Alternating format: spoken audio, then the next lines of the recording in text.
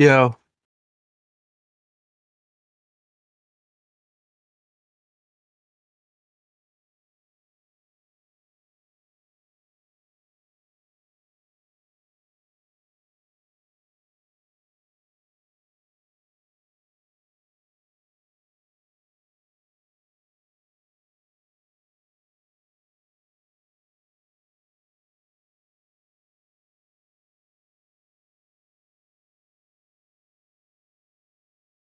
How about meow? Chat, hello? Chat, chat, chat.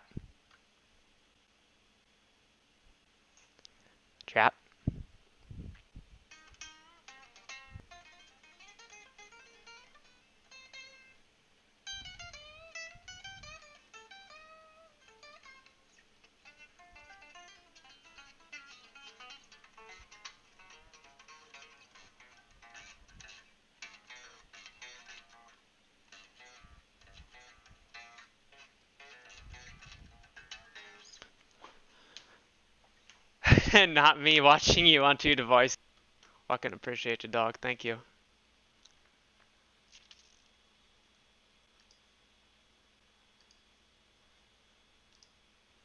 Why is my internet shitting itself?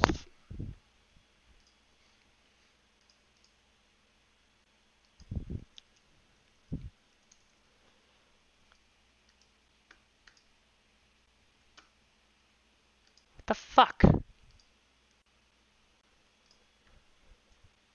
Good morning, good morning, good morning. Hopefully you can still hear me. JP, you still here? yeah, Okay, do I sound like I'm lagging?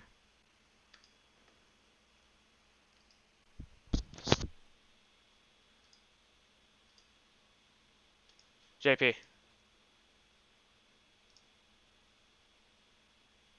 no.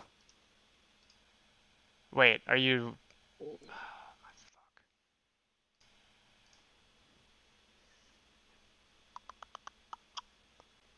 I think I got it. I think everything's good now.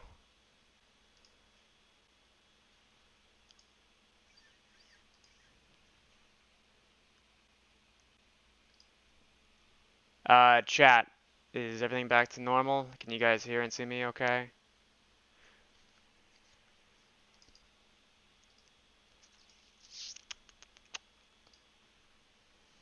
Yeah? Okay. Good morning, good morning, good morning, good morning, motherfuckers. Hope everybody's doing well. I'm gonna assume not, because why else would you be on this fucking live stream listening to this fucking insanity? Yo, did you ever look into the delivery of those shares for Tuesday afternoon and Wednesday morning last week? Did not. I should though. Yeah.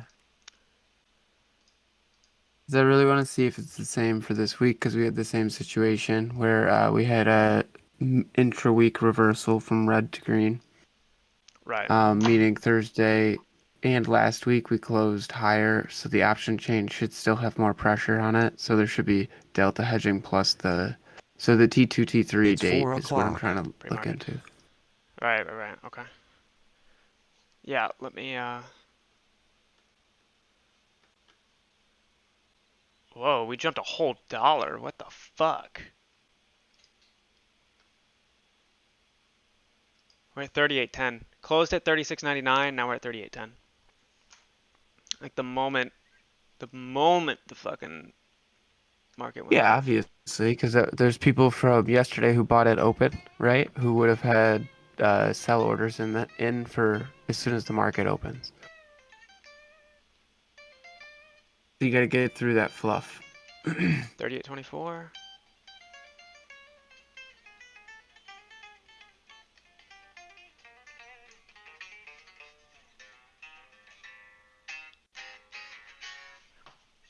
That's fucking wild, man. Let's keep her going.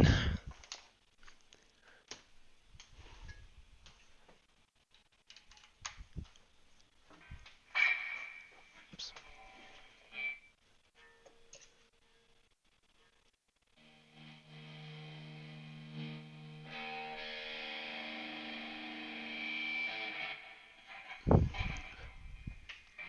That's fucking solid. That's fucking solid. Yeah, bro.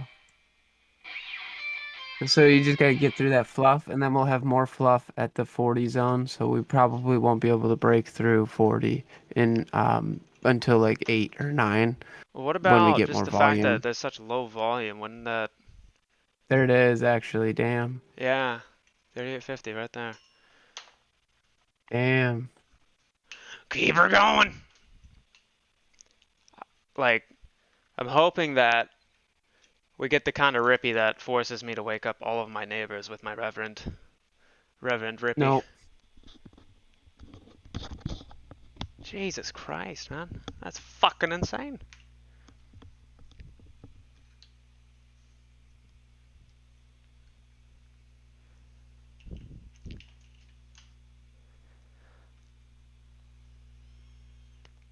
This is actually back in January when GameStop did its thing. It started off just like this, where there was just huge movement in pre-market. Yeah, bro, it's the whales. They know how to force a gamma squeeze. It's just repetitive fucking of the bulls and then the bears, Right, um, until they force a gamma squeeze and make a bunch of money going up, and then they correct and make a bunch of money going down. right.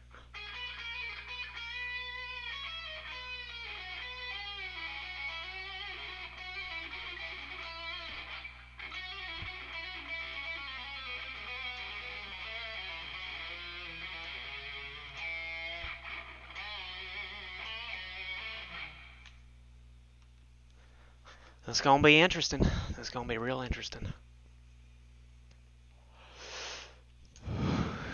Let's see. Let's have a good day. Goddamn right, we're gonna have a motherfucking good day.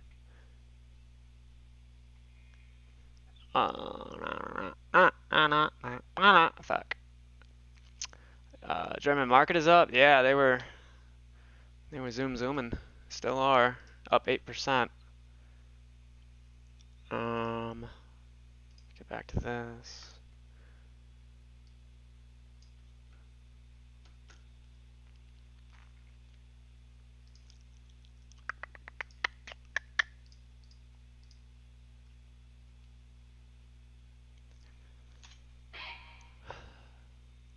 Let's do some Welcome to the Jungle. I can't play it, otherwise it's gonna fucking...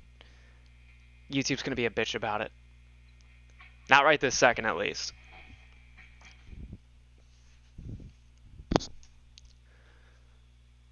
Tony! Good motherfucking morning. Hope you're doing well.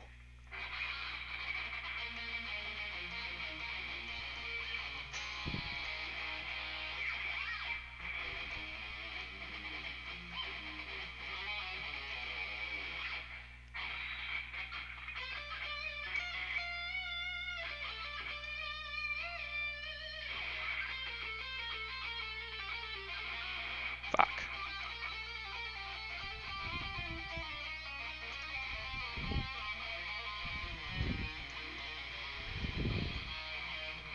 The fucking cable's getting caught on the fucking neck of my guitar. What the fuck? The fuck is this shit? Oh. Could probably use some of this right now.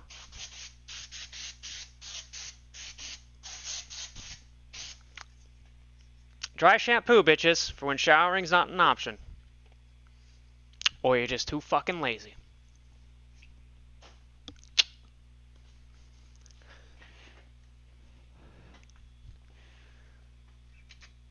Salutations. Time to roll up some of the devil's lettuce and get the day started off the right way. Good fucking shit. that took me for a total loop. I read salutations, period, and I was like, oh. I almost started talking like fucking this to sound like a fucking pompous fucking Englishman. That was what I was about to start doing. That's the kind of vibe that fucking message gave me at first.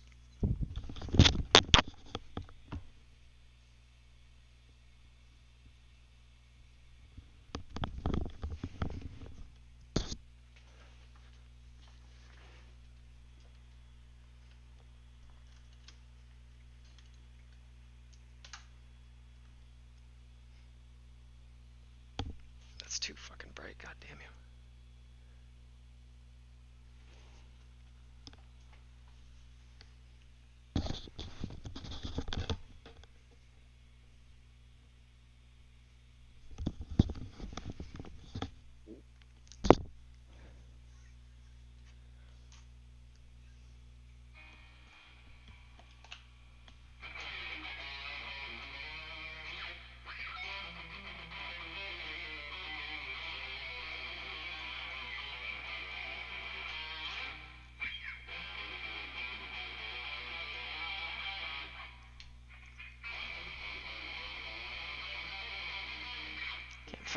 Can't fucking play this shit. Got someone coming to buy my PS4 today. More AMC money. Good fucking shit, dog. If you ain't using it, get the fuck out. Get fucking rid of it.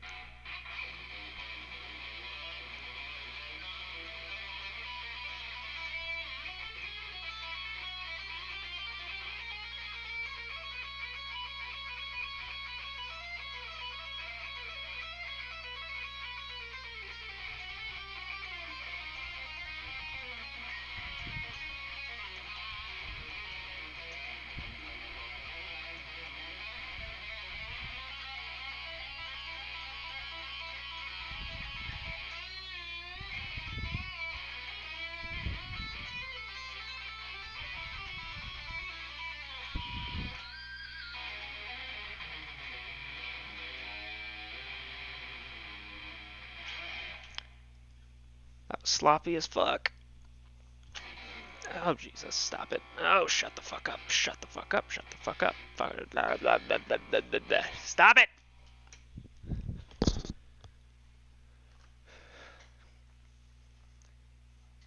Yo, dude, we're bullish on the 2 hour. It's the first time it's ever happened since we went to 77.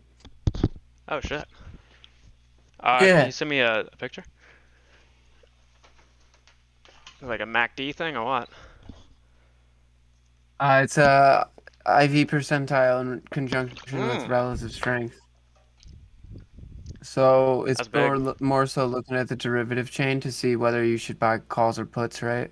Or rather, not That's whether big. you should, but rather if it's favorable to buy calls or puts. Right. Um, That's fucking big. What does it say on and GME? it's the first time it's been favorable to sell puts on a 2 hour or to buy calls, whatever way you want to look at it. With the audio Viagra? Wait, can you guys... How's the audio between JP and I?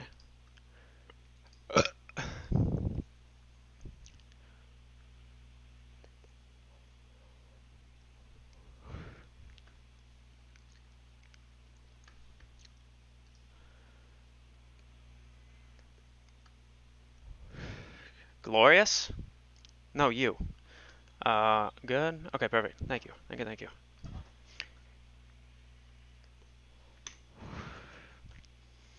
Let's do this then.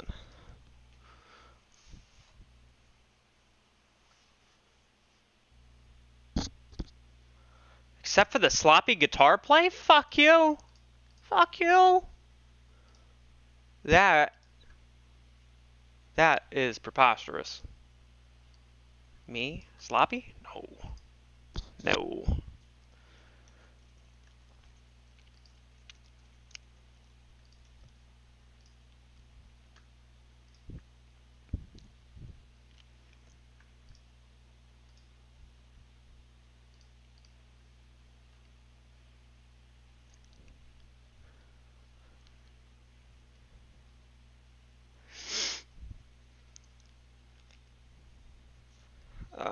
Is JP talking GME or AMC? He's talking about AMC right now. But I would imagine that it would also reflect on GameStop. They lost sync a little bit, but as soon as one of them goes, the other will. Gotcha. Um, GameStop was preferred 2 weeks ago to Oh wait, switch hold when I on. made that post about the derivative chain. Wait.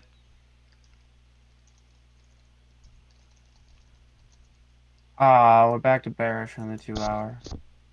It's probably a point of contention. And what's funny too is that the pattern that I've been looking for the on-balance volume is starting. Bearish Chad, did on you the guys just get 4 hour. ads?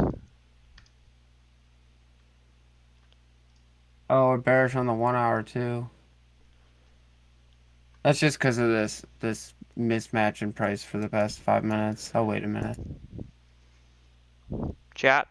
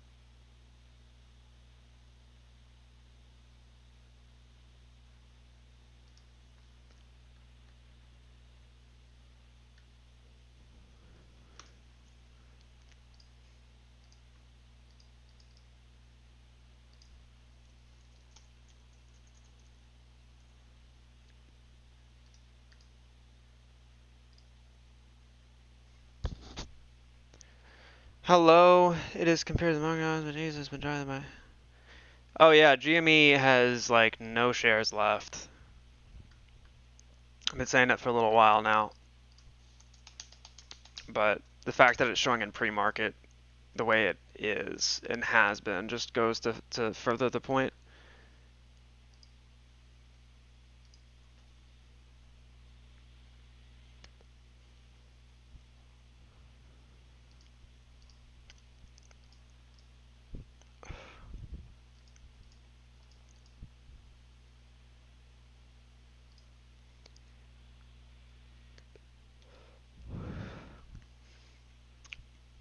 Yo, chat, am I too quiet? Or do you guys just not give a shit about what I'm saying? Either is fine. I'm just curious, though.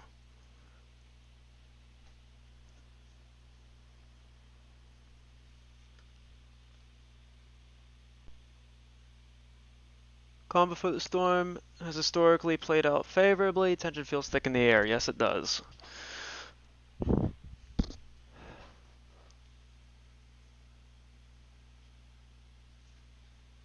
Buri? Buri?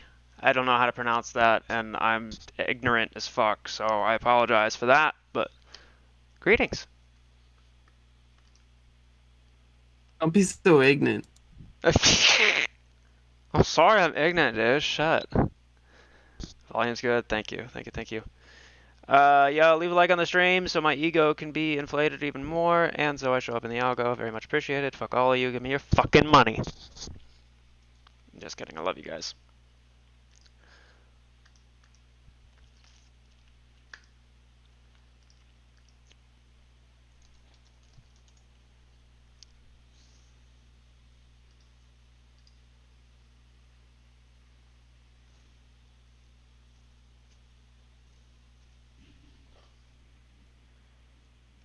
Also, I've been adding some bits and pieces to the stream. There's a viewer count thing right here that I've added. I'm actually gonna move it down. And then a sub count.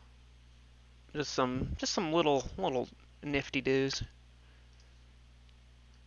Oh fuck. No, don't move that. You son of a bitch. Yeah, we'll move this right here.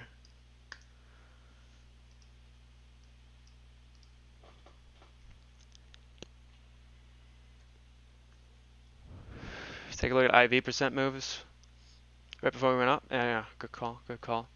JP, Yo. babe, Hey. babe, What's that? don't sound so depressed when you talk to me, dude. What the fuck? Should I turn your volume up? Yeah, why the fuck isn't it? What do you mean? I don't know. I was doing my own thing. You fucking asshat. Somebody, It's not like I could focus on. You should know this by now. Like if I'm doing something else, I just won't hear you. So it's just better to, Yeah, I forgot you're just as not hear. I forgot you're just as autistic as I am. Right. Um, Like I just won't be able to hear. Autistic. Yep. Can you look into Shane's asking about the IV percent movements right before a run up? Just what your thoughts are, I So if guess, or you, if you see anything.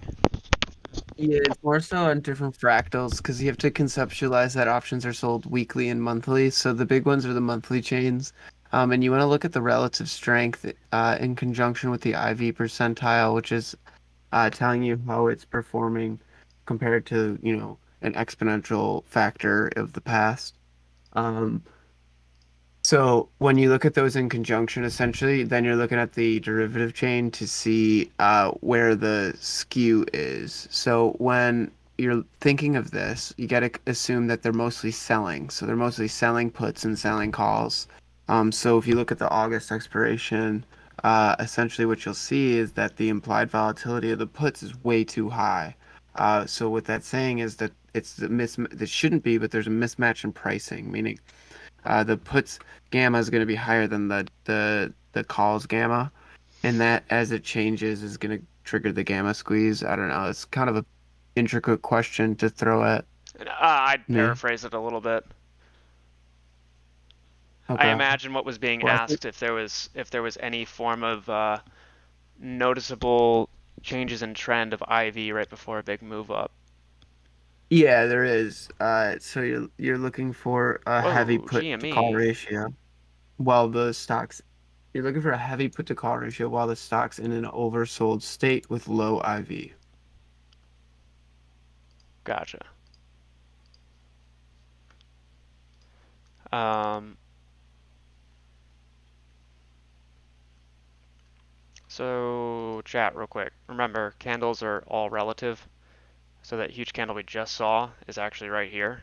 It's only a $1 movement, approximately, but still, nonetheless, when you consider things in their totality, that is definitely a big move. Um, Also, I have some lines that I made from Thursday or Wednesday, one of the two, for AMC.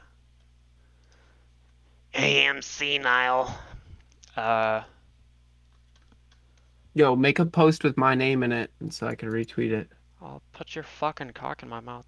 Okay, so this actually, I'll try to run through the logic I had for this real quick.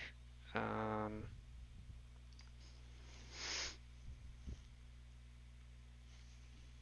so these are all just kind of, God, where do I start here? Okay, so these are basically everything to the right of this has to do with essentially three channels.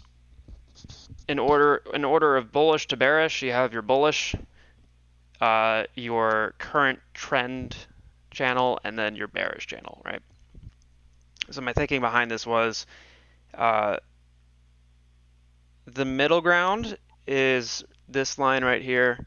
Anything above it, the shorter lines are just where it would fractalize, and then the longer lines are where that trend would hold itself. But the trend lines that I'm just speaking about now hold those fractal lines of where you'd see some fractalization happen. So having this huge sharp movement right here would be a fractal of having a huge upswing in price movement, right? That's why the line is shorter and it's pointing up. And then this line relative to this line would be a trend line of some sort. But then if you shift your perspective from this no longer being a trend line, but this rather being a fractal of a longer range trend, and this would stem back to here, it's just a way to kind of conceptualize and categorize what this thing is doing. And ultimately where I think we'll see a huge rebound upward that we've been due for, that I keep speaking about. So anytime you have Excuse you. Fuck you, bitch. What do you want, dude? Bless Shut up. me. Thank you. Um, anytime you see a coincidence of trend lines hitting each other, there is typically more momentum behind that. So, for example, if let me see if I can find one. Um, yeah, right here. Because this trend line is running into this bearish one, if this were to be pushed through against this, this would have a lot of sentiment tied to it because not that everybody else in the market is going off of this fucking collection of autism as if it were a MACD indicator or an RSI or whatever, but relative to what I'm coming up with in my head, I feel as though that this would be a bearish trend line and it could bear, full pun intended, some form of sentiment whether people realize it or not.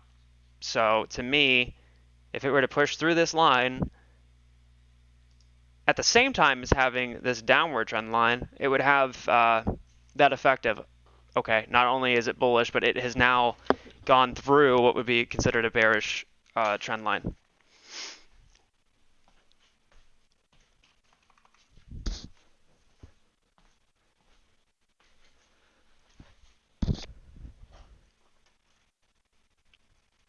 Is there a way that I can fucking...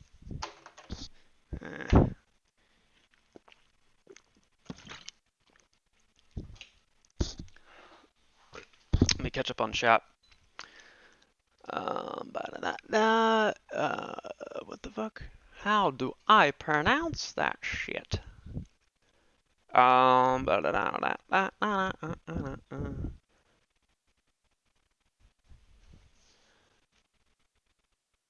Yeah, it definitely is looking good for some calls. Not financial advice, by the way. Cash to be made. Good morning, good morning, good morning. Dan Davis. Also, everyone, make sure you get your Manscaped kit. Use code HALLELUJAH at checkout. Goddamn right. Speaking of, while JP was running his fucking filth trap of a mouth, can you guys finally see my fucking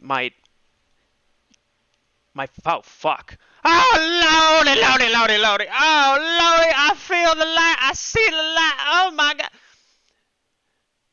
Can you guys actually see my fucking facial hair now? Do I have facial hair? Is that what I'm seeing? Fuck.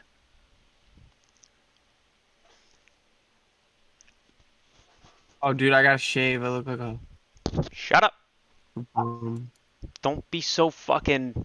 Don't be so unappreciative of your facial hair. Because some of us don't have it. so bad. So bad. How can I convert this into a fucking. Like just a flood. Is it a floodlight? No, it's not a floodlight. Just something that is like a soft light. Fuck.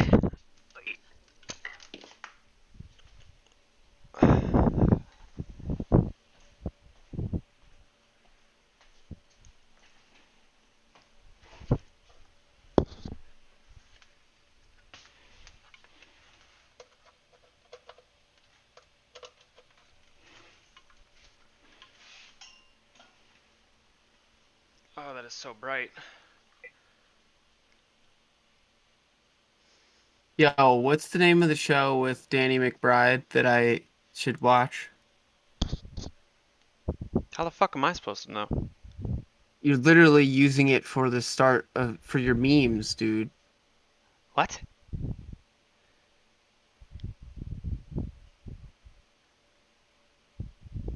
What are you talking I about? feel like I looked it up and it was like, oh, a Danny McBride show. Is that Oh, the not what the meme? That memes were was made made out by of? Jay Passarella.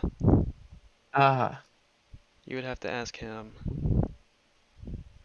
I'm gonna start watching it. I'm gonna look it up. What's the name of it? I don't fucking know. I just told you literally fucking not even 10 seconds ago to ask him, you It's on the bitch. picture of your stream, bro. Wait, what?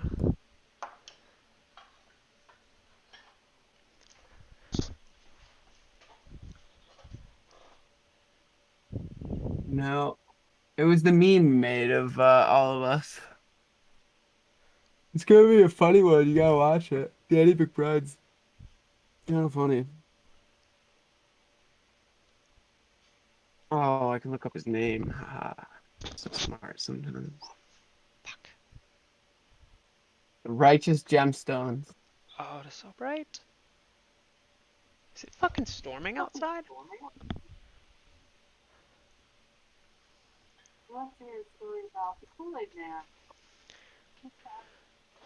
Oh, the righteous gemstones. Thank you.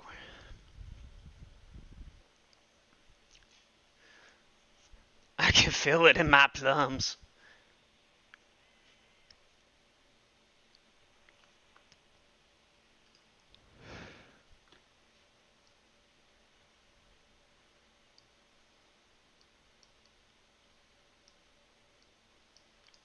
The fuck do I have 33 fucking people in here for? Y'all are wasting your fucking time. It's because I shouted you out, dude. They came Fuck you, dude. Should have for shouted me out me. before. Fuck. Yeah. Fucking piece of shit, dude. Fucking goddamn.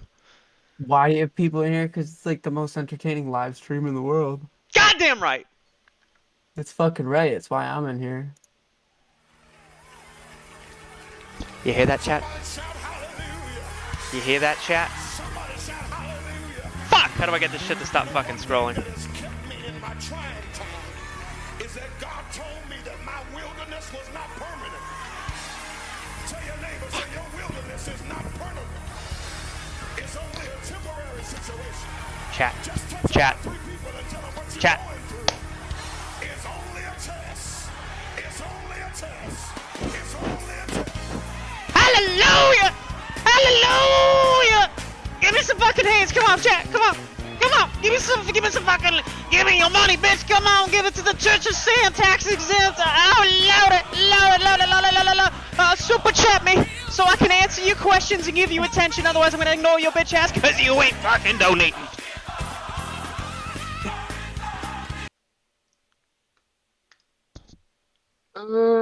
Sam.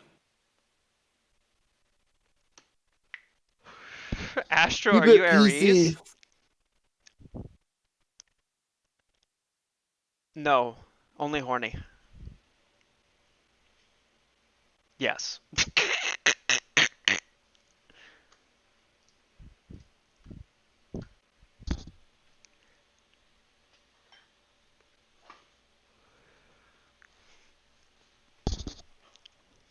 How did I lose viewers from that? What the fuck? Because What the it's too fuck? early, bro. I'm sorry, It's guys. too Here, early. you know what? I get it. I get it. I get it. It's fine. It's fine. I turned down the volume. I did. I'll be honest. It's fine. No, fuck you. It's fine. It's okay. I get it. I get it. I get it. It's This is fine. why we love you, It's Sam. You're always fine. learning. Here you go. All right, chat. Let's talk about ducks now.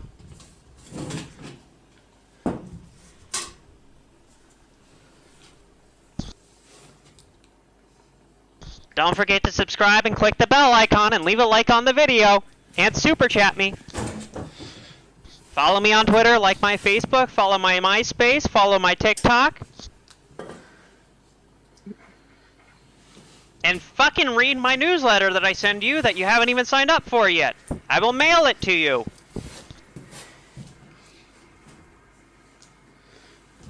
Oh, Sam.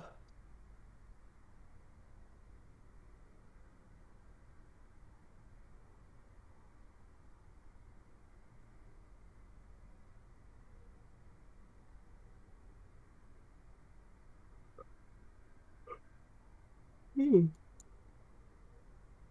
So we're bearish on the small Nope, fractals. you have to pay to hear this, chat. Sorry.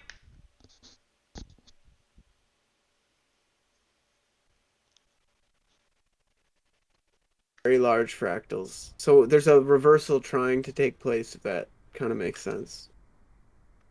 Makes complete sense. Donate, chat!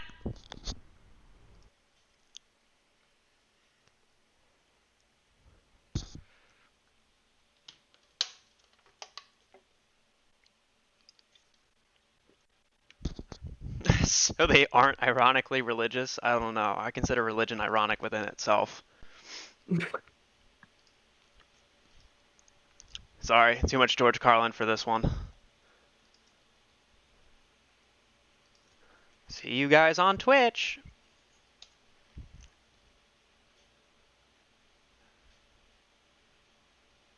Why does investing.com have AMC up as 51.6%? What?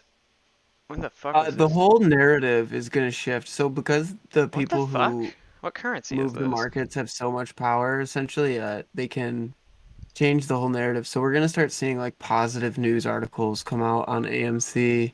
Um, and like all this love, it's gonna be like I'm not even kidding. This will happen. So the whole news narrative is gonna shift in the next couple days.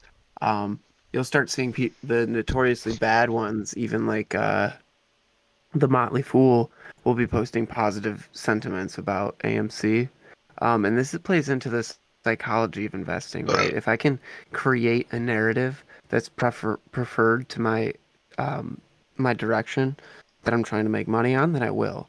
Um, so, so yeah, essentially, I suspect that today we'll start seeing positive news articles on AMC, even from the bad companies, and they're going to start talking about, you know, like, oh wow, the apes were onto something. It's going to be really funny to see. It's irony.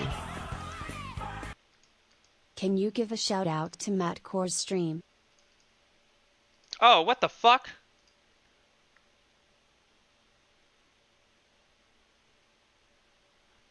Hold on, guys. I got a super chat. Time to give you all my attention. Hi, thanks for your money. I'm gonna act like I care about you and then continue to answer the same boring ass questions multiple times in a row for the next fucking 30 minutes. Thanks for your money, idiot. Ducks.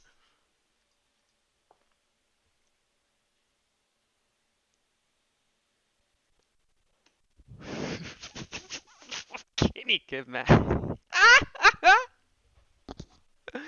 Oh, I love you, Dan.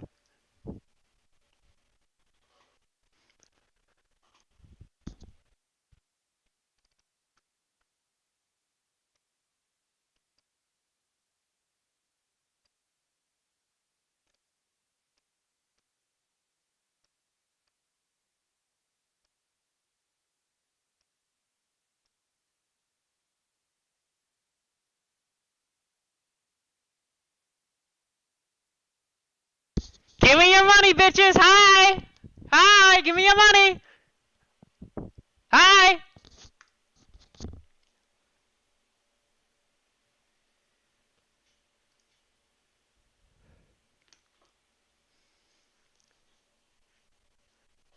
It's not exotic. Oh,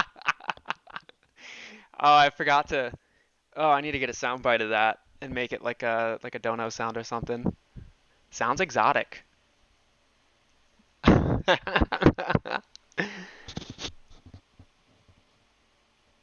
Sam, did you get to review the theory that True Demon did? No. Can you link me it?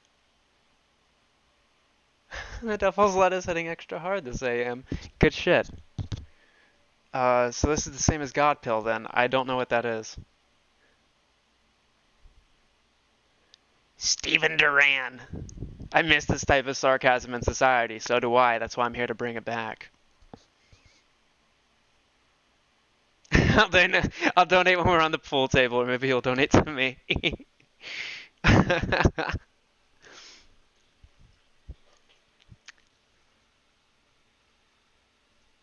When all this happens, like when this squeezes, dude, I want to have a pool tournament with all of my with all my viewers, but only those who have super chatted and are members. By the Can I way, come? I'll memberships are never now a skip thing. that.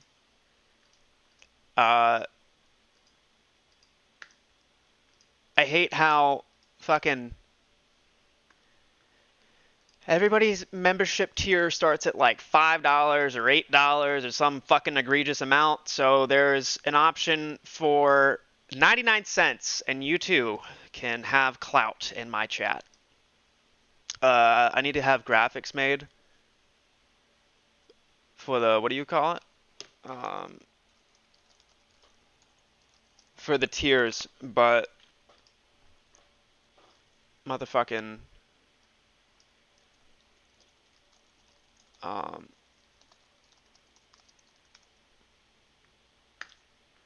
whatchamacallit? Words. I can't fucking do words. I'm gonna be honest, I don't remember what the fuck I was saying. Oh, the memberships, yeah. So I'm working on getting graphics done for them. But literally 99 cents, you can get some fucking clout, some privileges, whatever. And if you're feeling extra fucking ballsy, you can even choose the like $30 option. I have no idea what I'm gonna do as membership perks, but we'll figure it out.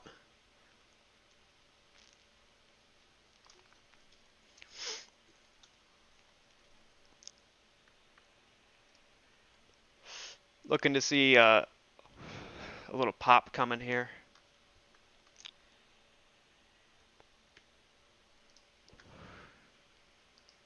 I wonder I what. actually see us going down to 36.41, and then seeing the push up from there, because the large money is not going to want to buy when 36.41 is still on the table.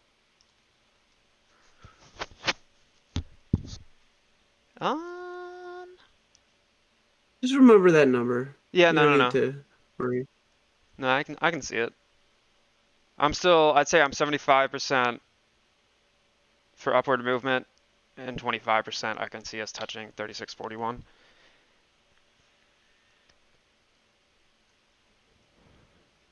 It's just got a short-term bearish trend that can play out. So I always look at things in fractals, if that makes any sense at all. Yeah.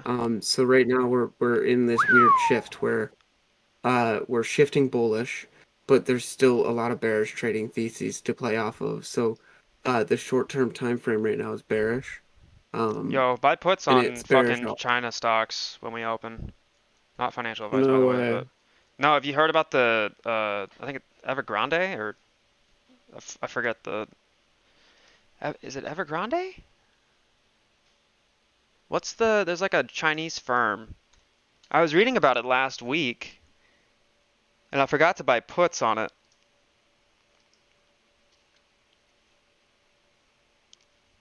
Fuck. Yeah, Evergrande or Evergrande. I guess that was the white bitch in me coming out. Oops. But they're about to default, and they are huge money. Ooh. People have even been finding ties. Like Baba's down 4% right now. People have been finding ties with the bonds they've been issuing as the capital that was backing Tether. What the fuck Talking is this? about, like, oh wow, the apes were onto something. It's gonna be There's really so funny many to see. people awake right now. It blows my irony. mind. Can I always you thought give I a was the shout only out one. to Matt Core's stream? Oh, what the fuck?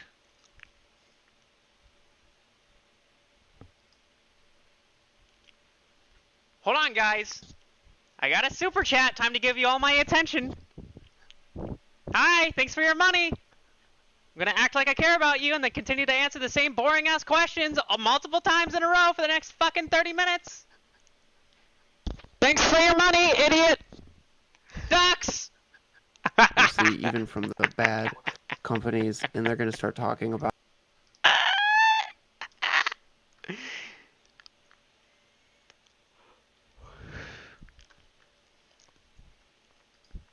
You fucking passive little shits. Don't give me an LOL. Give me a fucking like a LaMail!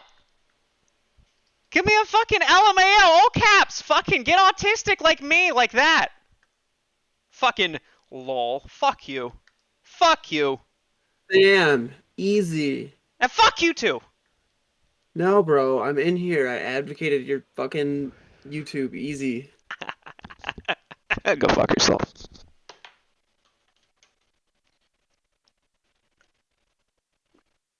Rafflecopter.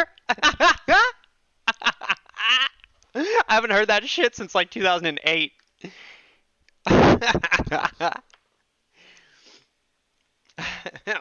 Oh, brother.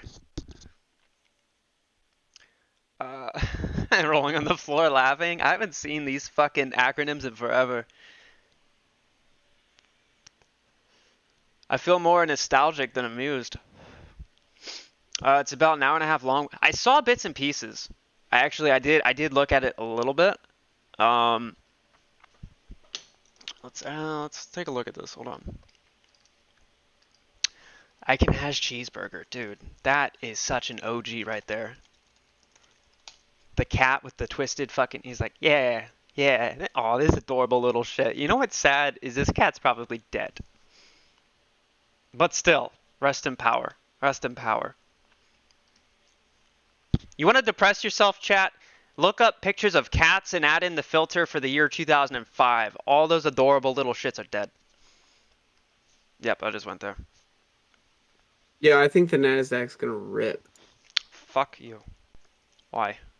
Don't say that. China stocks are gonna tank, right? So think this through. So if the China stocks are going down, doesn't that put more strength into like the No, QQQ? no, because Evergrande has a lot of ties with things here in the States, and a lot of I'm them. very aware, but everyone's gonna buy the Fang, and the Fang's like 70% of the fucking Nasdaq right now. In theory, yeah, but then you also have on August 2nd, we have to come to a conclusion about increasing the debt ceiling or not. And the not decision has a lot of interesting implications to it.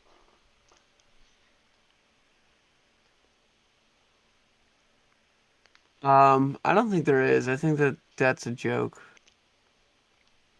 Fiat made it a joke, right? Because China's 60 trillion in debt. We're like 20 plus. The rest, every leading power in this world is massively, Long term, massively indebted yes. to the Long term, I to the agree with point you. where no one could expect a repayment or on even the interest, right? So essentially, what I see happening is that everyone switches to a digital currency and kind of just wipes the slate But clean. they need a But then that, crash for that to happen.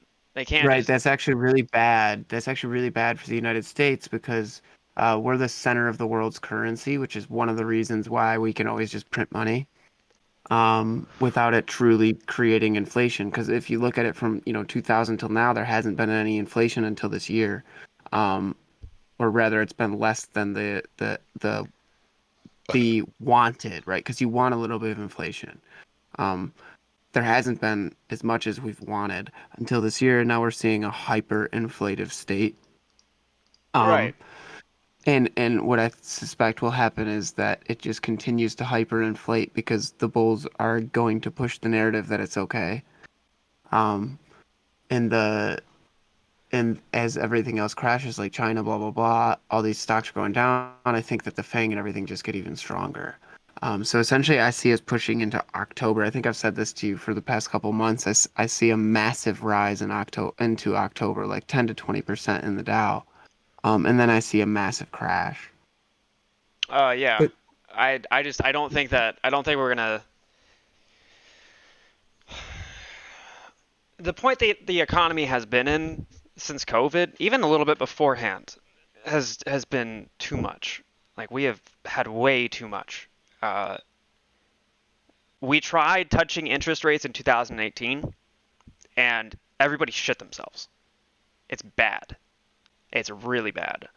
And with the discussion of raising the debt ceiling or doing something about it, on top of the fears of inflation that are already occurring, on top of the fact that now you have the Delta variant becoming, a headline, there's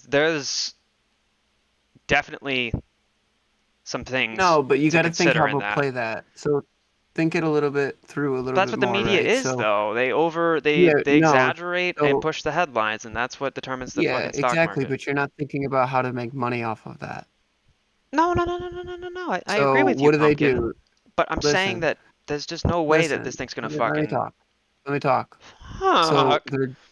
they're gonna sell the fear narrative, right? Which we just saw. We saw a 10% dip from our highs in the Nasdaq, which is essentially where all the bulls will come back in. Immediately, we see this fear narrative on the delta and the inflation switch. This is them. So it's a liquidity pull, right? So they sold, and then they sell that fear narrative. Why do they do that before winter?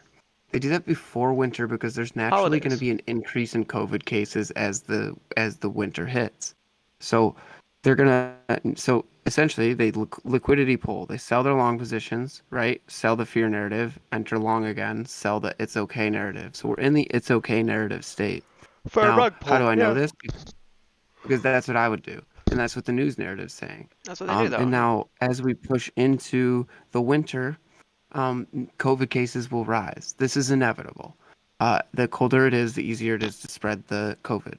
So that's when The you start COVID. selling the fear The narrative again. COVID. But until then, they're going to push the other narrative, which is, hey, inflation's not a problem and Delta's fine, right? So that's the narrative that we'll see until there's the natural pickup in the cases, because then you can do the same thing. So it's just how to make money, right? It's the psychology behind the news. Yeah. Still, though. Still.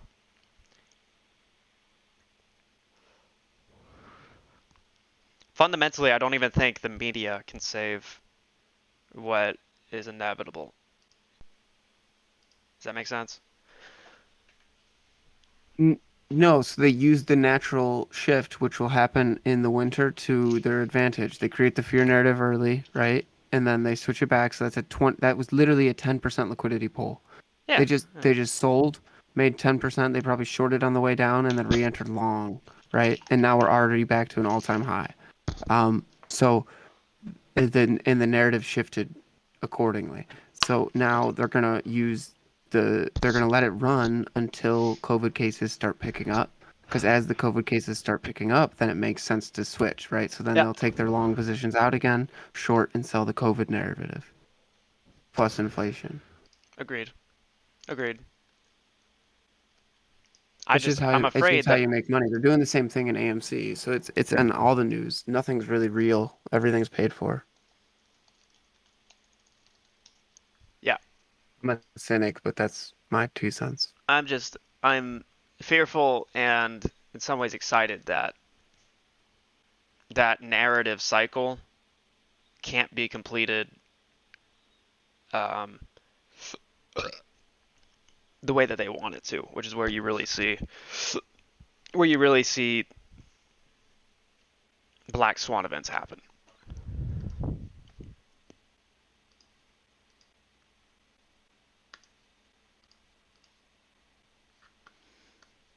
I want to try something real quick.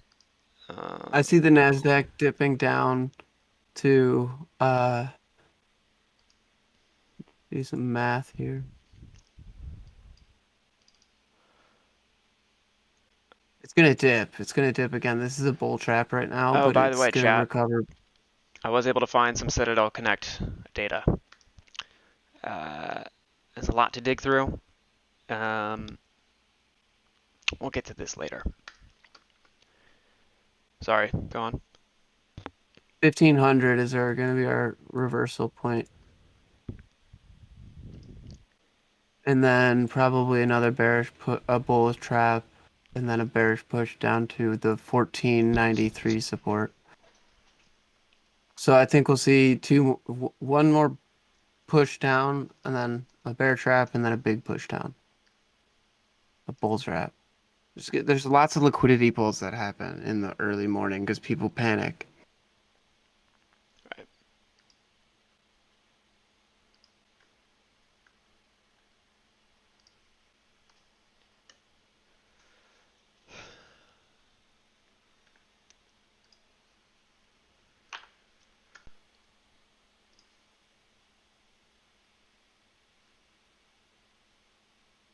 So does it look like, do you think they're starting to push the stock upward during pre-market now?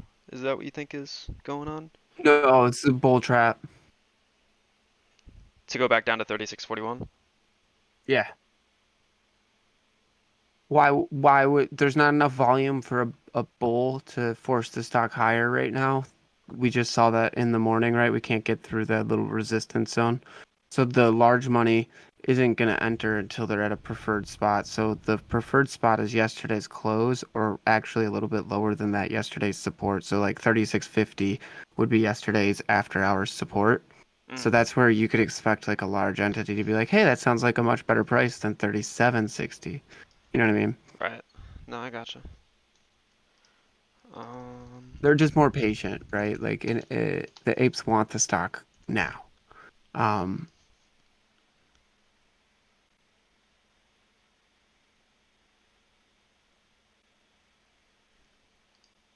and the large entities don't really care which side of the stock they play. They just want to make money. So Right. they'll wait for the best opportunity to do that. Touche. Touche.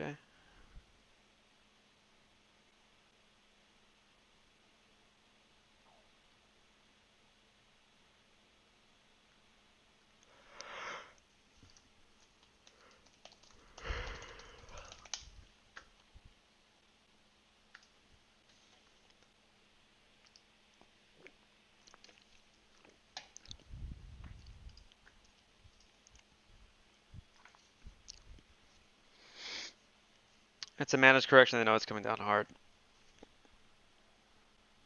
I'm guessing you're referring to the market indices. Yeah, agreed. Harrison, good morning, sir. So who's buying right now then? The fucking Fed, and unfortunately those who are going to get rug pulled. IMO.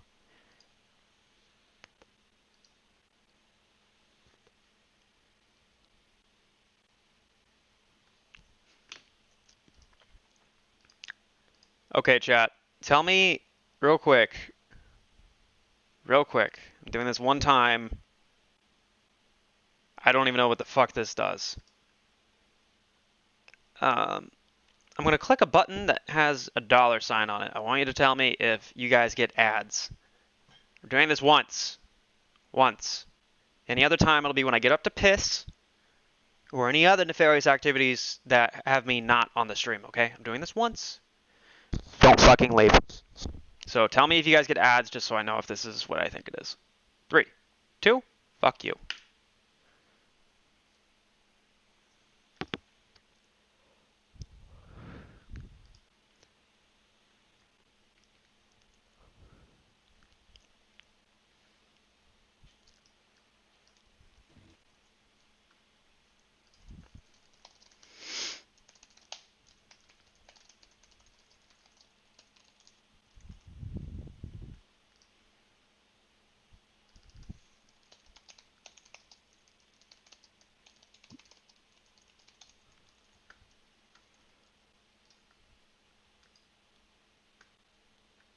Yes? Okay. Alright, thank you. I don't know what the fuck I'm gonna do about running ads because in the long run, yeah, YouTube's great for making money. It's passive income, blah blah blah blah blah blah blah blah blah. But with this current moment in time, with that is AMC and GameStop and what this whole thing entails, I'm not trying to just make a quick buck. I'm here to make a buck, but not a quick buck, okay? So I'm not trying to fucking abuse any of the monetization tools I'm given relative to that of other people in this space. But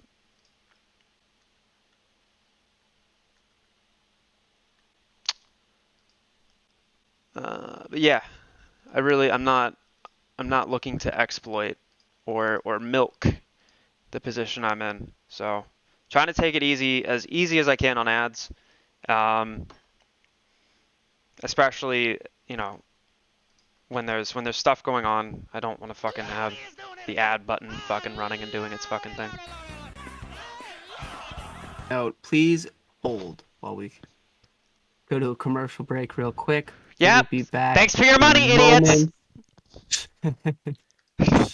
Don't be a Matt course. Shit. As I have said and will continue to say, I don't think he's a bad guy, but until he talks to me in a sit-down conversation, broadcast or not, I have to play devil's advocate.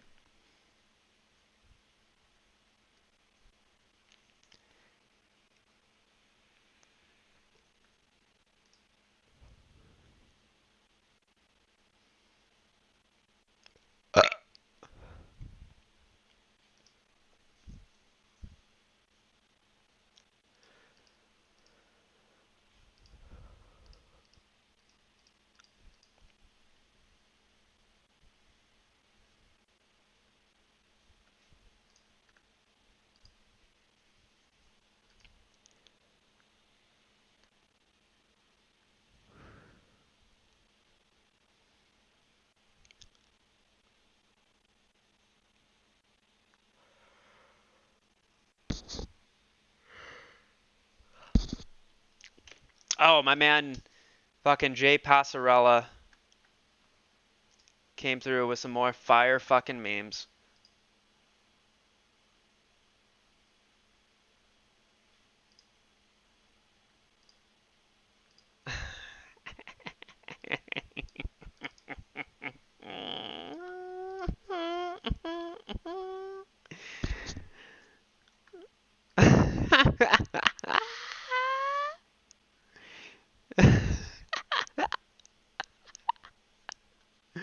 Hold on.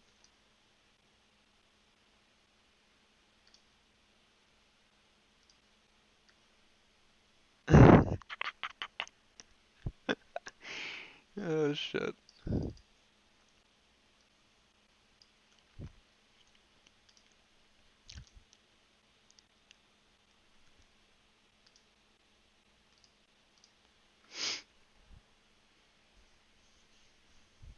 Sam, can I ask a massive favor? You just did. You asked for my attention without even realizing it through the form of a question. Fuck you. Shoot, I Dan. love randomly just tying Jim Cramer into my rants. Shoot. I love it. That is an excellent rhetorical device. Don't be It a stems martyr. We largely all into need the to make a living. psychology You aspect. offer value. Hey, I'm fucking talking. Hey, Stems bitch! largely into the psychology. I have somebody messaging in my chat. Actually, you Alright, know but what? I'm You're right. They talking. didn't super It chat. stems Go largely on. into the psychology aspect of stocks. Anyone who's traded for a long time will notice the same thing. Jim Cramer is a perfect example of a momentum trader who blindly follows narratives. Notice he only recommends buying what's hot and selling what's not. So I try to keep it truthful, but at the same time, you gotta call out Jim Cramer every now and then. My favorite part is how Unusual Whales added a Jim Cramer filter.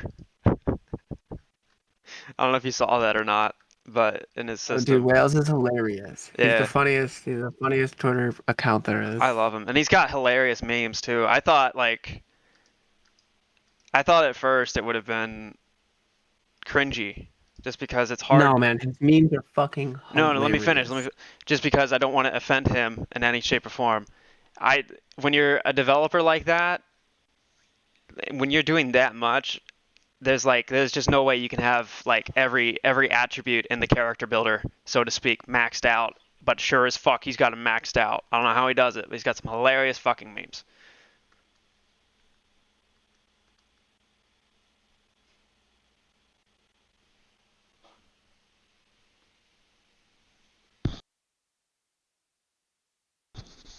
Loaded.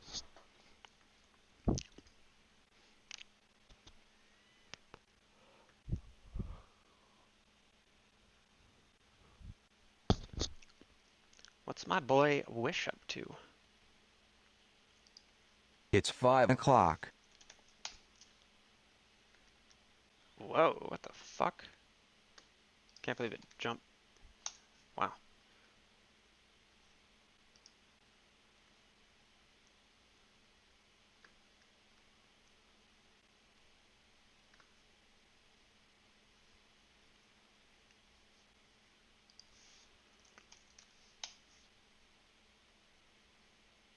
Wow.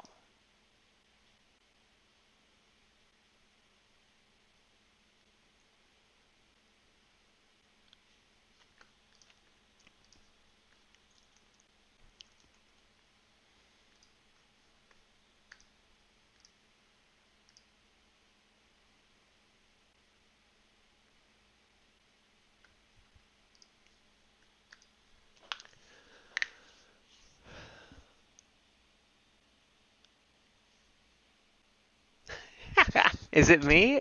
Or are a lot of OnlyFans ladies in the movement? Got a feeling a lot of shit will be squeezing and it ain't just the stock.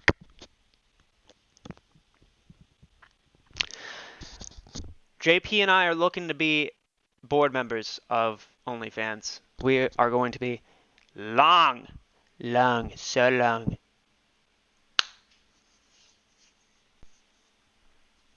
I don't.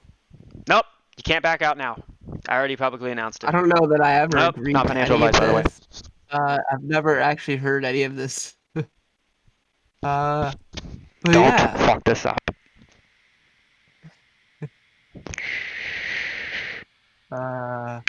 right, man. I did my work fucking this mouth. morning. I'm out of here.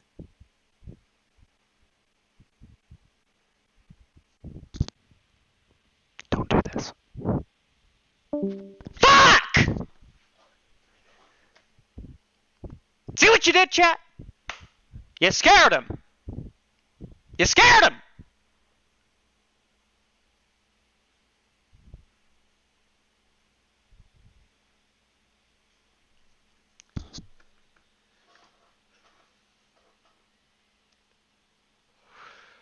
I need everybody to tweet JP right now and tell him to get his ass back in here.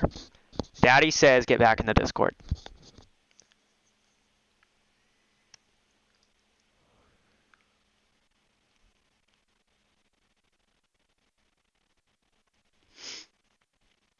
Giving Matt Bingo another go today? Abso-fucking-lutely not. Yes. Oh yeah. Yeah. Yeah.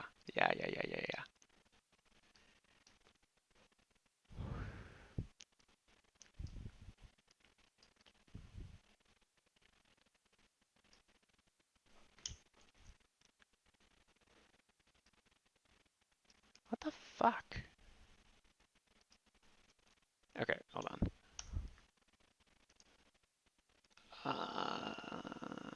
Just like after.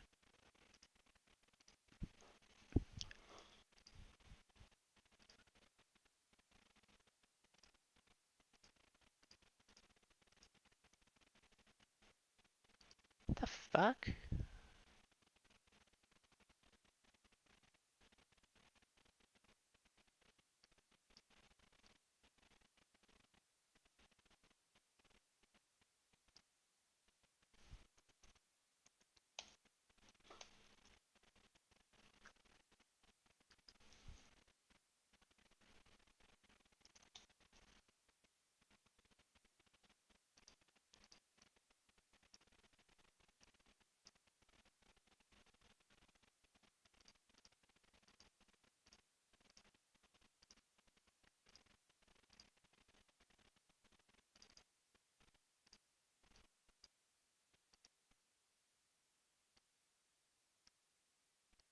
Get the hell back over here.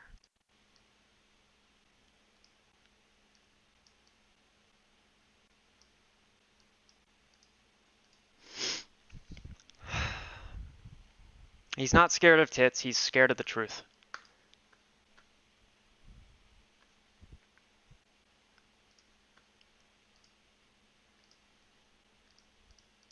Alright, evidently my content has left the room. Time for an ad.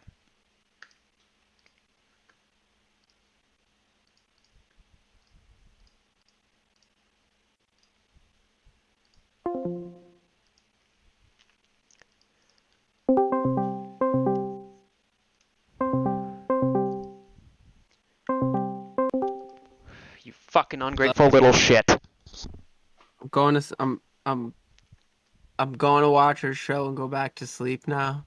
What? Good night, Samuel. What? Good night, Samuel. No, I'll no, see you in a couple. fuck you. Get the no. Fuck! He left first. See what you did, chat. See what you fucking did.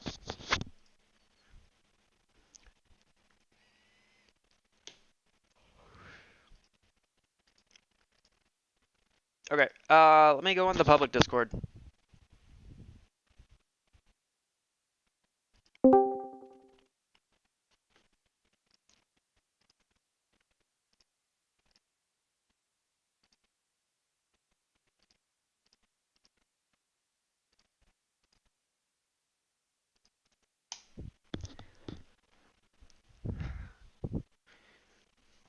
I don't know who this Merc Trades guy is in my chat. Mods, can we ban this Merc Terades? Merc Terades. Sounds like a very appetizing Mexican cuisine. Can we get a ban on him?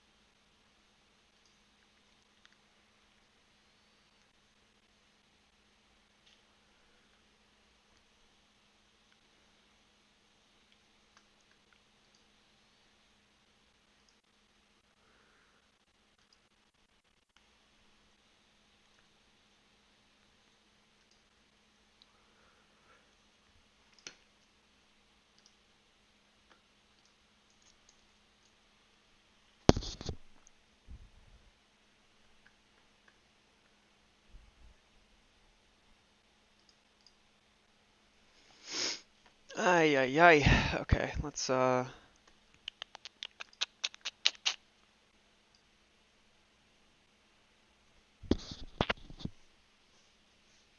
sorry, but his voice is too... Mods, can we get a ban on this Dan Davis guy? I don't know who the fuck he is. He's saying some hearsay, and I don't fucking like it. 617! Good morning, sir.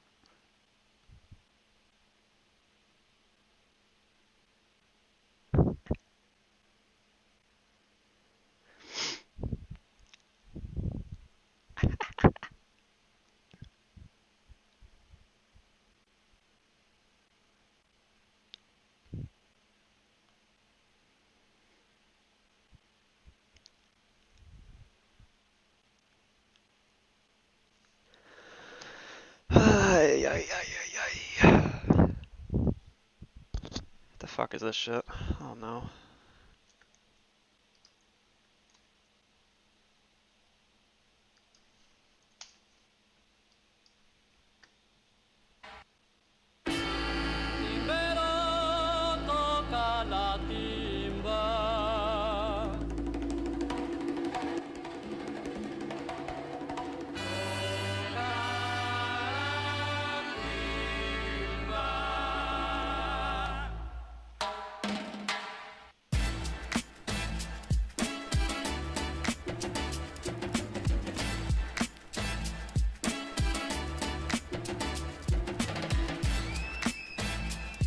Fuck you, though, either way.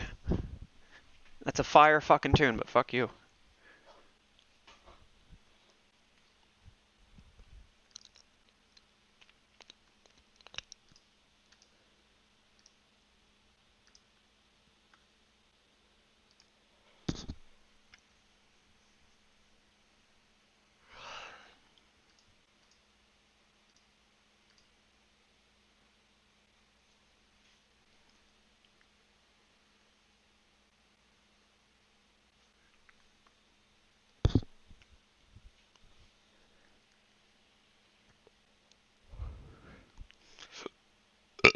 I was gonna jump in the voice chat and drop some English charm. Fucking do it, you won't.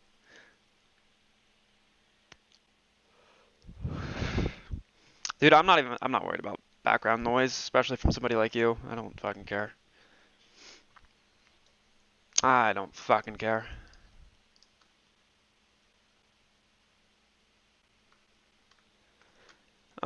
Okay. Since we have some downtime slash quiet time, I want to...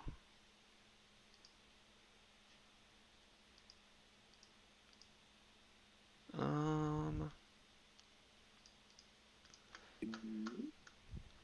in. Oi.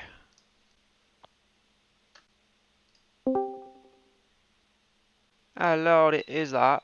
Hello? Big man, what are you saying? Oi, mate, how you doing? Hello, mate, you hear me? Yeah, my sound's dead behind the telly. It's because I've got you on the telly audio coming through. I've got you on the big screen, mate. I fucking love you, dog. It's great to finally talk to you. Mate, we love you. Mate, I sound horrific on telly. Turn it off, man. Nah, dude, no, don't take yourself seriously. Yeah, take yourself seriously though, mate. And then they're sounding like Beaker off Sesame Street. Is he off Sesame Street or Muppet? Nah, man, it's great to have you in here. I'm glad to finally be able to talk to you and be able to tie a voice to the username, you know? I thought I'd drop in and show some appreciation, mate. The biggest AMC streamer in the UK, mate, I reckon. Dude, like, it's just a fucking... I don't know. I hate how seriously some people and some figures take themselves, you know? Who though? Who do you mean? Who? I can't think who you're referring to.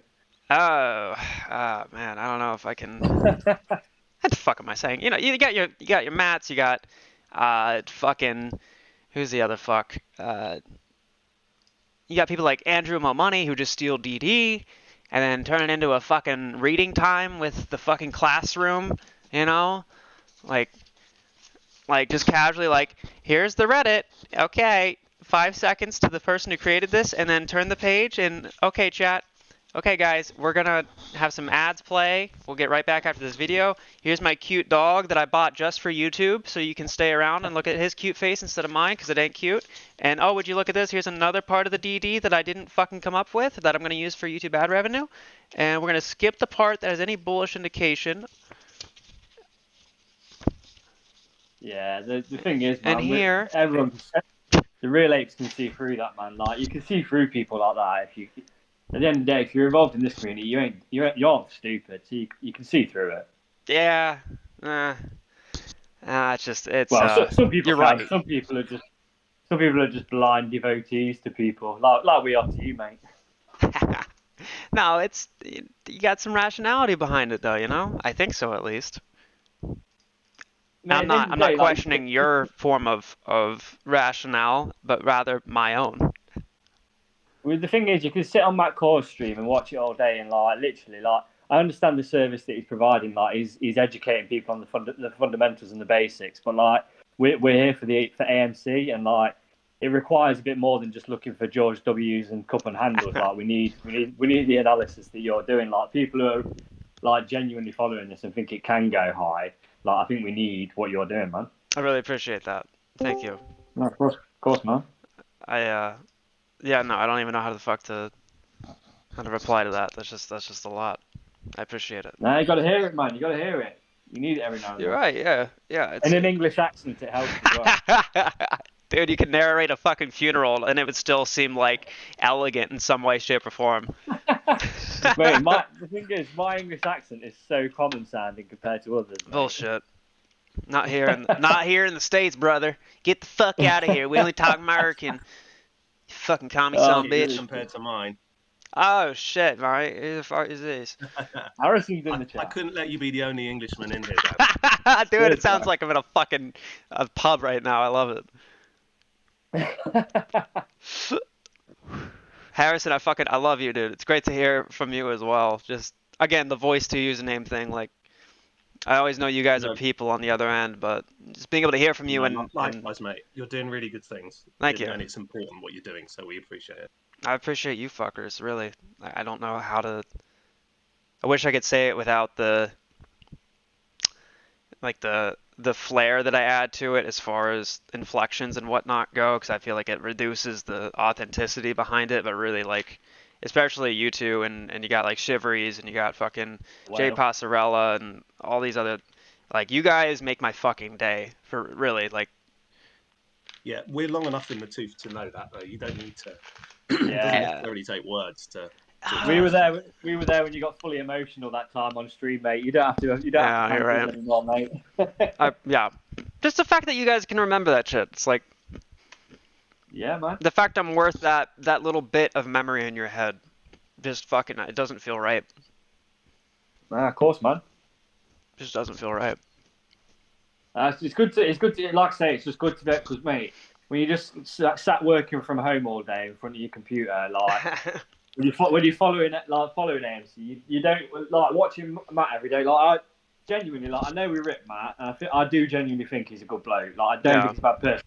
I think he's had his character changed a little bit by how quickly his stream's grown. But I don't think he's a bad person. But it's unwatchable for me now because I've seen him go through the same stick every day. Whereas it's different with you, man. You're looking at way more different things. Yeah, I guess it's I don't know. I don't know. There's just so much superficialness to it all, and what you're saying of the repeated kind of the repeated isms by somebody like a Matt or whoever else. It does get boring, but I think the thing is, he's got what he's got. He's the big name. I think he's probably gone past Trey now. He's the big face in the community, and if you're relatively new to it and you're worried, the money's dropping, you're going to go to him and you're going to give him money because you want to get your questions answered because you're so panicking about the fact that you've dropped from 60 whatever down to 30 whatever. You probably just like, look, I'll give this guy $2.99 if he can tell me. I never thought of it that way. Like, I think that's what it is, and that's why a community is so large. I've never thought of that. Yeah, it's a reassurance platform when you think about it. But broadly speaking, he generally pontificates about stuff that he hasn't. I appreciate he probably hasn't had time to do the due diligence on it that you guys are doing. Touche. But equally, he's in a position whereby he can't make a mistake now because it's so publicly broadcast. Right. Huh. I've genuinely never. No.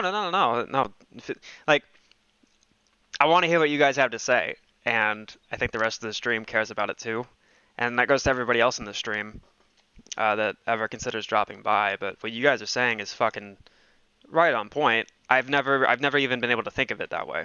You know, I've kind of become desensitized from what it's like to be on the other end. I can remember what it was like where I would go to Reddit, you know.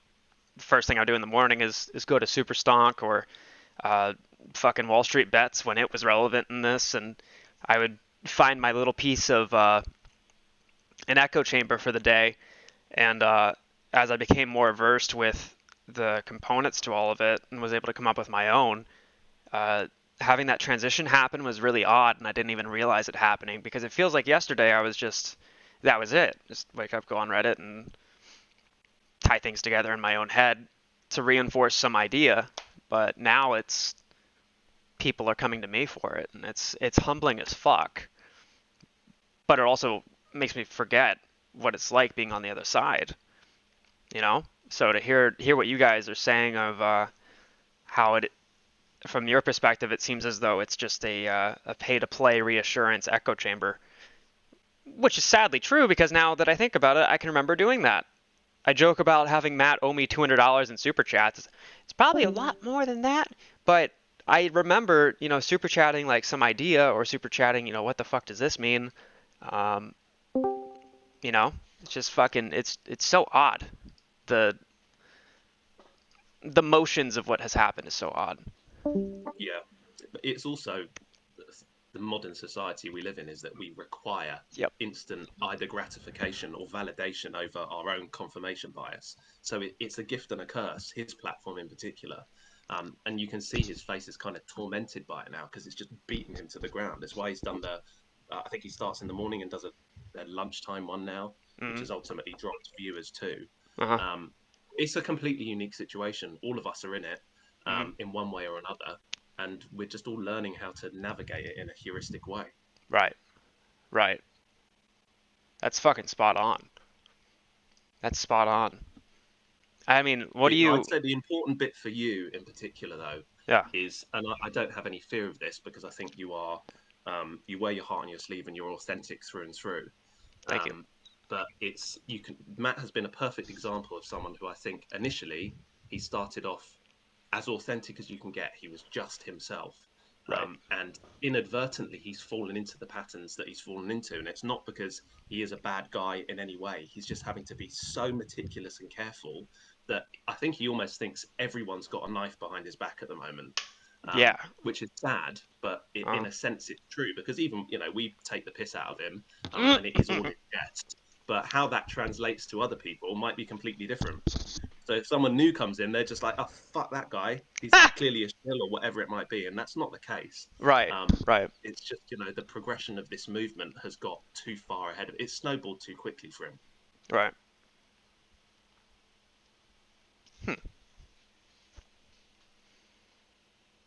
Because I do empathize with him. I have actually got to get back to work. I've got a call in 8 minutes. Oh, shit. I'll be around. Hey, what you doing? I love you, man. Thank you. See you later. Means a lot, man. Thank you. Have a good day at work. Oh, I'll go fuck myself. Fuck you, Harrison. I'll replace you with Dan. Good afternoon, Pumpkin. That's better. Like, literally, I don't, mate. Honestly, it sounded like I thought I was tripping. I thought there was something in my coffee. Like everything went dead spacey. I was wondering where you went, and Harrison was in the middle of explaining his idea of things, and I didn't want to fucking cut him off by throwing in some bullshit fucking bit about where the fuck you went. Nah, fuck him. Fucking love, I love that. Yeah, no, I did catch the end of what he was saying about Matt, but like I say, like, no, at the end of the day, why would we have ill will against anybody else in the community? Like the other day, the thing between him and Jackson was fucking funny, man. I don't care what anyone says, like that does not affect anyone buying or selling. Like that is just funny. That's funny shit. Right. Literally, you just take that's what it is. Yeah. It's fucking it's just uncanny to me, man. Like the superficialness. I understand where Matt's at, and Harrison brought up a lot of really interesting perspectives to it all. What the fuck? Dan! Get the fuck back in here.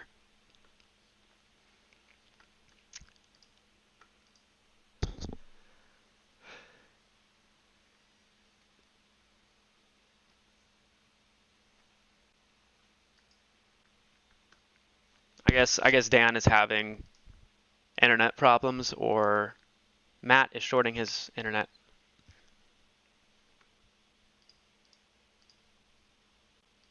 Dan, if you can hear me, I will patiently wait for you to come back. Yeah, real quick, Harrison and Dan, thank you so fucking much, guys, for coming through, and just hearing you guys' voices and getting to meet the person that's on the other end of the username, so to speak, is such a humbling thing, and I love to be able to get to know you guys as people and not just usernames, you know, because that's what all this is about. It's to help the real people who keep this fucking earth spinning, the salt of the earth, as the Stones would put it, to give them the pat on the back financially that we all deserve. And through that financial pat on the back, we all can go and do the things that we want to do with ourselves, and get the fuck out of this stupid bullshit rat race. Whether it's being able to pay off that one credit card or even just make another rent payment. Everybody's got shit going on, man, that you just... It's fucking unfair how much people have to get thrown aside over menial amounts of money, you know? And then you have the worst fucking virus that's hit us in almost a century, and Canada's getting like, I think it was $700 a week or $1,000 a week. The UK, I think, a very fair amount of money that was occurring weekly or monthly. But here in the States, it was like, yeah, we know it's been months since this fucking thing has hit, and we know that a lot of people have already been kicked out of their fucking homes over this. But hey, here's $1,200. It's fine. Everything's fucking fine. And then it wasn't until another, 6 or 7 months later that, hey, I hope you're doing well. We know shit's gotten a lot worse, but hey, here you go. Here's another grand. We know that the average fucking rent cost in this fucking country is like $650, bitch. But hey, you got another $350 to go buy some food. That's enough to get some ramen. Yeah, some ramen. A nutritious fucking breakfast, lunch, and dinner.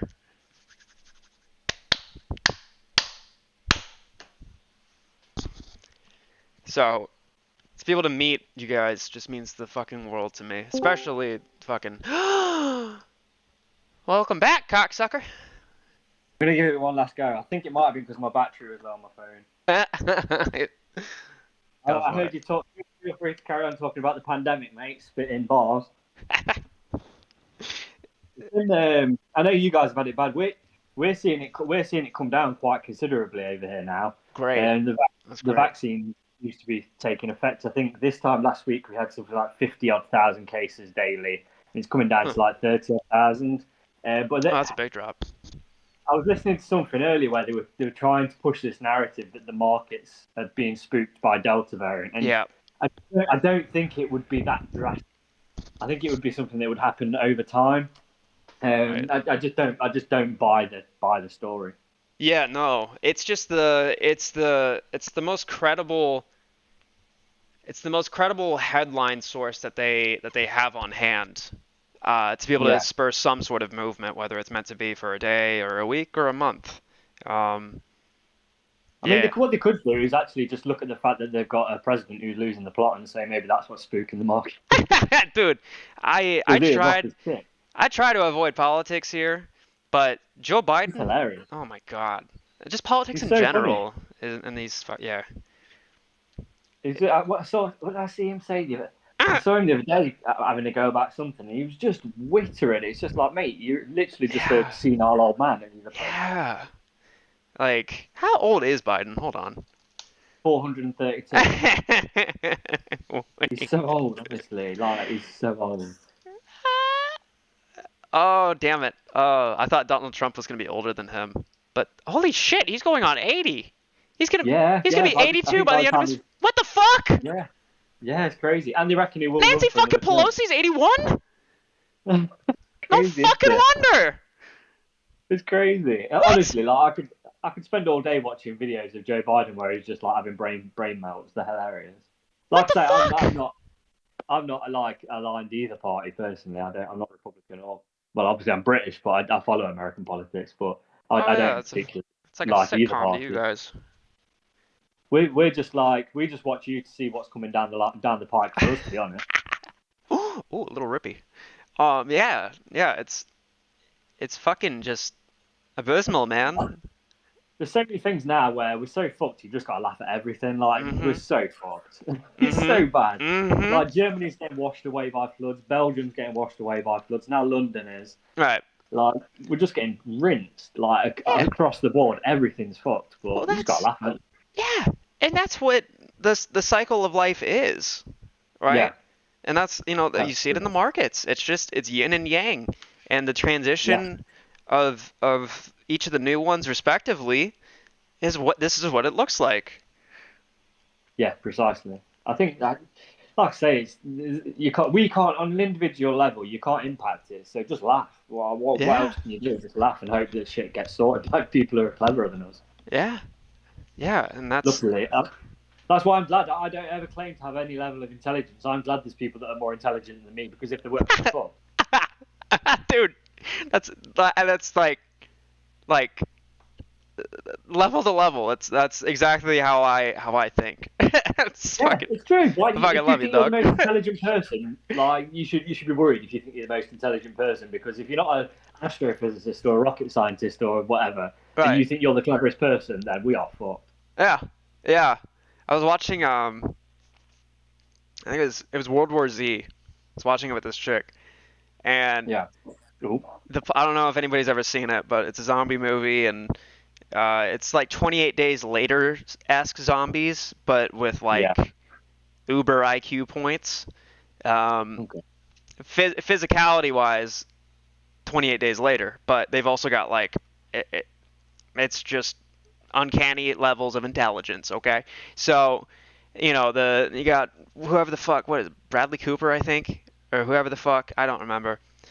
Him and his fucking Brad Pitt, yeah, Brad Pitt and his fucking family, and everything's great, and they live in fucking New York, and out of nowhere, they're driving in their fucking minivan, and oh shit, a cop car runs by and takes out their window, and it's like, or their fucking mirror, and it's like, whoa, what the hell happened? And Brad Pitt gets out of the fucking car and then almost gets run over, and it's like, holy shit, what's going on? And then cue an hour and a half into the movie, okay, everything's gone to shit, but they send the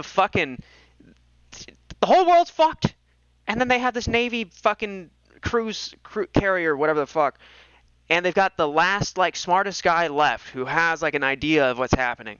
He's some like Harvard fucking grad, and so they decide, okay, we're gonna gather some intel, he thinks that there might be some keys here, so let's go ahead and find it. Let's find this piece that he's looking for. The smartest guy, our last hope. Let's get him for him. And yeah, okay, we're gonna get him for him, but we're gonna send him on the mission with the people who are supposed to be the ones that die in the case of fucking shit just going wrong. They send the smartest guy in the world into a fucking suicide mission, thinking, I don't think this is a good idea. Yeah, no, it's just, I feel like that's just what the fuck part of life we're in right now. It's like the last hope we have. Fuck it. Yeah, we 100%. If we had someone clever, we'd send them into the battle and the first one dead. No doubt. That's just fucking retarded. The thing is, we live in a society that values celebrity over intelligence, and that's why we are where we are. Because you've got idiots like the former president. We've just got stupid people with an ungodly level of like attention on them, and people that fawn over them and believe anything they say, and people that are actually intelligent are just nerds. Yeah, you call them nerds in high school and you bully them, and then one day you start working for them, whether it's directly under them or through multiple corporate layers of which they own the entirety of. It's fucking amazing. If they're going to get attention, they sort of have to pivot to becoming a Chad. Look at Elon Musk. He's like had to pivot towards being kind of a Chad to be able to get the attention that he's got now. Like, people think he's cool. If he was a nerd and just stuck to his nerd roots, then people probably wouldn't think he's cool. Yeah, that's actually what I did. Not that I have anywhere near the intelligence of Elon Musk. Anywhere close, not even a fucking shot. But I used to be a really just docile kid, you know? Like I would have never guessed I'd ever be like this. It's always weird, like, talking with my dad about, you know, things I did when I was a kid, or, you know, however many years ago, your mom and I, and blah, blah, blah, blah, blah. And whenever I have to think back to those times with somebody of my family or my friends that knew me back then, it makes me super unfucking comfortable for some reason. Because I think back and I'm like, I was like just a fucking virgin. Like, literally, but also just like, in general. It's a state of mind. Virginity is a state of mind. What's that? Virginity is a state of mind as well as something you actually just are. Like, what the fuck were you thinking, kid? You fucking carry your laptop around with you everywhere you fucking go and think coding is your way to being cool and getting girls in high school? That's literally what I thought I was doing. I was like, let me carry my laptop with me everywhere. This is back before it was normal. In fact, it was considered weird. Wet as well. Yeah. And it was just, like, I was the most awkward fucking kid you could have ever met. Just plain and fucking simple. And then... The thing is, it's cliche though, but that's probably actually like what helped form your character now. Yeah, I think so. Yeah, you probably wouldn't be the person you are now without formative experience. Exactly. Yeah, and the just the pivot of all it happening just was. I never realized what the switch between being this weird kid, sort of weird adult, as far as like age-wise goes. I think around 16, 17 is when I really started to figure stuff out, or like the big jump to it. But like the leather jacket, the rock and roll and tattoos and all that shit, like that's just been within the past couple of years. I've always wanted to be this. And there's still parts I'm trying to be. What's that? It's confidence. Sometimes it's just that moment where you just go, fuck it, and just take it on and just go, I'm just going to do it, man. Like, literally just... I'm just going to I want to do it, why would I not do it? And that confidence just comes with age. Yeah, touche. It's really hard to be yourself nowadays, because everybody's kind of... It's all like a echo chamber society, you know? Like, everybody's looking for that... thanks to social media for that. Right. And there's like there's a healthy level of it, you know? Like, anytime throughout the ages, you'll find some, you know, people just in our nature, we congregate with those that are similar to us, whether it's politically, ideologically, physically, even emotionally, you know? Sad people, you know, misery loves company, you know, sad people, you know? So... And I think it's easy. I think everyone likes to... there's some people that are crazy, but most people like to avoid conflict. So if you stay in circles where you're less likely to get conflict and get confirmation bias... I suppose you see it playing out in AMC, really. Like, we all sort of congregate in groups that reinforce our idea of what the price is going to be, and when things are going to happen. It does happen to a degree. It's just you don't like. No one likes to be involved in conflict because you worry you're going to come off looking like a twat if you lose. That's the best part, though. I think that's what. I hate to bring it back to me because I don't want to make this about me. No, of course, man. That's your experience. Yeah, it's you know, I remember back when, there's still some things where I don't like to get into conflicts about, but True.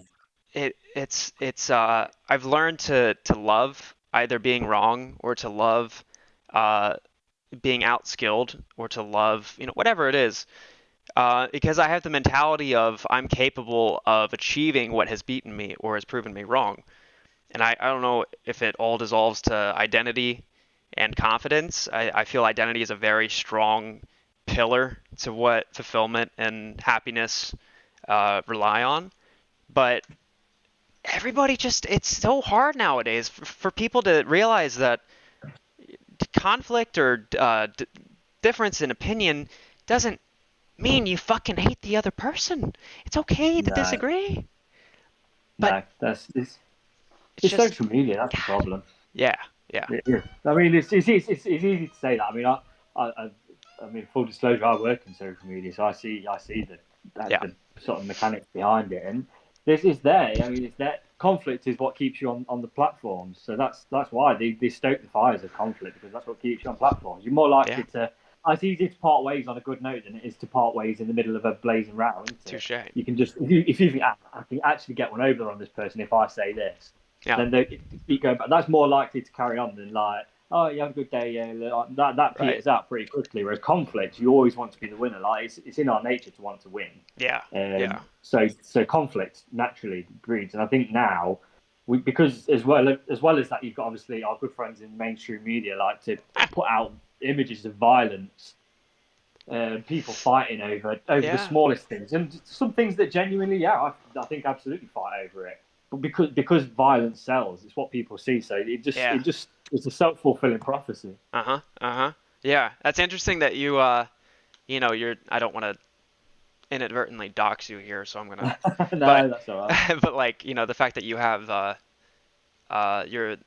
you have a career out of what is heavily revolving around social media, and to have that insight, because that's what I had with tech. I started programming when I was super young, and it gave me an awareness with what was going on, where everybody's amazed by Siri coming out in 2011 or 2012, and they're like, this is amazing, and it'll do shit for me. All I have to do is just use my voice, and it's like I'm reading the API docs for it, and I'm like, wait, voices are stored to a database within Apple's jurisdiction and is then used to harvest information about natural information processing. Oh, they're literally using everybody's voices to create a database of what a normal sounding human being would be like. Huh. Exactly. Interesting. Exactly. And everybody's blown away by the fact that they can now send a text message with their voice. Yeah, no, absolutely. I think you're probably the same as me, in that because you've worked in this industry like tech and social media and whatever, you can see the play behind announcements. When you hear an announcement, you're like, I know what the play is, and it will work. You know what the play is. It's like at the minute. Excellent point. Because I've told you before, I work in Facebook ads, right? And there's a big conflict between Apple and Facebook at the moment over the recent iOS launch, privacy. Basically, they've said that Facebook and other apps won't be able to track iPhone users' activity off, which is a huge the app part of once their. You leave the app. Yeah, it's Facebook's whole business model. But now, for a lot of people, they'll see that and go, "That's good. Apple are doing that. Apple don't want Facebook tracking. Why don't you think Apple wants to do that? What do you think Apple are looking at Facebook and thinking? They're looking at Facebook and thinking, fucking hell, they're making a lot of money off that. We need to do that." And if you go into your Apple settings now, you can see there is now a setting which allows Apple to track your activity, whatever application you use that wasn't there before. That is automatically ticked that they can track your activity, whereas Facebook have to ask you permission. So it's the same as you. I see exactly what's going on, and you have to be cynical about everything. Yeah, it's the writing's on the wall, but are you in the room with those walls? And it's just fucking uncanny, man. It's just fucking uncanny. especially, you know, it's just like being in Wall Street where, Really. you know, now that same concept of when you're in a particular, uh, just a particular fucking career space or just space in general, right? And when you become Yeah. versed with it enough and you start getting the ins of everything and you start being able to piece it all together, it's like, oh, there's a lot of headlines about the markets being strong and you should buy now. Absolutely. Inflation That's is this is transitory. It's like, I think I know what this means. I think yeah. I've seen this before. I think why does the rug under my feet feel so slippery? You know, Yeah, like literally. This is why I liked the one good interview that I listened to on Matchstream was Stephanie Kahneman. I think she's very very smart, and I think she spoke to things that I know made Matt, or like when she spoke about the markets trading on the back of Vegas shooting before it happened, uh, and like I think you deluded to think that the markets and people with money, and I mean, just look at Pelosi and her husband, the trading that right. they're doing on insider information. Mm, You just have to look at the history of the United States, like the CIA and stuff yeah. like that, the operations they have taken part in. Do you think people aren't Don't getting get me paid fucking for that? whacked. Of course they are. Don't get me whacked. Go on. I'm gonna get you pulled down. You're gonna be what is it? What is he calls himself? Dangerous and Right, harmful and right. dangerous. I have to buy one of his t-shirts off his store. Right. Don't you ever fucking compare anything of Matt Kors to me ever again. I'm joking. I'm joking. Yeah, man. Like she. Speaking of, I was watching the interview she did with Matt, like a month and a half ago, I think now, and she was explaining, how she found some odd trades going on the day before a terrorist attack. Mm. And she was like, Yeah. why would this Middle Eastern based company have all their shares being sold off like fucking like they just don't, it looks like a massive shorting attack. What the hell could be going on? And then no more than Yeah. 24 hours later, CNN reporting a terrorist attack that blew up, you know, a bunch of God-loving, family-having Americans that Yeah. was it's like, the fuck? You really made you fucking really like you fucking knowingly let people die, and Yeah. not only that, but you are profiting off of it. That's the Yeah. It's just fucking just sad.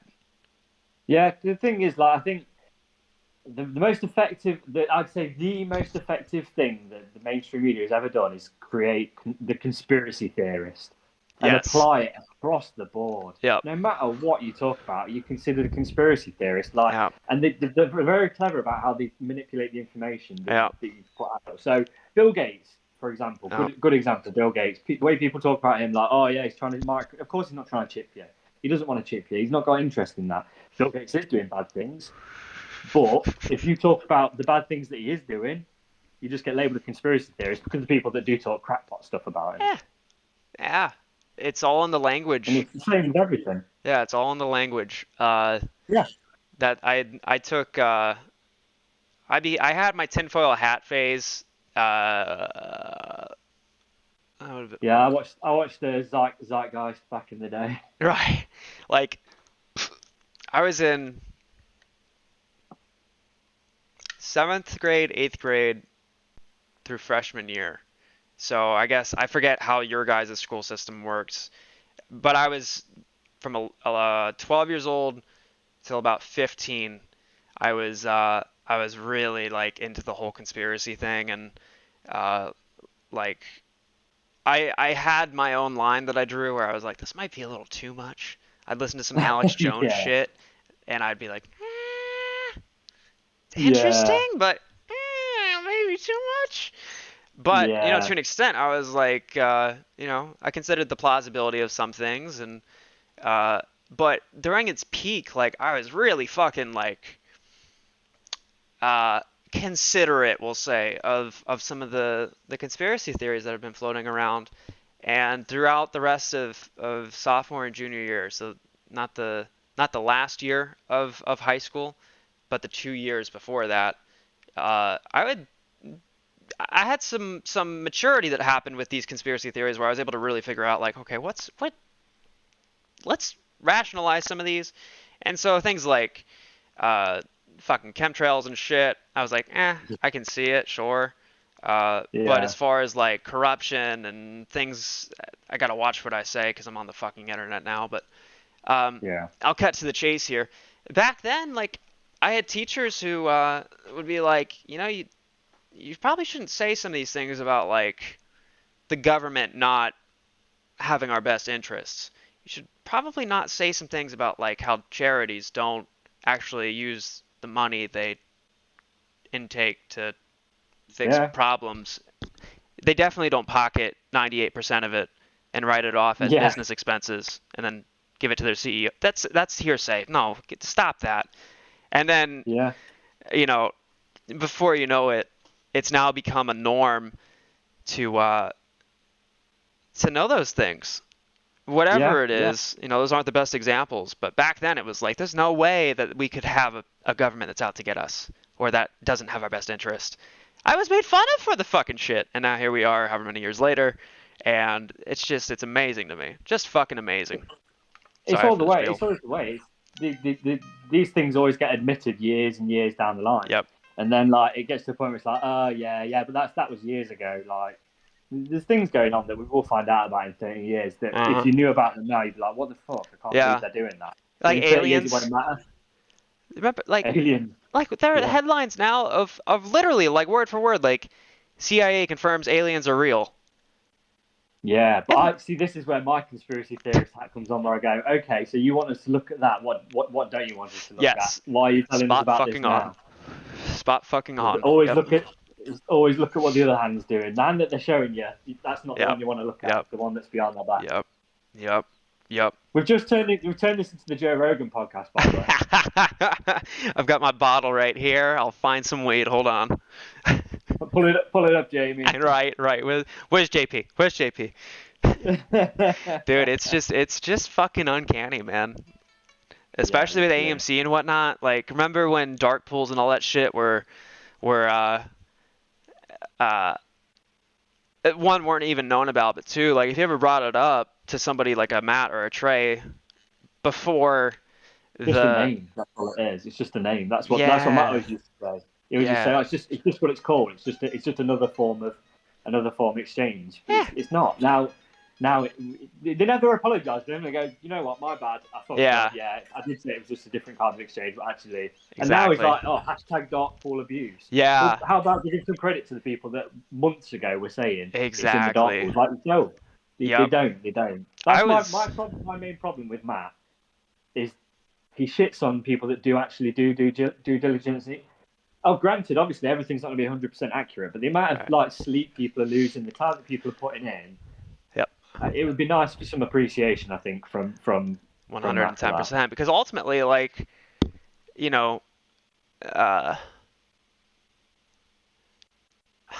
ultimately to have the regulations, I think, have been underappreciated by the ape movement as a whole. And this isn't me shitting on the apes. This is just an observation, okay? Yeah. But the regulations that have been going on have allowed us to actually move forward as far as these stocks go, because of the fact that I'm 99% certain that us being able to escape the trading purgatory we were in from 801 to 1401 that had occurred from February up until mid-May, right, where we just traded constantly between $8 and 14. We would remember it was either mid or late March. There was a day where for like the last 3 hours of the market day, we just literally barcoded between 14 and 1401. I mean, literally back and forth. And it looked like a fucking barcode. And in broad daylight, dude. And the thing that allowed us to escape that and to allow this stock to have the sentiment that it has, not socially, but financially on the charts. And this isn't even all of it. This is just the start. But from March to mid-May, man, this thing was just fucking sideways. just Yeah. fucking sideways. And the thing that got us out was the regulation. It was 05, I think, that kicked in late May. And that's when we started to see the run up. Like when we broke past 1401, I was like, this is amazing, but there's no way. And then we shot up to 18 and after hours, and I was like, what the fuck? Yeah. I never thought I'd see the fucking day. I think what people don't appreciate is like you have to consider it in the context of what they're actually doing. And if this was like an investigation into the mafia, we wouldn't be getting updates every now and then. Like, okay, now we're doing this to the mafia, Yep. now we're doing that to the mafia, and now we're going to do this. Right. You would have a sweeping arrest. You would have a day of events where things would happen, Yep. and you'd be like, oh, by the way, while you've all not been paying attention, this is what we've been doing. Right. Here's your end result. And that's probably what we're going to see. And we'll probably look back on it and go, oh, okay, so these regulations actually did have a big impact. Right. It's just we didn't know it was happening. We don't know the conversation. Yeah. We don't know if people have Yeah. proposed right now. This could be bigger than we realise. Yeah. Charlie's vids on YouTube I've been following him for a long time now, and I never thought I'd ever be able to talk to him, but about a month and a half ago, when I started publishing my own stuff, I had reached out to him, and sure as shit, like, he's just another guy, and Yeah. just by chatting with him, he's explaining all these fucking things, like super technical legalese shit that I was like, am I hearing what I think I'm hearing? Is he literally telling me that, like, the only way this thing would have ever escaped 1401 was by things like 005 and 002? Yeah. And if those hadn't been talked about, right? If dark pools hadn't been talked about, it would have never trickled up to people like Matt and Trey. And Trey, I'm not trying to shit on anybody here, but Matt and Trey are kind of the figureheads of this whole thing. It would have never trickled up to them if it hadn't started out with people like Charlie. The fact, and all the other DDers on Reddit. Yeah. You call them conspiracy theorists, and then one day they become right, and then they get forgotten about. Sometimes, very rarely do they ever get called right. There'll be people that, when we get to the end of this, will have got things right that were important that will never get recognition, and yes, they're probably not bothered. They're the sort of people that probably aren't bothered because they're not doing it for the recognition. Exactly. It's being part of a community, which is obviously something that just generally we're all looking for in this, as well as obviously getting fucking paid. Right. We're all enjoying being part of the community, and I think some people are literally just about being part of the community. Yep. That's where I find myself, and what I realize is that I've wanted to do YouTube for a while, and I've tried it. That's what this whole channel started with back in like 2012. It was supposed to be Call of Duty videos, and it didn't work. I literally bought fucking subscribers, dude. I was so dog shit at this. Yeah. It was mainly because of my age, I think. I was just too fucking young, and nobody wants to listen to some squeaky ass fucking voice. But I love entertainment. But you've got the flair for it. That's the thing. Like, I think Thank most things you have or you don't have it. I was talking with my good friend Donnie about this, and I was telling him how, like, because he's familiar with kind of like the meta of how YouTube and whatnot works, and just the entertainment era that we're in, and I was telling him how, like, people perceive me as a character, and like the fucking reverend shit, like, yeah, sure, maybe, but it's still me. Like, this is me. There are parts that get accentuated. There will be a point though where you will have to sort of, as a protection mechanism, probably have to give away less of yourself, because you know what, like, as much as like we're a nice little community at the moment, you will get to a point where there will be dickheads who will come into this, and they're not even necessarily like chills, they're just dickheads. Right. You just can't avoid them, and it will get to a point where you will have to protect yourself to a degree, because the more you get it, the more it will have an impact. Yeah. If people are coming in being dickheads, it will be horrible to you. Like, I know, again, I don't like going back to Matt all the time, but like, I did feel a bit bad for him last week, because you could tell that the week before, where he'd had that bad interview, you could tell it had upset him. Like, you could tell, and I actually felt bad for him at that point. I did too. I felt, I was just like, no, it's not nice. Like, you could see his replies were full of abuse and people saying, "Oh, you're a shill" and stuff like that. And I don't think he is. I don't think he's been paid off. Yeah, I think he still has his positions. I think there are people that think he doesn't. I think he believes in the play. I do think he genuinely believes in the play. Yeah. But if God willing, God willing. I'm not even religious. Loud it! If as you hope, as you mate, you've turned into it. If your account grows to hopefully grows to the size of the Matt Cause account, mate, you will get it, and you will, like, without even realizing, you will start to protect yourself, but you won't be able to fake your authenticity, mate, because that's what brought us all here in the first place. Thank you. I've said repeatedly that if I ever... Who the fuck? Jamie. Fucking Jamie. Oh fuck. Is that my boy Dan in the stream? What the hell? You fucking redcoats are all over the fucking place. Oh fuck, is that derogatory? I hope that's not derogatory. We've got a true northerner in here now. Oh shit. Is that derogatory? That was just No, we're from the north. Harrison's from down south. He's a bit different down there. Oh shit. I tried looking into the colloquialisms of different parts of the UK because they're so varied. There's Mate, every 20 miles there's a different accent, so you're gonna struggle with that. Yeah. That's what I realized. Like, I'm assuming you guys have seen Peaky Blinders, yeah? I haven't. I watched one episode and I found it awful. What? Yeah, I can't stand it. Bro, you don't know what it is. There's a problem in the UK, right? I think this is a problem. We have a subculture of people in the UK who think they are Peaky Blinders, and they are a massive subculture.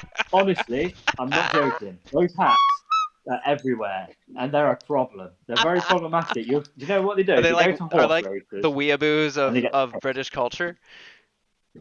Oh, we have lots of subcultures. We're a small country. There's a lot going on. Believe me. How big is one of the most common arguments over here is what's called a bread roll. There's about you move 5 miles and a bread roll's called something different. Bun. It's very common on there. What the fuck? It's called a bun. It's called a cob, mate. It's called a cob. Here we go. Bread Holy cake. shit! It's 6 o'clock. The United States is 4,000% bigger than the UK. God damn. Yeah. Well. Yeah. Seriously. Wow. Okay. We're a fun country. Wow. I'm trying to size of the UK on map of the United States. I want to see like how big you guys are compared to a state. Mate, it's probably about the size of Florida.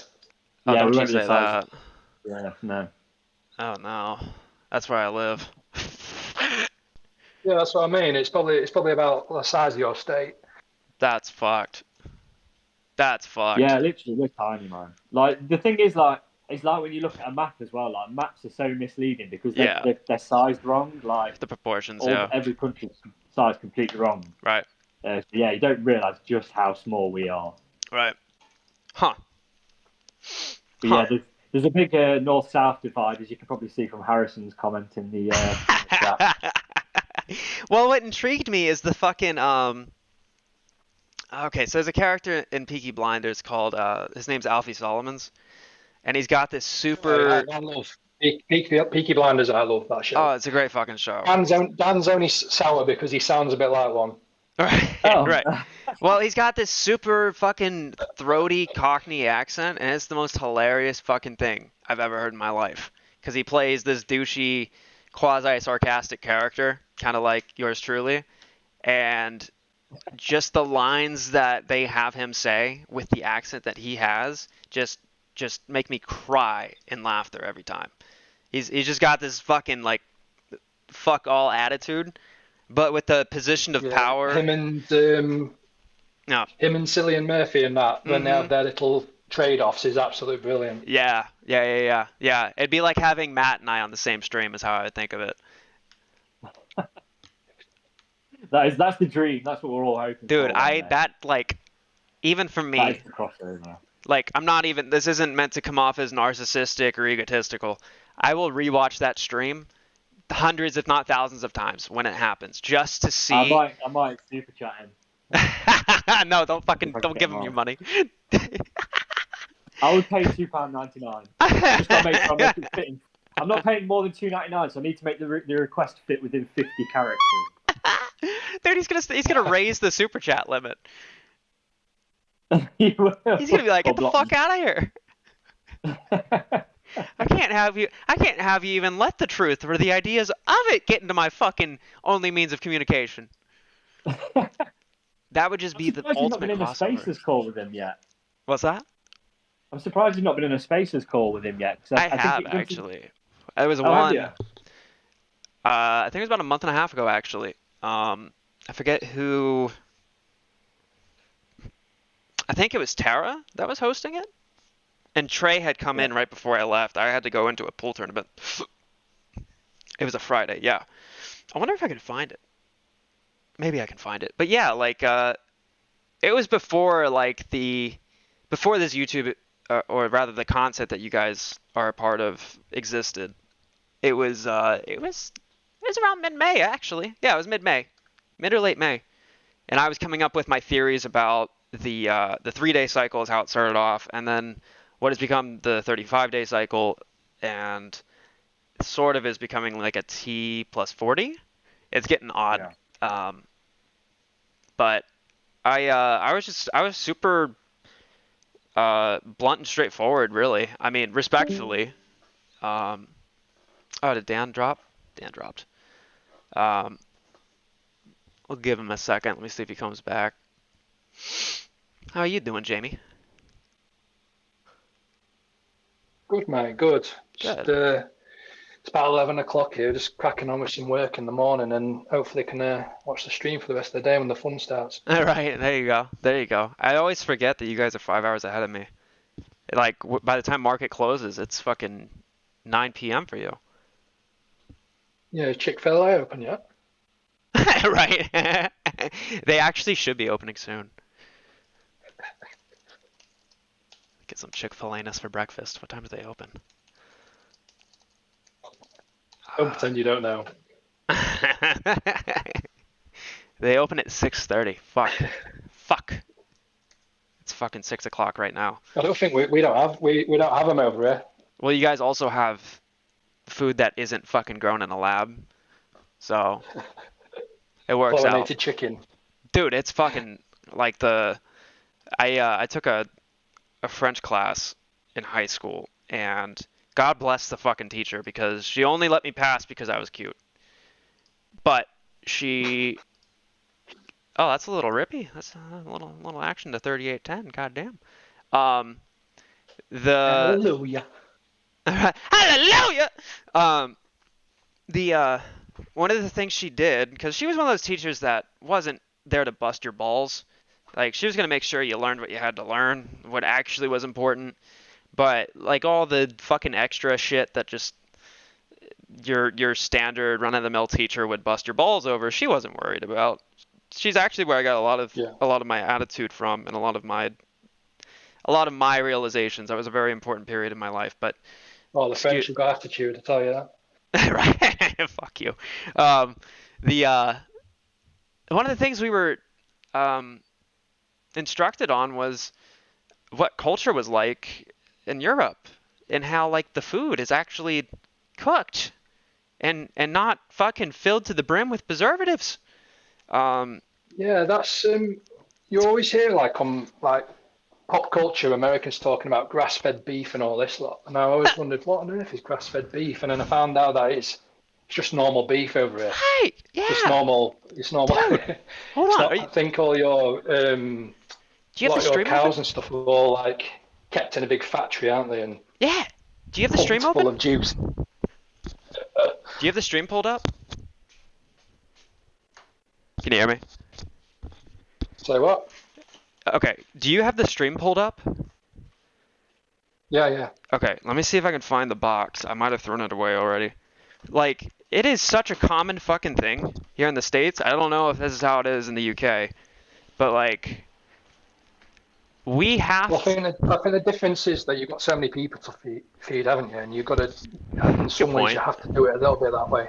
Yeah, but still, you know, you'd figure that if governments are protecting the people, quote unquote, They would make sure the food isn't just fucking garbage.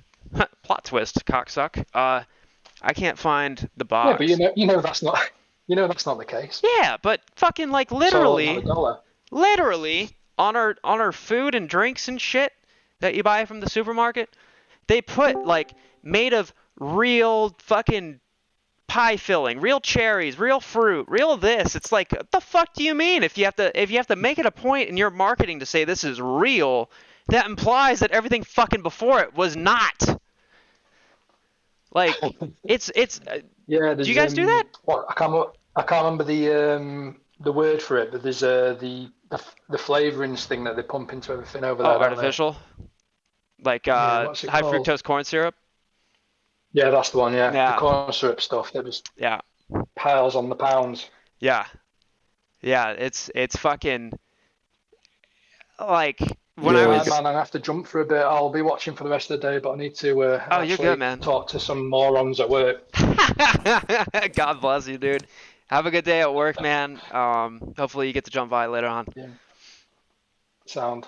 All right, man. Over and out. All right, take care, Jamie. Yeah.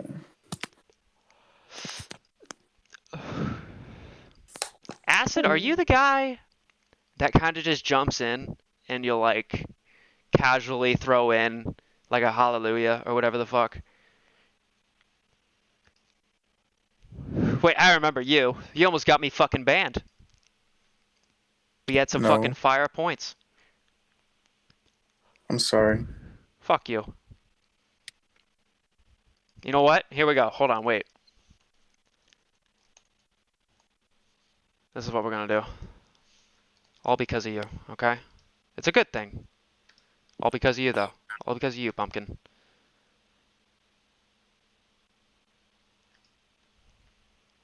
Here we go. Fucking. Alright, we've made a new channel, chat, called Confession. We're gonna bring tripping on acid in here. Hello, my son.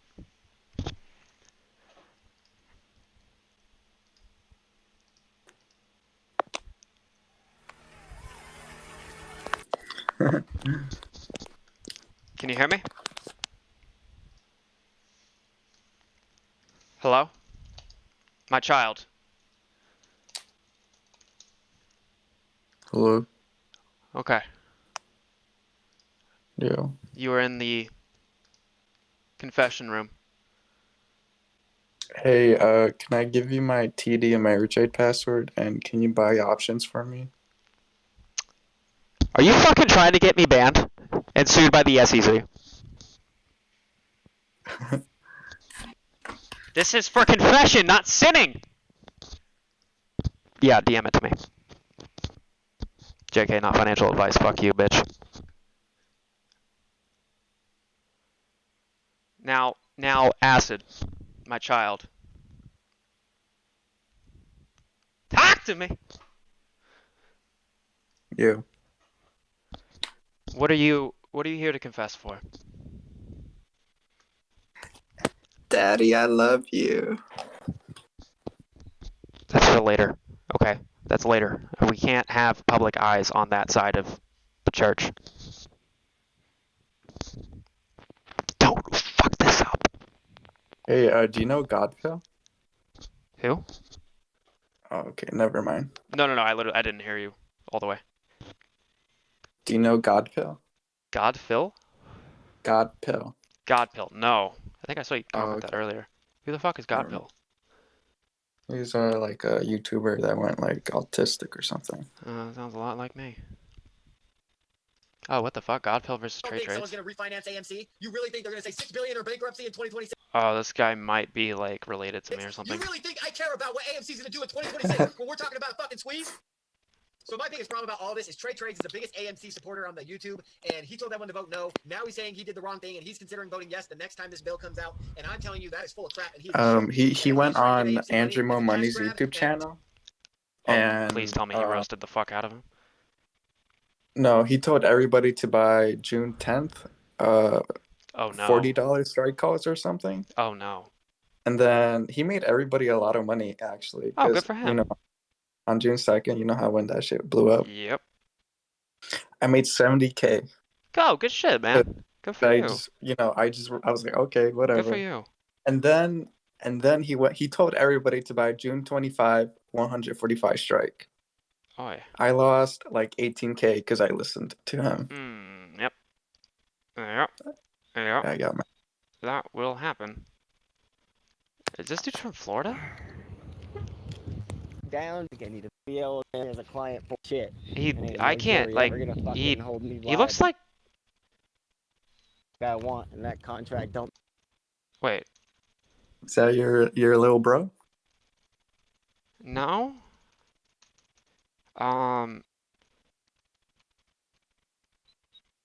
He kind of looks like a cross of Steve Buscemi and Sebastian has- Bach if Sebastian Bach studied crack rocks and stocks instead of rock.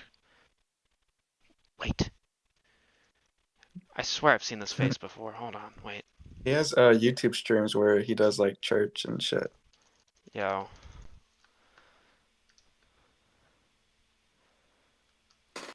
I mean, like, he could be like my distant autistic cousin.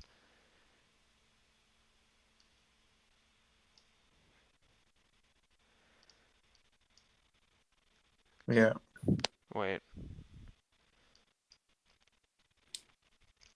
Tell me he does not fucking look like Sebastian Bach. God damn these stupid fucking websites. Does he not? Does he not look like Sebastian Bach? The biggest cock in rock, by the way. Yeah, a little bit. Ever gonna Wait. learn today, and it's gonna be next. I'm not even trying to roast the guy. He just looks like Sebastian Bach, that's all. And he doesn't know shit about fuck. And so I'm about to teach him something. Just like I teach everybody else. Big brother about to learn today. I ain't talking about the government. Brother. Okay. I sub to him. He seems interesting.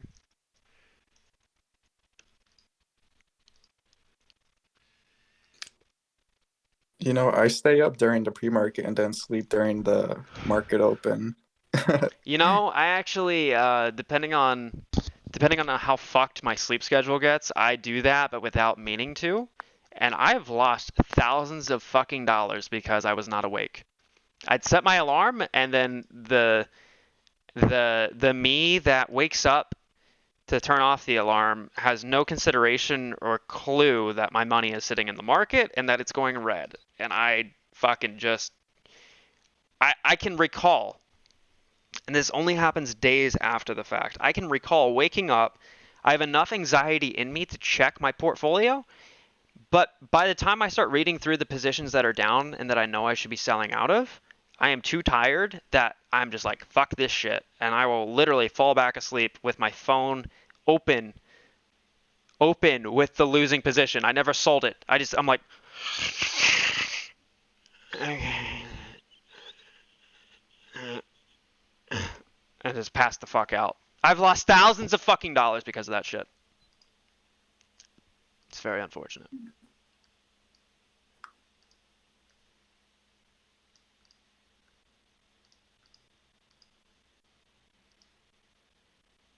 You cleaned up the Chick-fil-A, I see. I never really cleaned it up. I just moved it such that stream can't see it. Yeah. And I still have the sweet tea. Despite how raunchy the idea sounds, I don't think I will ever throw this away. This is a piece of memorabilia that is this piece of amazing content.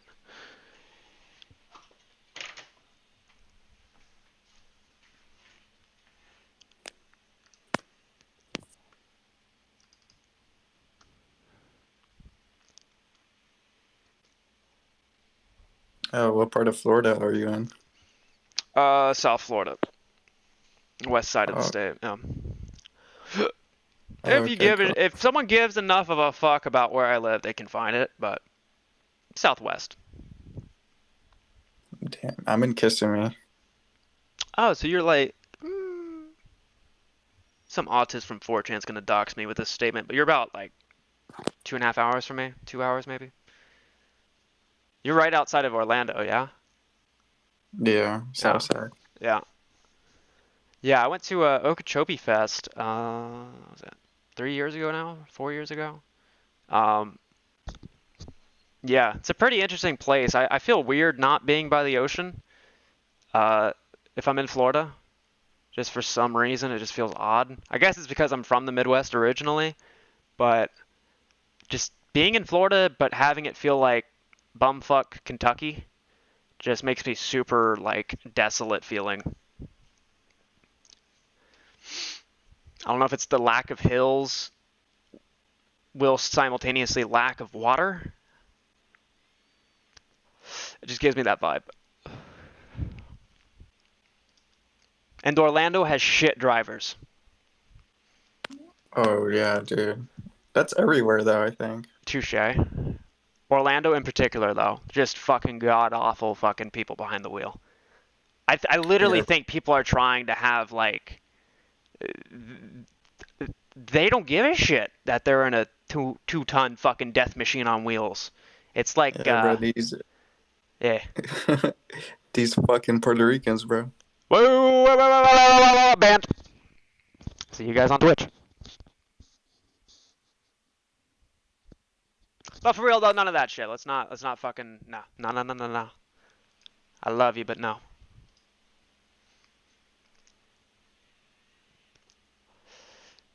And we're already in the fucking confession channel, you fuck. God damn it.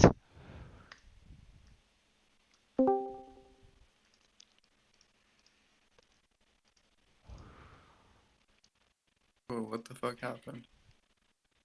You performed a sin inside of the confession room. I should have just booted you from the church entirely for that shit, but you get one more chance, buddy, because I love you. Yo, Spooter man, I'm sorry, bro. I don't mean it. My girlfriend is Puerto Rican.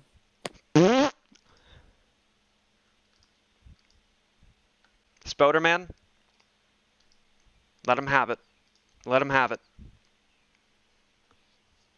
All right, chat. We're all gonna spit on tripping on acid.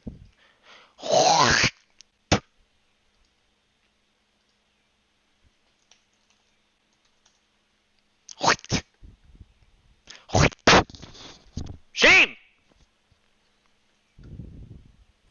Ow, daddy, ow.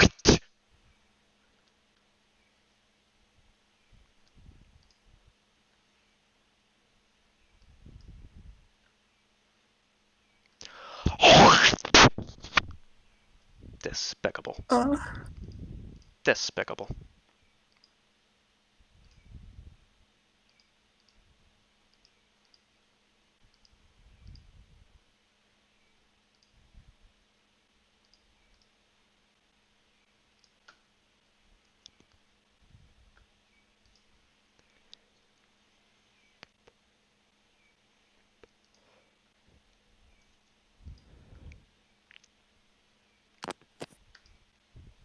You Damn, now bro, have you to should have. super chat. You have to super chat now. Chat. You have to super chat now.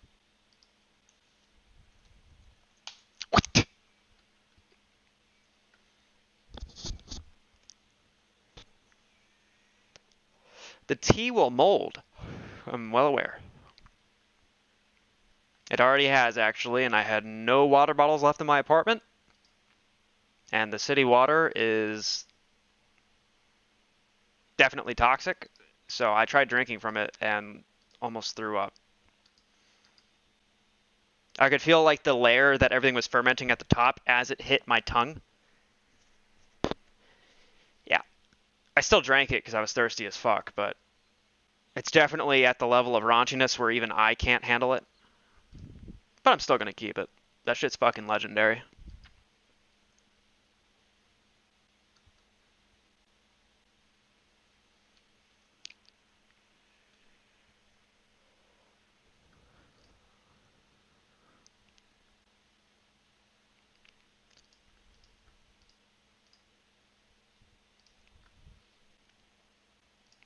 Okay, chat. I gotta piss and maybe make a stinky. So,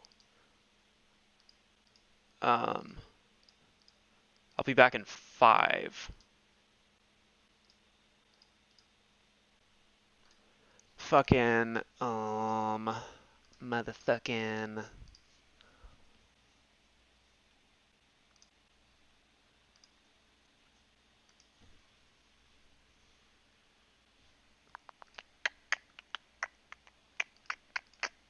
Okay, ad break, gonna piss, shit, and rip.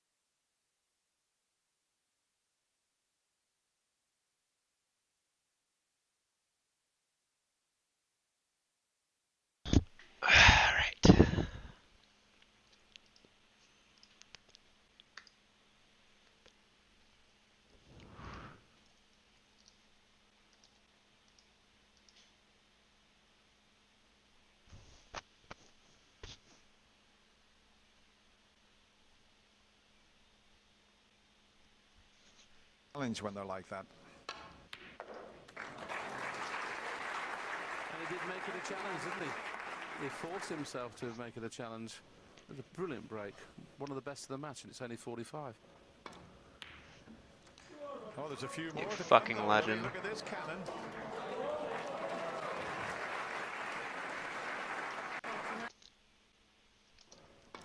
I'm afraid to show this on stream because of the last time I tried showing snooker. He forced himself to make it a challenge. It was a brilliant break. The balls were very awkwardly placed, and I think he likes a challenge when they're like that. And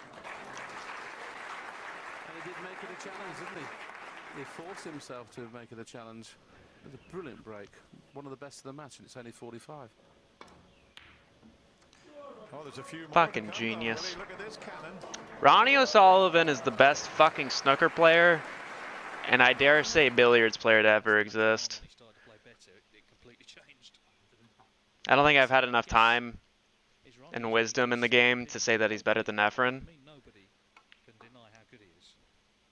Collectively, as far as like billiards as a sport goes. But, god damn, does he know how to fucking use a cue.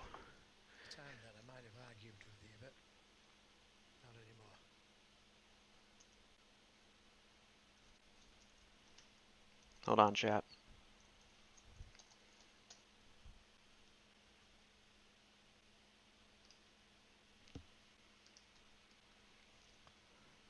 Volume's picking up a little bit, and it's green, so keep an eye out.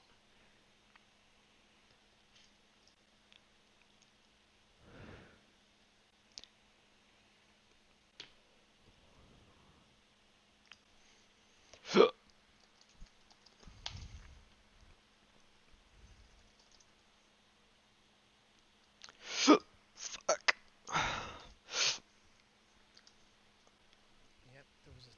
Acid reflux who?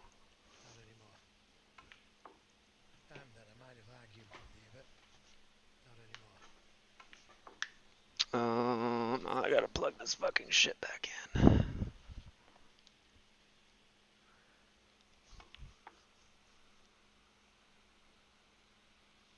Goddamn fucking genius. Of getting onto the pink.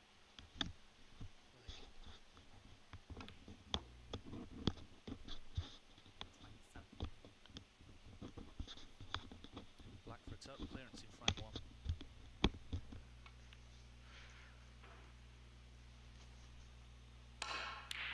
Jesus Christ.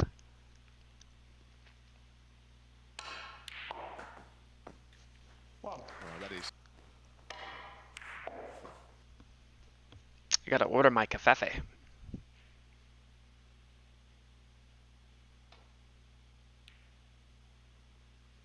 Oh, brilliant pot. Brilliant pot.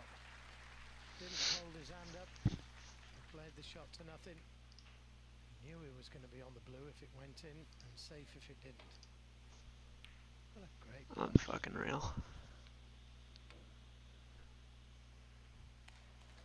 Oh, you're kidding. You are kidding me. Wow-wee. What a fluke that is. That might be fluke of the season. Might be fluke of the decade. Terry, with the blood drained out of his face when he saw that one. So low into his chair. Well, now we're going to find out the willingness of O'Sullivan to play a safety shot here. I don't think he wants to, but I think he's going to have to start to rein himself in. I just get the feeling he wants to just go for everything, which can only end one way. What's he playing here? Well, that's an interesting shot, isn't it? It's quite a brilliant shot. Now, Delby or a real tactician wouldn't have thought of bringing the pink out there. Cafefe, there it is. He's tried it. What a shot! Fucking goddamn genius. Almost scuppered his chances of a century. Oh, what a pot that is. It was so difficult play, the way that he played it. Probably time to try and promote something. That's the 2 in the side cushion. Fabulous Fucking shot. unreal. Absolutely. Fucking unreal. That's the 2 in the side cushion. Fabulous shot. Absolutely. Out of play as well. He didn't play to finish there, but he'll be pretty happy where it's finished. Play as well. He didn't play to finish there, but he'll be pretty happy where it's finished. Nice mile from running. Nice mile from running. He's queuing. Oh, super. Jesus Christ.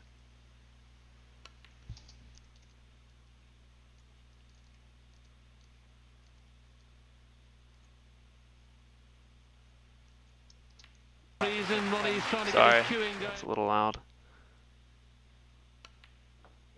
Oh, super.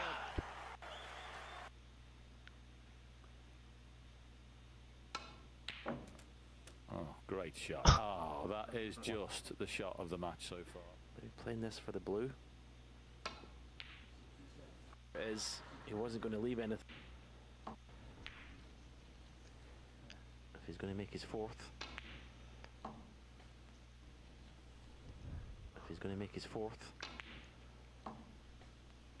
Wonderful. Like that as if it was running over the pocket. As in the neutrals, John, we'd love to see this go tight to the last session, wouldn't we? We wouldn't see anyone run away with. And then if his long game entries so far in this World Championship run is Sullivan.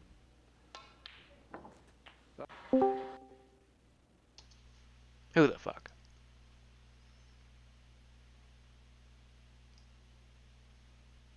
I'll join back in Discord in a few.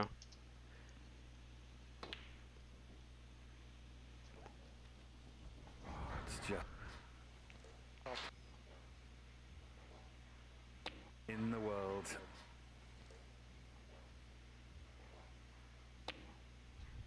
I really want to get another snooker queue.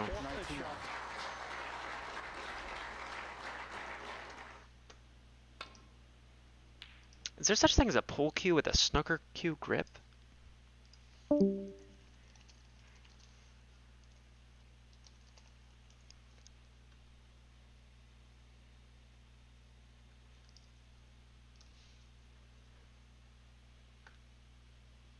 Let me catch up here. I'm sorry, guys. No wonder I dropped fucking 33% of my viewers. I'm so sick of this drama every time AMC is primed for takeoff. It doesn't matter. The drama doesn't change if AMC goes up or not. Have you seen the snooker on TV in the 70-day Jimmy White? Yeah, where they were playing in the Moscone. Oh my god, man. That was such a funny match. An amazing match, but fucking hilarious. In fact, I can watch that. I can watch that on stream. I know that.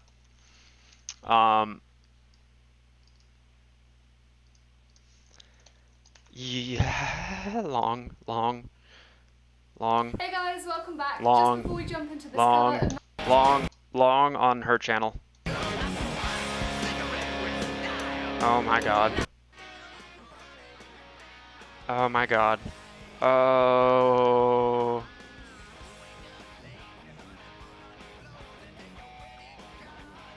Dude. The hair. Even just the hair. I'm not objectifying here, okay? I want to make that fucking clear.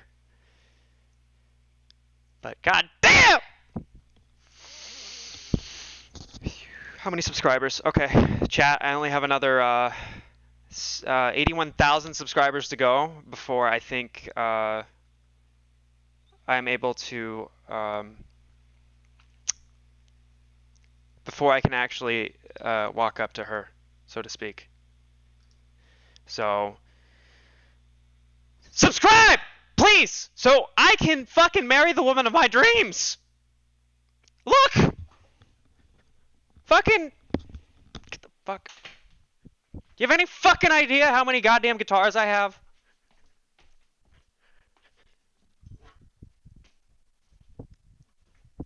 And these are just the fucking ones. These are the only guitars that I have here. Okay? No, this stays down here. These are just the fucking guitars that I have at my apartment. I've got another like 7 at my fucking shit. Here you go, chat. Tell me this is not the fucking woman of my dreams sitting on my monitor. Okay? Okay? Just please, go ahead. Get the fuck out of here. That did not feel stable. Maybe it is. Close enough. Okay, look, fucking...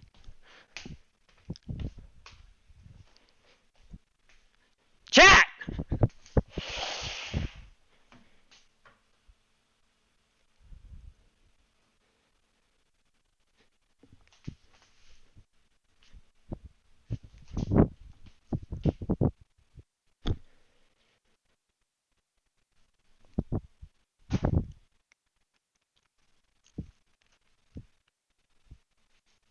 Chat!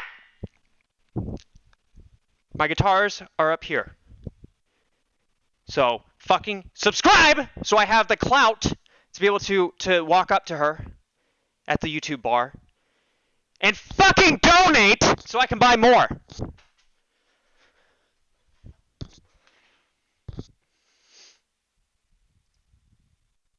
Where are you from?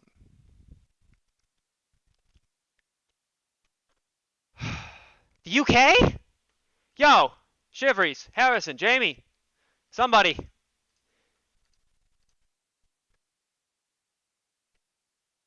Yo, help me. Help. Help. Help. Just. I'm not saying go and find her, but I'm so getting fucking banned from this platform. Real talk though, she's fucking gorgeous, and I've seen a lot of her videos. And talented as fuck.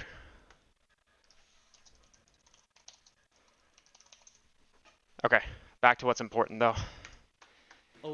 This whole entire match, man, there was an interview that I think it was Jimmy White did, where he was just reminiscing on this. Play her voice. Say no more. What the fuck was her name?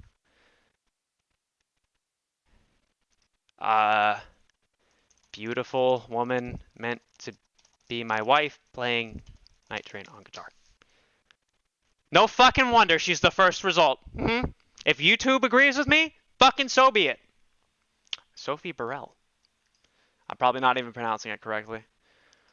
Burrell. Sophie Burrell. Is it like an interview of her?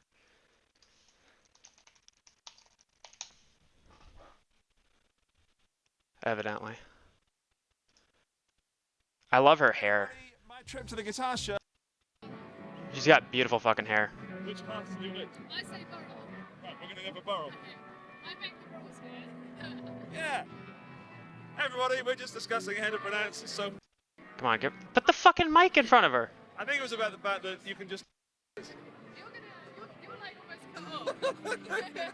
That's why we're sat down on these wonderful... Here we go.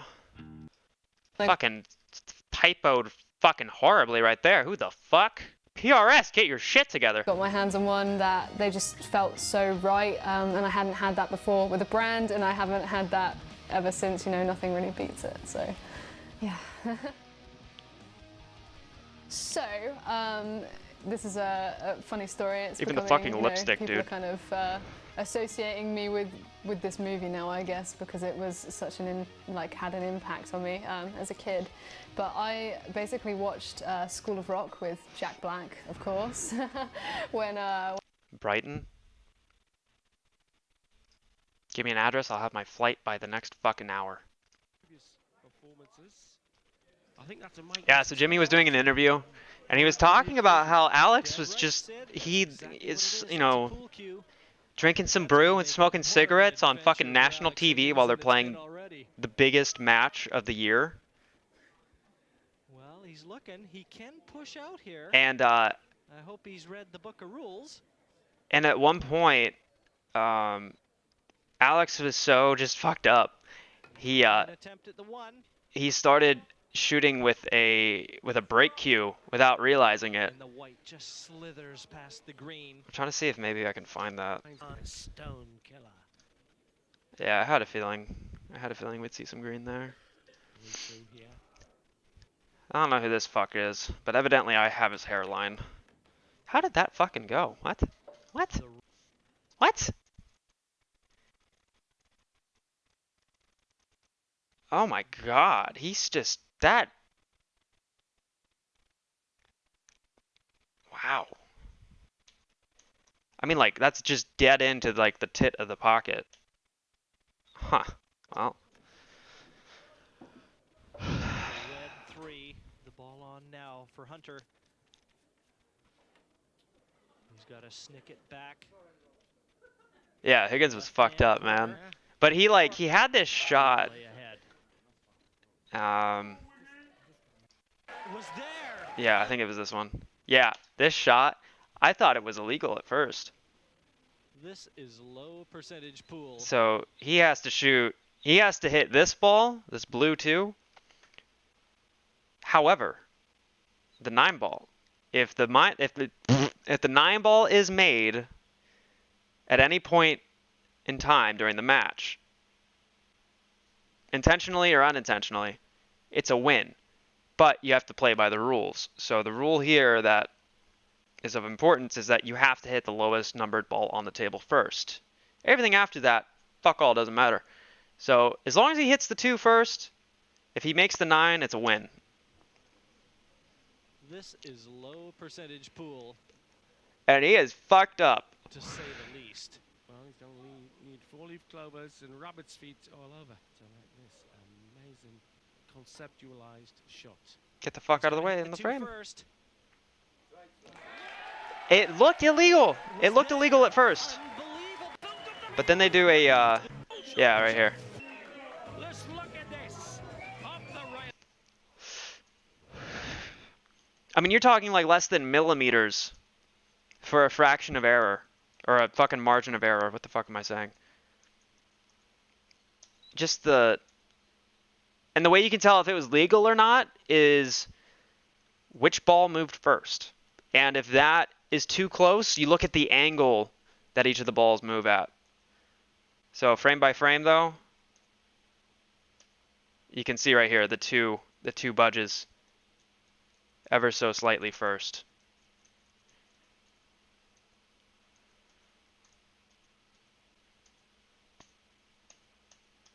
Right? And as far as physics goes, because you can I don't know if it's just, no, it's just the bitrate, never mind. No, it's just the bitrate of the video.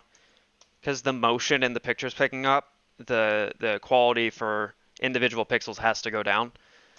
I thought I saw the 9 move. But yeah, just like unfucking real, man. That was such a great match. Whoa, a little rippy. It's a little rippy.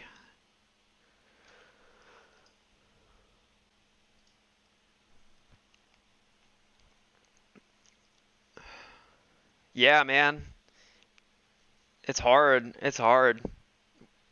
Like, in pool, like, again, millimeters. If that. I mean, fractions of millimeters. When you're shaking like that? Like, what the fuck? Don't. Okay, you can just fuck off for a little bit. Especially in pool or snooker. Like, I can't tell you how much you're fucking, just how much movement you have going on affects your shot. Because ultimately you're going from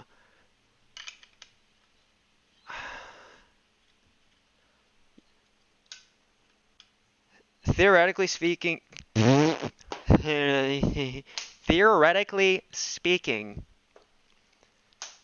we know that this isn't theoretical, but I'll get to it. We know that billiards, any billiard sport, involves fucking putting balls in holes. Simple enough. Shit. But on top of that, balls are spherical. If you are shooting one ball into another, you are forcing the physical interaction of said balls by colliding them together. And spherical collisions are very interesting because of the fact that the surface area of two spheres contacting each other is so infinitesimally small, right? Like a spherical object, like find anything, like grab your own fucking nuts if you have to. But just understand that the fucking surface area for that is so small. Ungodly fucking small. And so in the game of billiards, you have to be on point. There is no exception. It is the most unforgiving fucking game in the world. If your positioning afterwards is off just by a millimeter, if you have a ball that is just barely in the way of the cue ball towards the shot that you have to make, it is just fucking, it is the most fucking disheartening thing ever.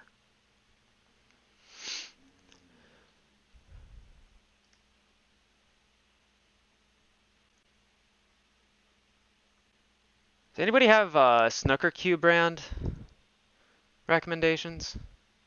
Preferably that ships within the States.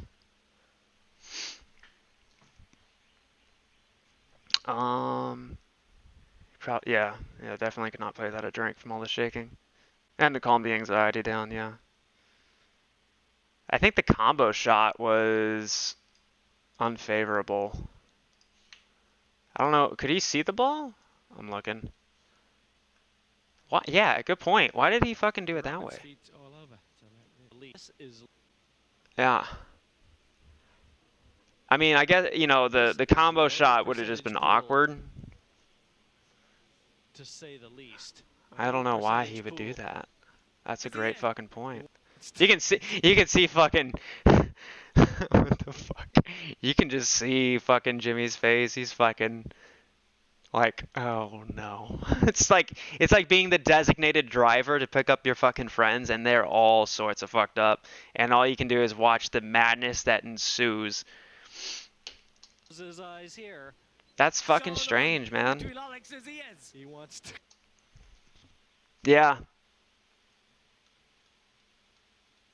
Well, I guess if you were hitting... Yeah, you would have to...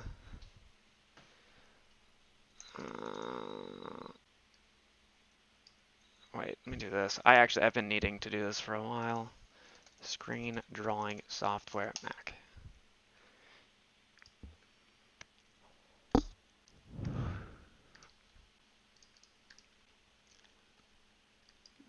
Yeah, I think the scratch would have become a possibility. Yeah,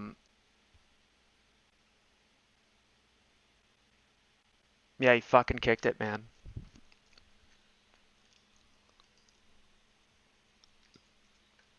Goddamn fucking legend.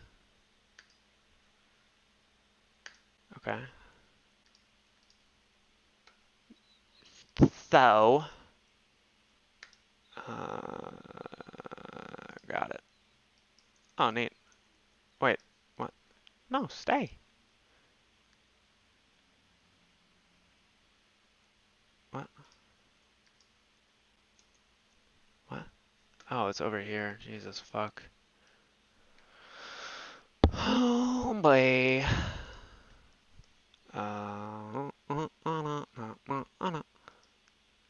Is it really making me buy this fucking thing?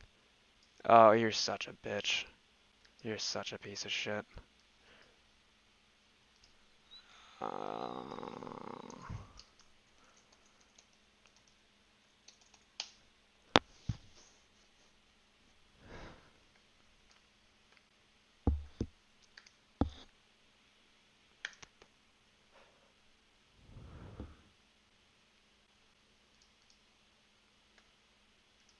yeah.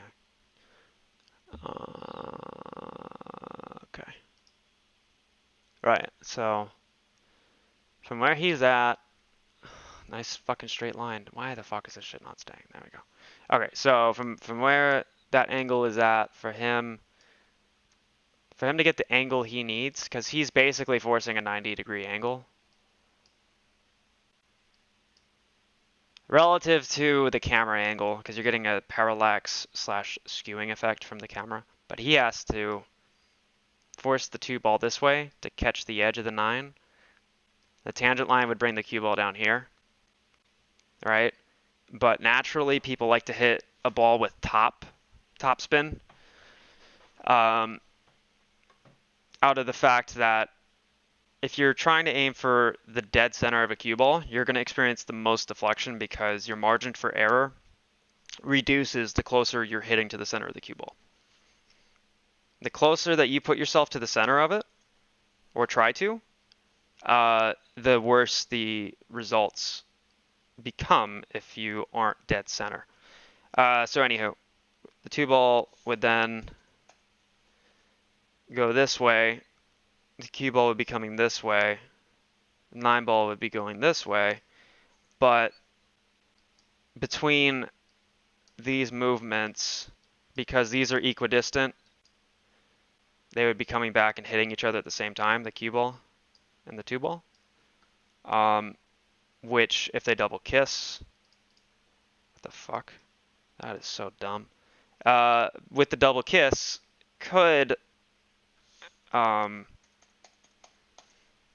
there's a double kiss between the cue ball and the 2 ball as they're rebounding, it could throw the 2 ball into the path of the 9 ball and miss. That happens a lot, at least for me. That's why this shot stands out a lot, is because I've had that happen a lot.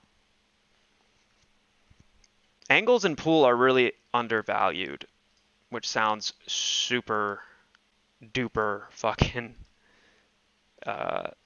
obvious and elementary. How do I stop using this? Close it. There we go.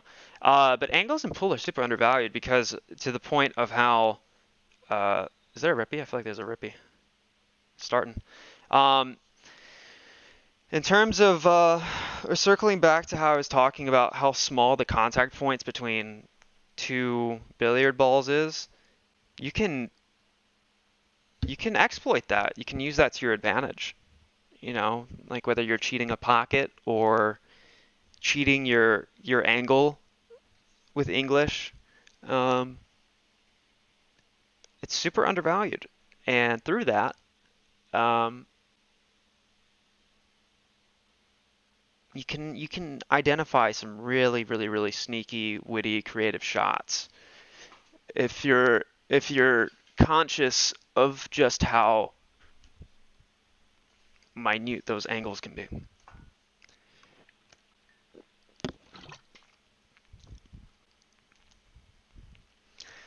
Yeah, no doubt you can do that. I think the reason why he picked it also is because it would have become a two-way shot. Because even in the event that he missed the combo, think of it this way. Okay. Think of it this way. So you take the combo, and then the 9 ball bobs. It rattles. Right? So 9 ball sitting here now. Well, where would the cue ball have gone, and where would the 2 ball have gone? Well, the cue ball would have come down here, and then depending on how hard you play the shot, would have rebounded back up and might sit here, we'll say. Fuck. Just give me I can't fucking draw. Okay. Cue ball would be sitting here, and then we know the 2 ball would have rebounded about at this angle and come back out. 2 ball would be sitting here. So 2 ball would be here, cue ball, 9 ball, and then I don't remember if I don't remember if the 3-ball was on the table or not. He might be in the way of it. Either way, though, easy bank shot. I mean, an instant win. If you miss it through the combo, whereas if you were to do the shot that he elected to take, he's aiming for here. The 2-ball would land somewhere right here if he were to undercut it. So if he, or if he came short, it would have knocked the 2-ball against the rail, and the cue ball would be sitting here, basically where the 2 is. 9-ball would be virtually unaffected, right? If he went long with it, if he went long with the hit, he would have made the 9-ball, which is what happened. And if he went too long with it, he would have just hit the 9-ball straight up and pocketed it, and then it would just be respotted, right? So I think it was more of the fact it was a 2-way shot. The odds of taking the 2-way, or the benefits of taking the 2-way shot outweighed that of taking the combo, because if he took the combo and missed it, then it would have been left hanging. Whereas if he took, and we know he did, if he took the kick, if he missed the 2-ball and fouled on the 9, he would have just pocketed it most likely. It's 7 o'clock. If he hit the 2-ball, he could make the 9 and even get, or even get a safety, a relative safety. Yeah, just a wide variety of the odds are much better in that. This is interesting. What the fuck? The hell happened here?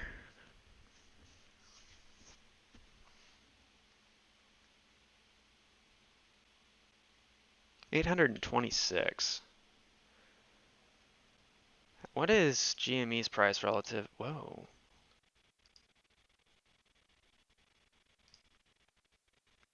Very interesting, chat. This is getting very interesting very fast. Normally this doesn't happen until 8.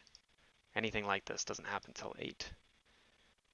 I want candles. Give me candles. Candle? Yeah. What the fuck?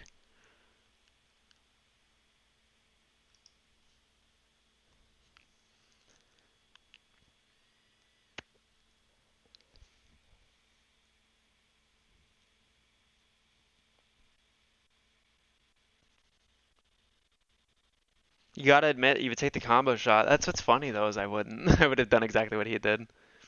I don't think, whoa. I don't think I would have made it. I don't think I would have done what he did, but I would have gone after the same. I guess it just depends on the circumstances. I have no idea what the fuck's going on here. Okay, so this reminds me.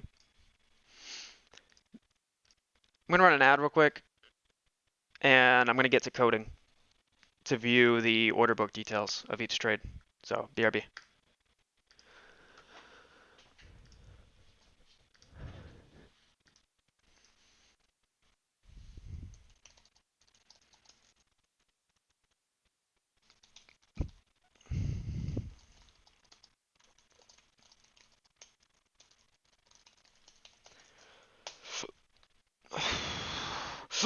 Fuck.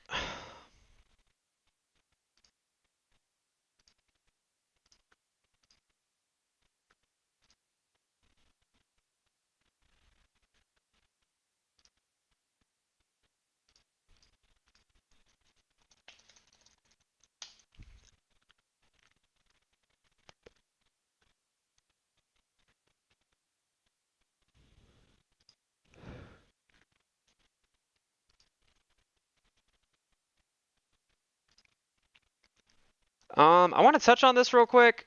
I don't know the validity or integrity of what the fuck's been going on. I don't know who the fuck or what the fuck.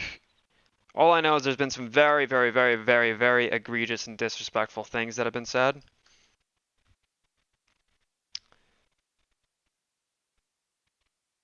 Yeah. My boy JP is my boy, and based on the things I've heard and the affiliation of this particular individual, if things change, if I find out otherwise, if I'm wrong on my assumptions, I will undo what I have just done. But in lieu of what I've just said, get the fuck out.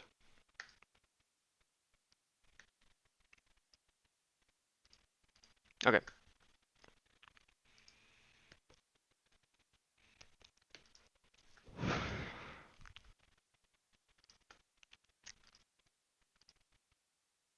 Why is the sub counter not updating?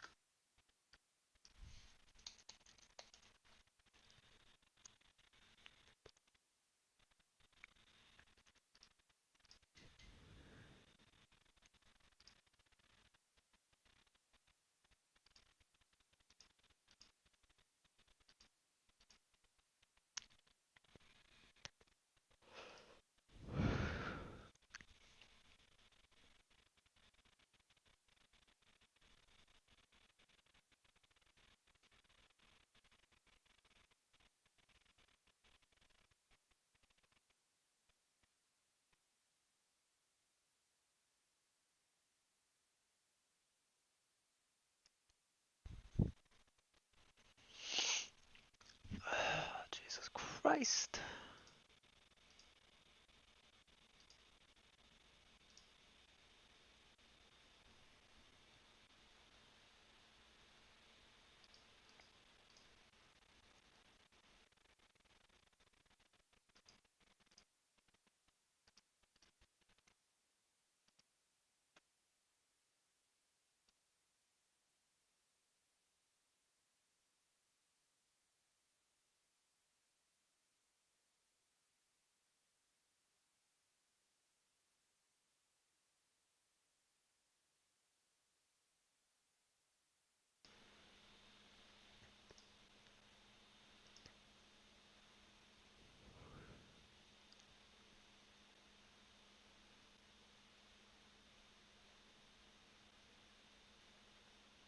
That's a fucking nice cue.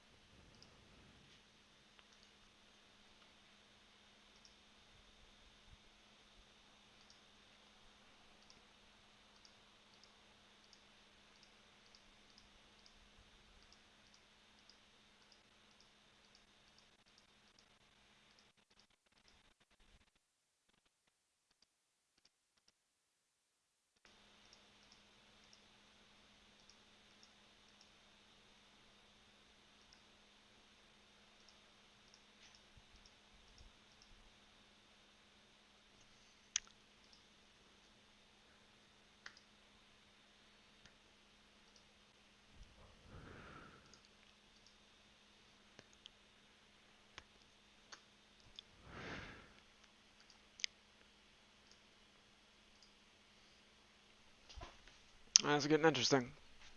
Ow. The fuck? Oh, where is my covfefe?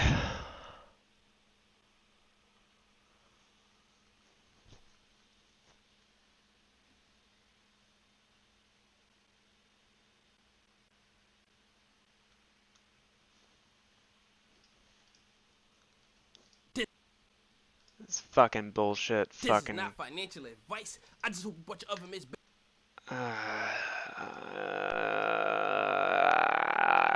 Why do you gotta be so fucking clickbaity? Yeah, the oh my god, I shit myself in public fucking face put into the thumbnail. Flashy fucking emojis. Super clickbaity fucking verbiage. Come on, dude.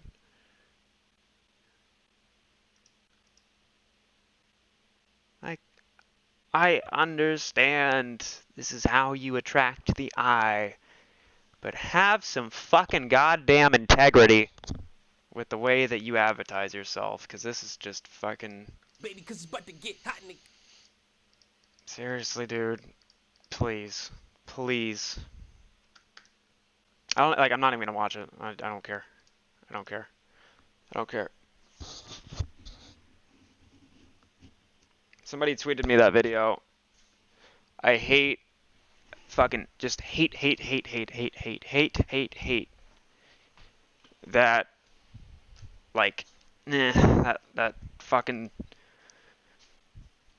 it's desperate sounding. That desperate sounding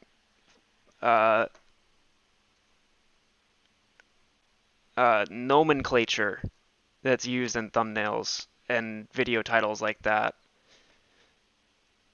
It's just so fucking misleading, dude.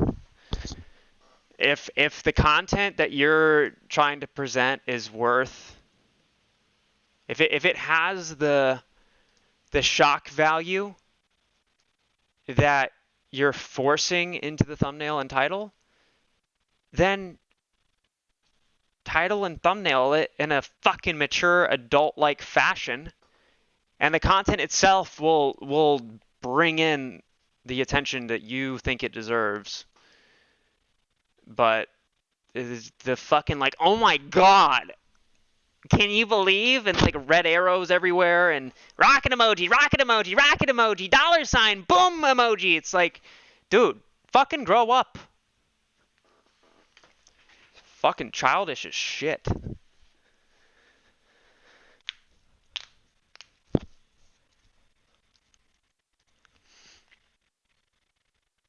Right, yeah. Get free AMC shares. Lucasi? Is that how you pronounce that?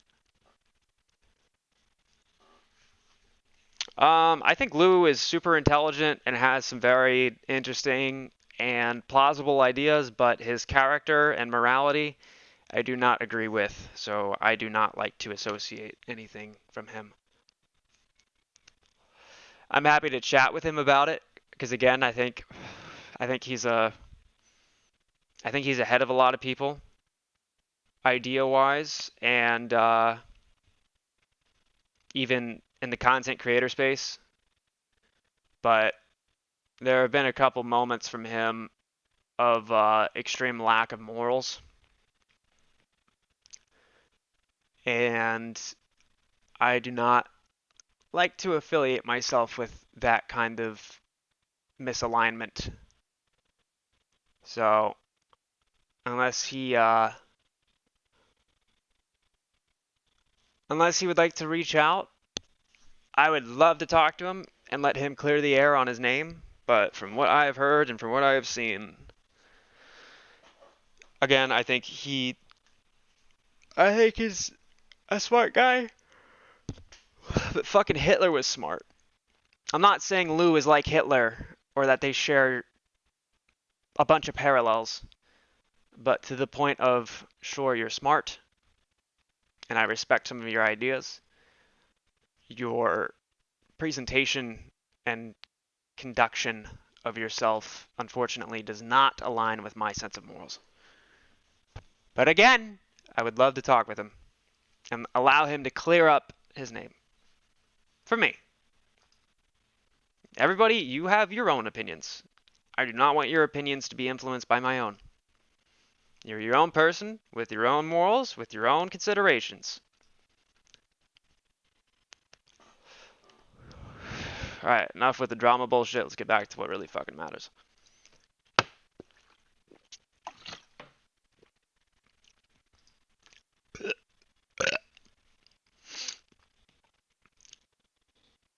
It's not that he says fucking mean words. It's the fact that he, what was it? I think he was at a hospital, and he tweeted a picture of somebody and was making fun of the fact that they didn't have hair from their chemotherapy.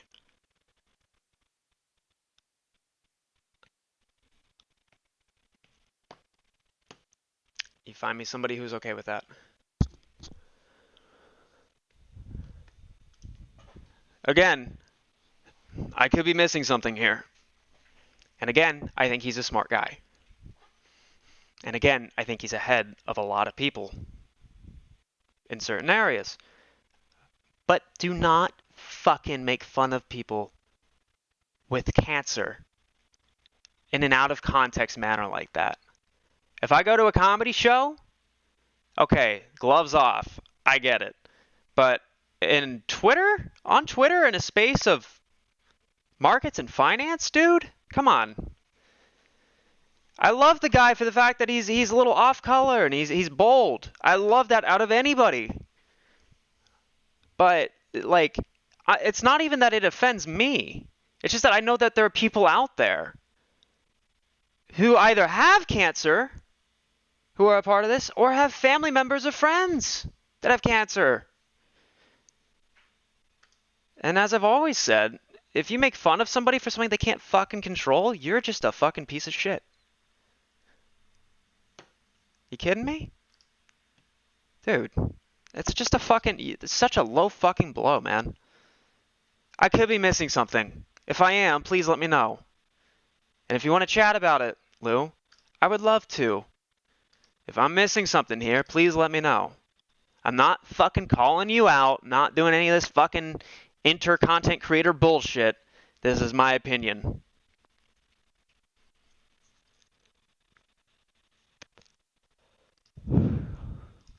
He said that he got permission to do that from the person and that they were all laughing towards. Okay, if that's true, and please, I want to see something on this before I actually adjourn.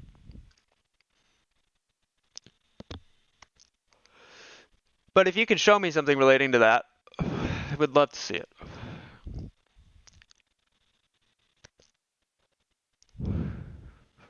How much money sitting on the couch? Dude, I don't want to talk about it. I don't want to talk about it. It's worth it, though.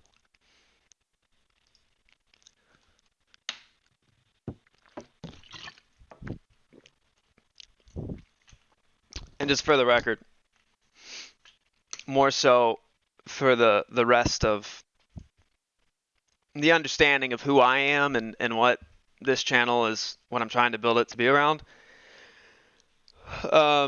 Drew, yes, I do agree we should move on.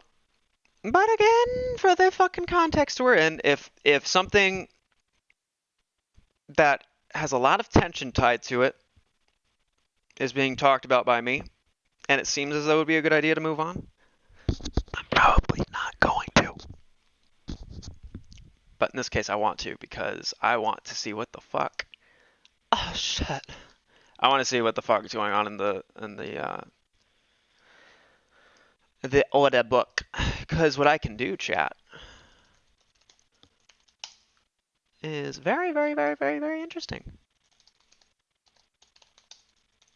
All right, you fucking piece of shit.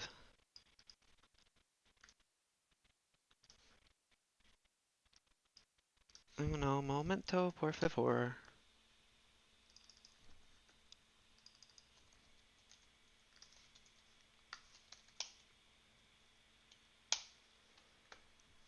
Yeah, I figured that would happen. Let me do that.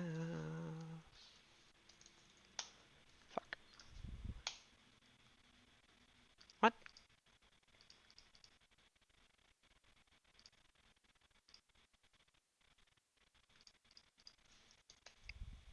So fucking unruly. Just fucking goddamn you.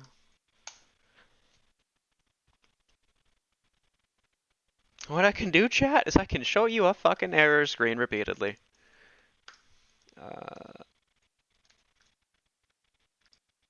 Oh no, yeah, no, I don't want that. New file. Fuck you, .text. Okay, I need to keep that there.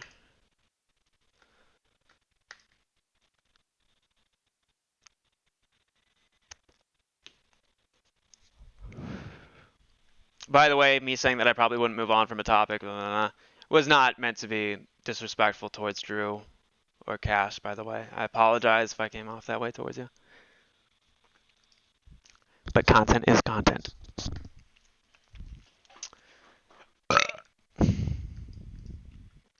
Why is this throwing a fucking error? I just had this working. Fuck you. Fuck you. Fuck you. Fuck you. Okay.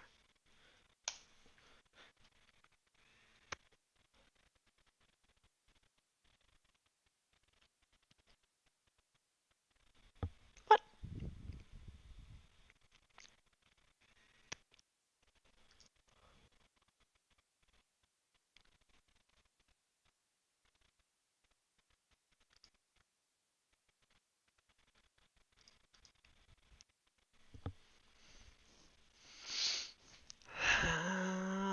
Why you gotta do this to me, bucko?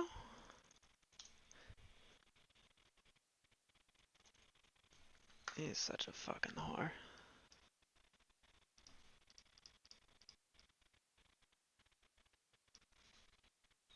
I don't even know what the fuck to...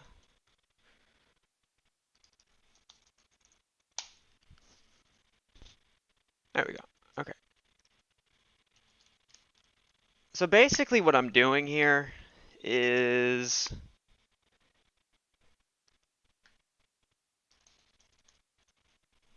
Is that too... Yeah, it's too big. There we go. So what I'm doing here is I have this little script that I've written that uses a service called Polygon. Polygon is a data provider that allows regular non-millionaire fucking trust fund babies like me to access data from the markets that has a little bit more depth and context than that of what you would typically find. Such as order book details. I can see all of the trade conditions, all of the trade details, and parse the data, aggregate it, and analyze.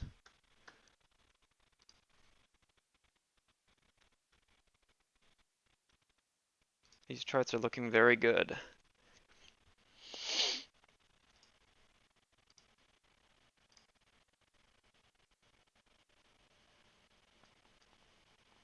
Very little volume on GME. It's fucking uncanny. As far as the as AMC goes, I have these. Oh, I hate Weeble. I have these lines made that you see all over the fucking screen. And what these lines represent are just different speed lines, different trend lines, and this middle line is the mediator between bullish and bearish.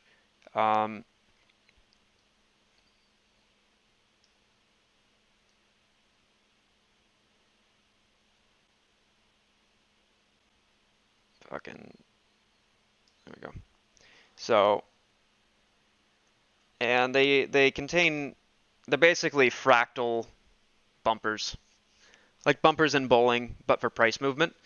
And any of the fractalized parts that are below this line are bearish fractals that can lead to bullish and also bearish, and vice versa on the top of the equator, so to speak.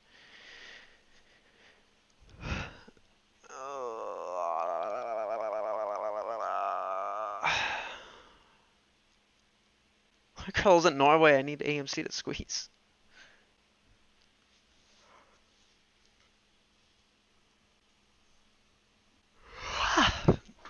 Cafefe. 1 second.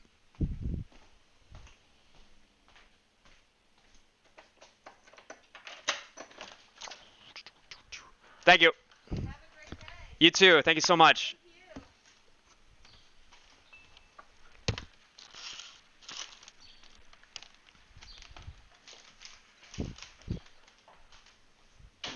Oh, fuck off.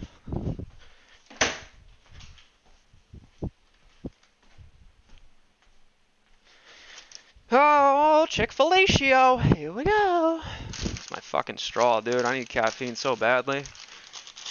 I feel like Tyrone Biggums anytime he gets a fucking crack rock. Caffeine has me by the fucking balls, and I love it. I love it! Are you kidding me?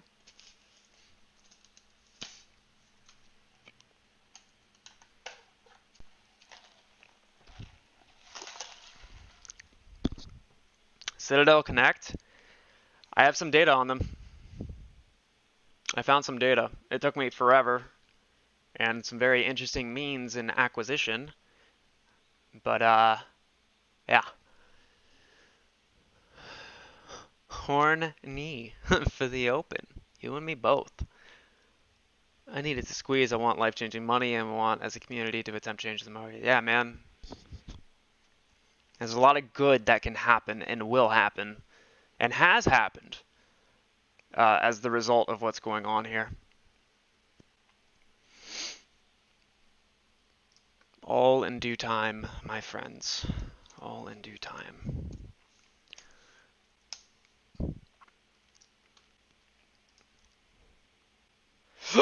Fuck. I have no idea what the fuck is going on here. Do this. So little volume on GameStop.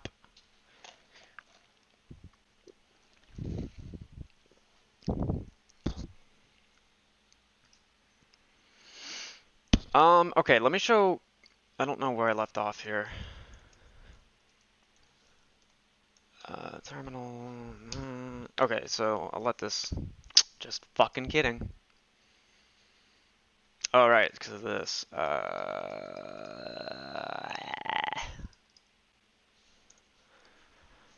Fucking shit. Oh, I actually don't need it. I just remembered. It's technically not needed. It's just for the displays put. So I believe this is today. Yeah. 87.5. What are we at here? Volume. 140. What the fuck? Hold on.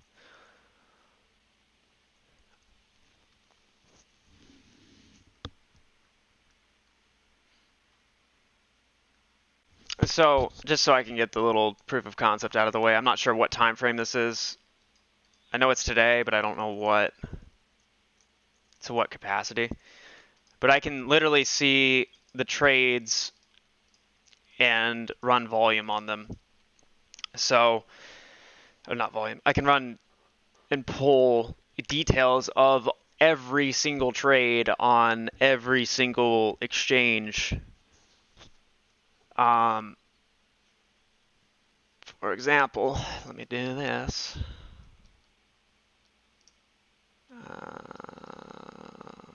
Where'd you go? Where'd you go?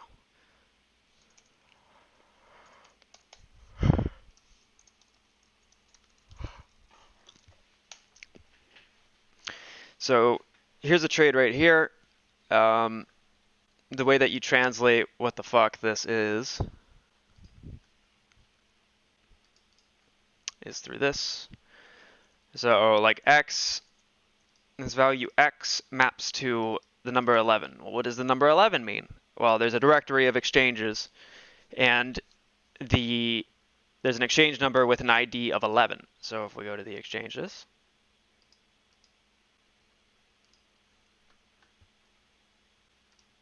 and we have a little query that we run, and so we go to where the ID is 11. So this would be on the NYSE ARCA exchange. Okay, this is the trade ID right here. The price is 38.28. Your timestamp, relative timestamp, and then the size, which was 10 shares. And then you have right here where it says C, and then it maps to an array, and an array is just a collection of something. It's a grouping of values. So in this case, this would just be the key. And so they're in numerical order. There's nothing significant really here that's going on. But what is what these keys map to as far as values go. So 0, because arrays start at 0 in computer world for whatever fucking reason. Kind of makes sense, but kind of doesn't. So our first mapping here, by the way, C is the conditions of the trade. I don't know if I already mentioned that or not.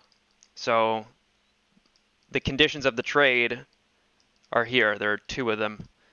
The first one is trade condition 12 and trade condition 37. Okay, well, what the fuck are our trade conditions? Let's go fucking look.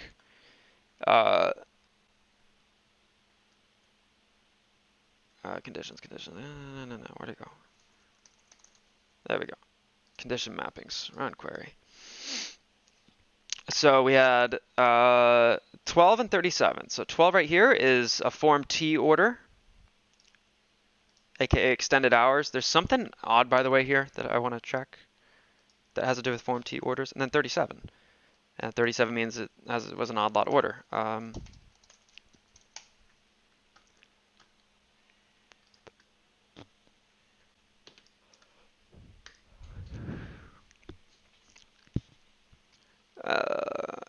If anybody here, by the way, does DD and whatnot, can you help me find out if there's any oddities that involve a form T order?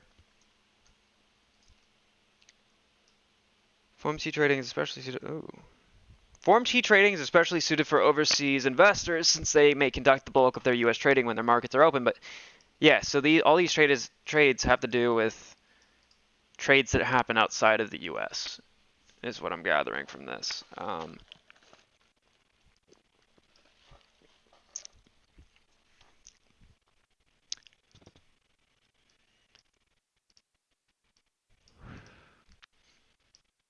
And over the counter.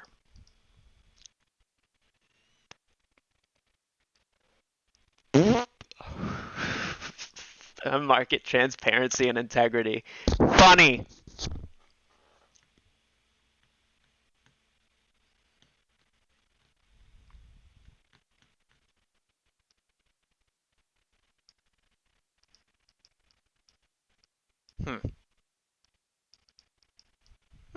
I don't know about that one, bucko.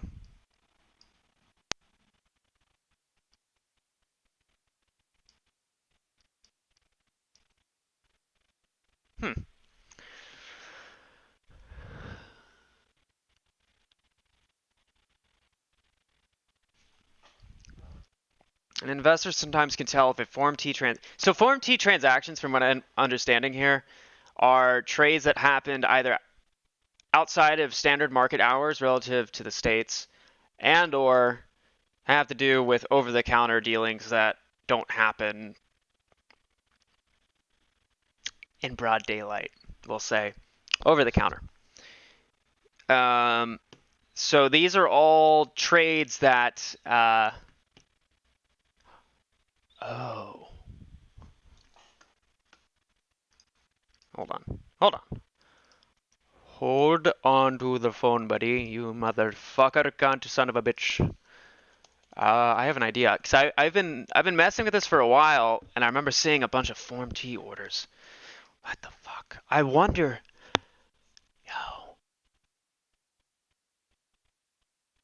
I wonder if these orders,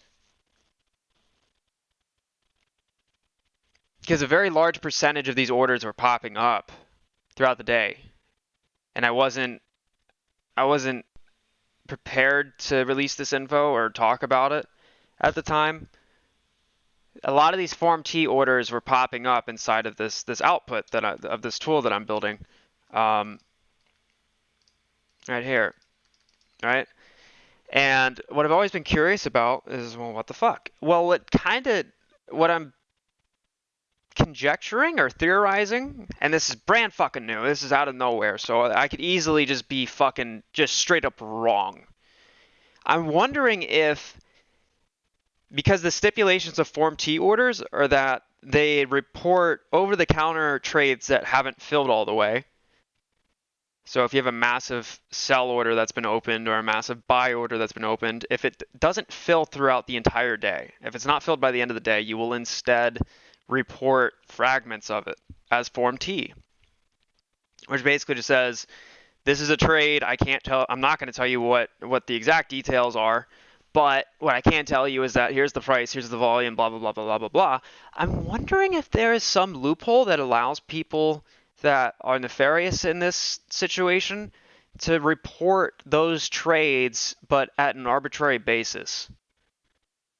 So that if the price starts going up, they have trades that are being filled still at a price that's lower than that of it going up. And as that's reported, it reflects on the lit exchange's order books, so it acts as an informational short.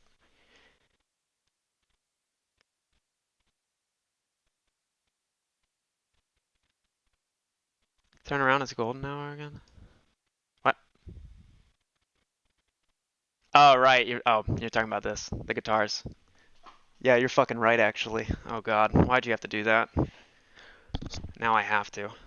Now I have to.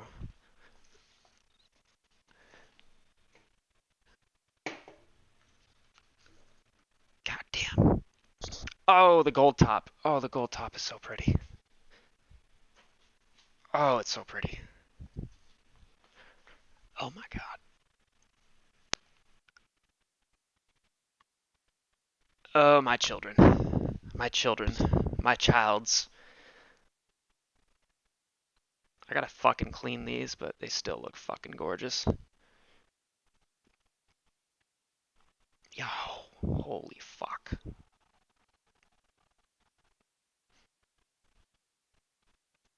Oh, they're so pretty.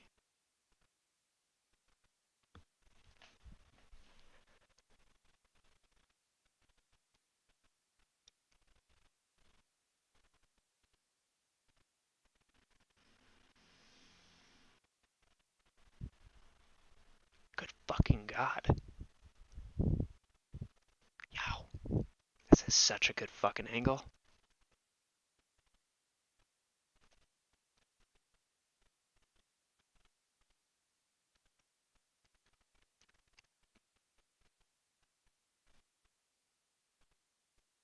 If you wonder what I'm gonna do after Moaz, you're looking at it.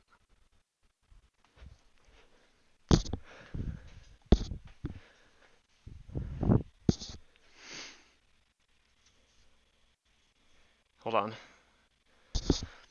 I'll do a little photo dump real quick.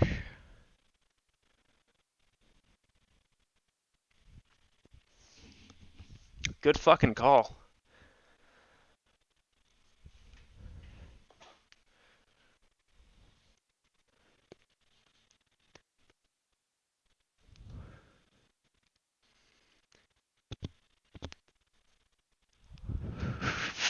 Guitar tweet incoming and family photo with all the kids. Oh, I love you guys.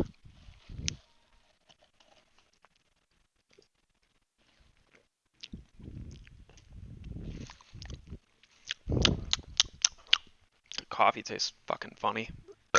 But cafefe is cafefe.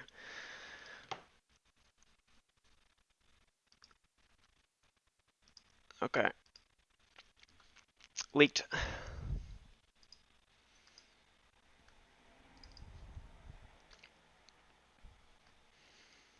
Yo. Oh my god.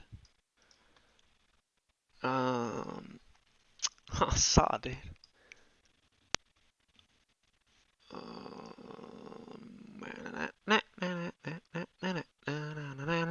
Fuck you.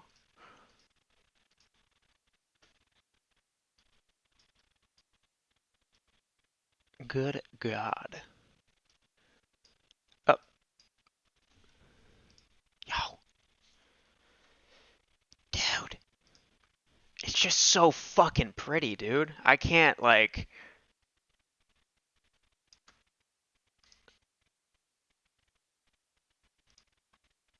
Like, God. Wow. Wow. you can see the absolute trauma that I've put this one through. A lot of it naturally happened. I'd say about maybe a fifth, maybe a quarter of this was organic. Let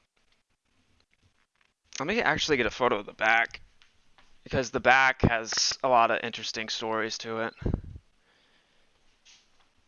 Fuck.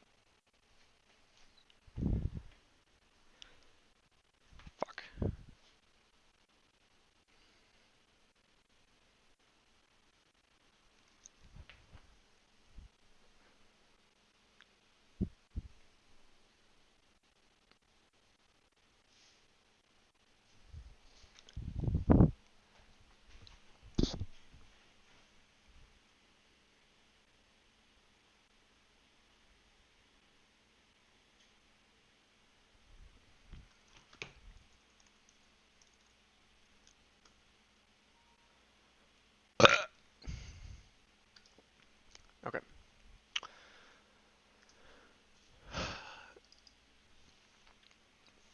There's a fucking lot of goodies in here. Oh my god. Oh my god.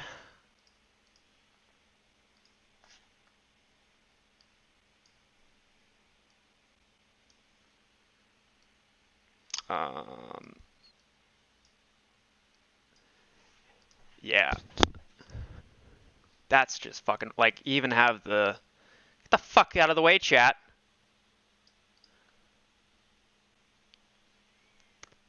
Yo, that's one of the most fucking...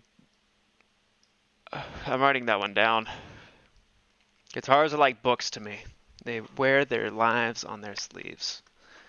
That is going into my quotes to remember diary.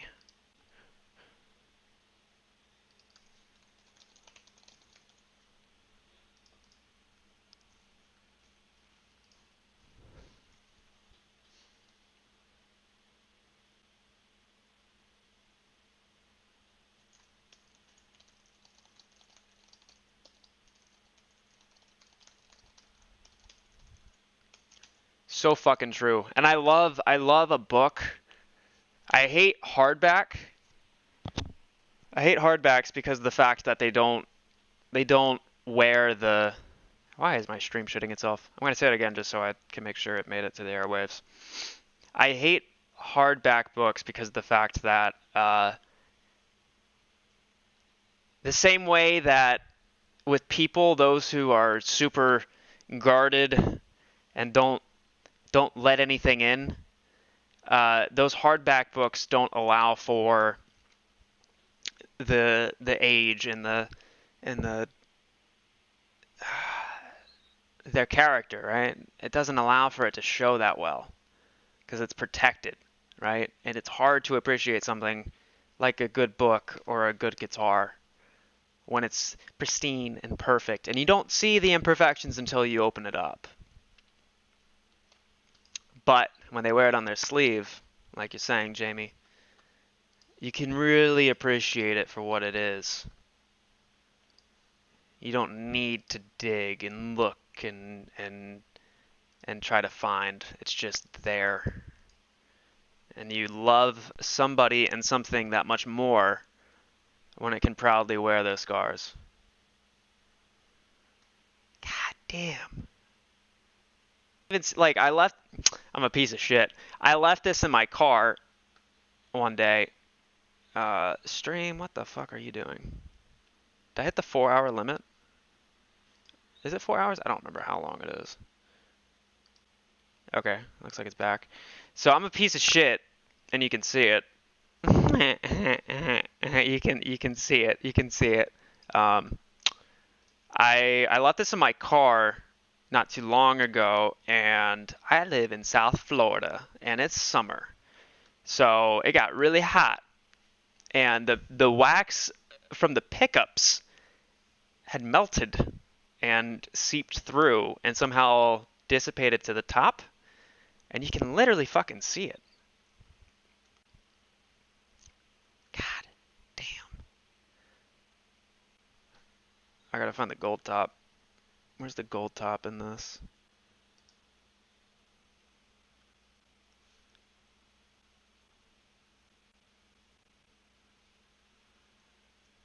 Oh my god.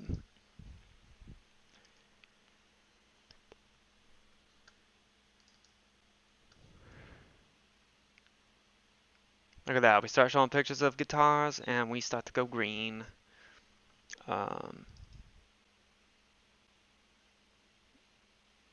Yeah, that's just fucking crazy.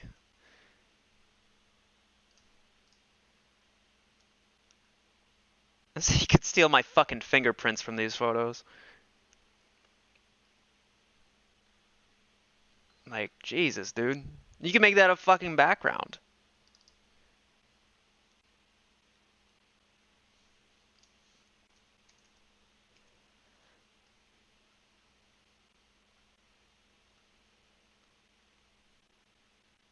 And the finish checking right here.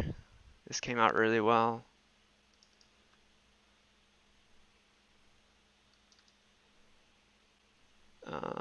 Oh, so here's the back of the Sunburst. Like, just the... Yo, Dan, welcome back, motherfucker. Fuck you for leaving. So with the back of this thing, let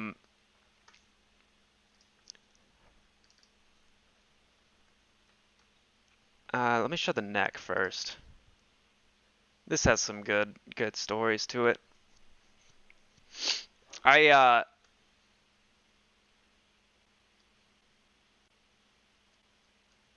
Damn. Yeah. So this all natural long story, would rather not talk about it on the internet. Fuck.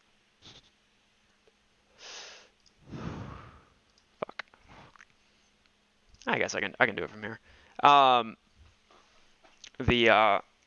Everything that happens right at like the joint, so to speak, of the headstock and the neck. Natural, can't talk about it on the internet just for the sake of my own legal safety. This started off as artificial. I just took sandpaper, I don't remember what grit, and just went at it. But it was much less apparent than it is now. This is all just from playing. There was still a lot of red that was left right here. But throughout just playing, and I normally stick to like the 5th to 12th fret range as far as my playing goes. I'd say like 20% of it happens from the nut to the 5th. I'd say about 75% of it happens from the 5th fret to the 12th, and then from the 12th upward is the rest. This right here, God bless her and fuck her. Still need some years to process this one. I don't know if she got away or if I let go a ticking time bomb. We'll see what happens. But this shit had to get the fuck out of my life. You can guess what her name started with. Yeah.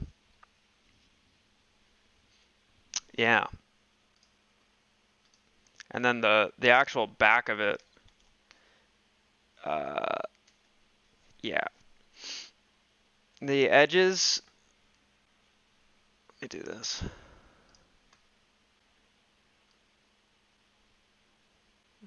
About to cross back over VWAP, that's good. That's a good sign.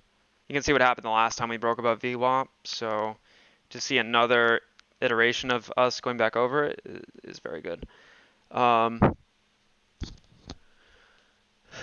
you get a prank in it, but remember the exact night that happened. Do what? When you get a prank in it. What do you mean by a prank?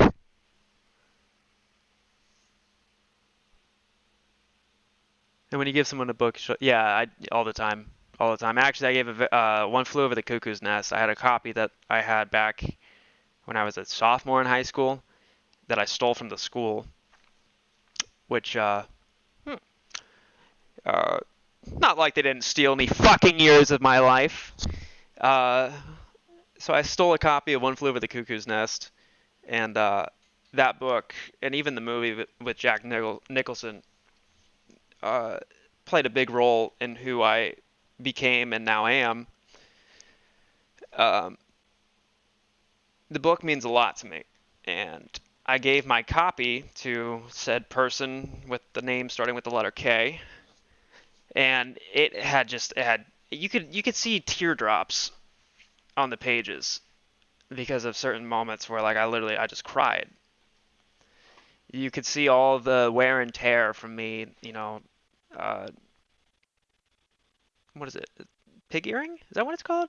What is it when you fold a page? A corner of a page as a bookmark. There's a term for it. Kenny G? No. Fuck. Fuck you. Fuck you for even saying that. Whatever the fucking puppy earring. Puppy something, I don't know, whatever the fuck. When you fold the corner of a page in, as a bookmark, like, I'd say about 75% of those pages had that done. And I had to come up with different patterns. So if I was bookmarking a page I had already used, I would double fold it. I'd fold it inward and then take half of it and fold it outward. And just like dog ear, thank you. All the places it had been through, coffee stains, pizza sauce stains. You had all of the just the aging in general. She even told me it smelled like me, for whatever that's worth. All the forcing it into a backpack or forcing it into a glove box or forcing it into a shelf. You could see where all the little creases had formed from that.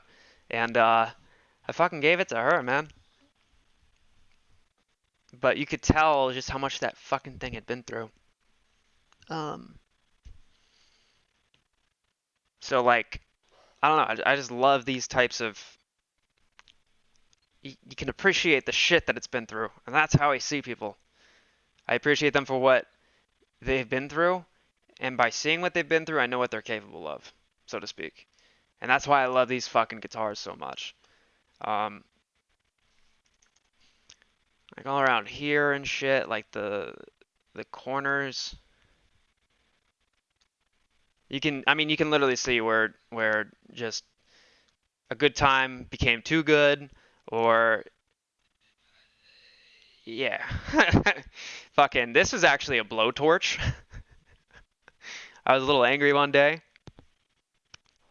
and I took a blowtorch straight to the center of the fucking body, and it got so hot that it bubbled. It actually added some weird tonal effects. I'm not sure how the fuck that became a thing. It makes sense, but it gave it a little bit more grit sounding, kinda. And right here a little bit, and it's just slowly chipped away. Yeah. Yeah.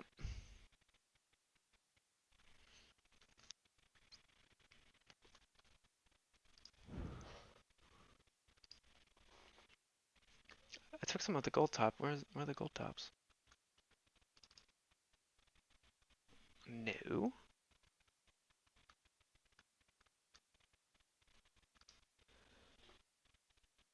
Why do you have to be such a bitch? Date added.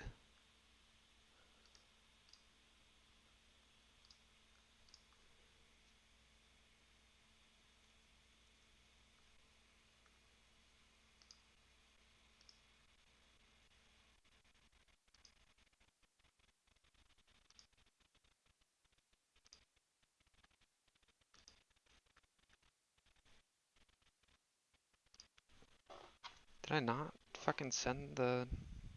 What?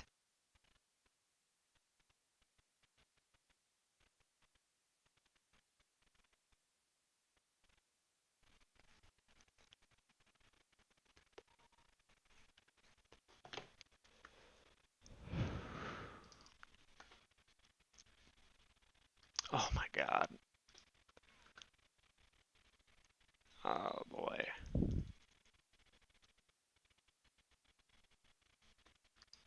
God.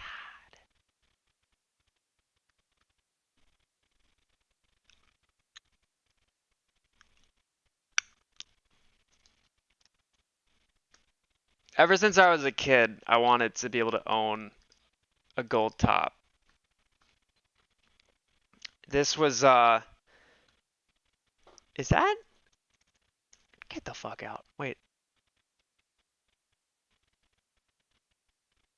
Oh, I thought the finish was starting to check where it gets the cracks. But ever since I was a kid, I saw the footage of Guns N' Roses playing in Tokyo in 1992 on YouTube, and the guitar that Slash used that was forever put in my memory. I just watched it again last night actually.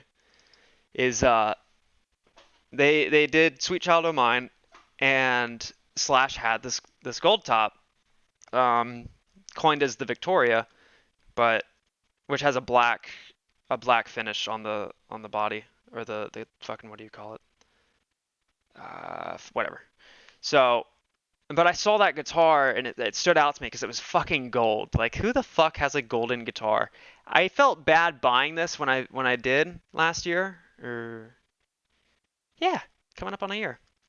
I felt bad because it was like, I don't deserve this. Not only literally, but with a gold finish. Like, I don't play anywhere near fucking that level. And I actually bought it out of needing a backup because this one had a input jack issue that I didn't know what the fuck was going on with. And I also had fucked up that input jack inadvertently by trying to install the Seymour Duncan Slash pickups. I had fucked up the input jack through that somehow. So this was out of commission. I needed a backup because the show was that night, or that night, and it was like around noon. So I go into Sam Ash, and I'm like, I need a backup guitar, something of a Les Paul, and the guy was like, well, what are you feeling? And I was like, I don't know. I'm just kind of, I want to get something good. If I'm going to get a guitar, I want to make sure that it's worthwhile. And he was like, come with me. And they had just gotten these in. There were two of them. One was an Epi, one was a Gibson. And he was like, we just got these in. We're not supposed to have them on display yet. But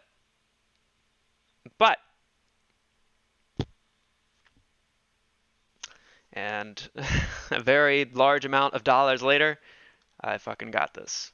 And that was kind of like, that was when I was starting to realize that I could do something much bigger with myself than I ever thought, as far as like careers and whatnot went, and just life in general. Ever since I was a kid, I wanted one of these, and then to fulfill that moment much earlier than you thought you ever would, because I was like 9 or 10 when I saw that footage of GNR. I didn't think I'd be able to get one of these until my 30s, at the earliest. And then at the ripe old age of fucking 21. Yeah, 21. I just turned 21. So, fucking crazy shit, man.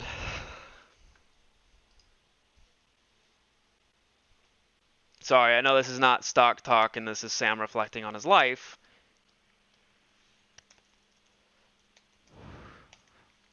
But totally worth it.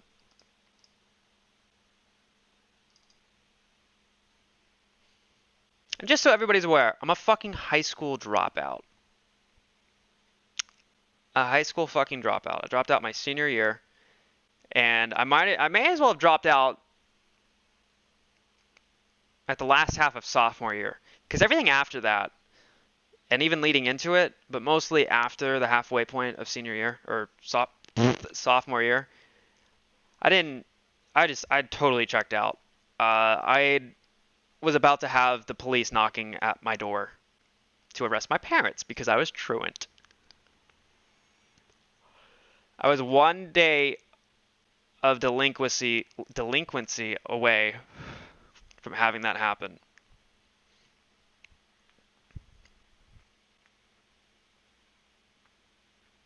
I didn't do my homework. I did well on my tests, but didn't do my homework. got sent to the office a lot.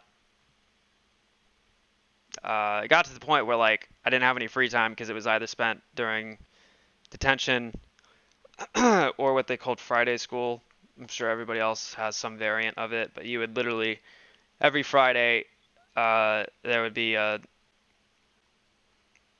session in which one particular teacher would stay after school for 4 hours to have an extended detention time. And if you really fucked up, I think it was like if you got 3 detentions in 1 week, you would get upgraded to a Friday It's school. 8 o'clock. And totally natural stock behavior, by the way. That's interesting that it landed up here. Well, I may have spoke too soon. But yeah, high school dropout, fucking tried killing myself freshman year. On my birthday, yada, yada, yada, yada, yada. I failed my driver's test 3 times in a row because of the maneuverability test. I ended up, my parents were nice enough to rent me a Ford Fiesta, which if you're not automobilically inclined, is one of the tiniest cars you can get. That isn't a smart car. I used one of those to pass my fucking maneuverability test on the 4th go around. Also got a speeding ticket during my first driver's test, as far as like actually driving goes, during the test.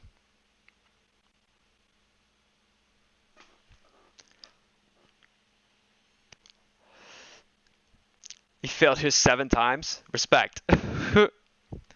The best, yeah, agreed. Actually agreed. I'm the best driver out of any one of my fucking friends. Knock on wood. Have never gotten into a wreck. The only mishap I've ever had is that I was pulling into the gym's parking lot, and the spot that was available was the only one left, and I was in a fucking pickup truck, and I knew that the opening was a little tight, but I started turning in too late, and it was one of those things where you're like, no, I got it, I'm good, yeah, I'm good, and then you finally like let off the brakes so you can accelerate fully, not press the gas, but you're letting off the brake to move faster. And just fucking right into the side of some chick's car. The only thing that saved me that day, because I should have gotten some really fucking messy shit for it, is she had the same name as me. And she was hella cute. And we may have gotten dinner afterwards and maybe had a thing for a little bit. It's one of the best fucking stories to ever happen for me. That's the worst I've ever done.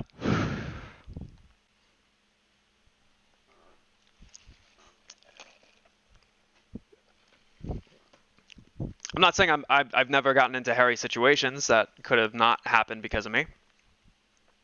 But nothing ever was set in stone. Just a little bit of adrenaline. And on top of that, I'd go as far as to say I've saved my life and my friends that I was driving's lives.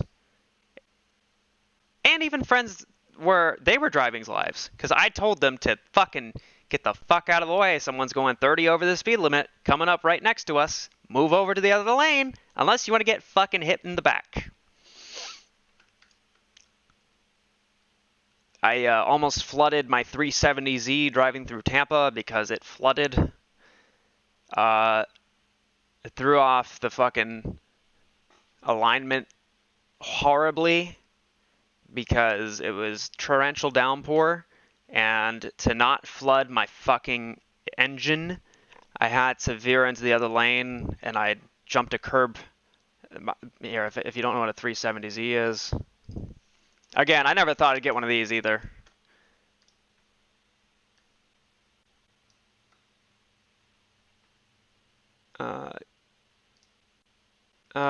That's the Nismo. Fucking, yeah.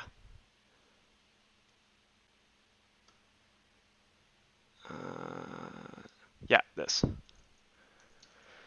Right? It's not fucking nothing super special, but it's a nice car. I'm proud of it. I love it. But almost threw that shit down the fucking drains of Tampa. Holy shit. Ah, shit. I need to call JP. Yeah, so. Anywho, drop out of high school, kids.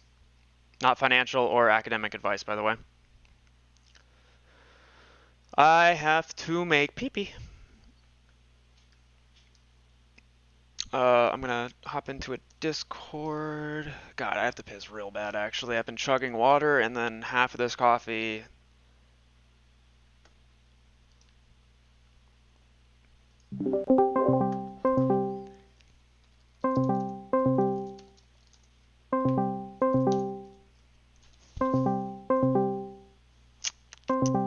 Answer, you fuck. Alright, whatever.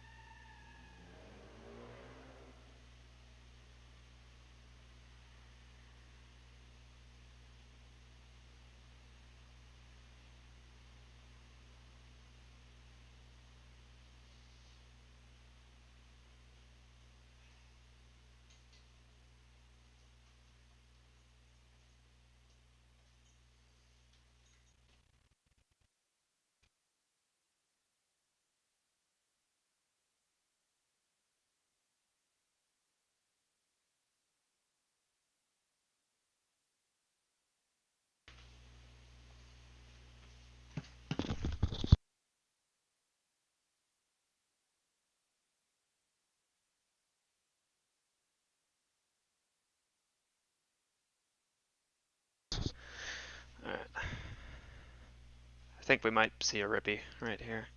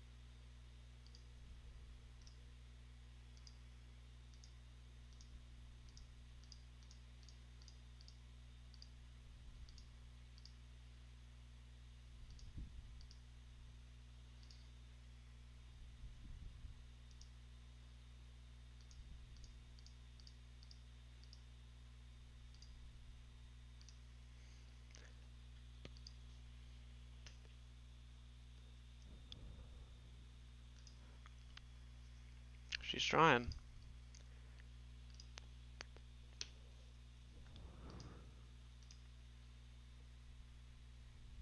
Bitcoin's up 7. Jesus Christ, Bitcoin's about to push 40K.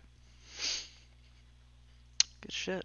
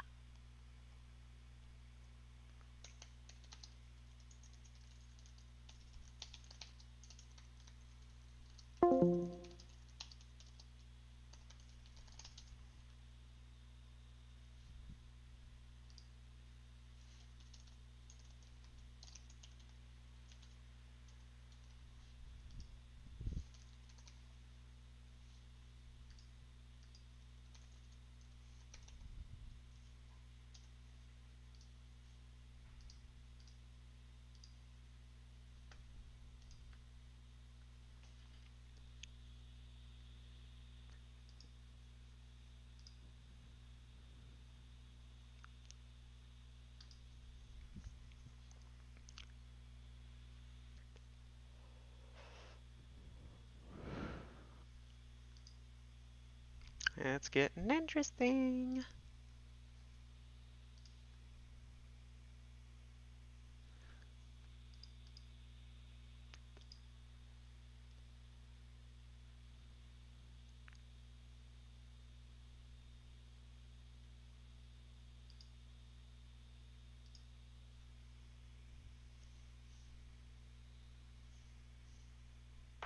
Who the fuck is JP?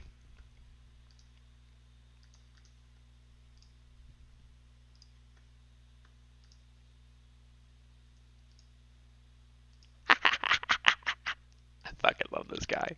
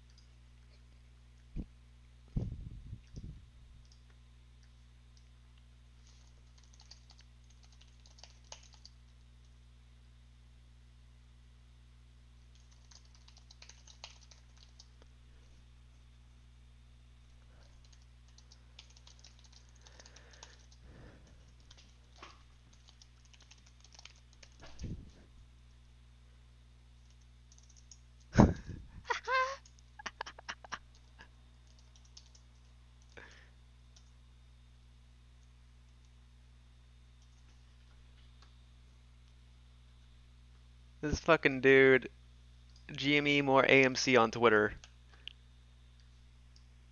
Fucking fantastic. This is the original GIF down here. and then fucking JP was like, can you add a GIF where we're beating this shit out of Sam? And psych bitch, here I come! Yeah, 3-on-1. You can't take him 1-on-1 though, but we all just gang up on him. And then, bitch, here I come over here, fucking, with the load of Reverend fucking Rippy coming through, motherfucker. Oh, Lord, hallelujah. And just fuck all of you.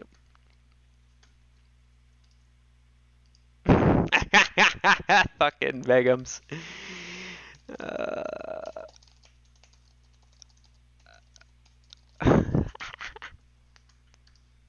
Oh, that's great. That's fucking great. Uh-oh, 3 balls and 1 sack. I do believe that could be the case, sir.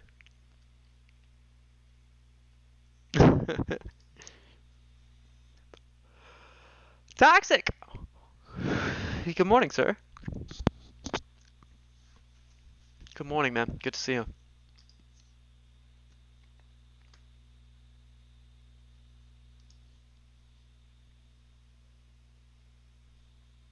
I'm gonna hop in the public Discord, by the way.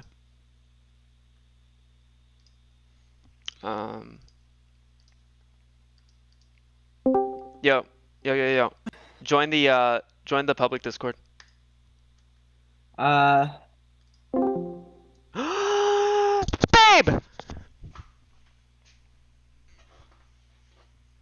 Mr. Bigums. I can't hear you if you're talking. And by the way, I am streaming. So none of that fucking gay shit, okay? None of that gay shit. We can't tell him. We can't tell him. We cannot tell him about our relationship. Fuck JP! Oh fuck! No, I was just talking about my totally platonic financial relationship with Bigums. that's fine, man. I get it. There's just too much love, you know? There's too much love Strictly towards the DD, world. man. It's strictly DD. It's fine, bro. I get it. There's so much love in that man's heart. He's not able to just be with me. Yo, this is the fucking squad right here, man. We need to get fucking JB in here too. I love you What are we guys for doing real though. for right now? Yo, those memes were cracking me up. Dude. This I saw it. I was fucking taking a shit and I saw it. I'm like, oh my god, this is perfect. This is perfect. Oh, the game. Oh man, Game More AMC. He's good, dude. He's good at that. I don't know anything about meme making, but he is considerably better than me. I wish I knew how to do that. Actually, I don't, because I would spend too much time doing it. Yo, Biggins, are you sticking around? Now that I'm done. Are you sticking around for the day? Yeah, what are we gonna do next? Now that we're done with POF, OF. I am live, by the way. Oh, you're live? Yeah. Well, then ask them what they want us to look at next. You know what I mean? No, I don't give a shit. I'm just letting you know. Don't tell them about us. Everybody knows about us. Fuck!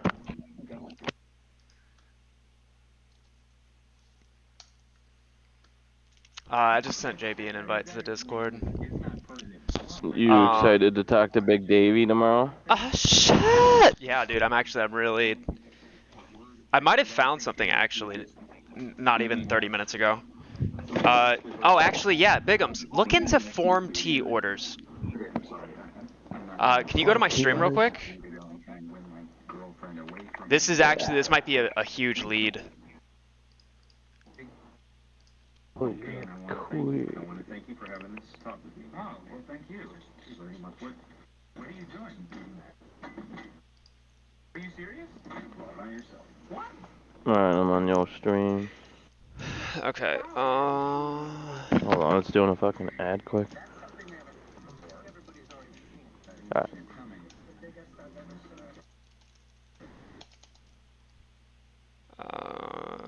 We are thrilled. We finally found See your grass. Views are great, the air is fresh. Get the fuck in here. Yeah, if you guys could just retweet the stream, I need to get these super chats. Thanks.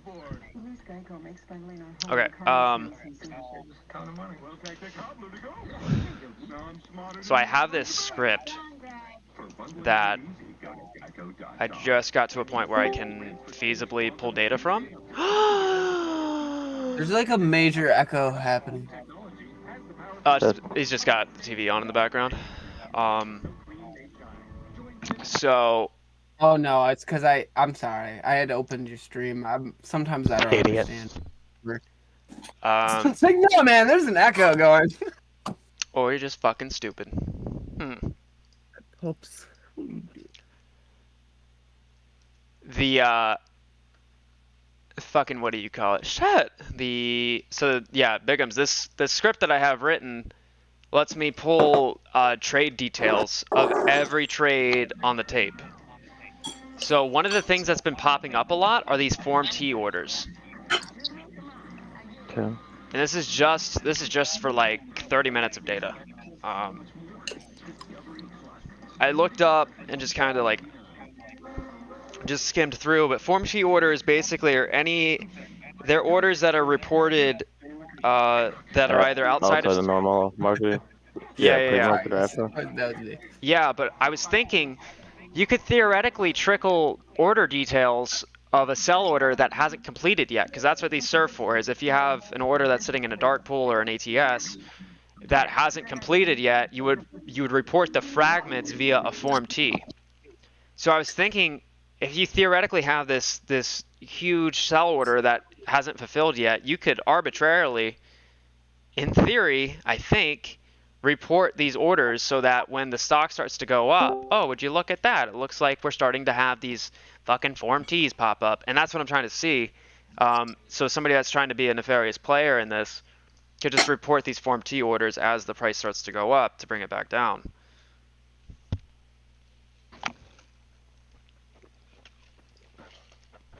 Yeah, I was gonna say they could. I'm just trying to look into the Form T. And I'm pulling orders from a lot of the ATSs. Like there's a London exchange that is really shady. Honestly, I'm surprised that we're holding these pre-market prices. I feel think like this is the reversal, dog. Sorry. I feel like we should be sitting at 36, not 37, 38. Yeah. Well, this is the. So to be sitting at 37, 38, it means that there's like a lot of money. Because it takes a. What people don't understand is like a gap up or a gap down takes a lot of money. And it's not normal to see it happening every day in a stock. So these are directional positions. What's interesting too, and what people have to understand as well, is that if you're long and you get shorted down past your entry point, you have to sell with that. So you're contributing to your own losses by pulling out of your long position, and vice versa.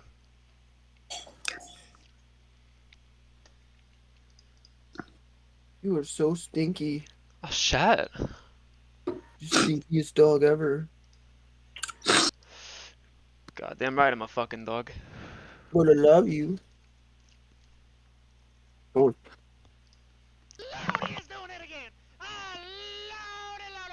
My dog's getting real old. She just stinks.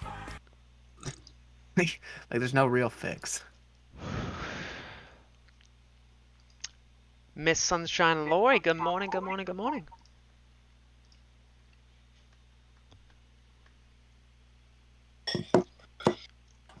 It appears as though we have a heavily lopsided cock and ball pattern forming. As you can see, we have the first ball. It could be a triple ball, depending on how you want to look at it. But as you can see, we have our first ball here, and then kind of like I don't know this is a malformed ball. It's like yeah, I don't know but anyhow, here's the scrot line, which is the VWAP right here. And through that, you should see a very nice, long, relatively stable shaft form as the result. Form T trades are also over-the-counter securities that aren't traded electronically. Yep. Yo, I started watching that TV show, The Righteous Gemstones. It's actually fucking hilarious. I'm the most attractive character. Do not debate me. Go on. There isn't really any. That's that awfully insensitive of you to say, sir.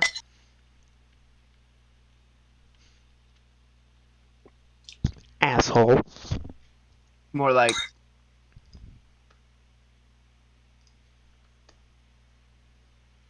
Where did my fucking code go? More like a Step Brothers vibe. Yo, we need to have fucking that GME more AMC guy make a Step Brothers gif.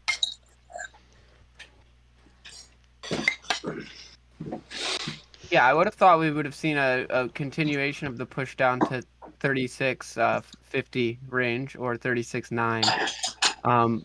I think we'll still see that before open, and if we don't, that's crazy to me. That takes a lot of money. Yeah. I think it just has to do as well with it's however the cycle is, for whatever the reason is, there's just a point where they can't hold it down anymore. It's just super unusual. That was gin. Alright, mate, who the fuck is that? What? That was gin. Alright. Yeah. Gin. Gin, yeah. Yeah, right. I gotta turn you down, sir, sorry.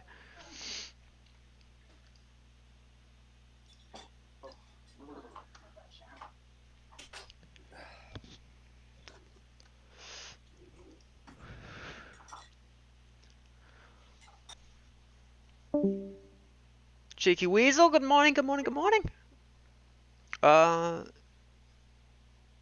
Hey, JP brought me to here. I've got this on low during my meeting. Definitely gonna have to mute it during my turn to speak. Yeah, you're gonna want to be a little conscientious of this one.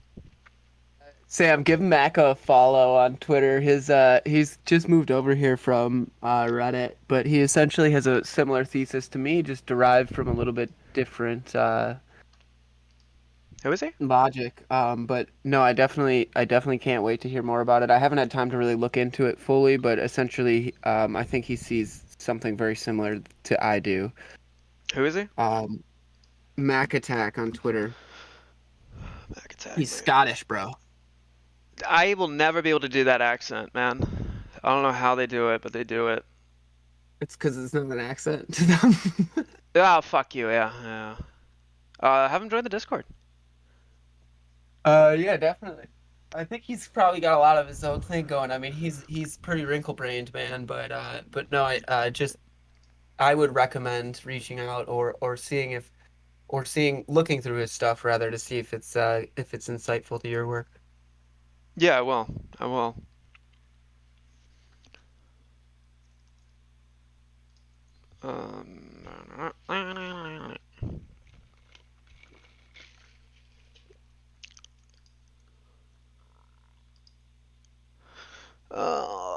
TD Thinkorswim isn't working. Anyone else having issues with this? Yo, JP, are you having issues with Thinkorswim? What do you think about the new rulings? I'm hopeful that it speeds up MOAS and gives HF. Yeah, 010 is massive. Literally as far as like page numbers go, but also with implications and what it would be legislating. It basically gives it creates the win-win for everybody, such that the stocks are covered in squeeze, the markets don't shit themselves and create utter and sheer chaos throughout themselves, and those who are to be held responsible are held responsible. What it does, in the most layman way that I can explain it, is it allows for a repo market where those who need to cover can exchange their long positions, things that they actually have purchased. They can give those over to an SFT agent, a short securities financing. I can't remember what it means exactly, or what the acronym defines to.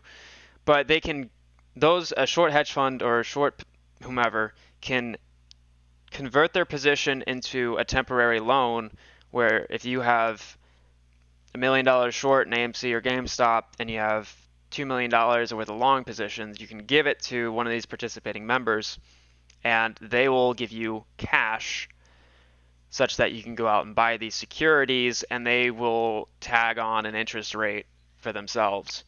So by doing this, rather than selling their long position and forcing downward pressure on the blue chips and all that of which that they're long on, rather than selling those and throwing them down, they can hand them over and still get the relative notional value to then turn around and use for covering. And over time, they can purchase back those positions, which allows the markets to remain safe and allows the markets to continue, all while we have our what is supposed to happen. 010, yeah, NSCC 2021-010. Yo, Sam. E. Do you care if I record my video with your sound on? Yeah, go for it. Alright. So verbal consent? Oh, shut Should be no copyright infringements? You don't have permission to use my voice. You know what? I will edit. I will edit you out, sir. I don't even know how to edit. I dare you to try to edit my man's out, motherfucker. Come on, try me. Oh man, I've never even watched a video of mine to completion. I always get like halfway in it. I'm like, yeah, that's really good. I'm happy. I watch all your videos to completion, man. Oh shit.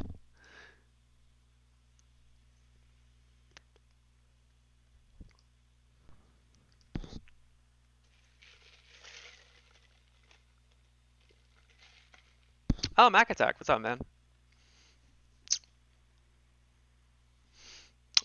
You've read 803 and 010. 98% of the same documents. Hey, that's. I've only been able to read excerpts and paraphrasings of it. I've done a video on it. I don't know if I'm going to post it because I have a hot take that I do, and I'm just letting things ferment and settle in my head as to whether or not I should post it. Yeah.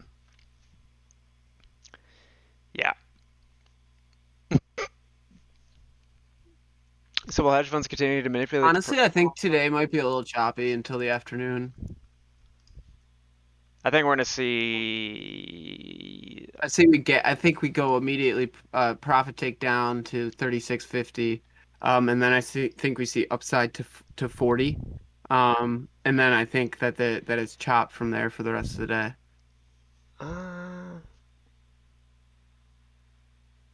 Possible. Very good chance. I think we're going to see There's a massive run up. a major trend line that we have to get through. There's two essentially. One's at 39.25 and one's at 41. But they're both bearish trading theses, and it's still pretty 50-50 in the battle of the bulls and bears. We're in the transition phase. Right. I think we're going to see a hard run up. No price target in particular, but a hard run up at market open. And then come halfway down from that movement, sort of trade sideways, maybe melt down a little. But for the last 3/4 or 3/5 of the day, we're just going to melt up. Yeah, so that's why I said chop for most of the morning. I think that the similar thing will happen. I'm not sure. This is where I'll refer to you and Bigums. Last week we saw, I think the T2 hit Tuesday afternoon and the T3 hit Wednesday morning. So I don't know anything about that. I just know that those would be the dates they lie in conjunction with, and that's where I saw the volume come in. So if you guys wanted to look into that, the thing I'm looking out for this week is another volume spike Tuesday afternoon and then a major push up Wednesday. And what we want is the push up Wednesday. Oh, the FINRA short interest report gets published today. The biweekly report. If you watched my videos, you would fucking know, asshole. I contribute to your videos, so... Yo, chat, can you remind me in about 1 to 2 hours to check out the FINRA SI report? Have you ever watched my videos, Sam? Of course, babe. I don't believe you. Of course you don't.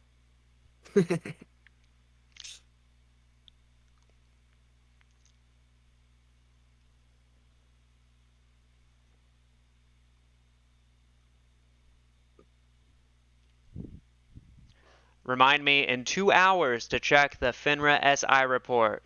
Cause Moon. And fuck you, Siri. What? What? Remind me in 2 hours to check FINRA SI report. Fuck you.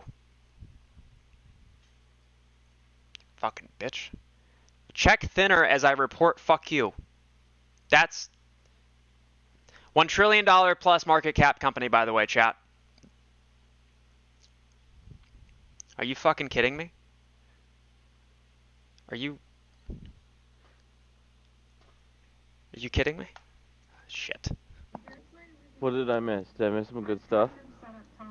No, just the stupid fucking... It's from a... This is what it translated to. If it'll show.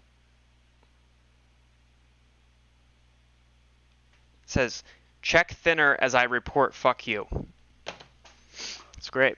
It's great. Fantastic.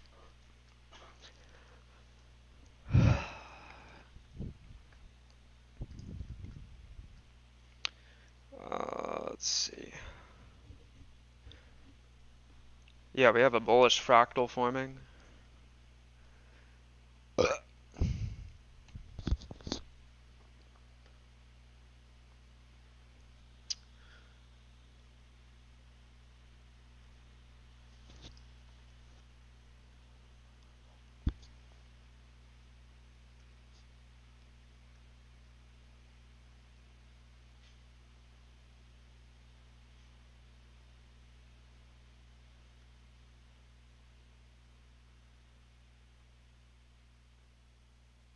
Dude, all I'm waiting for is the market, or not Market Watch, the Motley Fool articles to start being bullish. That's literally when you'll know. It'll be like, okay, it's time for the whales. Touche. Right. It's so obvious too. I mean, nothing's true anymore, right? Like, there's always the underlying truths, like, hey, we have Delta. Like, that's a fear, right? And then they'll use that to their advantage. So, like we were talking about earlier, obviously they know that there's going to be a COVID increase in the winter, right? So, what they do is the Delta strain comes up, and now they have a fear narrative to use. So they use it, and guess what? 10% later, the whole Delta fear narrative goes away. 10% dip down. So they sell their position, put out the fear narrative, and then enter long back in. That's a 10% liquidity pool. We're already back to all-time highs. And lo and behold, the whole Delta narrative's on hold for now. So Right. now what they're going to do is let the market run for another 10% and then do the same thing again, except for it'll be a 20% liquidity pool because the actual COVID cases will be rising just from the weather. So they do the same thing on, like, that's like the big players who do it with the whole market, and then you're obviously getting like hedge funds and whales who have learned the same game but on a smaller scale with AMC. But yeah, nothing's truly true. The truth lies in the middle of everything. And then Did you just they say the word push truth to the like 6 extent. times in a matter of 4 seconds? Respect. Yeah. No, you're right though. You're definitely right. Yo, Bigums, what's your take on everything? What do you think of? What do you think of like the? my wife, my friend. Huh? I haven't been listening. I'm not gonna lie. Oh, respect. He, What do he you? pulled the Merc, bro. Goddamn right. I was gonna say something, but at least he owned up to it. You fuck. What were you guys talking about? Fear narratives that the big players will use the news cycles to their advantage, right? And they'll push and pull on it. So obviously the Delta strain's like a deal, but what we saw was they were pushing a fear narrative. They created a scare which gave them a 10% liquidity pull, and then they entered back long and removed that whole narrative. Now, as COVID cases rise, they're going to do the same thing because it'll be an even stronger narrative. So now they'll do another liquidity pull in a couple months down the road. Yeah. Oh yeah, they'll keep doing it. I mean, they've been doing it the whole time. For forever. Yeah, it's the same thing with the inflation narrative too. One week inflation's not a big deal, and the next week it's like, hey, it's fine, no worries. Well, I mean, 1 week's a huge deal, and the next is like, hey, no worries. Fuck. What was I gonna say? But yeah, I think the same. Sorry. Oh, JP, what's your take on? What are your guys' takes on how AMC and GameStop almost look like hedges against SPY? Yeah. Oh, I think that they're not really. So I think it just comes down to the amount of liquidity someone who's short has.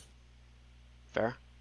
So obviously it's not like a true negative beta. Like a true negative beta is like SQQQ. Every no, point. have you not seen the there's Bloomberg terminal screenshots that get Yeah, released? let me it's showing finish, like a 'cause negative 16 on GME. Yes. So let me finish. Sorry. A true negative beta is like Finish all over, babe. Right. So it's like so if you have an SQQQ position and QQQ goes down 1%, right? SQQQ will go up 3. That's locked. That's a true negative beta. You're seeing a historical beta for AMC and GameStop. It's saying historically when the whole market has gone up, AMC has gone down, whatever the beta is. So that's not a true beta. That's a historic beta. For instance, we see on Monday and Tuesday last week, AMC was green, but so was SPY, right? So it's not truly a negative beta. It's just the historical average. And I think that stems into the fact that if you're short on AMC, right, you need to have margin requirements, and that's based on the amount of liquidity you have. But you'll be long on other stocks, right, like the whole market.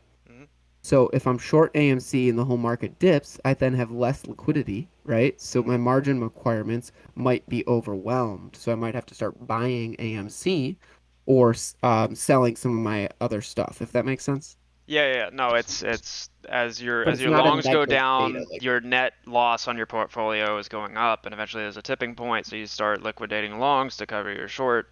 No, yeah, they'd start buying the shorts to close, rather. Right. But to do they that, don't want they're to using their liquidate longs. Yeah. I got So it's not a true negative beta like people I think have been implying, but because that's just not accurate. It is a negative beta saying historically when the market's gone up, this has gone down, right? Mm. But it's not like SQQQ or UPRO or any, you know what I mean, anything negative. I gotcha.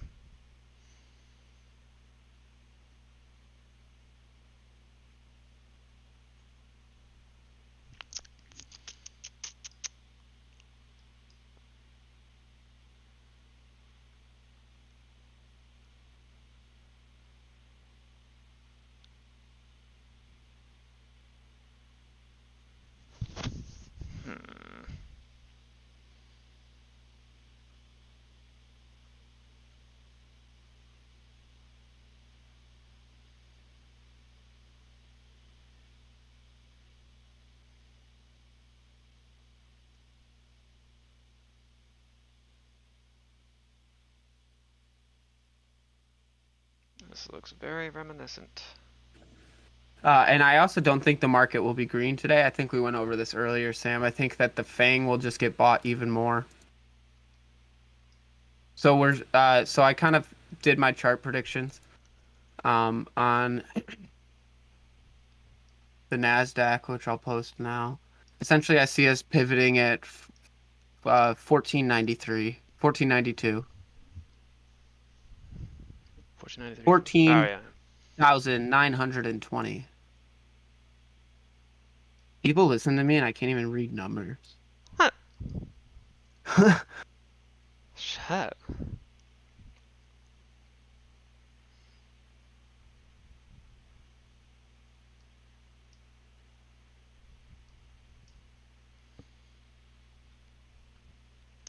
It's gonna get real interesting. That's all I know. We're just showing a lot of similarities from before the run up back in mid-May into early June. The OBV patterns are starting to finally show up.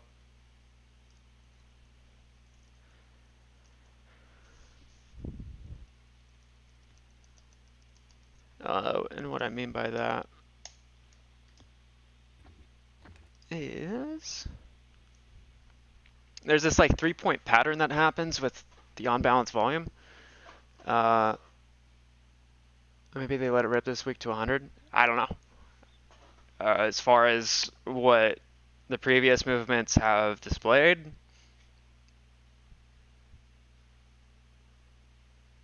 yeah, I mean 100's out at like would probably be a halfway point relative to what it did the last time from 14 to 72.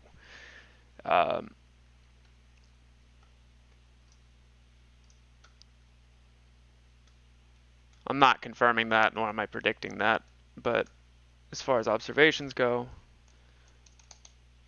yeah, that's what that would come out to. Go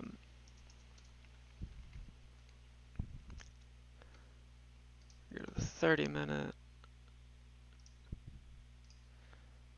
Fuck.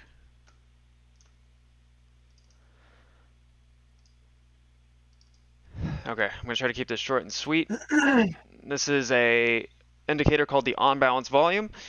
On-balance volume is, the simplest way that I can put it, is a momentum indicator that's summing up and tallying movement that is bullish and bearish by adding up volume that comes from either a green candle or a red with the given time frame you have selected. So here I have the 30-minute. So if a candle closes green, it's going to take all that volume and put it into the bull bucket. If all of that volume closes red, it's going to put it into the bear bucket. And then this line is the teeter-totter between. Anytime that you see it going up, that means that we're having a lot of bullish volume and vice versa. What normally happens when I start to see this bullish movement, and this is what should have continued, I don't know what the fuck happened here, but we know it's fuckery. It's these 3-point patterns going up, and I'm sure there's some fundamental explanation that JP can cover, but these movements of, I called them like shark fins. Should I be listening? You can be. Let me finish my fucking bullshit. I call these shark fins, where they start below and then come back up, and they look very reminiscent of a shark fin. You'll see 3 of them, and then violent movement up. 1, 2, 3-ish, and went into a correction. But here you go right here. 1, 2, 3. And depending on the time frame, you kind of have to judge it by eyeballing it. You know, you would call this 1. I would say this would be 2, 3, and then there was some contesting that happened at the 4th, but then it shot up. And it makes sense. I mean, if you have lots of buying coming in versus a lot of selling, but ultimately by the end of those movements, your buying takes the cake, then that would reflect on the price chart, which is exactly what we see. But the OBV is kind of it provides a lot more clarity than that of a price chart because it's much easier to let emotions get in the way when you're seeing things in terms of a dollar sign and then some value versus just here's a line or a few lines in this case, and it has to do with volume, so your fucking price can go shove it up its own. It takes away that bias a little bit, and because it's volume, it's the writing on the walls, whereas the price is the wall. But this has been an excellent, I hate to reuse the word, but an excellent indicator. It's been an excellent forecast device. Are you talking about OBV? Yeah. I've never found a successful way to use that with any sort of consistency, and I tried for like a week. And I'm pretty smart with technical analysis. I would Dude, just say OBV is that the fucking shit. That's how you can tell if you're gonna get rug pulled or if you're actually gonna go to the fucking clouds. Oh, man, you can tell that with every other indicator, like stochastic, RSI, relative volatility, relative. None of those account for volume. None of those account for volume. Actually, stochastic does. No, it doesn't. I think it does. It No, has it doesn't. MACD in it. MACD doesn't account for volume either. Again, OBV is not consistent. What you're showing is, to me, doesn't seem like a consistent plan. That's what the point of it is, though. It's supposed to reveal the inconsistency of the price. If you see the price falling down, but the OBV isn't falling at the same velocity, that means that those who are selling are just taking advantage of the spread. Zero way to determine when they're going to close their short position. No. You son of a bitch, listen. No. I've been talking about OBV on these charts since fucking April. Yeah, I know that everyone's been talking about it. I'm just saying it. To me, if you want my 2 cents, there's many more consistent ways to determine This is just a piece of it. stock pivot. You're right, but this is just a piece of it. This isn't. I'm not saying this is the absolute all-telling fucking indicator. What I'm saying is that the patterns that we're seeing right now are very reminiscent to that of which occurred back in mid-May into early June. That's been one of my key items that I have to check off before I can say, I'm feeling good about what we're seeing. You use whatever indicators you want, my friend. I'm gonna use it dick in my mouth, dude. Oh shit, banned. See you guys on Twitch.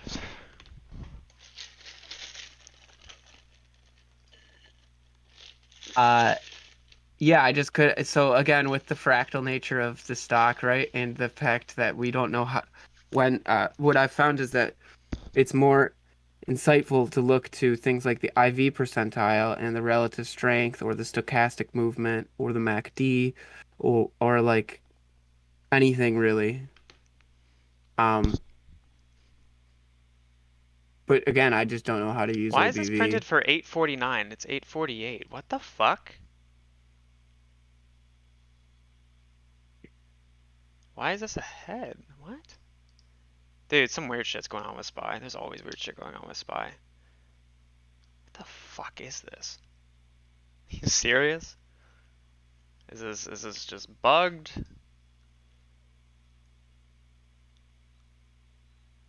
Wow. Totally normal stock movement, ladies and gentlemen. This is exactly what a healthy stock, non-manipulated, and totally fucking innocent stock looks like. Nothing to see here. We talking about AMC? No, Spy. It printed. That's moving totally fine. No, I'm looking at it right. Maybe it's a Weeble thing. I don't know. But literally, I see a huge candle. It goes all the way up to 439.94. That printed a minute before the actual time. Am I fucking back yet? Hello? Jesus fucking Christ. Is it possible? Is Spectrum a public company? Oh, shit. Yeah.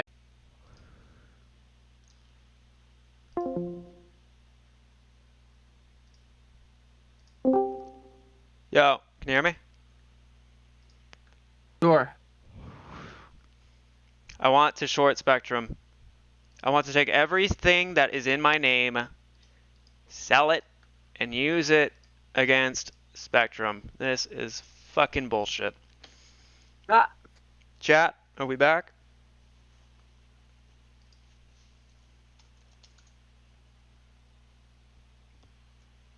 I was pushing fucking 70 viewers and that fucking bullshit happens. That is so fucking unfortunate. What happened? There's fucking internet cut out.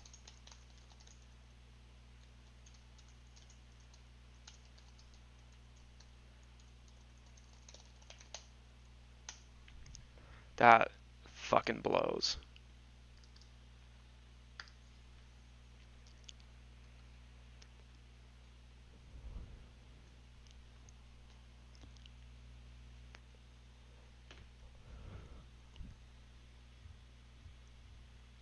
UK people using free trade, they've just announced live price fulfillment finally. What does that mean?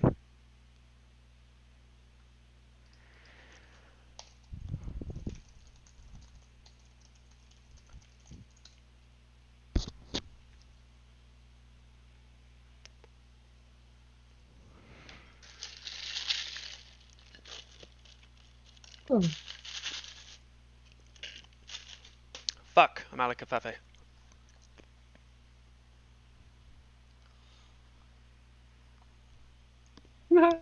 Yo, Big Ups. Every time I watch the fucking AC Big Ups skit, I can't stop laughing. That shit Man. made my night last night, by the way.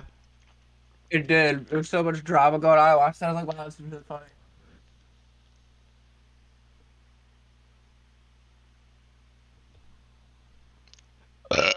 Oh, shit.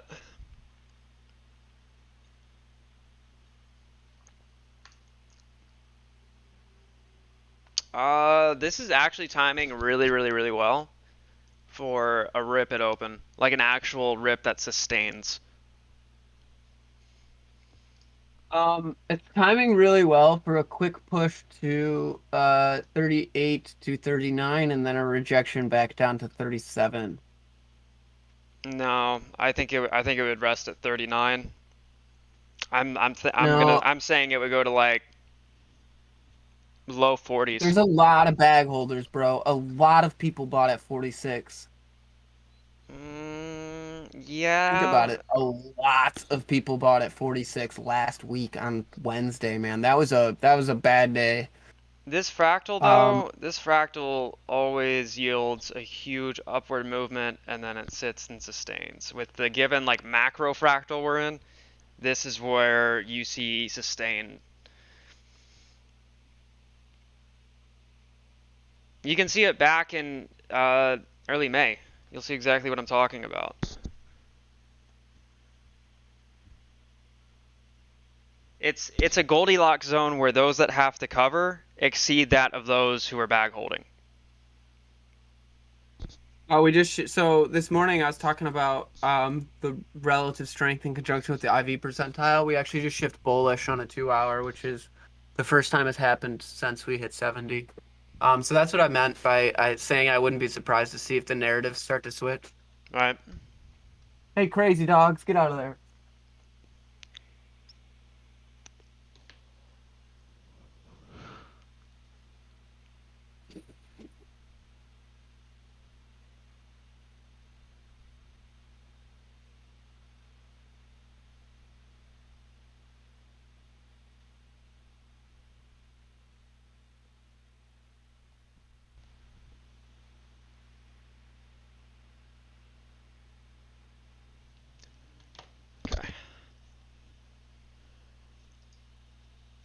How we doing, chat? Good morning, good morning, good morning. We're about to enter pre-market for 9 a.m. T minus 2 minutes and 10 seconds. This is normally when you'll start to see bigger players enter the game. When it's like the power hour of pre-market, so to speak.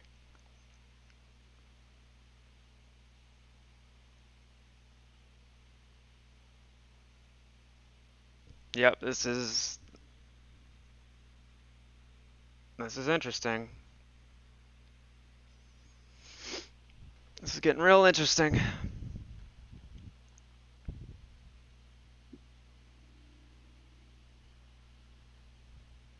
Them fractals are looking good because they're starting to show some real fucking teeth right now. Yep, look at this. Yep. First time we've been bullish on a 2 hour. We're bullish on every single time frame up to 2 hours. And that's just using the relative strength in conjunction with the IV percentile to create a preferred buyer zone.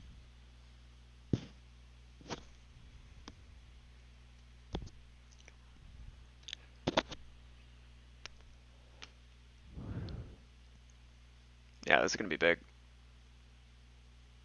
This is gonna be big. Again, this week there's definitely some downward. There's a lot of calls that are out of the money that don't have enough open interest for me to think that they were sold to open or bought to open.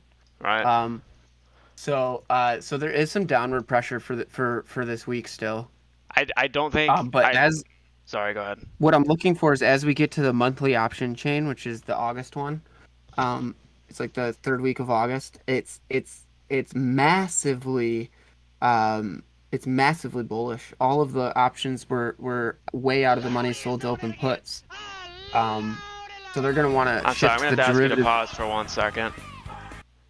Goss. Loaded. Thank you for your money, idiot. Fucking tax-free, tax-exempt. Oh, hallelujah. Why is 9 that o'clock. tax-free? The church is astro, bitch. Robin Hood is gonna save us. Fuck you. Get the fuck out of here. Yo, AMC Collector, thank you so much, man. Thank you.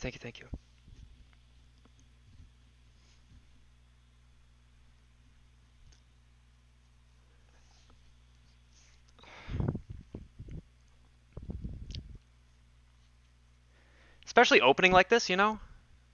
Like with this being the sentiment going into the week. So now I'm thinking that we'll reject at 41 and then hold down at 39, 891.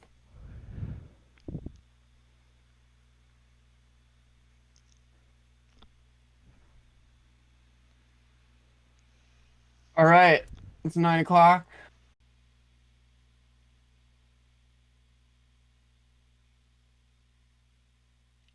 Jesus fucking Christ. Yo, chat, you still here? Fuck me.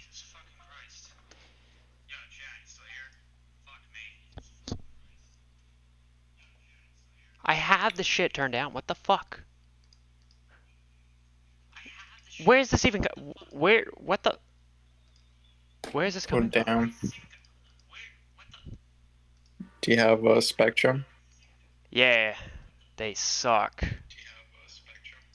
Where? I don't have the stream open anywhere.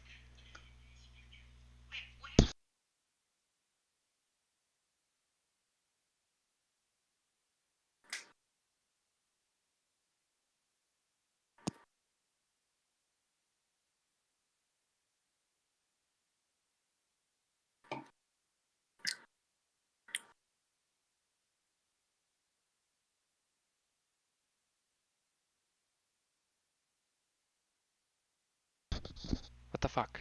I don't know what the fuck is happening here.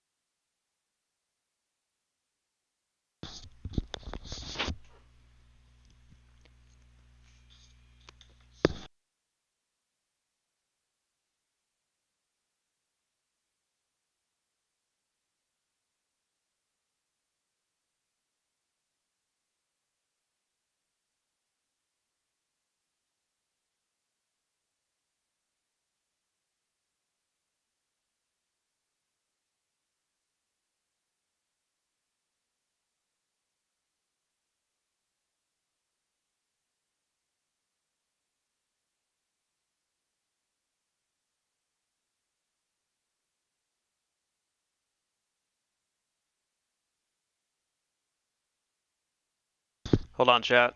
Sorry.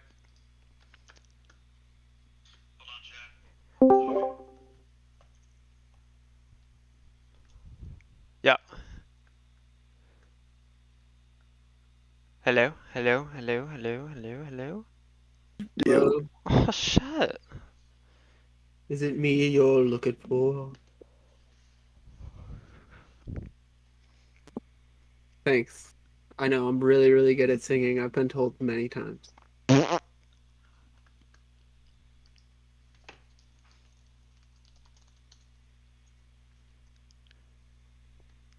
Yo, whatever happens to Adele? Is she like fell off the fucking radar? Rolling in the deep. I don't know, man. I feel like it was really good, and then like I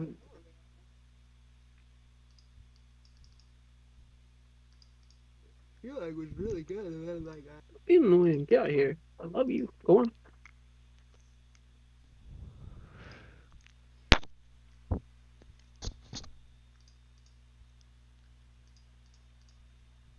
Alright, chat, let's try this again. How's everybody fucking doing?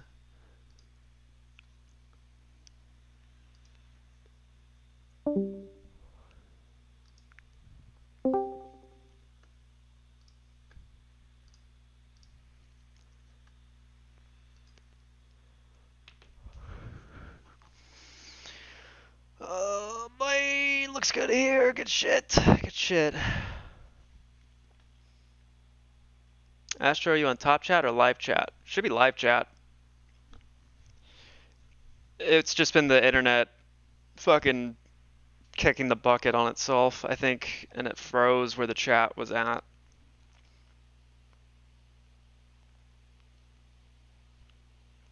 Mac Course doesn't have these problems. You need to get your head in the game, rookie. LOL. Fuck you, bitch. Here, you want some Mac Course? I got you. No problem. All good. That's fine. Alright, chat, new rule. If you want any form of interaction or communication from me, you have to super chat. Okay? Very simple. And then we're gonna put on the real entertainment, because obviously we know it's not this gorgeous fucking face. Absolutely fucking not. No way. So we're gonna go to the real entertainment. I've got a lot in store for you. 10 hours of it. Fucking just sheer quality. I got you. Don't even worry about it. I'm gonna explain what it means to buy, and what it means to what an option is, and everything in between. But none of the details you care about. I'm just gonna reap on the same fucking point over and over and over and over and over and over and over and over and over. You entertained yet? And over and over and ducks and story time. And here you can see ducks. And as you can see here, this is what an RSI is. And this is what a MACD is.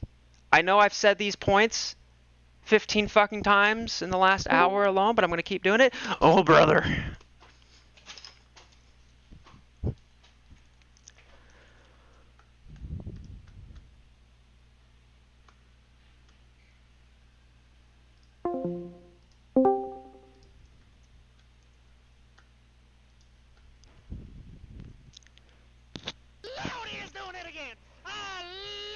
Dude, all I'm waiting for.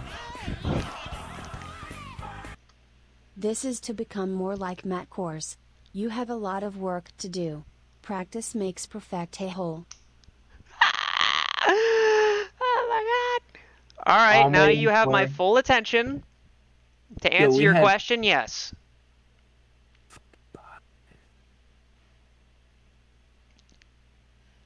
Ducks! What were you saying, JP? I said I'm only waiting for one thing. For that bullish buy signal. What is that contingent on? RSI and IV percentile.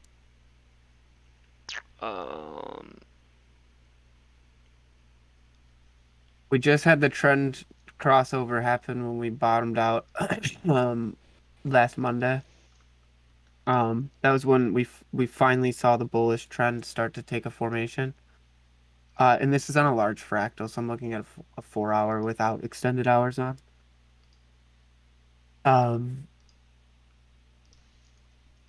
Huh. IV wise, how far are we from a confirmation of a crossover? We need like a solid 4-hour bar. So we need like a good for day of bullish price action, if that makes sense. Gotcha. Yeah, yeah. Because it doesn't want to catch right, like it doesn't want to bottom out until the IV wants to stay neutral. So as we're in this choppy state, it's not going up. Abby, good morning.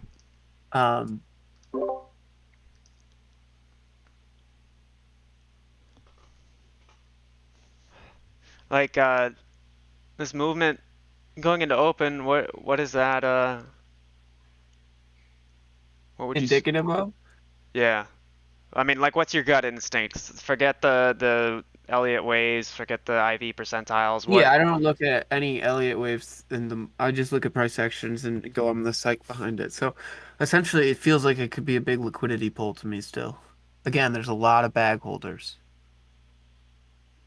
Does that make sense? Because so many people in the past 3 days have bought way above this price. There's naturally going to be just a lot of bearish trades. So let me look at the volume profile real quick. Because here's my wait. Let me ask you this. So with where we know there are bag holders, so to speak, what is that price level? And then so correlate. Wait. Correlate that back to this theoretical margin that shorts would have to maintain. Is that high volume point? No, that's so far out of the question.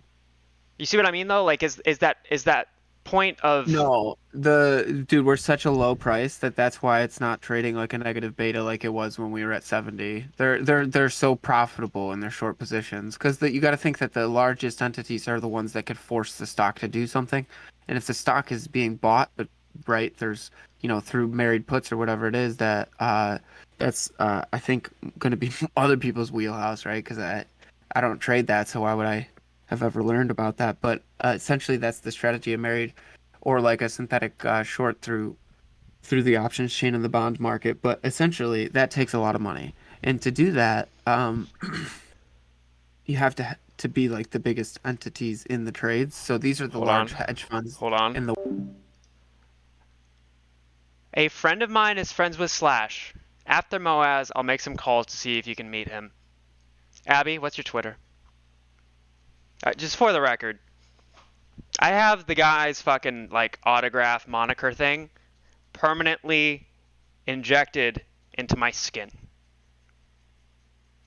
Please give me your Twitter.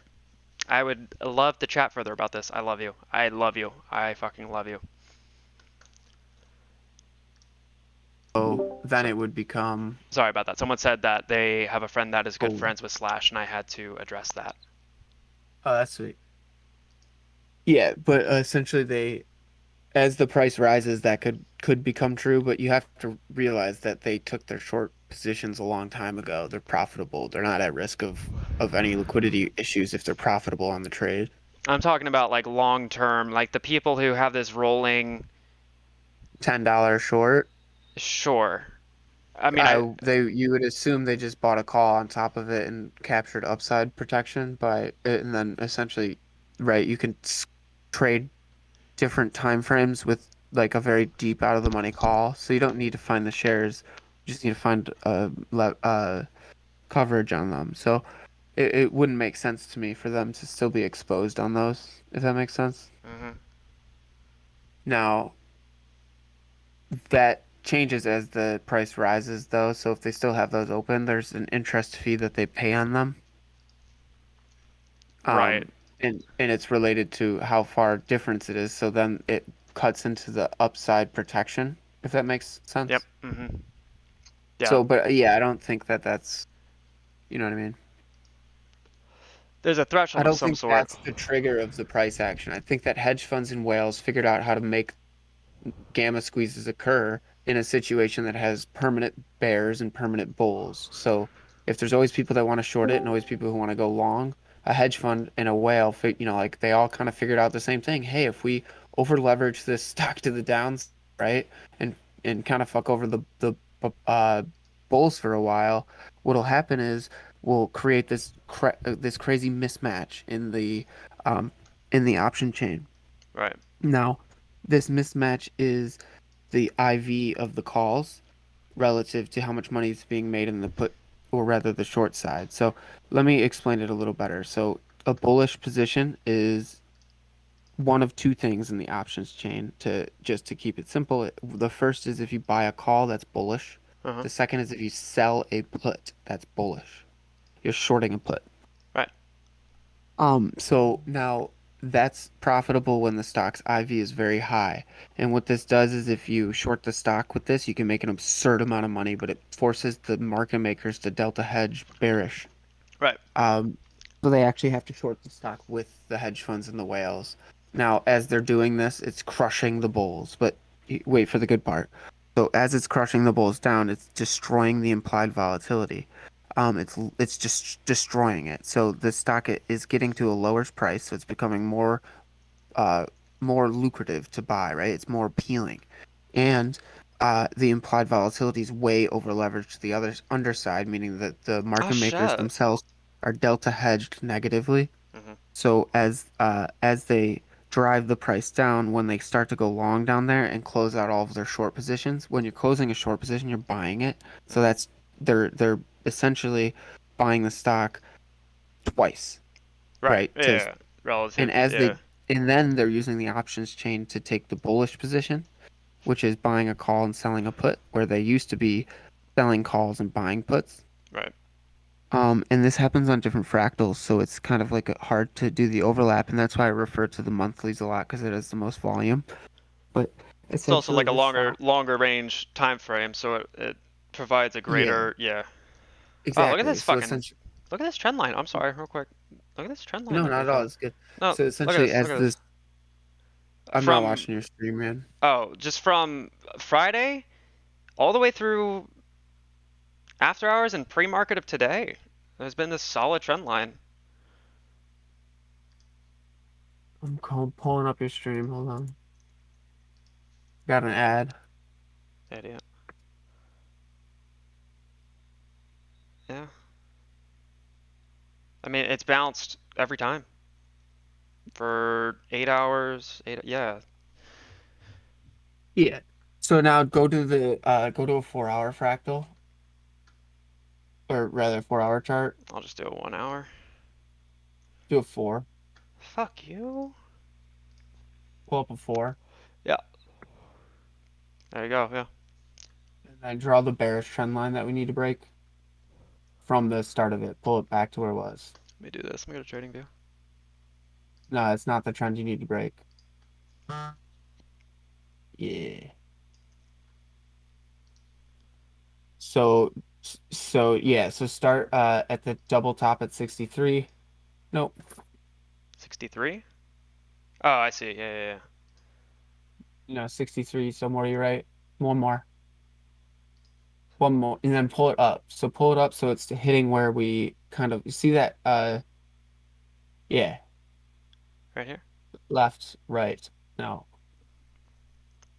You're the worst boppet I've ever had to deal with. You see where we started taking the big bear trend? Yeah. It's So a bull no, flag. a little higher. So you want to hit the arc, bro. Yeah, but start at the other one. Oh, I see what you're saying. Right here? Yeah. So that's the bearish trading thesis. So start at, no, one more left. The peak to your left, yeah. Nope, and hit the arc. I'm sorry, man. This is so hard to describe. How about now, babe? You happy? No, you gotta pull it Fucking up. shit. Give me a fucking date. I want to date you. Band. I don't know how to help you. You're not following the instructions. I'm literally not. You're like a fucking schizophrenic navigator. I can't fucking tell what the fuck you're saying. You almost have it. Oh shit. Whoa, whoa, whoa, whoa, whoa, whoa, whoa, whoa.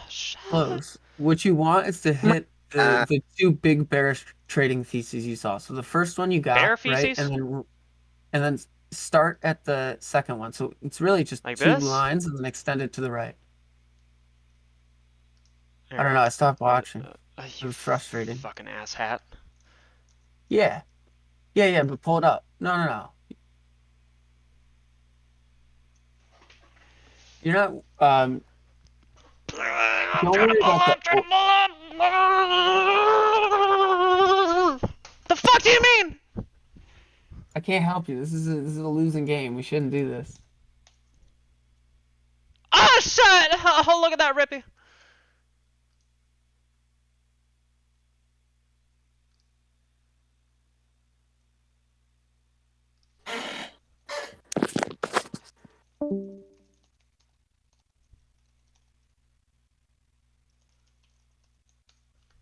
That's beautiful. Oh shit! That's great.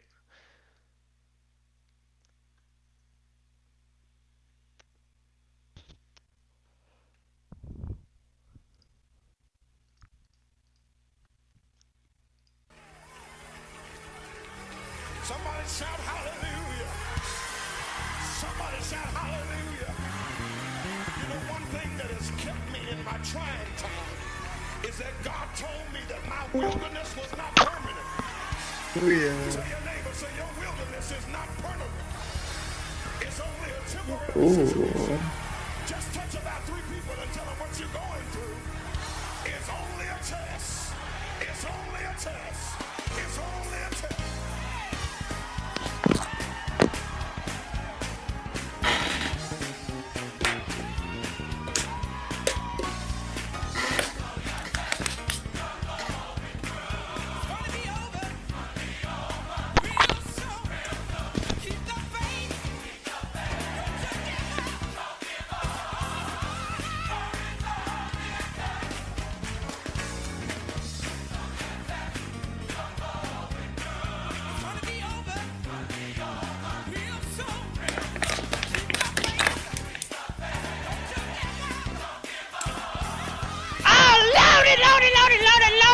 Give me hallelujah, motherfuckers! Give me your super chats and your donations! Hallelujah! Tax free exempt, motherfucker! Church of Astro coming through, baby!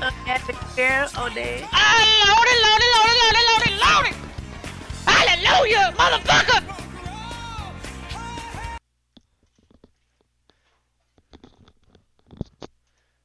Just getting started, motherfuckers!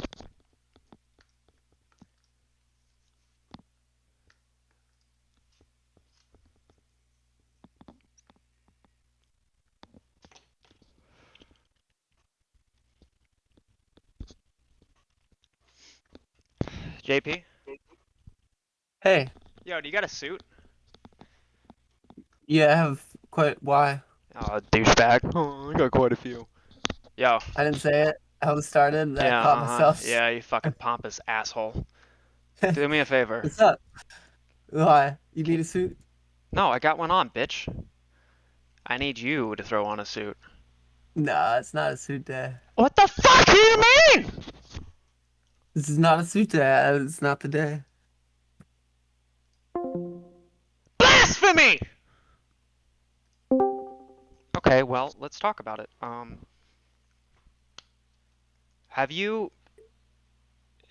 you familiar with that is Rippy?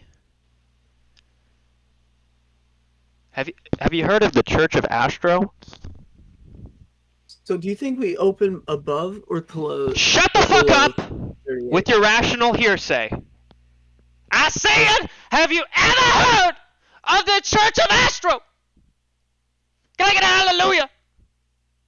Bro, you should watch that show. Shut the fuck up! Can I get a hallelujah? I watched If I can't get a hallelujah, shut your fucking mouth right now, child! No. Hallelujah! Whatever the fuck that was. Praise be to Rippy. Now, my child, I said, have you ever heard of the Church of Astro?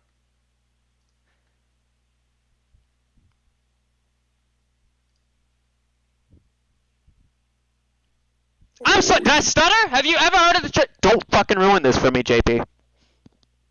Am I supposed to be watching your stream? I'm very... Fuck! Yes! I'm about to drag you into the confession channel.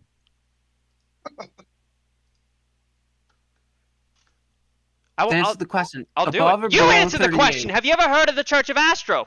I will fucking drag you right into the confession channel. No, By your fucking feet.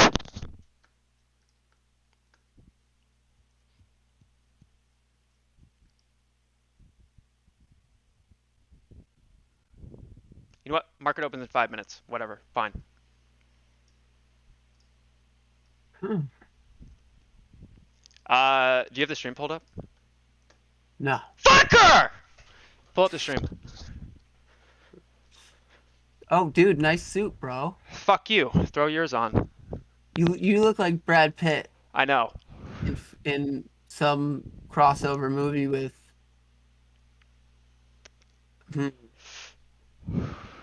Your mother? I know. Okay. Maybe like a Fear in Las Vegas? Fear and Loathing? And your mother. Okay, so you see right here the... Fuck. Hold on. Look at the gamma line. We just bounced off of here. Yeah, bro, that's what I'm saying. It's all about the fucking money you can make, and they figured out how to squeeze the market makers. Now the market makers will have... So just like they just fucked over the bulls, right? So this is where the news narratives and everything start to come in. So they have to create a situation that like eventually everyone's happy in, right? So because that's their most profitable way to do this.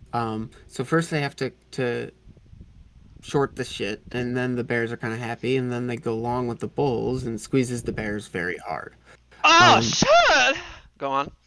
Right, and that's how both sides will be happy, and that's how you get the two shifts in news narratives. But yeah, essentially, I think that this week we'll see all these bullish articles start coming out on AMC, and that's the large hedge funds in Wales who figured out how to gamma squeeze stocks. They essentially play into both psyches of each party.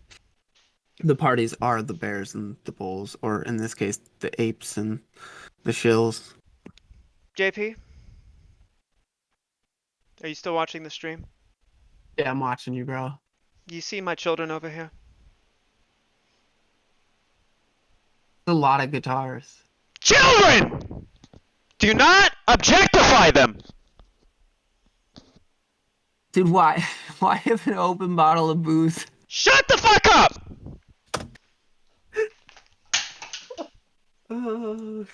Take a swig. Do not take a swig. Oh, fuck. Oh, boy. Now! Do you see my children over here? These are followers of Reverend Rippy! Did he just leave? He did not just fucking do that. He did not just fucking do that. JP! Oh, that disrespect. And fuck you, JP. Fuck you! Chat! Everybody spit on JP.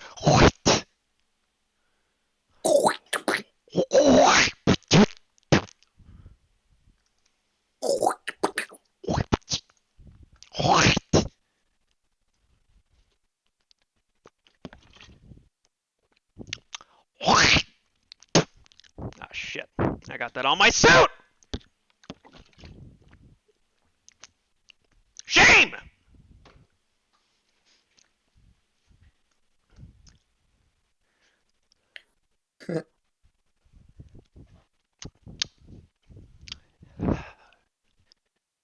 Buckle up, bitches!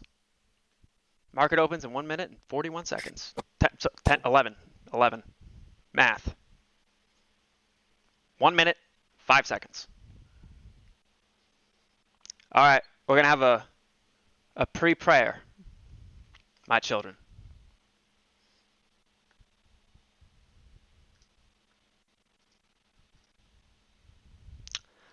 Alright. I'm disliking everybody. Disrespect and blasphemy! Dear Lordeth in heaven, that of which is sitting at his computer screen with TradingView pulled up, our Lord and Savior, Keith Gill. Can I get a hallelujah? Our Lord and Savior, I said, can we get a hallelujah? Discord! Alright, fuck you. 18 seconds. Hallelujah! Our Lord and Savior, Keith Gill, please grant us thy Rippy. In the name of the Lord. Pretty fucking please. That of which may bring green candles. And tendies. And rocket fuel. In our Lord's name. Hallelujah! Amen. Here we go, bitches! Amen.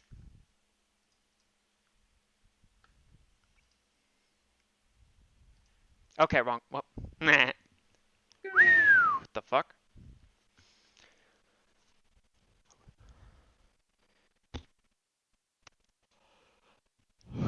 This is gonna be interesting, chat.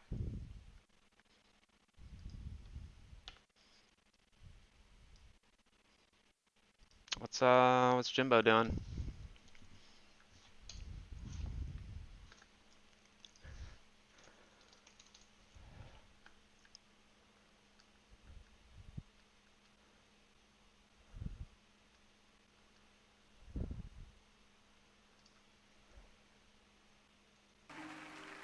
Ladies and gentlemen, Donnie McClurkin.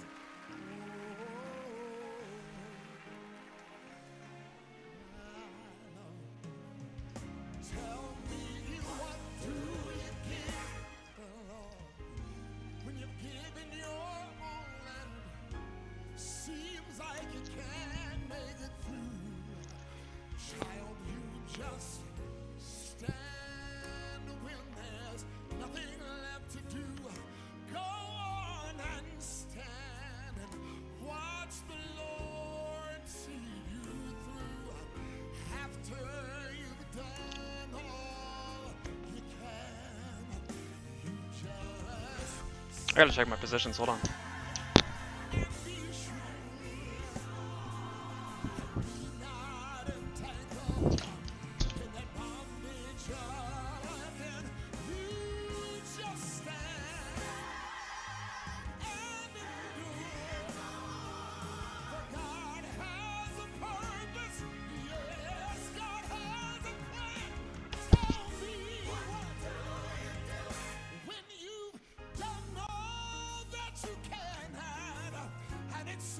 What the fuck? Ooh. Yeah, Jimmy has like no volume. 50k and then whoa. Wow.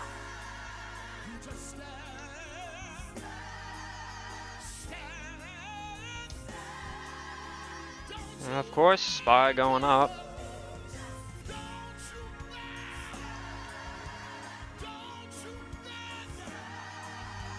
Okay, this is actually not the vibe. This fucking... We can do better than this.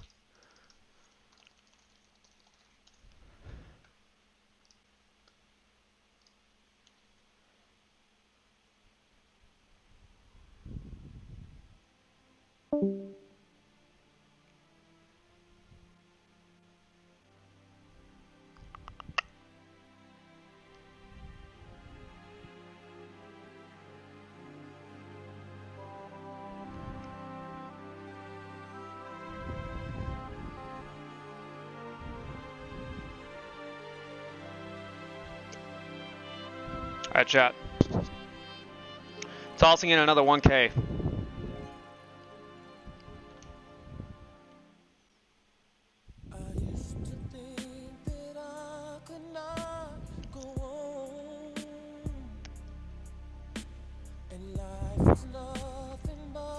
Buy the dip, bitches! Not financial advice, by the way.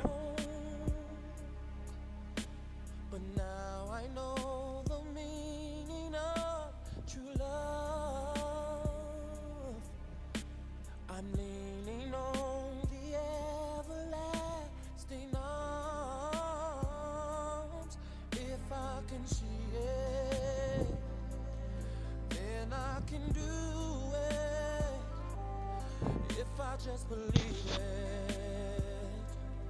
There's nothing to it. Wait, why is my fucking deposit not hit? I believe I can touch the sky. I think about it every night. Spread my wings and fly away. I believe I can soar. 24 shares. Added to the fucking collection. I believe I can fly. I believe I can fly. I believe I can fly. Let's go! Green! Oh, Lordy! Oh, Lordy, the light of God is too bright! Oh, give it to me!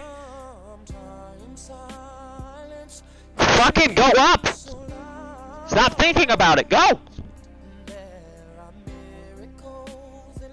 Oh, Lordy! Can I get a hallelujah? Give me a hallelujah, come on, bitches, come on! And your super chats, come on, give it to me, give it to me! Come on, squeeze! Oh, Lordy!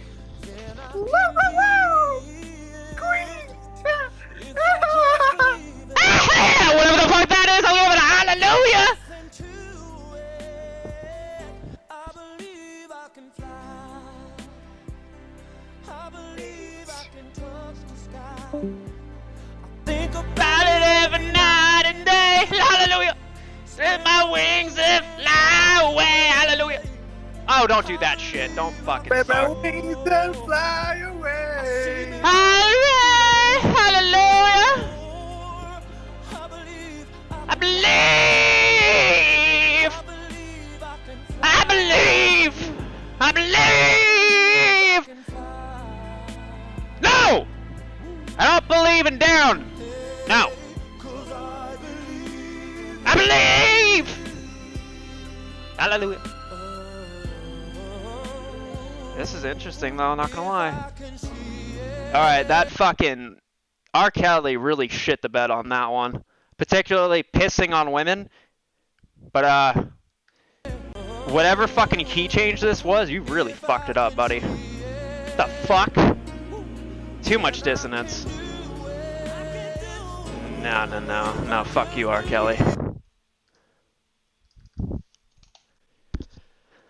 Where the fuck? Ah, Lordy! Come on, baby. Can I get a 39? Oh, we got the 39. Come on. Where's my fucking tunes?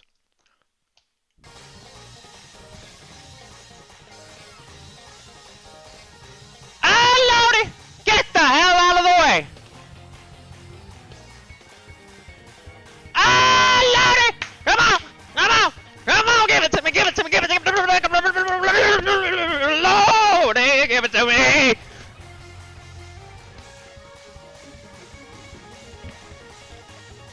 Good fucking God!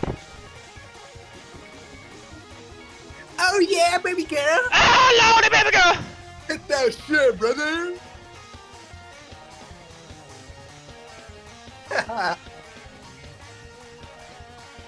Chat!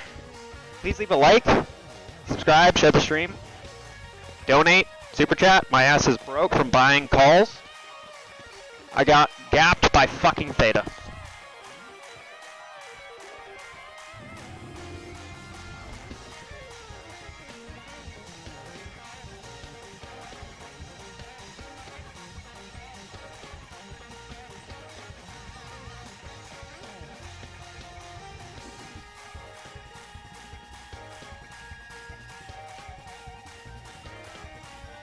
Okay, so I was saying that earlier in pre-market, I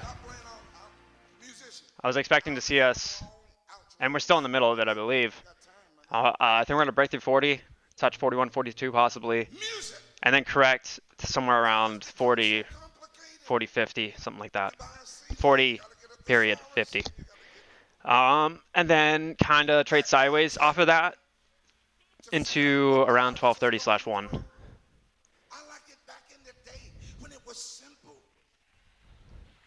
Preach, brother! Something for Grandma. Grandma in there too. Grandma Keith Gill! I know you thought you was gonna get that tulip pop. I'm not doing that tulip pop yet. Hallelujah! I'm gonna do some music that you enjoyed when you were 18. When there was Rippy. Y'all enjoy all them little ones now. Lil Wayne, Lil Boosie, Lil Rufus, little everybody. Yo, respect. I like this guy. Over when she was 18 years old. Give me F sharp. F sharp, baby. Come on. Who on the organ? Yo, this dude's actually dope as fuck. Give me Michi on the piano for this right here. Yo, this dude's actually fucking lit. I'm not even religious. I used to be. I was raised Catholic. But I would go back to church for this shit. Uh-oh.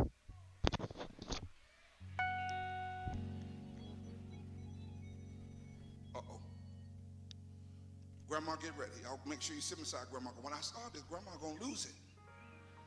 Because Grandma ain't heard this song in years, right? Here we go.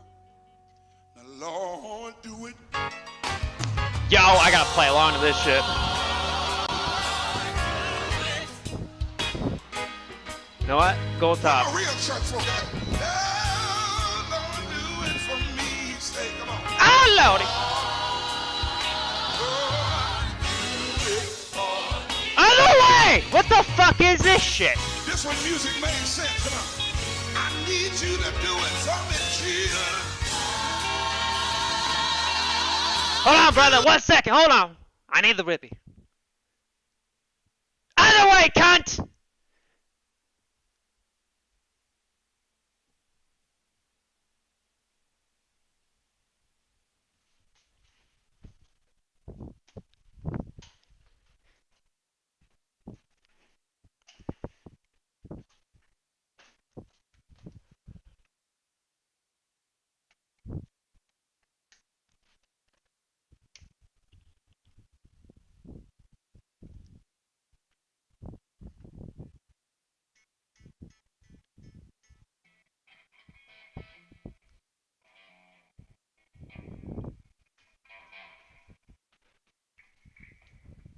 Out of the way!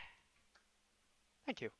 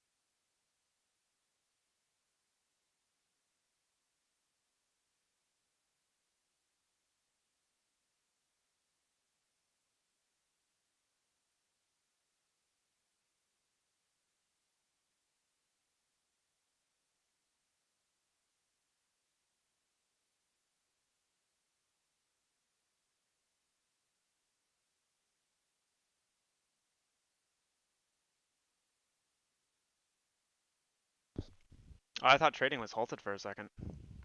That thing just fucking did nothing. For some reason the my other microphone is not doing the thing. And my display just got out. What the fuck? Ah! I don't he said F sharp, but I don't know if it's F sharp.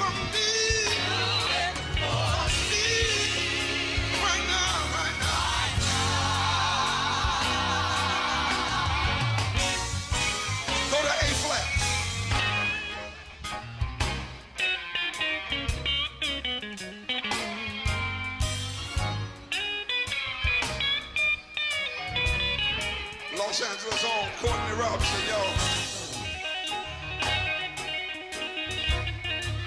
Play butter.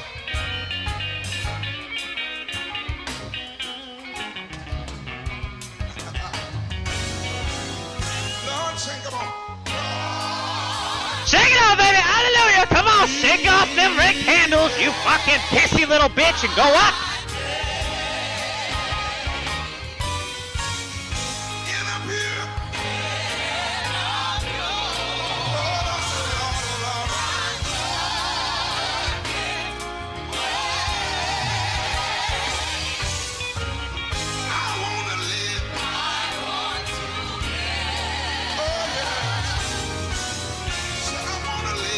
Hallelujah!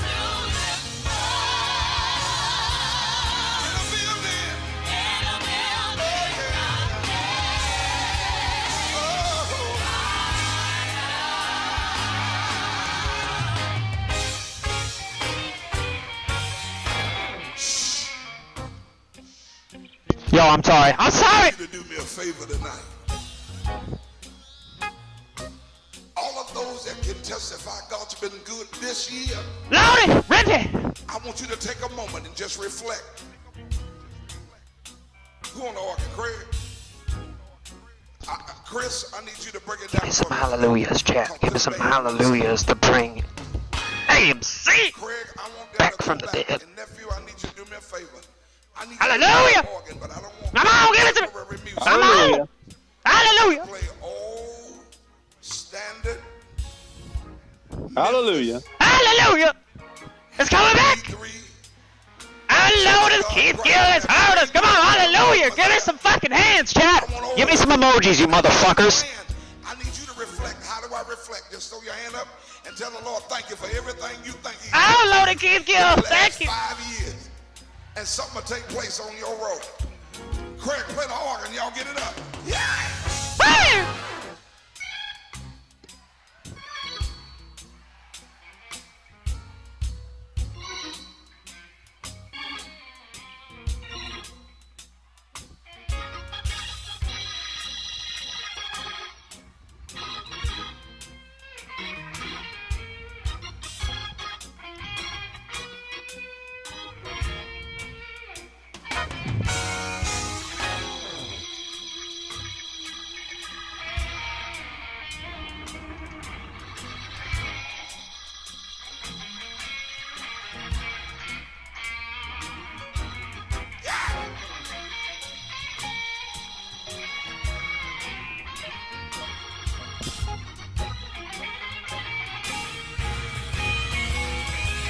Open your mouth and say, "God, keep me on."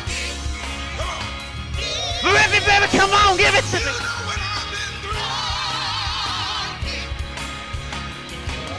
Sing, Joyce.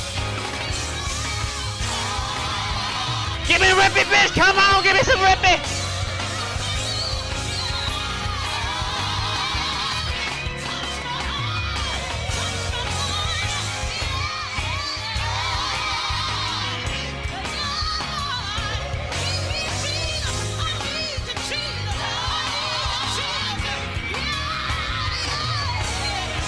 Do it for me, Lord Jesus. Oh, right now.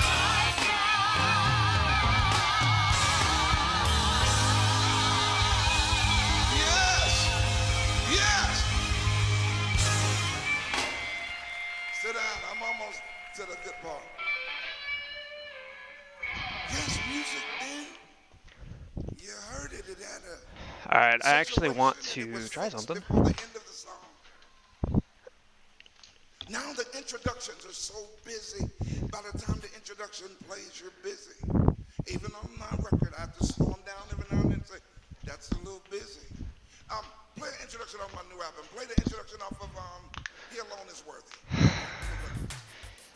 This dude fucks for real, though.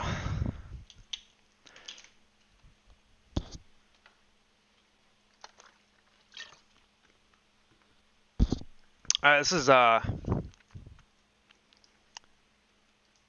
it's been interesting. Let me get to the 1 minute here.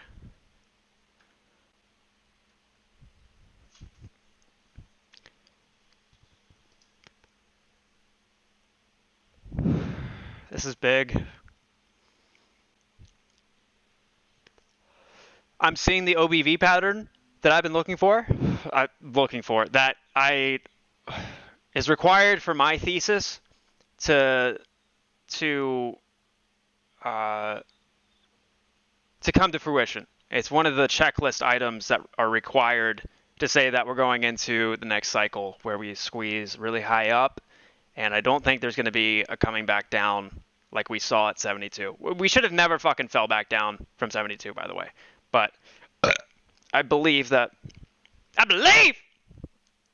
the next time we go up like we did back in late May and early June, we're not coming back down. Not for a while. So one of the prerequisites for that has to do with the balance of the pattern I found of OBV. So I was going over this earlier during the pre-market, where you will see what I call shark fin patterns right here. So we have the 1, the 2. We're going to form the 3rd within the next 10 minutes. All right. This would actually, I forgot this is the 15-minute.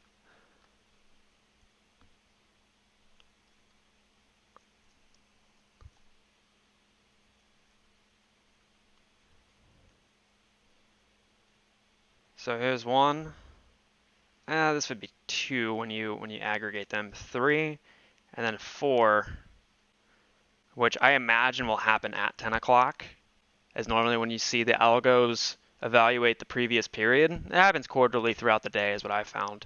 Every quarter of the day, you see an evaluation period from trading algorithms, or at least a good chunk of them. And you'll see a transition happen. You'll be able to, you can, just by looking at the chart, be like, oh, something changed up, something was considered. And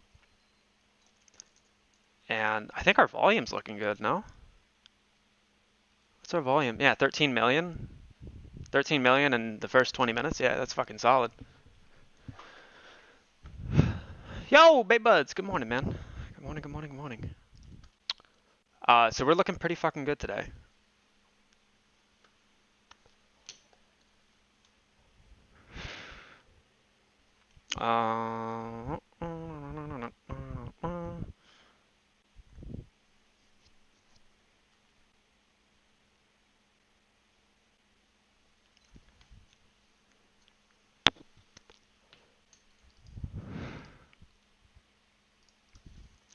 How's GME doing? 180. Good shit.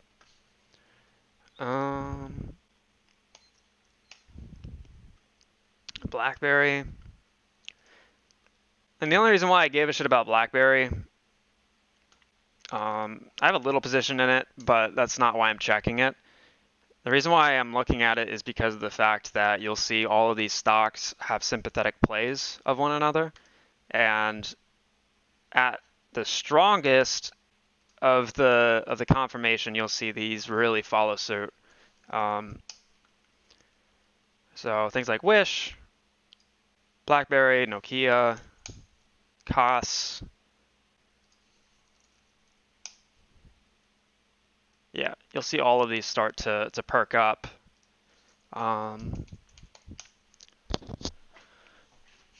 So all things to just keep your eyes on.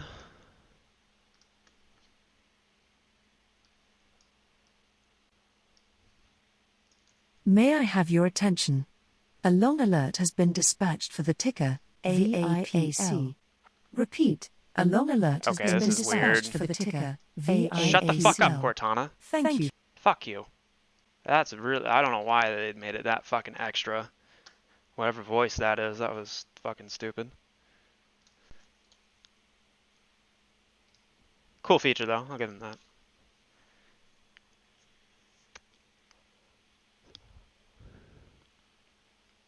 Is this a sell? Is this on the sell side?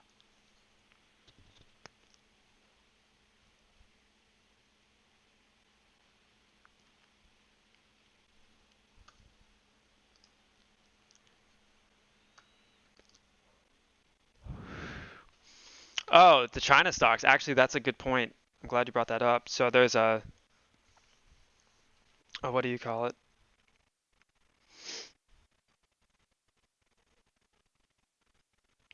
Oh, fuck me. These are dead cheap. Was this August 6th? Yeah.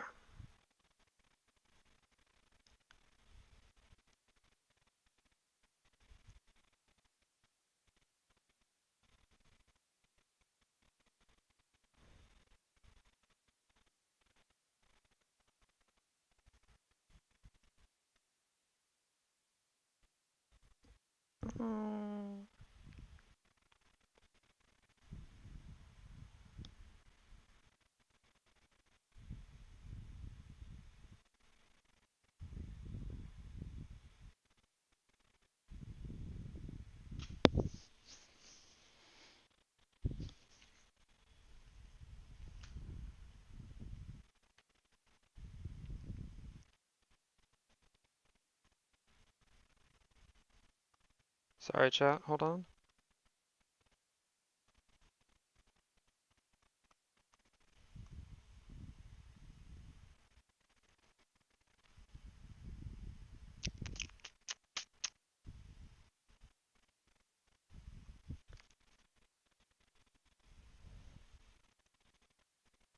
Not financial advice. If you're looking to have another position, or you just want another stock to hop in on or observe, Wish has been a play that I've been in and out on. Fundamentally, I like what they do, but it typically follows suit with AMC and GameStop and all that. So if you want a way to be able to make some cash, not financial advice, by the way, I want to make that very fucking clear, just observations. Wish is a great play, and fundamentally, I like them as a company. So the options chain is super cheap on them right now. And they were just at like $15, almost $16 not even a month ago. I'm going right back to AMC after this, but I just want to display where they've been at. Even at the beginning of the year, you know, $30. Yo, AMC. Do what? Ah, Lordy! Here we go, bitches! The China stocks thing. There's a firm out in China called Evergrande, and they've been caught doing some really shady shit, and it ultimately ties back to here in the States. I think it's the first domino to fall as far as defaults and liquidations go. Even though they have nothing to do with this, seemingly, the effects of them collapsing will ripple into short hedge funds and those that were bad actors in all of this. So I think that's honestly a great sign.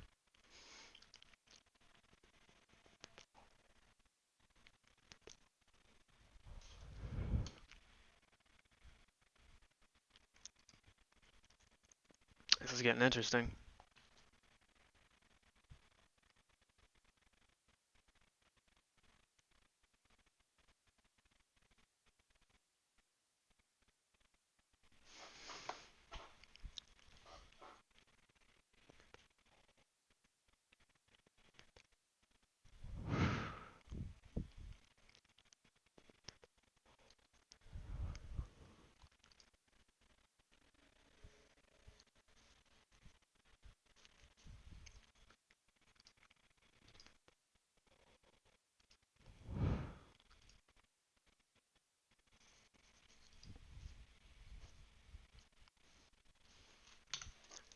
Oh, let's do this too.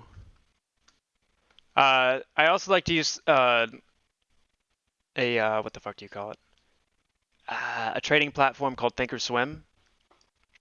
If you're more inclined for a technical trading platform, Thinkorswim is fantastic.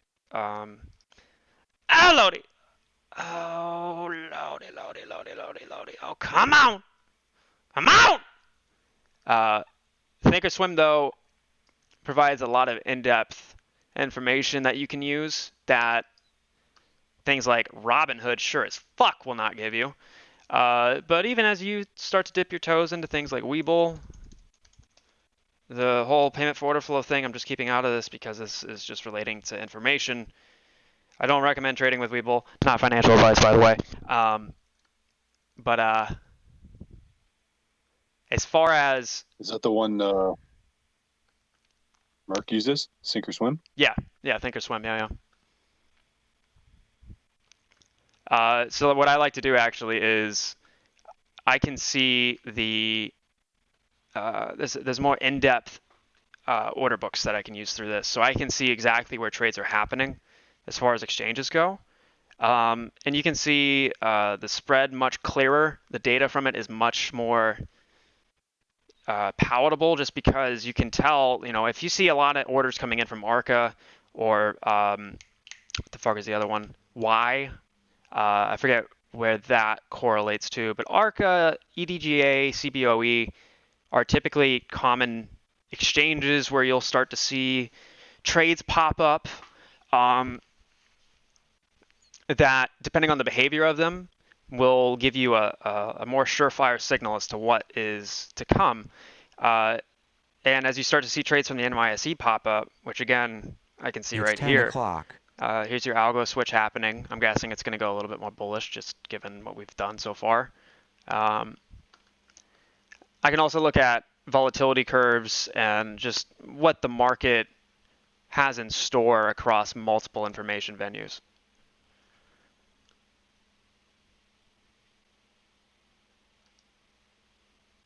Fuck. I don't know.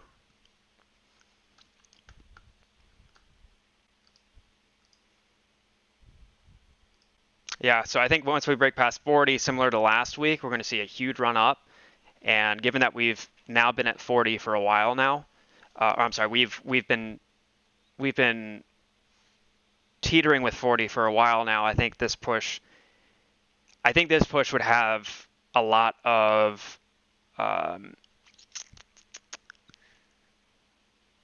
potential for a Rippy!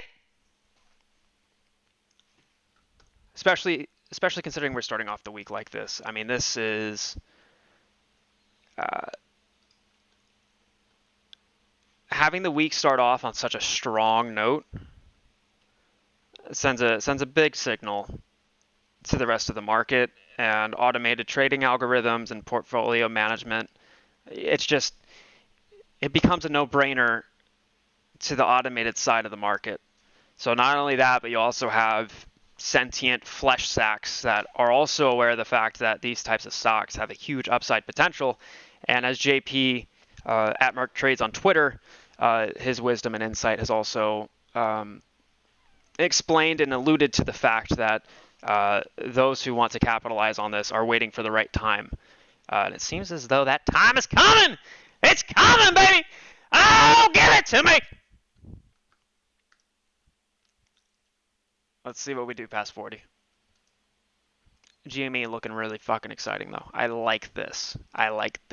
These look good.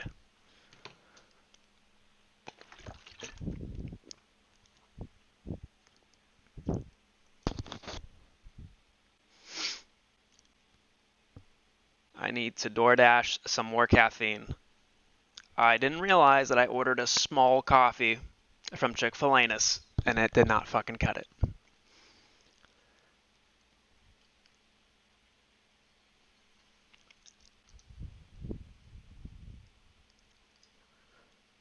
The volume's holding too. This is looking good, chat. This is looking, yep, here we go. We're starting to see some calls coming in.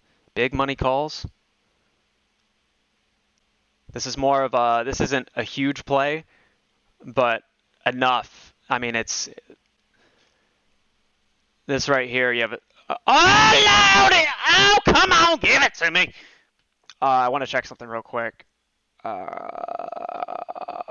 Motherfucker. And I want to... Why does this fucking shit not work? Oh, you bitch.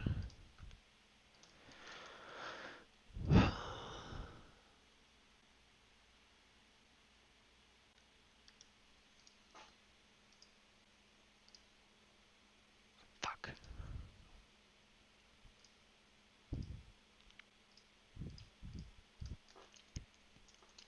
.40 is going to be a highly contested area, which is fine. I think the momentum is behind it.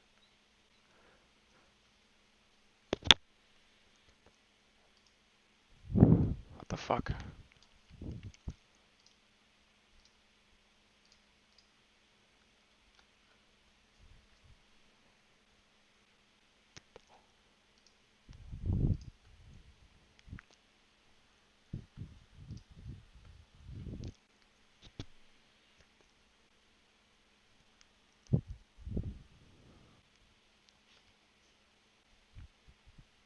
I'm so confused. Why would this not fucking apply?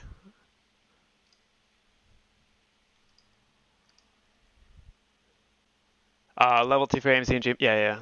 Thinkorswim has very insightful level 2. Though as far as like the visual for it, this is it, but I like to refer to this, which doesn't have your visual buy versus selling walls, but you can get a fairly solid sentiment from just keeping eyes on this.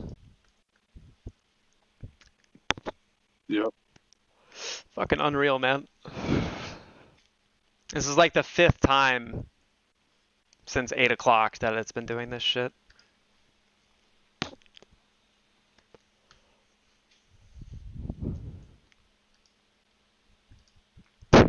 Shivers, will you buy this man Starlink already? What happened? Okay, alright. So this is looking good. This is looking good. This is looking real good. Their catalyst, just to the fucking skies. But with AMC, there's a lot of shares that are able to be moved around and used for manipulation. So there are certain constraints that those who are nefarious in this have to adhere to. If there weren't, we would have never gone from 14 all the way up to fucking 72. 76 and after hours, by the way. So don't get your hopes down by the idea that there's mischief going on. Even those that have defied the rules still have to defy, or still have to adhere to a certain set of them. I want to see a bounce right here off the OBV.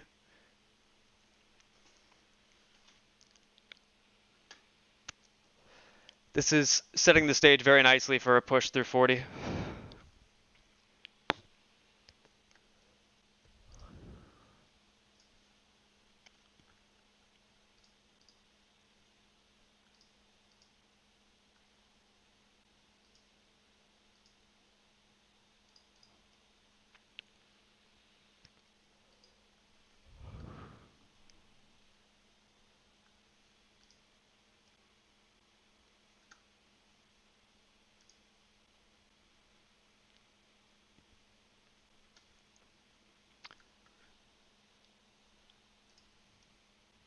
Yeah, should be breaking up from here.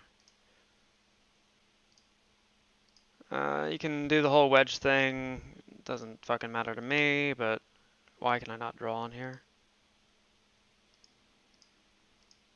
This is fucking obnoxious. Jay Passarella! Good morning, sir. The MACD on the 4 hour. Yeah, JP was talking about that earlier. There's finally some long-term bullishness that is starting to show. So if you're a fan of the TA thing, you know, textbook wedge, we've consistently been bouncing here off of 39, it looks like. Yeah, and then here's GME coming through. Yeah, should be just a fucking push right up. It might reject here, that's fine, whatever. It's typically somewhere around here is where you see the jump, if it doesn't already do it.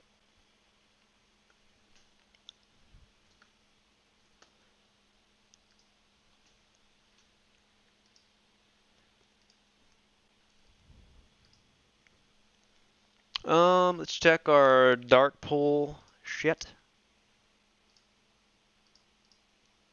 I don't know why this fucking thing doesn't apply.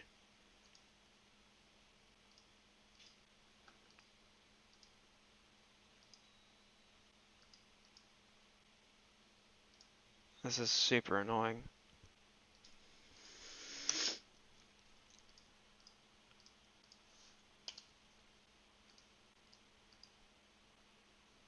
Yeah, that's I don't know.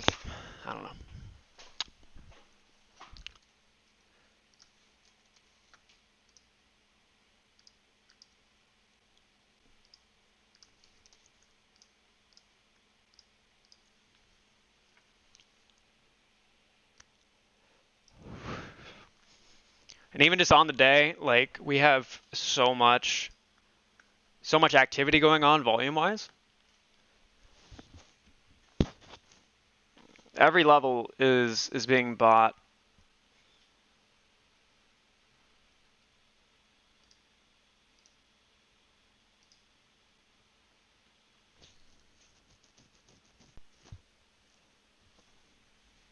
Yeah, there's another bounce off 39.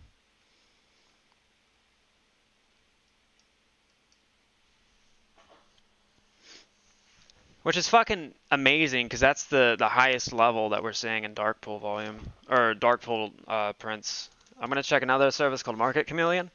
Their data is slightly delayed. I'm not sure what the reasoning is behind it, but the quality of the data is much higher, or rather the information. There's a lot more information that can be viewed from here. Yeah, there's the, watch this OBV line right here should go way up.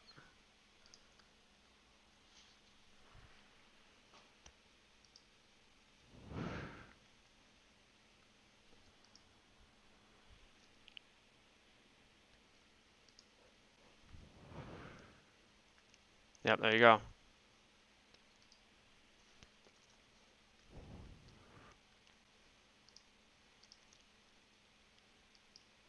So far we're at 72% dark pool volume on the day. Yep, they're buying up 3061 or 3861 and 3865. So the further out you see these bars, the better. This means that there's a lot of volume happening here, which means somebody's buying.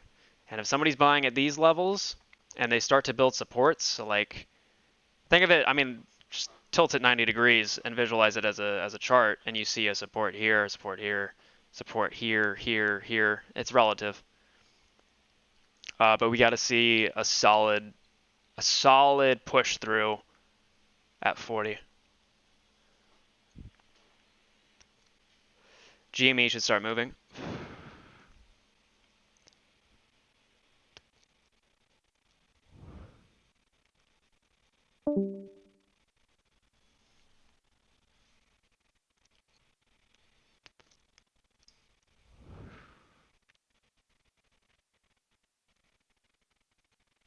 How did 39 disappear? What the fuck? I wonder if it just changed the average.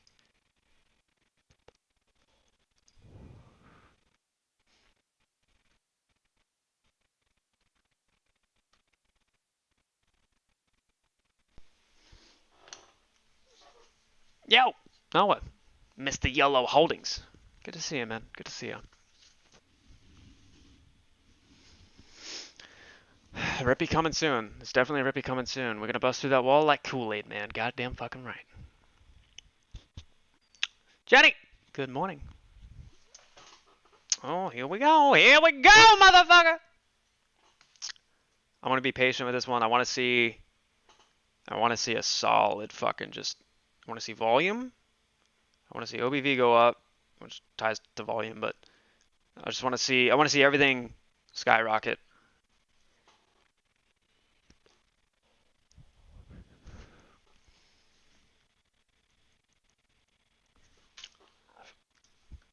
I'm going to pull it up here actually. So again, this is a service called Thinkorswim. It's a trading platform through TD Ameritrade, and this just has more advanced data. I can see the exchange exchanges being used for trading. There's a more granular bid-ask spread that's displayed. If you see prices that have decimal points that go to like the 10,000th and the 100,000th figure, that would normally just show up as white on Webull. All this trading happening down here under time and sales. Those are all the live trades. Here we go. Let's see this. Let's see what Thinkorswim. I really want to know where these trades are coming from because it's going to go into my research. Yeah, here we go.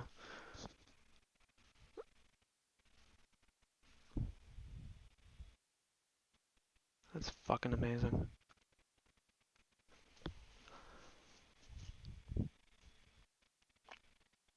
I really have to see what the behavior is as we push through. I like what I'm seeing though. We're already up fucking 10% on the day. Yep, here we go.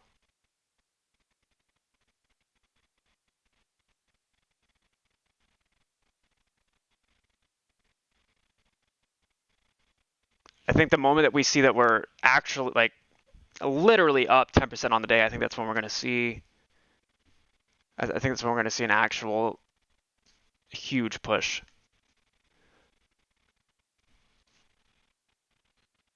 So we have somebody covering. It's not the covering that would involve the MOAS exactly, but somebody covering from, they could have shorted at 50, they could have shorted at 55. Them covering would be them taking profits. So I think that we're starting to see that happen.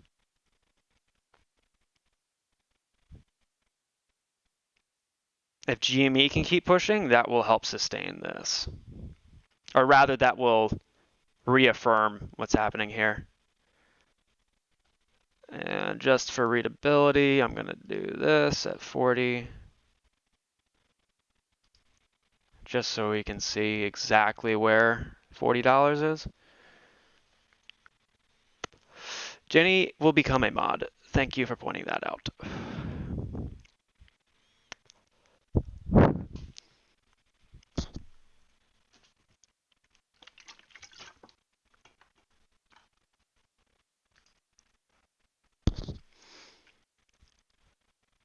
So there's still another 45 seconds to this 1 minute candle.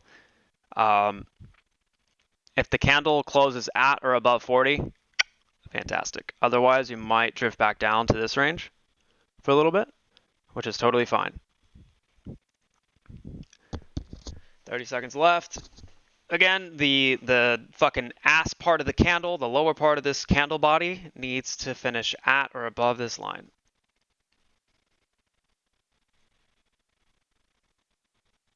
And it looks like it's feeling good. There might be a little slam that happens towards the end of it. 10 seconds left on the candle. 5 seconds, you're going to see a lot of contention. And we're good. We're good. Good shit. Good shit. Yep. Again, you have to put yourselves in the shoes of where all the big money is. Whales, trading algos, blah, blah, blah, blah, blah, blah, blah, blah. This is all just data that is being crunched and considered and analyzed. And so when you have a close that's above a key price target, when you're at 9% on the day, right, you have these significant values, whether it's $40 or 10%, those all become points of consideration for big money. And all of those points are being satisfied today. The rippening. Bats on the TDA level 2 is a dark pool. Yeah.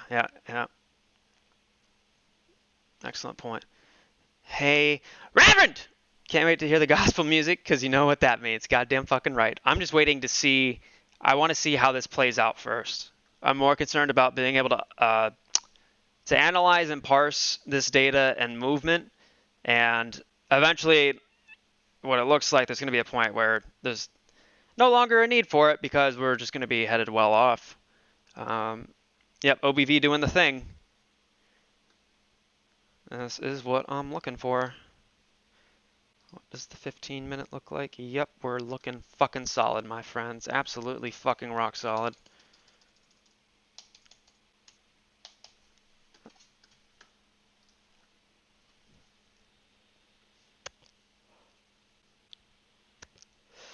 RSI? Sure.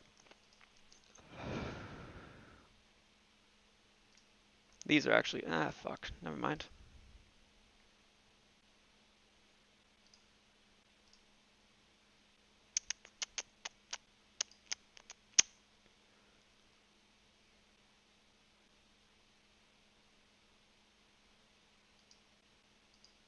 There you go.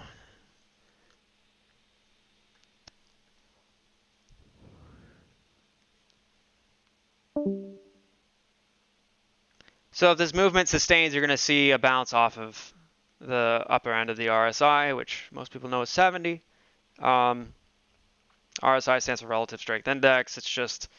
It's a line for this line that shows how much bullish sentiment is there versus how much bearish sentiment. It ranges from 0 to 100. If it's at 70 or above, that's considered bullish. It's a buying opportunity. If it is at 30 or below, it is considered bearish. Again, a point that algorithms and big money are looking at. I want to see another bounce on the OBV right here, which would include a bounce on the RSI, which would also include a bounce on the price chart.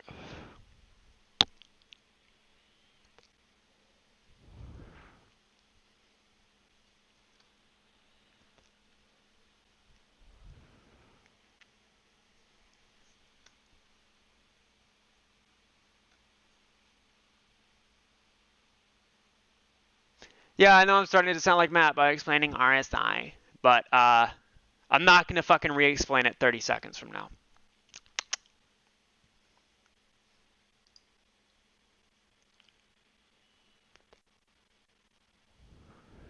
Should be a huge fucking jump coming.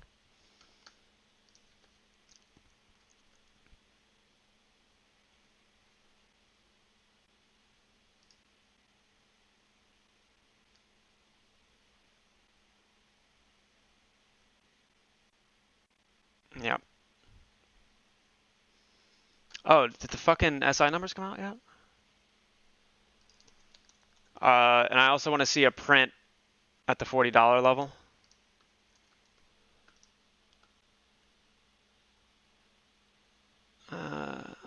It's released July 12th. No, so not yet. Fuck. We have a FINRA short interest report that's coming out today as well.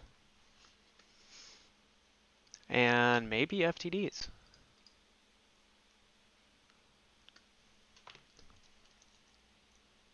Ortex numbers for anybody that is interested.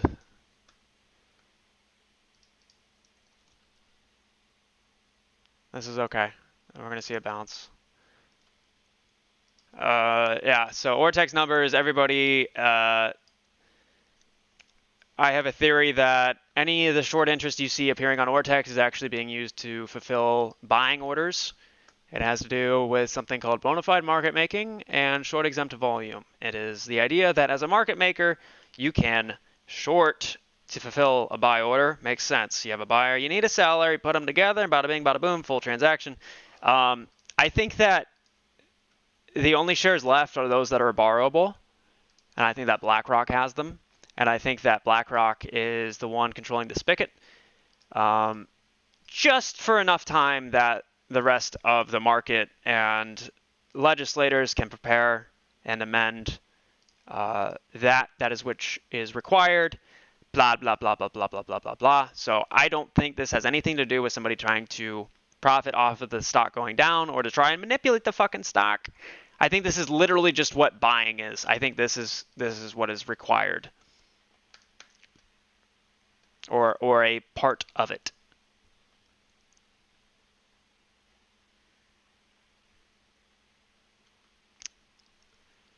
Yeah, so I'm looking for a huge rip soon.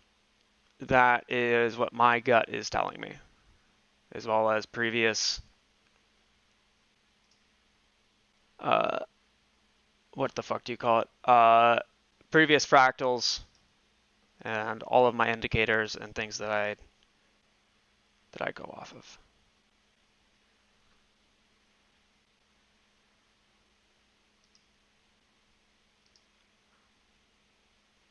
Right before or at 10:30. 10:30 plus or minus a few minutes.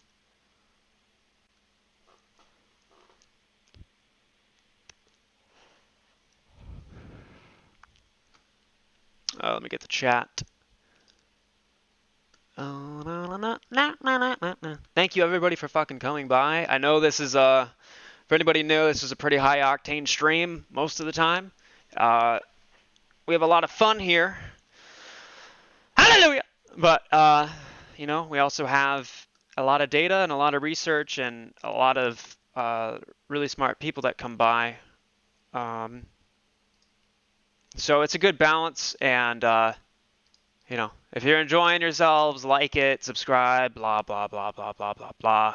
If you don't, Fuck you. I understand. Leave a dislike if you want to. Either way, your sentiment is greatly appreciated. Share the stream, like it, blah, blah, blah. Okay, done with that. Once we see a print at $40, that will also be a very good indication.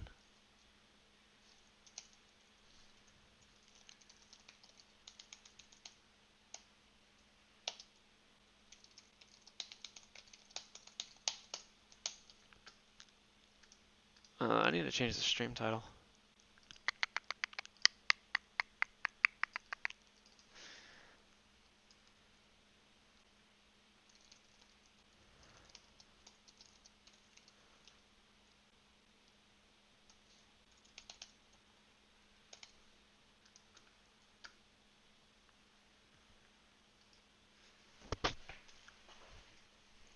Yeah. Might see one more red candle. If we don't push through here, which is fine, because we're going to bounce right off of 39.77. And then I think we're going to have a rippy.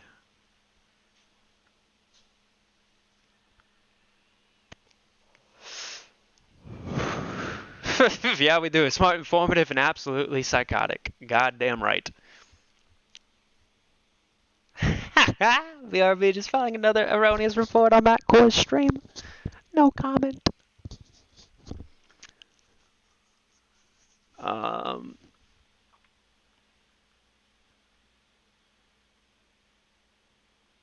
Good to see your subs. Thank you, man. Thank you. Thank you, Noah. He built your Tesla last night. Good fucking shit. Good shit.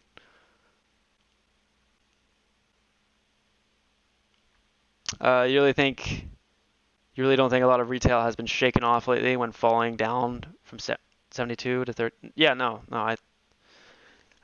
Again, everybody understands what the inevitability in this is, and through that, having that understanding allows for one of the fucking greatest things to ever happen in a market, which is not giving a shit if you go up or down. It's like knowing you have a winning fucking Powerball ticket, and you're not going to tear yours up as each of the numbers are called and it's not yours. Lordy is doing it again. Lordy, right in time for the ripping. Sorry, left 30 seconds ago. What does RSI mean? Little JK. Waiting for that next big run to 70. Hallelujah. Oh, I fucking love you, dog. I fucking love you. Well, RSI means if you calculate the amount of ducks that are circulating around a large body of water for which they can take their younglings out to go and find fish to consume, you can see that the range around... Hallelujah! Hallelujah! Tax-free. Except because this is the Church of Astro, bitch! Rippy! Thank you so much, man. Thank you. Thank you, thank you. Fucking love you. So right on time for 10:30. This kind of looks like whatever buying is happening here. If it's algorithm related, it's kind of feeling it out, and it looks like it likes what it feels. Let's see how it holds. RSI going up for those that are interested. Fuck, I need to order my caffeine.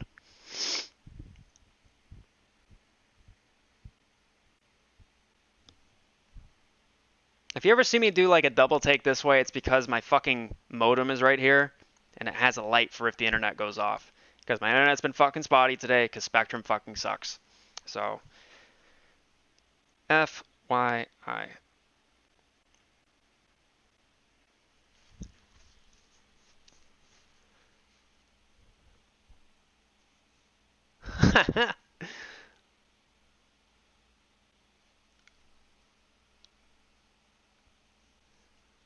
I can't donate through Super Chat? Oh, lordy, we can fix that for you. Oh, we got a solution for everybody.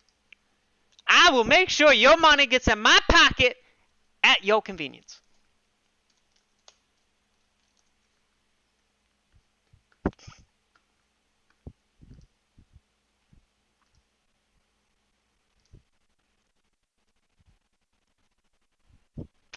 Fucking My fucking neighbors are out front, and they're pointing and laughing again. I think they understand what's going on, because they can see right through my window and see that my fucking stream is a giant preview of me. But still, this shit's fucking comical.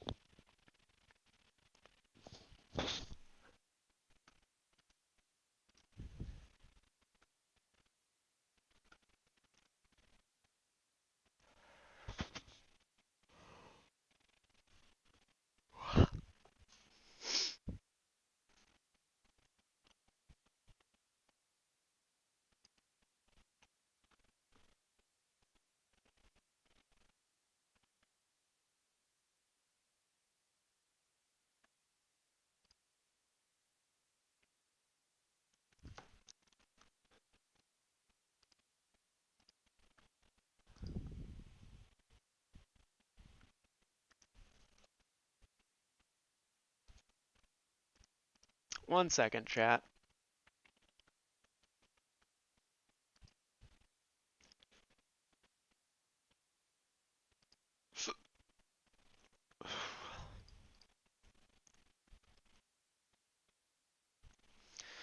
Oh, I forgot how hot this fucking suit gets.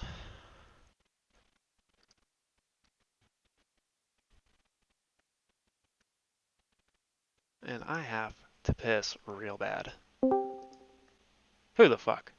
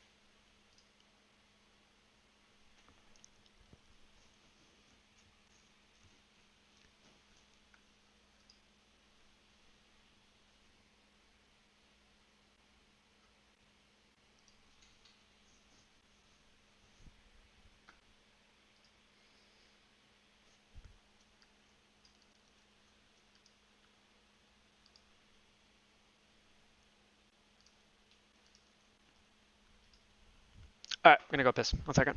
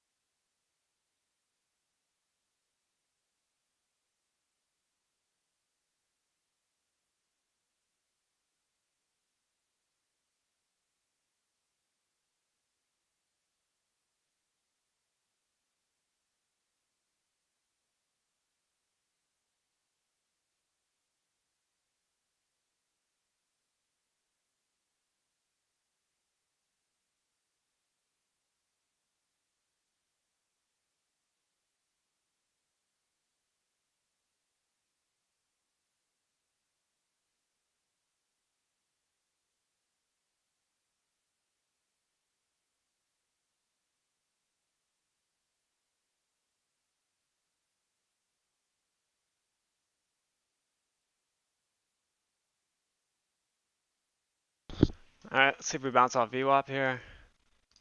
Oh, fuck. Oops. I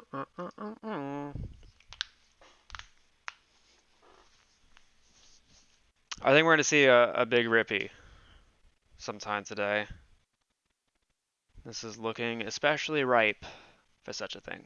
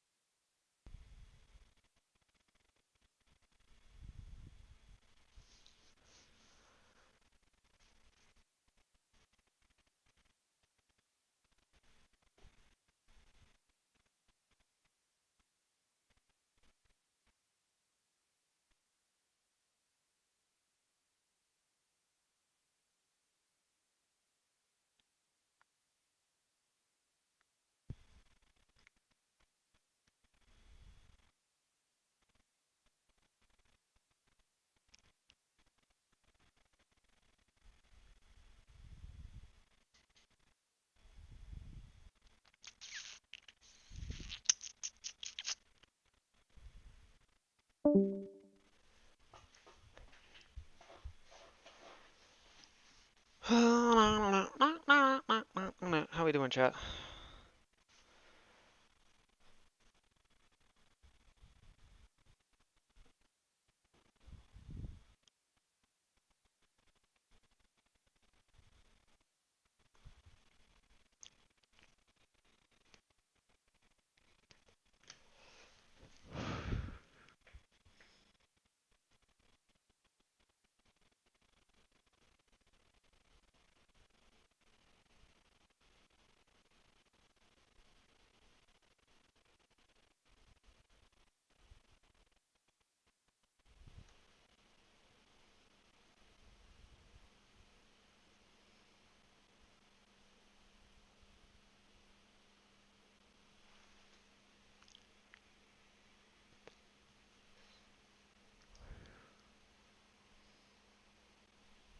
Alright, let me DoorDash my caffeine real quick, and then we'll get back to this shit. Yeah, so like, again, these two lines were representative of when I would think there would be upward movement. The first one nailed it, but couldn't follow through, and then the second one nailed it. Let's see if we get the follow through on this.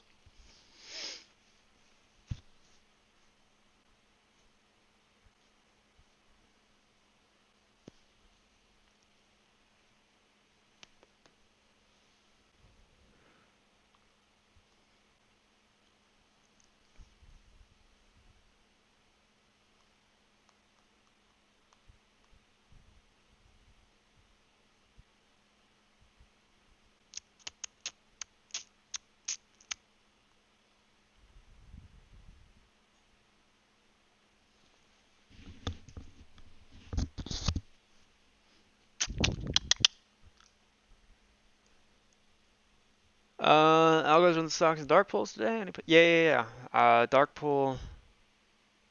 The fuck is this? What?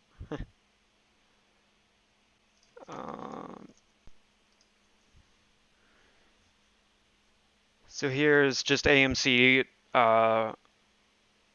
This is AMC dark pool data, but I'll come right back to this. The percentages for dark pool volume. We're at 72% dark pool volume on the day.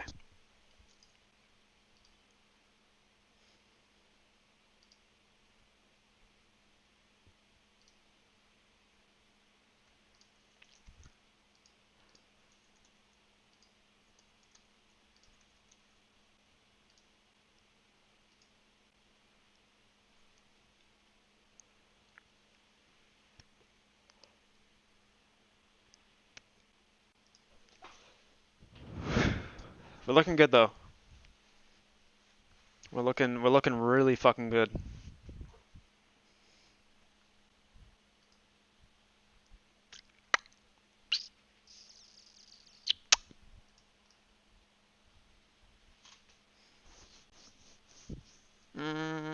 Trying to figure out what coffee I want to fucking get.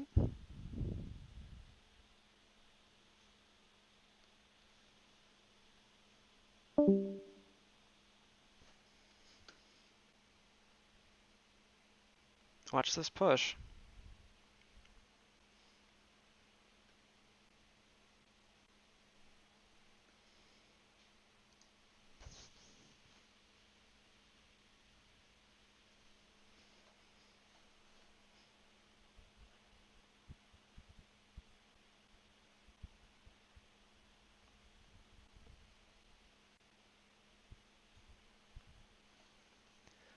Where in the fucking shit is your coffee? Give me your coffee. I want your fucking coffee.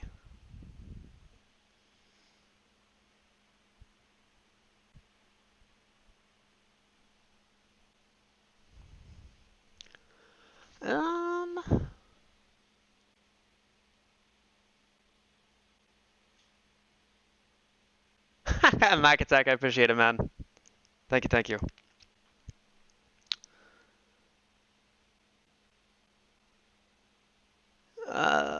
What is the most likely scenario on pressure when we hit even numbers? Algos and dark pools or hedges shorting?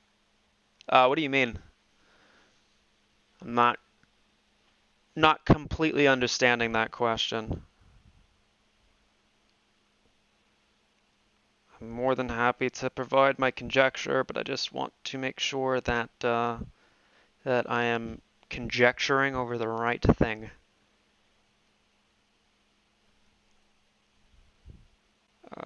Let me add this to my fucking order, you piece of shit.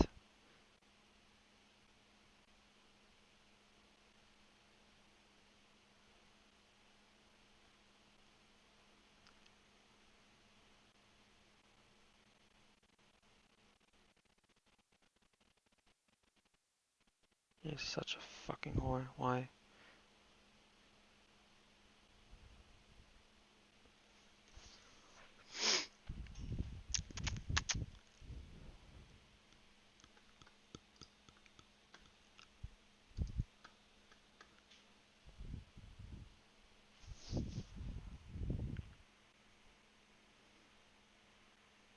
God, I'm such a fucking idiot.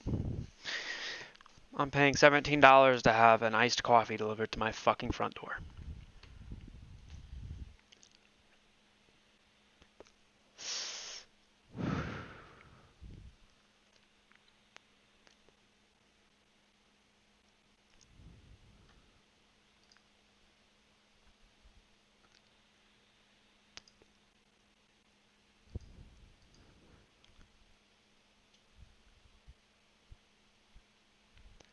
One, two, yeah. So the third downward movement. I imagine there would be a huge upward swing if we bounce. Ah, Lordy!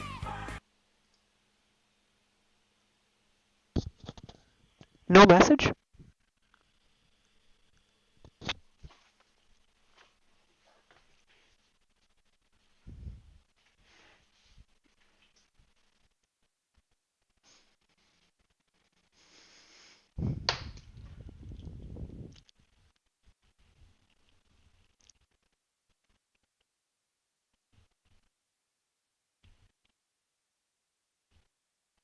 No message! Respect. Good shit. 299 is bitch money though. What the fuck is this? You think this is a 299 suit? Huh? 299 fucking bent sunglasses? These are Ray-Bans, bitch. Bay-Rans. Bay-Rans!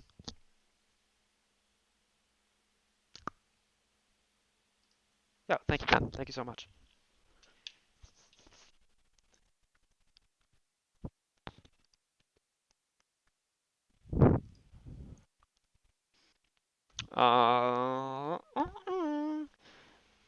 Yeah, so also I learned this over the weekend. These orders that show just one share or a very small amount of shares actually are super fucking fascinating. And the reason why is because these are being used as probes where those who are buying are trying to perform price discovery. If they get a bite, if they submit an order that is at, $1 flat, and they can check the response time on that, right? If the response time is a millisecond, or 10 milliseconds, okay? And then they put in an order at 99 cents, and the response time on that fill is 5 milliseconds, right? They'll do it again and see how fast it is. If it's just as fast or faster, it provides data, right? The 5 millisecond order might indicate that there's an open sell order at that price. If the 5-second or the 10 millisecond indicator could tell you that someone is actively looking to fill it. Everybody's probing on each side. So you can see on this side right here of the buy that there's a lot of bids being put in at one share, 3. So somebody's probing. Someone on the buy side is trying to find where the fuck they can buy at. Sure, that probably happens all the time, but I haven't seen it happen like this before. And again, 1, 2, 3 should be a big bounce. We got VWAP right here. It's set up really, really, really well to catapult us through 40.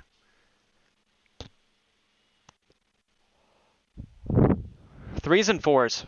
Threes and fours are a very common thing for AMC and GameStop. For some reason, the third time something happens or the fourth time something happens, it has a lot of significance to it.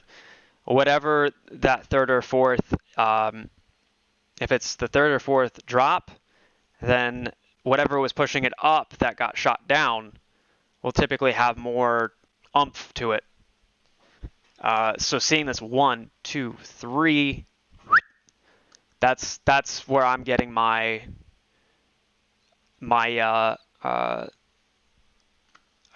summation.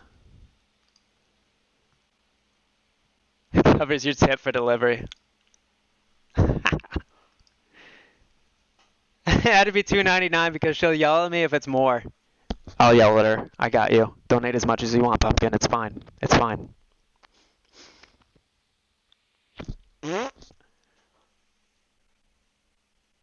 That's a third of an AMC share for coffee. Touche. Touche. Aw. You see my messages without pay. If only there were more content creators in this fucking space that would do that. You just wanted to give me $3. Thank you, man. Thank you. Thank you, thank you.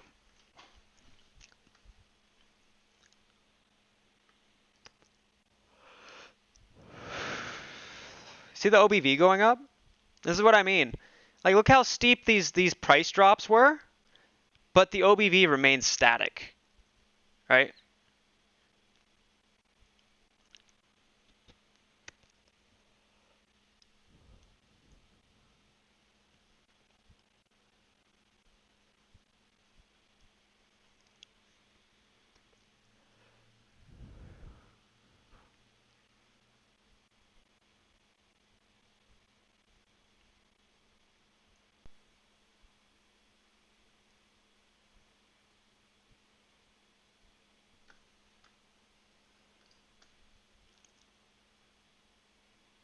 Yeah, looking for another bounce right here on the 15-minute OBV.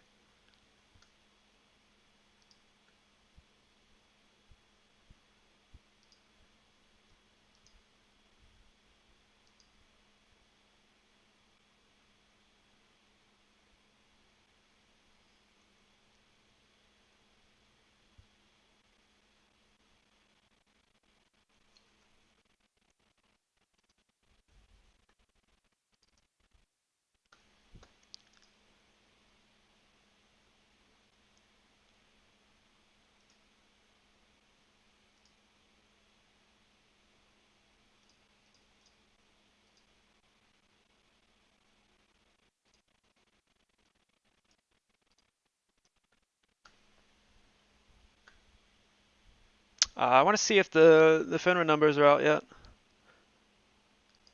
Lodi is doing it again. Oh my fuck. Fuck you! Fuck you! Open your hearts and wallets, let's summon the mighty.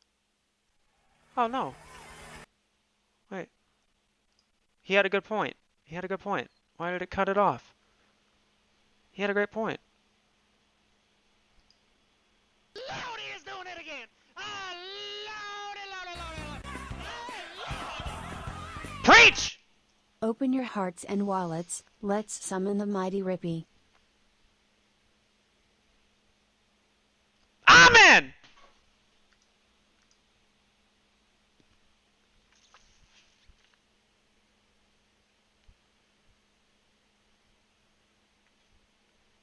Look around you. Look at the beautiful imagery of that. Of your man! Give me your money! Tax free. Cause this is a church! I feel like David Blaine up in this bitch! Fucking slithering around like fucking Axl Rose. Give me your money! Feel that of which is the holy power! The holy power! That oh so good feeling of your money from your checkings account or your savings account. That of which goes from your fucking bullshit fucking account to my pocket, bitch! Reverend Rippy! Church of Astro, this is what it's all about! Can I get a hallelujah? Can I get a hallelujah? Hallelujah!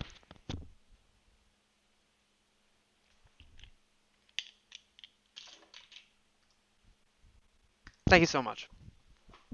Thank you.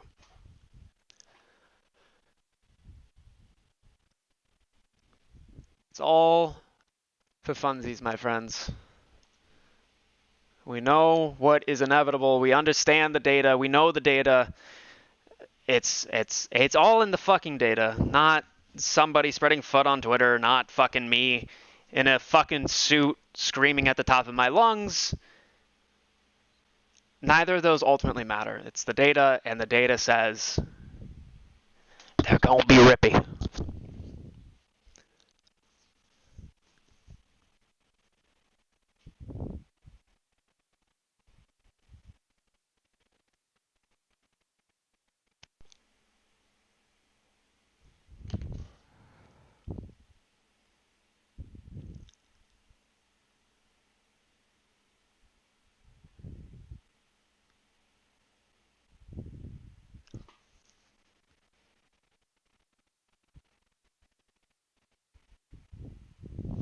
God damn, these fucking options chain is just going sky fucking high.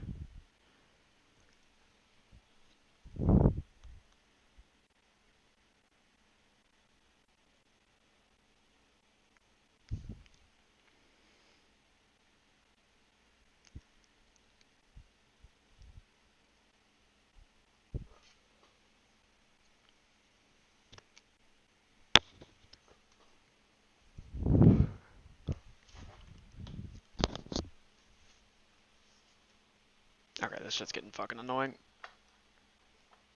Ooh, buddy boy.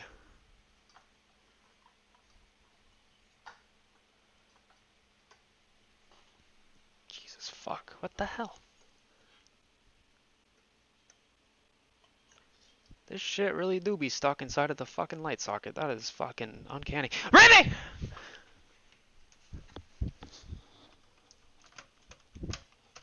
Did it rip yet?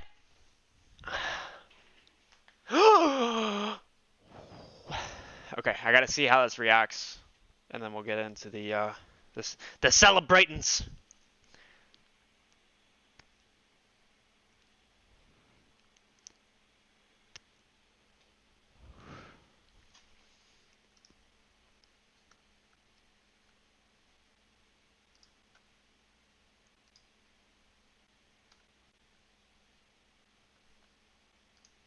Want to check the rest of the market to see what the fuck, what the hell is going on.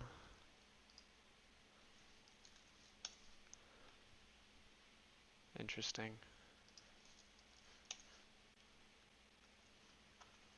Ow.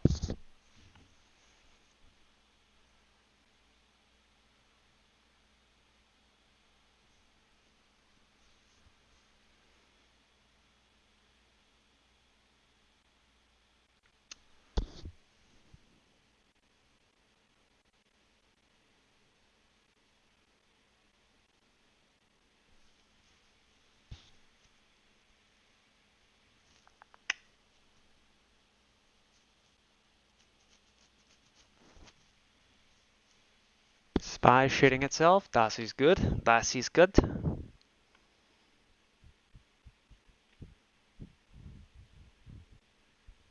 How's IWM doing?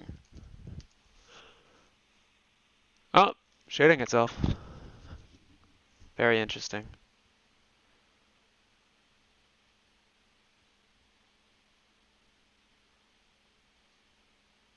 Huh.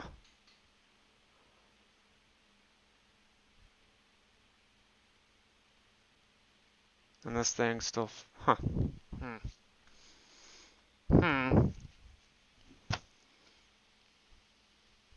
It was It's mid 11 Rippy. o'clock. Oh, this will be good.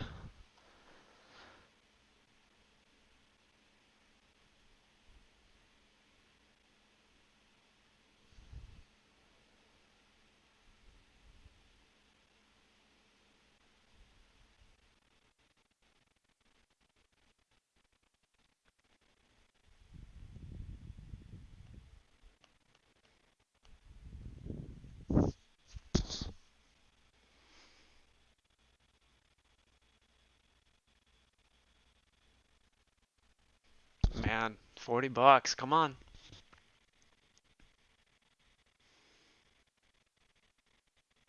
There it goes.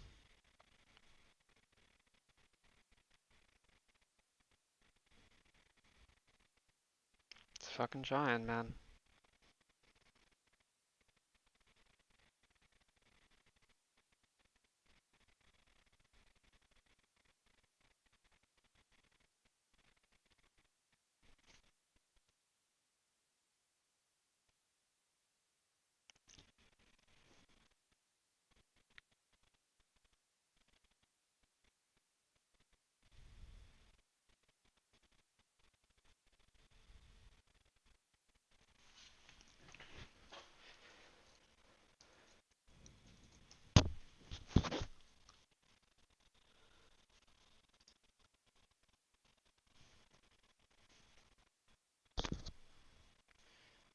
Let's see what you got.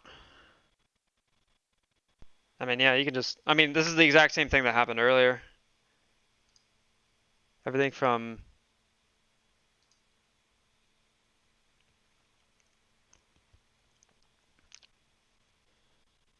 where this is at, this vertical line that you see moving, to the left is exactly what's happening here to the right. Same pattern.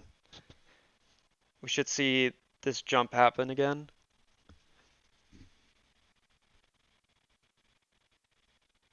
GME just kinda J chillin'.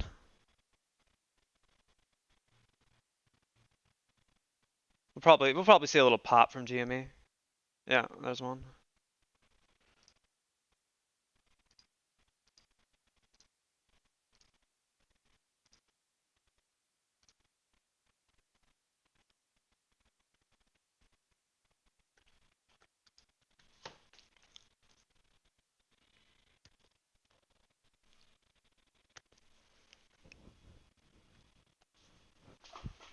All right. They really don't like us over 40. Yep. Yep. Yep. Picks up 8%, SPY red, Bitcoin declining. Yep. Yep. It's amazing. It's amazing what this fucking thing does relative to everything else.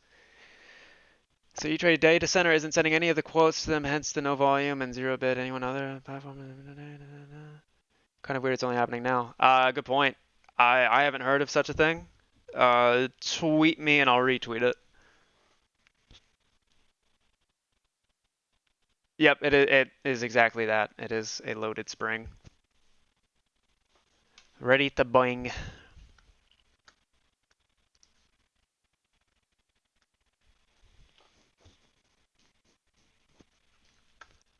I want the FINRA SI fucking numbers. Come on!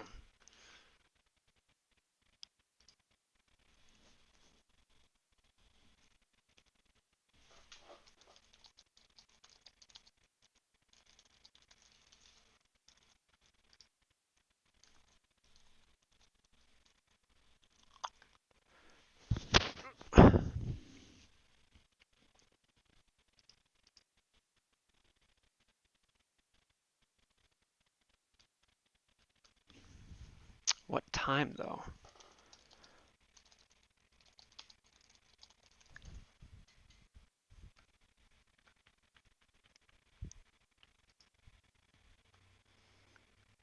That's when it has to be submitted. But when are they published?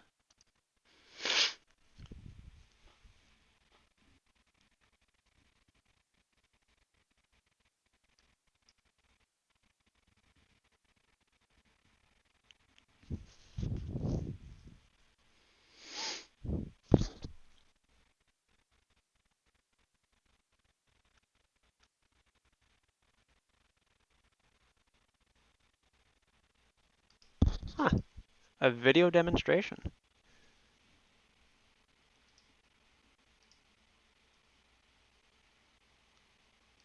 Filing. To create a new draft filing, click the Create Draft button. A pop-up will appear providing an option to select either the current settlement date or the prior settlement date. Please note that if a draft has already been created for the chosen settlement date, the user Her will be voice creeps me directed the to fuck either out. open the draft or to select Cancel. For purposes of this demonstration, I will click on the current settlement date and click on OK to continue. This takes us into a blank draft. The blank draft is used to enter and edit short interest data, Who wants to pop? save a Who wants to draft, pop? and submit the filing to FINRA.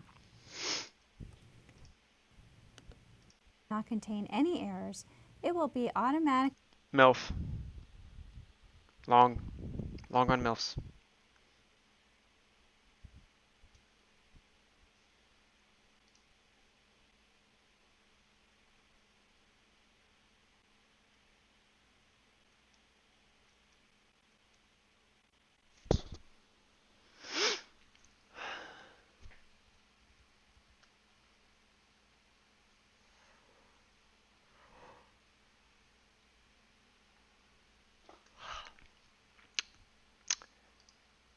Anywho, what fucking time does this get published?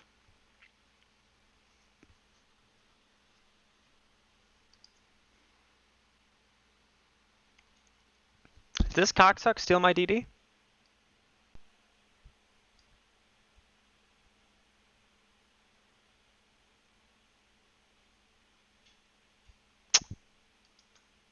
Who the fuck are you?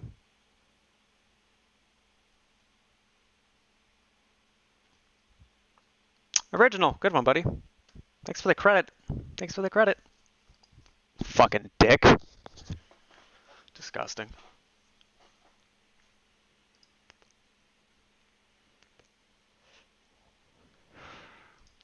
Wow, there's a lot fucking going on here.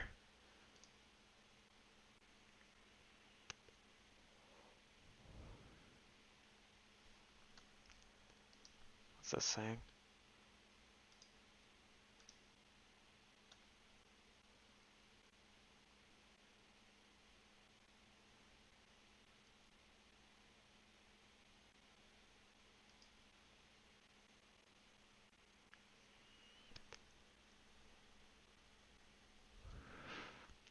Yeah, this might be our final push through 40.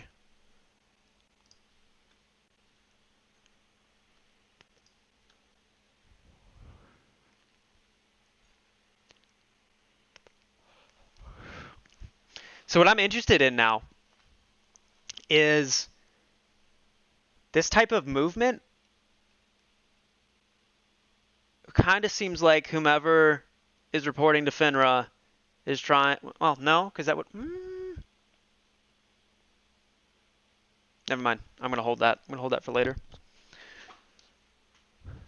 Bova, I've heard of that ticker before. Bova. Bova these nuts.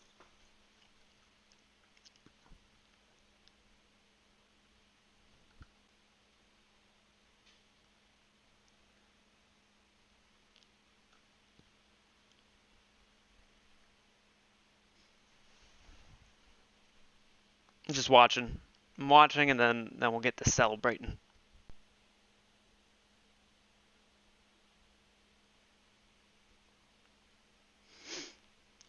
And the OBV is consistently going up. This is very, very, very, very, very, very, very, very, very, very big.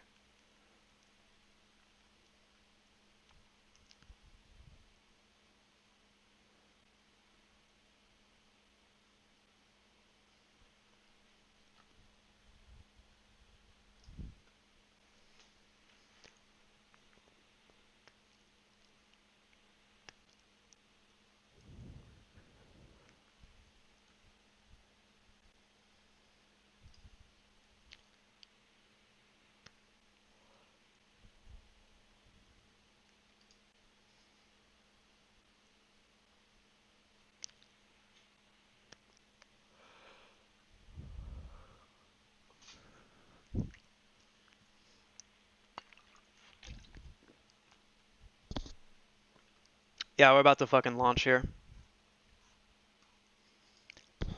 At least at 42. I think we'll at least hit 42. And the moment we hit 10% green on the day, is you're gonna see a huge just fucking wave of buying. And maybe even those who or algorithms that would be bullish might jump in at 9.5%, 9.6, 7, 8, you get the point. Yo, Passerelle, let me retweet that real quick. What you're talking about.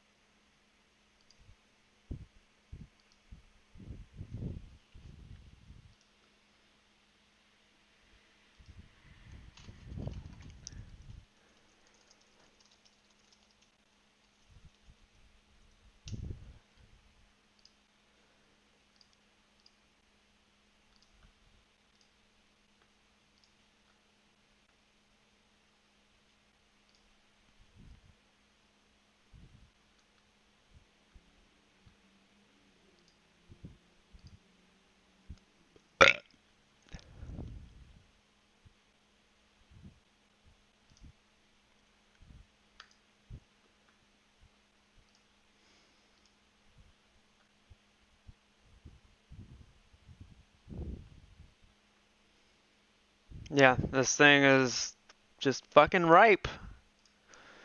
Give it to me!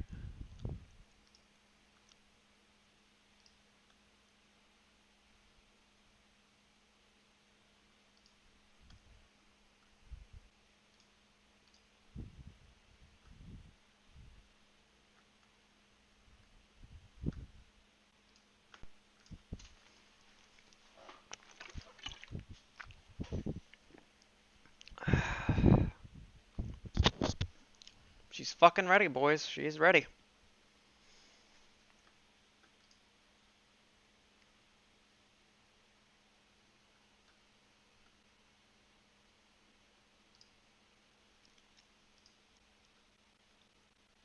She's fucking ready.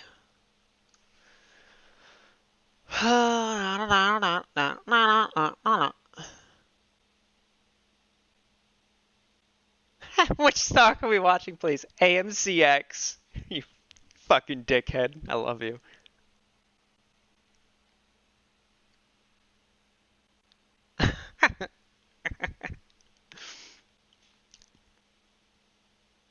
Except possibly some of the bigger players getting into long position. Yeah. Yeah. Rocking the aviators, goddamn motherfucking right. These things are bent somewhere. Whatever. Come on! Give it to me.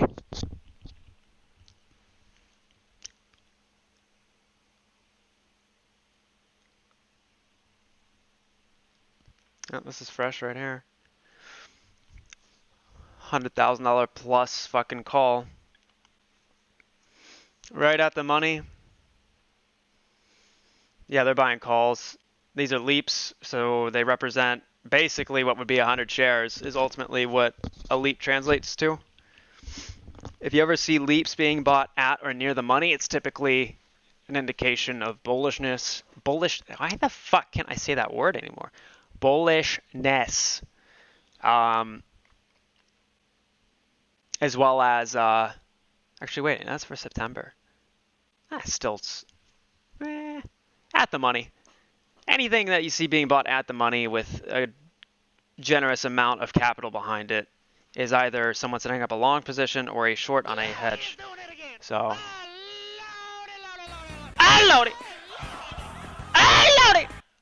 Oh, did he just call it? For Reverend Rippy Van Astro. Trigger the RIP. Did he just call it? I'm putting my watch on. Hold on. Did he just call the rip?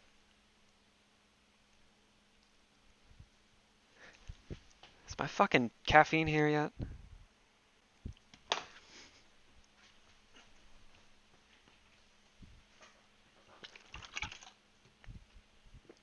She's trying. She's fucking trying.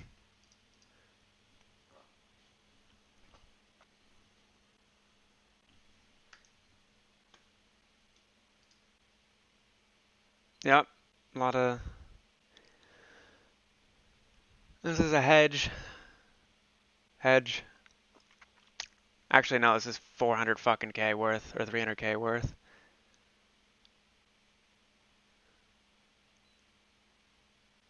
I don't know. I can't tell if that's a hedge or if somebody's trying to... Eh?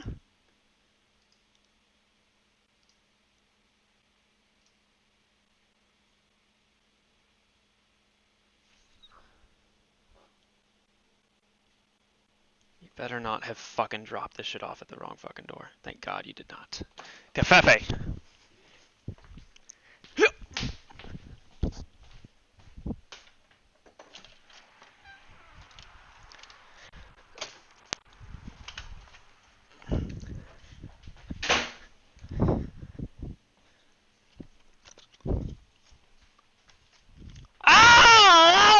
I got my cafefe. I got some Rippy. Give it to me, bitch. Come on. Fucking shit. Come on, motherfucker. Fuck.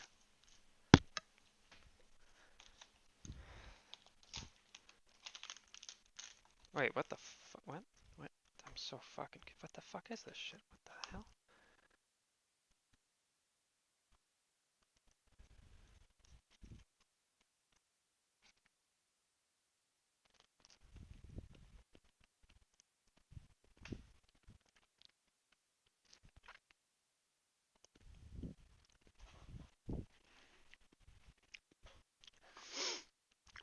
What are you doing, bud? What are you doing?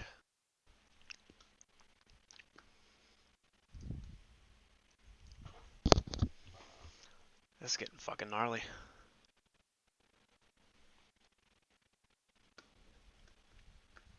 Chat, you will know. You will know when it's the real deal. This is just teasing. This is a little bit of foreplay.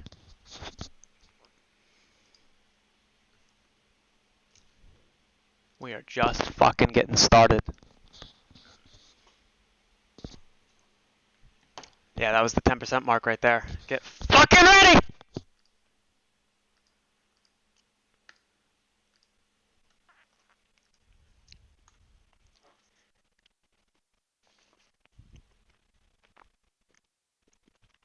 I need as much caffeine that I can get in me without causing a massive fucking brain freeze.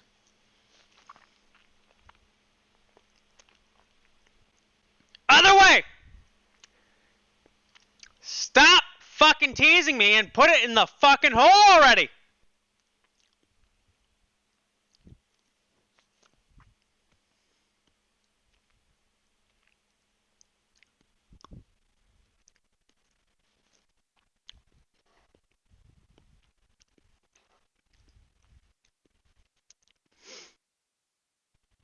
What is what's the status saying? What the fuck is our volume at? Yeah, 53 million in volume on the day. This is fucking fantastic, guys. This is really like no bullshit. This is fucking good.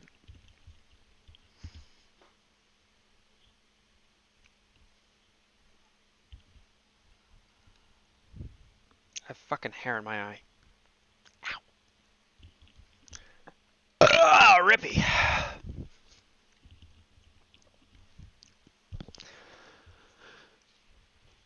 Again. Shit. God damn you. This is just teasing.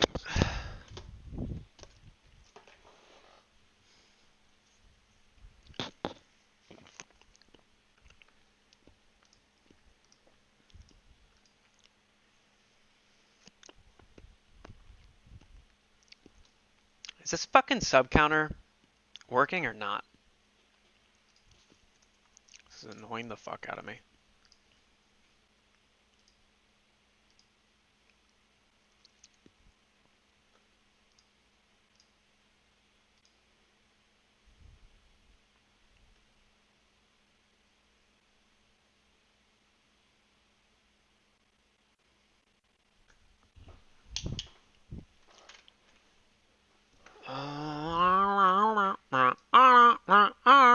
Fuck. What are you doing? If you're new to the stream, leave a like, subscribe, jerk me off, blah blah blah blah blah blah blah blah. Put it in my butt. Real talk though. See you guys on Twitch. But seriously, please leave a like, subscribe, share it with whomever. If you don't like it, dislike it. I'll go fuck myself. It's cool. Yeah.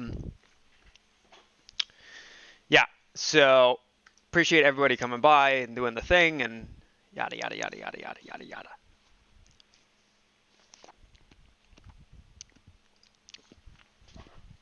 But please do like and subscribe. It helps so much.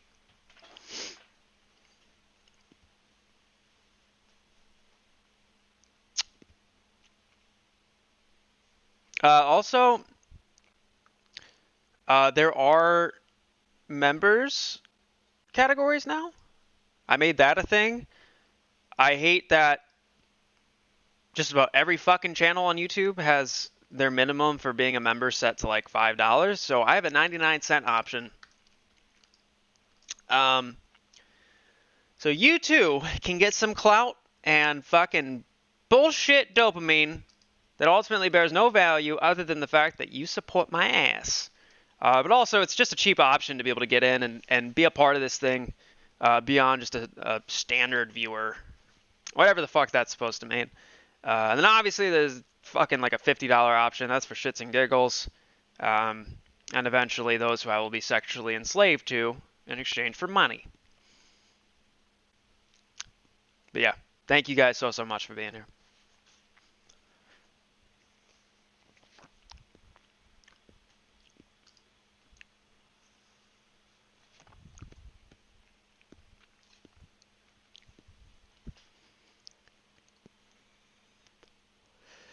This is amping up to be something big.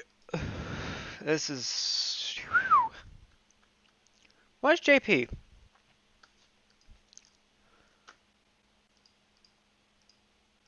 And why is this all fucky?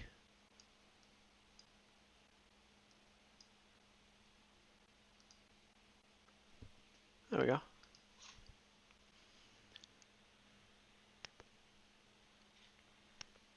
Yeah, GME volume is low. Again, I'm pretty sure there are no more shares left. Very, very little. I mean, the thing, like, what is that? What's the average volume on GME? Yeah, average volume of 690,000. Not even 1 million shares a day. Not even 3/4 of a million. I think if GME had the right catalyst, it would go to unimaginable highs. AMC will follow suit. And for any of you fucking assholes out there that think that one is more right than the other, like, I'll agree with the idea that GME started this whole entire thing. I'm fine with that. But don't be a fucking overzealous, fucking narcissistic fucking prick about, oh, it's GME and or oh, it's AMC and shut the fuck up. They play one and the same. They're a part of the same fucking basket. Again, GME started this whole thing. I will always love GameStop and I will always love AMC. GameStop started it. Blah, blah, blah, blah, blah, blah, blah. Okay, GameStop started it. Get the fuck off of your fucking high horse.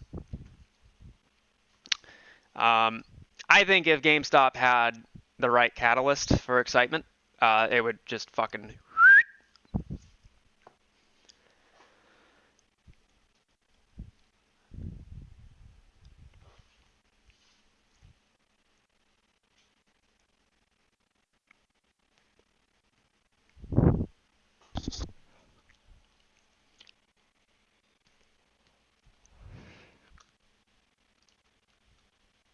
Yeah, this thing is just fucking waiting.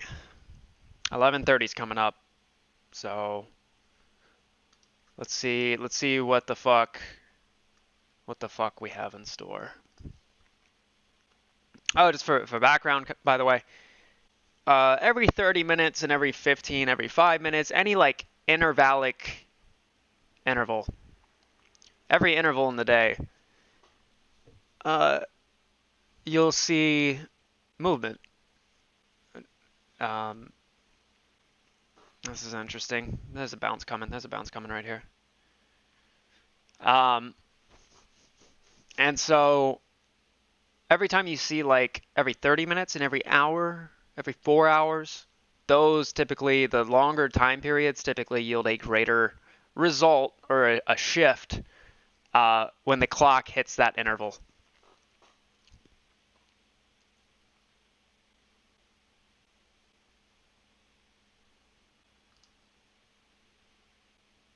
Yeah, and the OBV finally fucking started perking up on the 2 hour.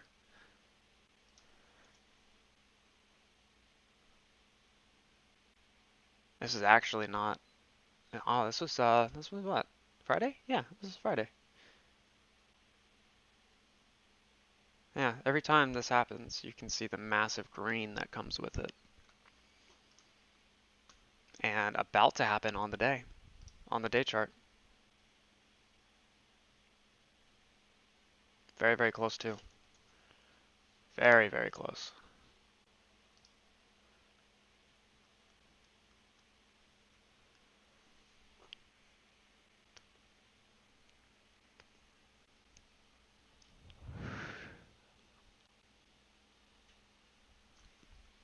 What's going on with SPY?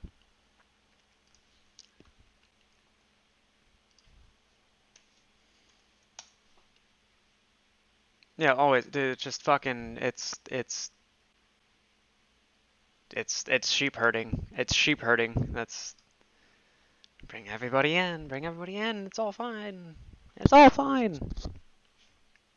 Biggest rug pull of our fucking decade is coming right here.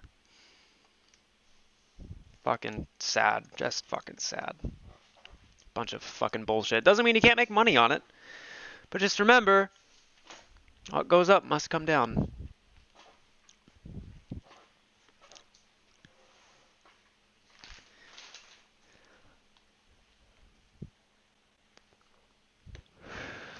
Yes, SI data can 110% be a catalyst. There's a report due for today. I don't know what time they come out, though.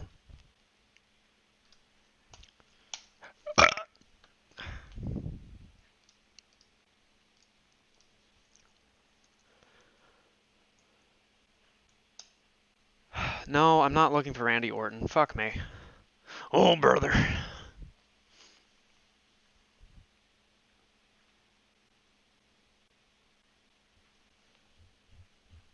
Okay, so Ortex is saying the exchange release data is coming out later today.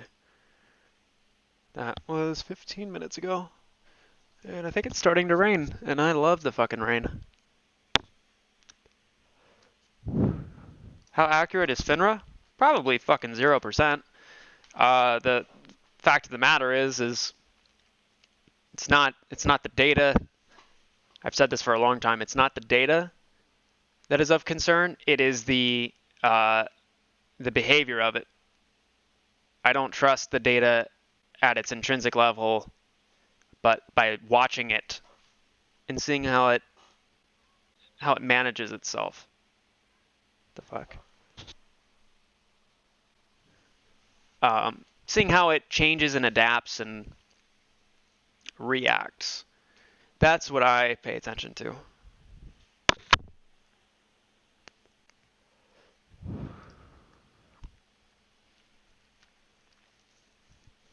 Crypto dividend for GameStop will send us to the moon? Probably. Who the fuck? Bitch, $1! $1 and no message? Respect. Thank you. Thank you. Even if it's $1, you know, just, it means a lot. Time is money, and you're saying that this is worth your time. So, thank you. Put towards your coffee. I'm an idiot and bought like a $6 coffee from Wawa. Fucking worth it though.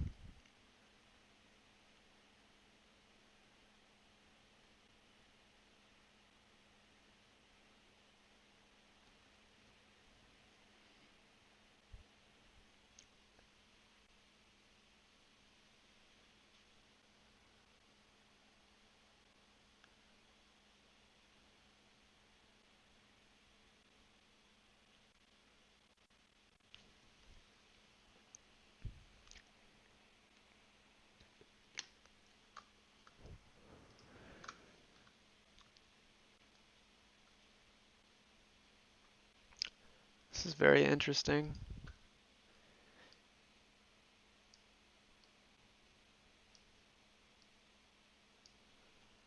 And so we're going into the third or the fourth one now.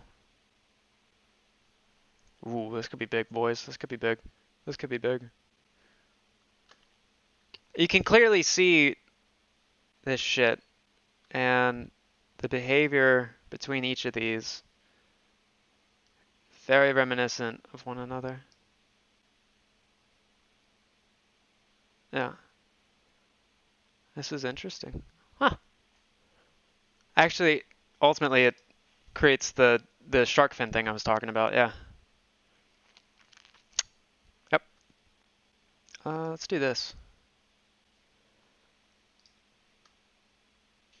Sorry, I know this is a lot, but do not be afraid. Who the fuck? Father, forgive me for abusing a boy named Kenny and sometimes myself for pleasure and money. Celebratory hands in the air. Not my church, bitch! Good shit!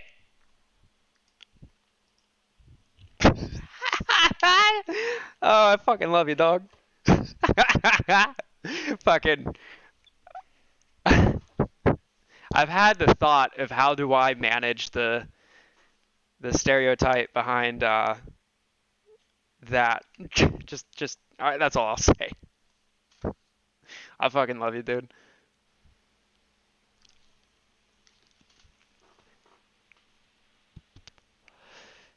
Thank you, thank you.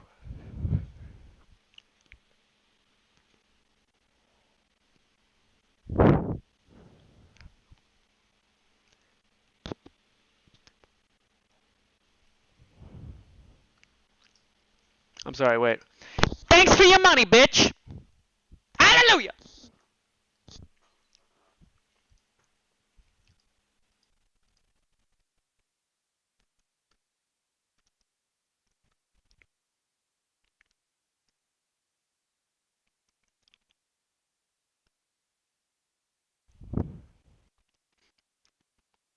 I'm expecting.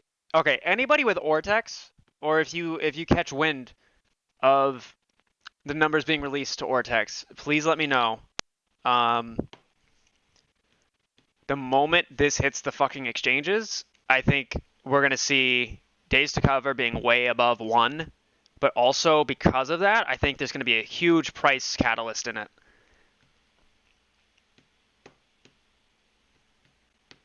That is a signal to any long portfolio that's trying to cash in on somebody who is overexposed in a short position. That is their fucking that's their confirmation, so they'll start throwing in a bunch of fucking money to create their own little short squeeze.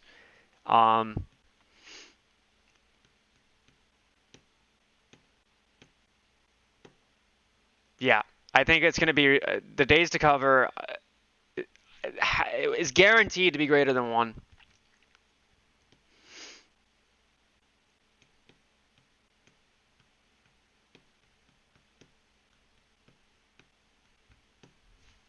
The reason why I say that too is because of all of the FTDs that we saw.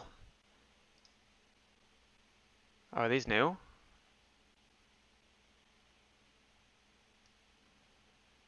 these new? Oh shit. Oh, these are new. These FTD numbers are new. Holy fuck.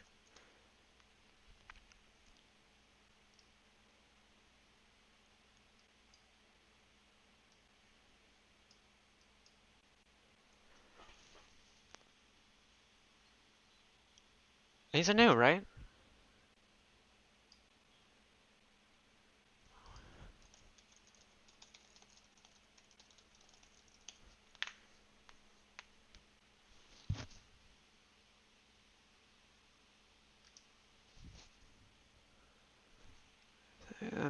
First half of a given month is available at the end of the month. Second half of a given month is available at the 15th. Wait, what?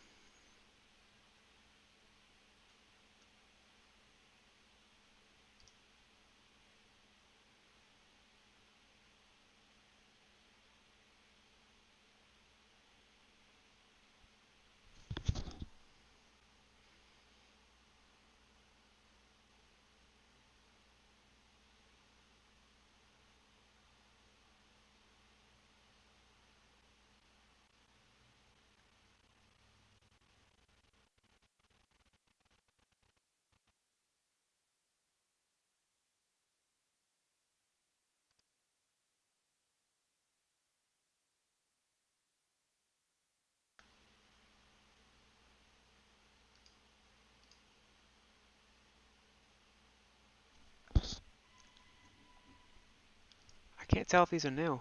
These look new. Anybody know if these FTD numbers are new?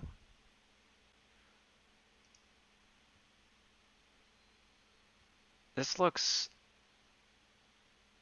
super fucking.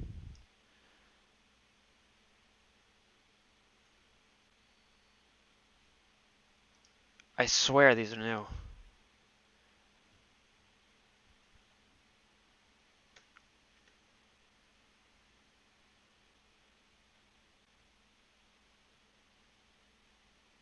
Wait.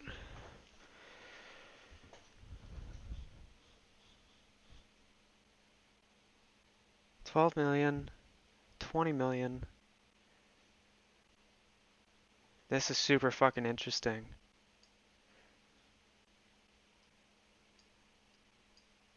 Can you guys help me out and see if these are new numbers? I don't even.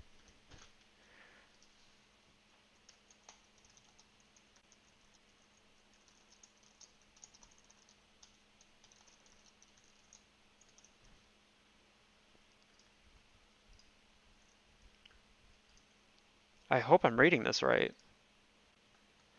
Because what I remember is. Fuck. Yeah, but FTDs from the second. Yeah. But this was like JFOBs. That's the short interest. That's the short interest numbers they're releasing today. These FTD numbers, though,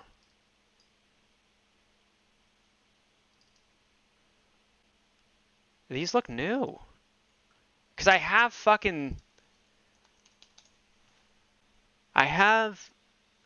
screenshots of them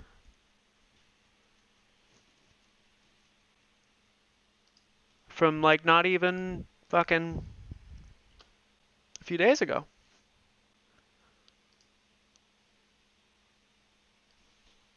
Because I was doing this autistic as fuck Picasso interpretation of data.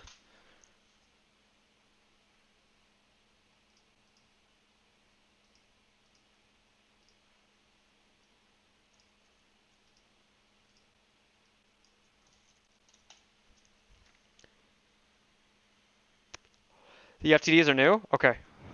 This is fucking big. What the fuck? These have been... Where? Okay, hold on.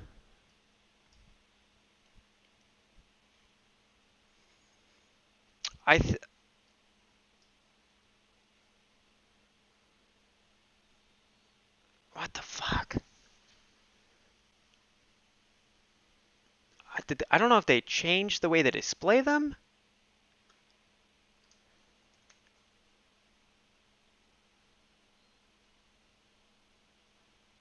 Jesus Christ.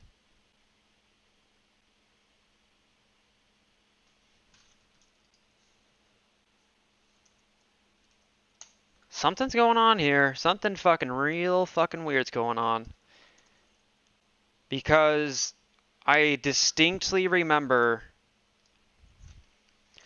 I think it was the end of, I think it would have been the end of June.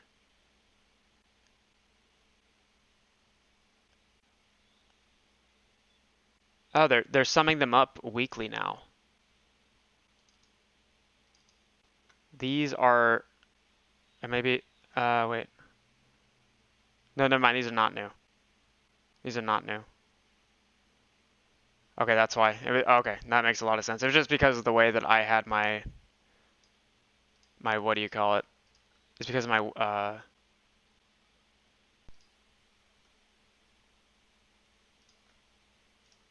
it's because of the size of my window. It was just compressing instead of daily into a weekly.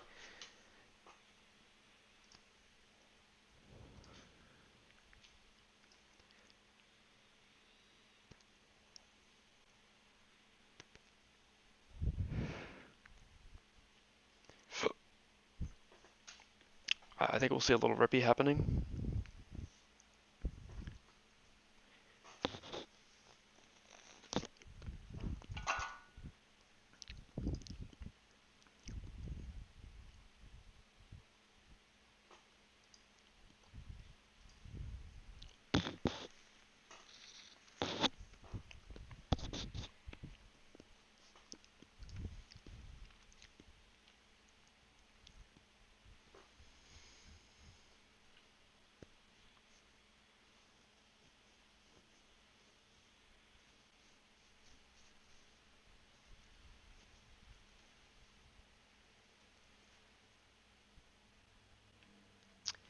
Yeah, it's every 2 weeks. I realized it was just because of the way that my window was sized. There wasn't enough width to it. So instead of displaying days across the chart, it was displaying weekly. So it was grouping everything together. So it was, instead of dailies, it was becoming a weekly count. How many people are watching this? 69! Hallelujah!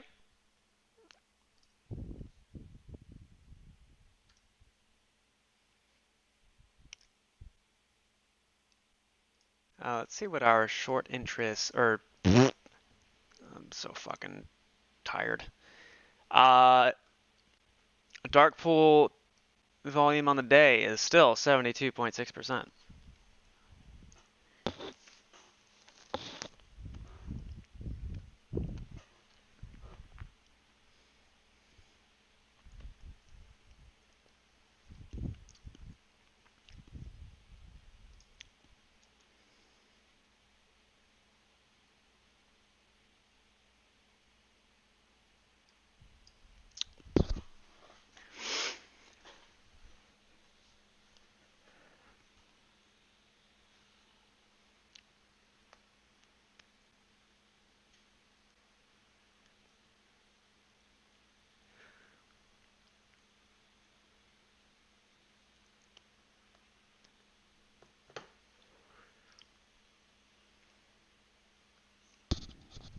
Rippy?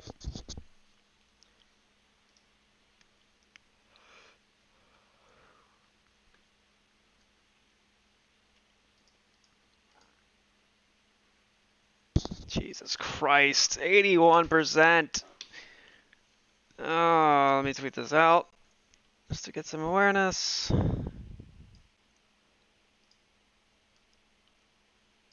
Unfucking believable.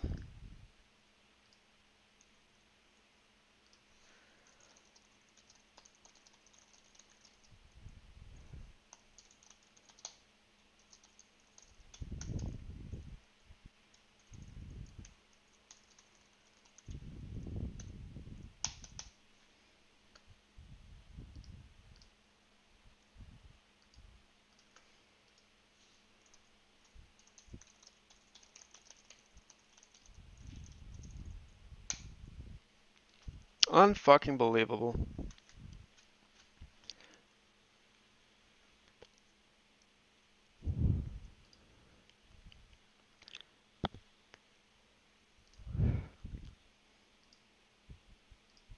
$85.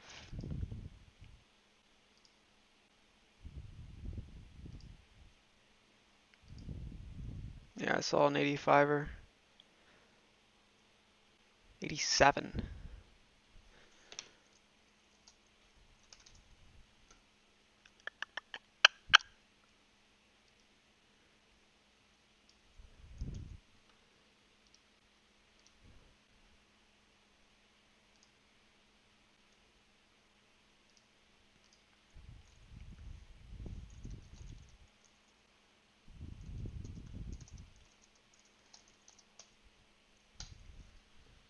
Unfucking real, man.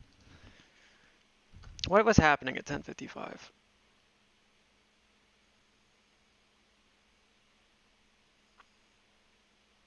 That is so fucking weird.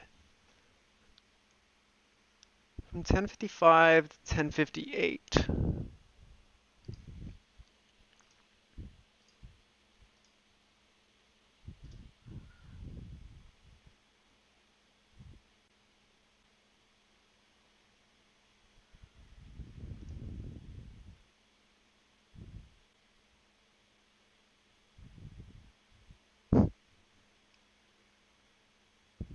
Yeah, and then at 11:03, when it dropped to 50%, that's when you see selling happen.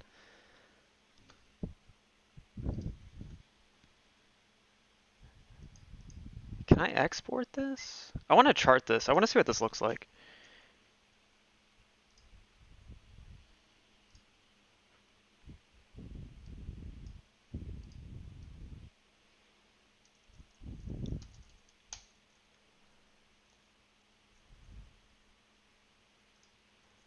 That did not fucking work.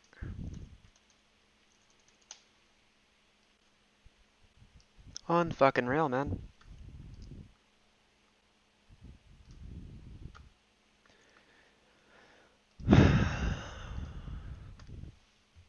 I'm still bullish as fuck. Do not confuse my frustration for disappointment.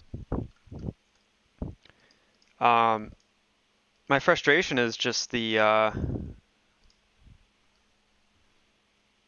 what do you call it? Just how blatant this is, you know?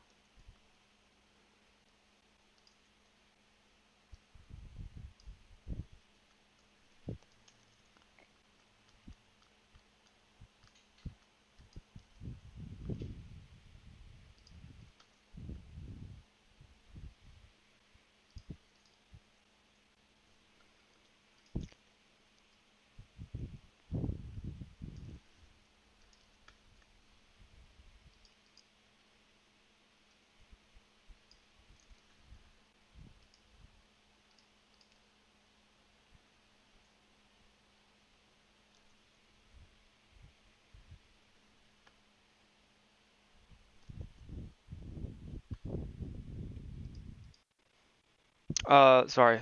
I will explain in a second.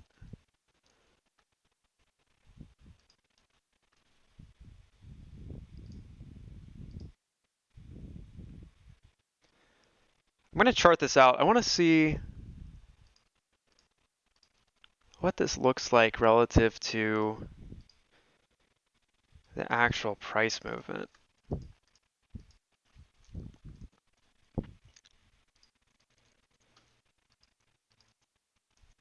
Oh, fuck you.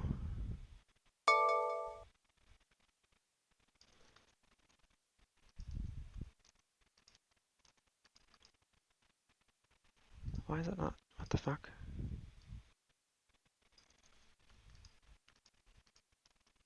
There we go. So I'm going to see if I can draw any correlations between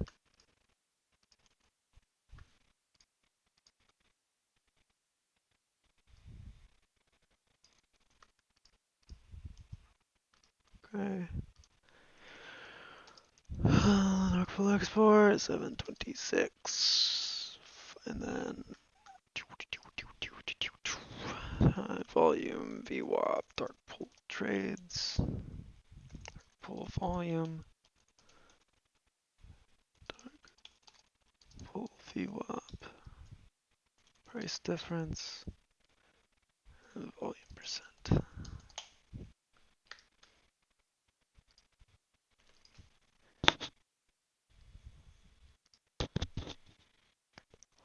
It's fucking uncanny.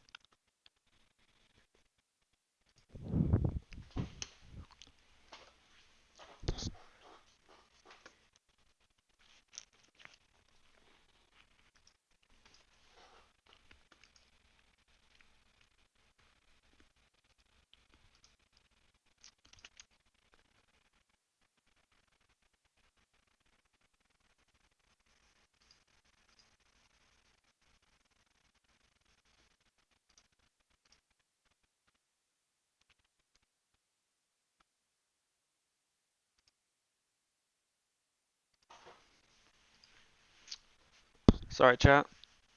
Hang tight.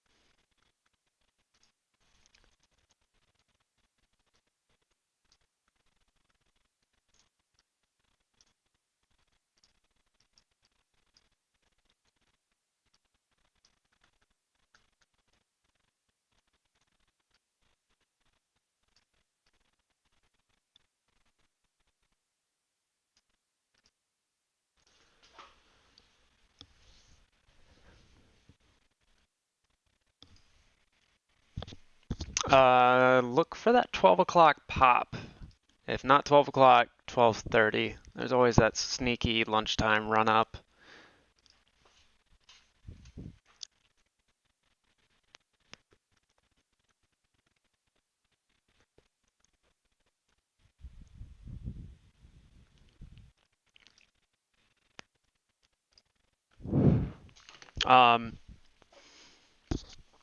You know, despite having that much volume being traded in the dark corners of the whole entire market, we're still up nearly 10%. I think even beyond that.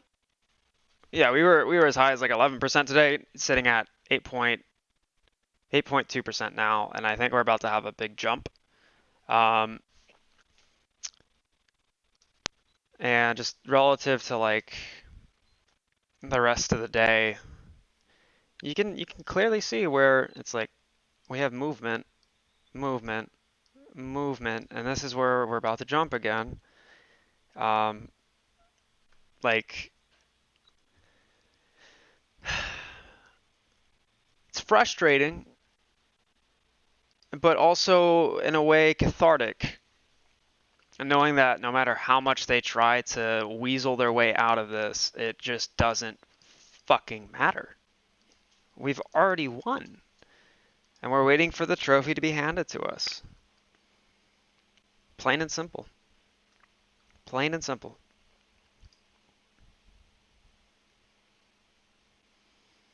Just fucking amazing, man.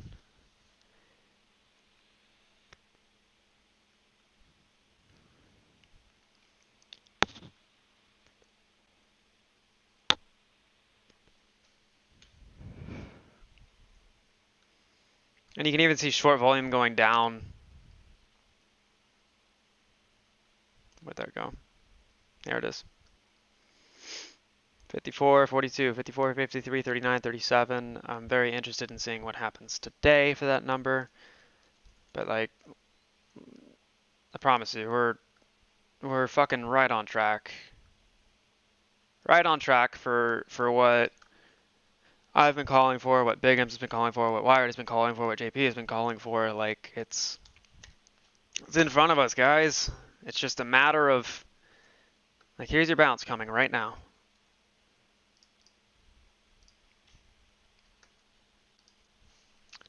So again, don't. I'm in my words. I'm in my headspace for data analysis at the moment, so I might sound a little. I might sound a little frustrated. Perhaps would be a word for it. I'm not. Truly, like I'm. Every day gets more and more exciting for me because I know what is to come. I understand. I can't give you exact fucking numbers, right? I'll give predictions, I'll give ranges. They may be right, they may be wrong, but in the grand fucking scheme, in all of the totality of this fucking thing, it's clear as day. Just plain and simple. Regulations, fucking short interest numbers, dark pool information, bonds, derivatives. It's like it's all we're finding more and more every day, and we have such a huge basis of information. And what's odd is the fact that every time we find these fucking things, within 30 days, you see a new piece of regulation affecting them. You know? Like it's not a coincidence that we find out about dark pools, and now dark pools becomes a discussion on the media platforms. It's no surprise that we find out about naked shorting and how short interest ultimately affects the markets. And then, oh my God, there's more regulation coming out about shorts.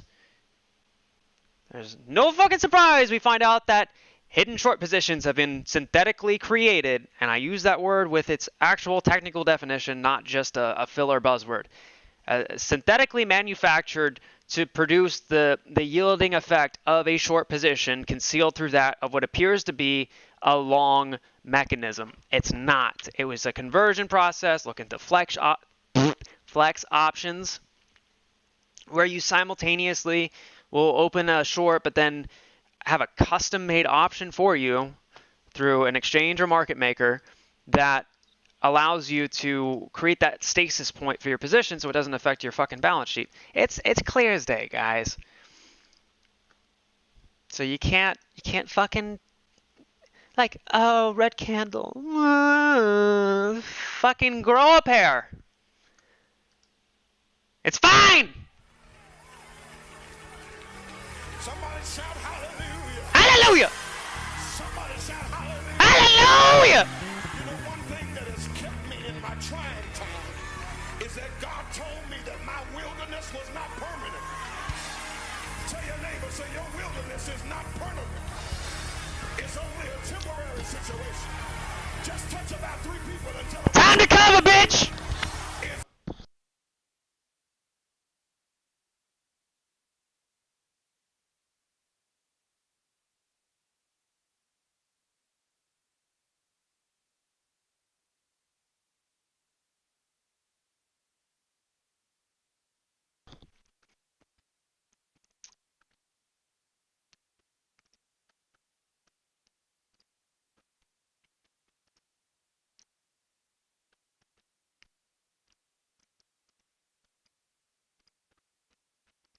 Hold on, doing number stuff. Give me a second.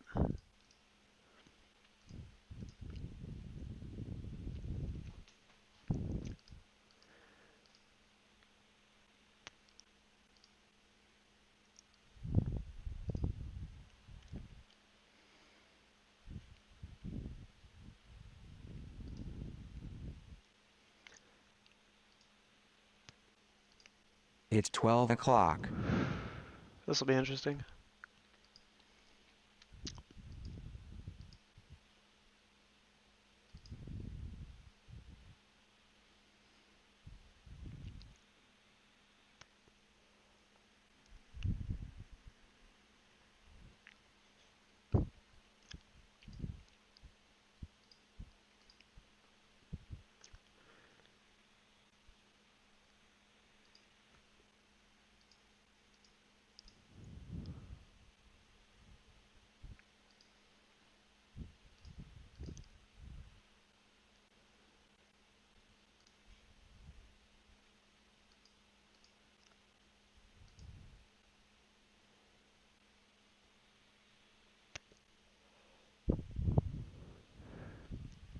Okay, chat.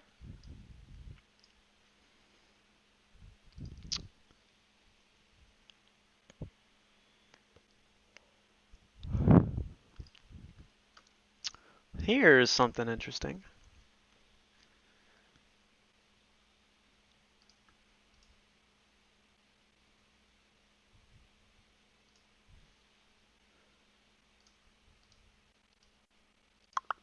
Okay. Here's something fucking interesting. I'm gonna hide the price for a second, not because it's going down, but because of the significance of this.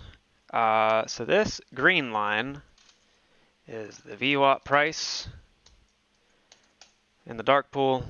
The blue line is the volume.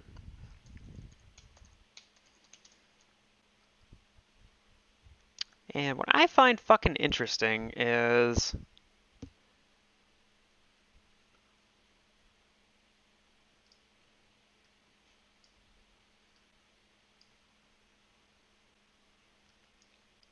oh, this data is sourced from Market Chameleon, by the way.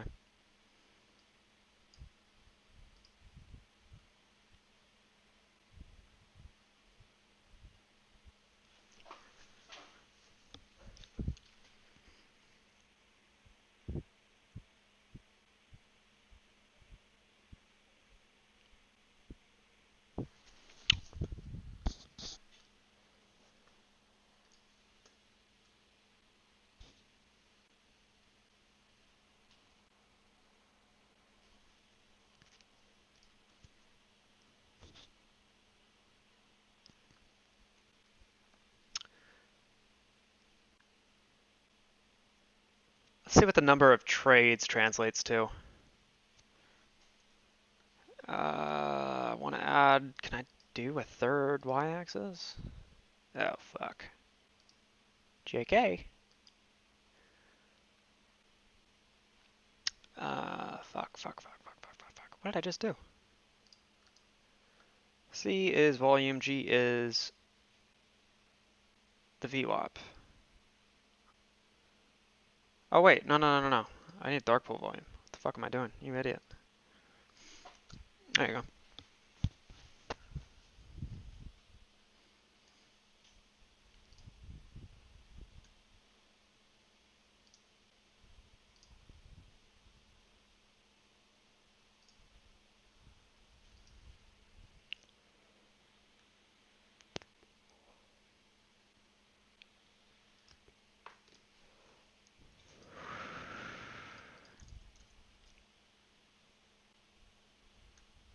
The FINRA short interest numbers are still not out. FYI.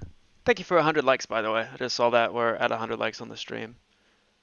Thank you so much.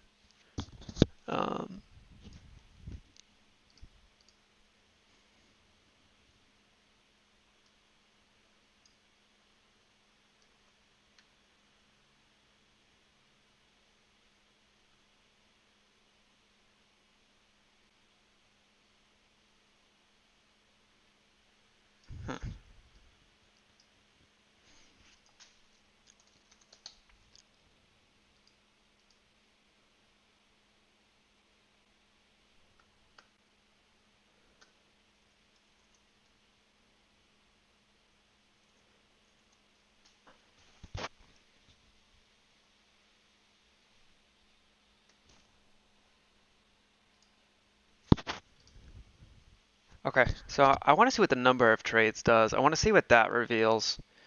So I'm going to switch this to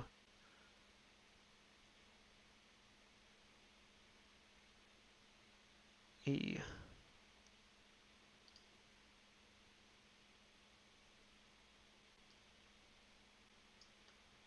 The fuck? Eh? What?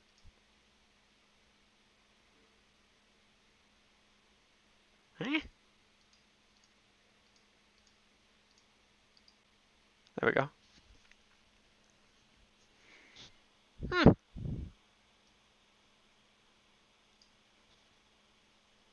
Hmm. Hmm.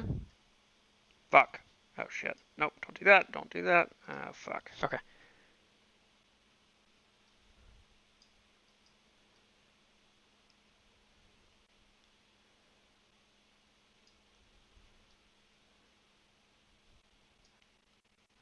What the fuck?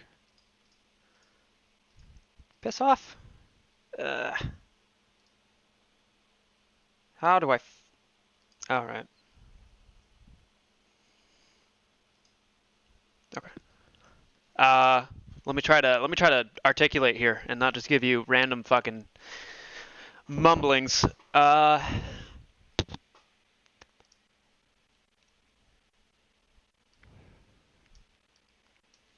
So the red line is the AMC price, the blue line is number of trades, and dark pool. What I find interesting is that, and I need to add one more fucking line here. What I find interesting is that it's always the bulk trades, or rather, when there's a higher number of trades happening, that the price goes up. The lower amount of trades is when price goes down. This is very odd. I want to see how much volume is in each of these trades. Because if it's what I think it is, of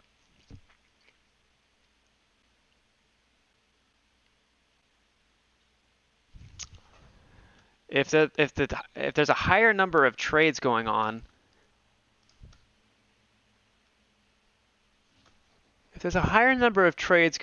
that would mean, get the fuck back here. If there's a higher number of trades, that has to somehow equate to volume. So it's lower trade count, so it would be odd lot orders, I would imagine.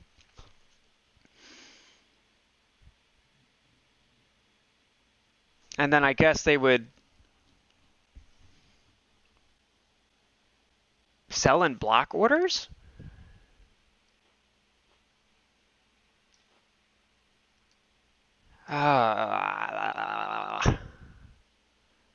Traces. I will do.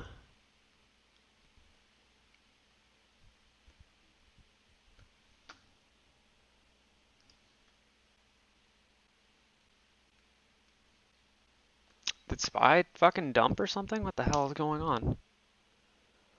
Nope, just at an all-time high. Time to buy puts.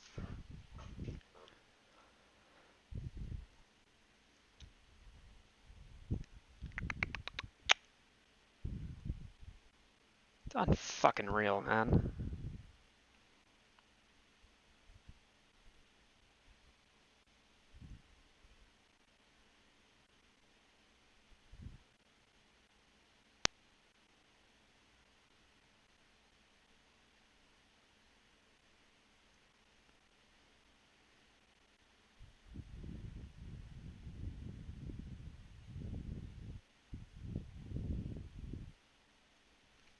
Just fucking unreal.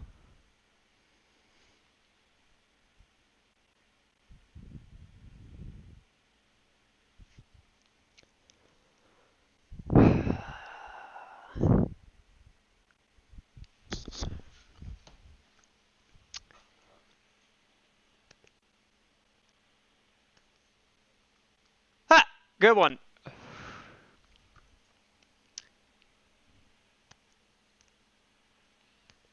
Yeah, exactly, Noah. Everything's fine. Everything's fucking fine. The whole entire economy is not propped up by bullshit money that is creating incessant amounts of inflation that is destroying the intrinsic value of the world's superpower currency. I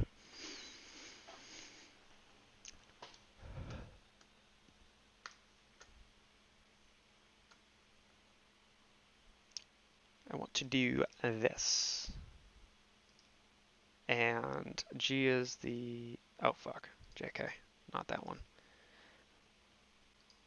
On this one.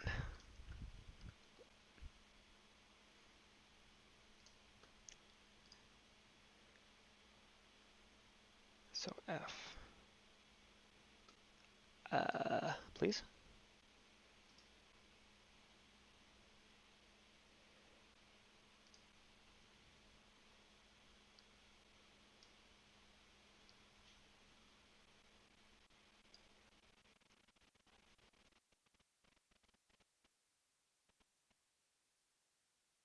Yeah. That confirms that. As in the... So the vertical placement...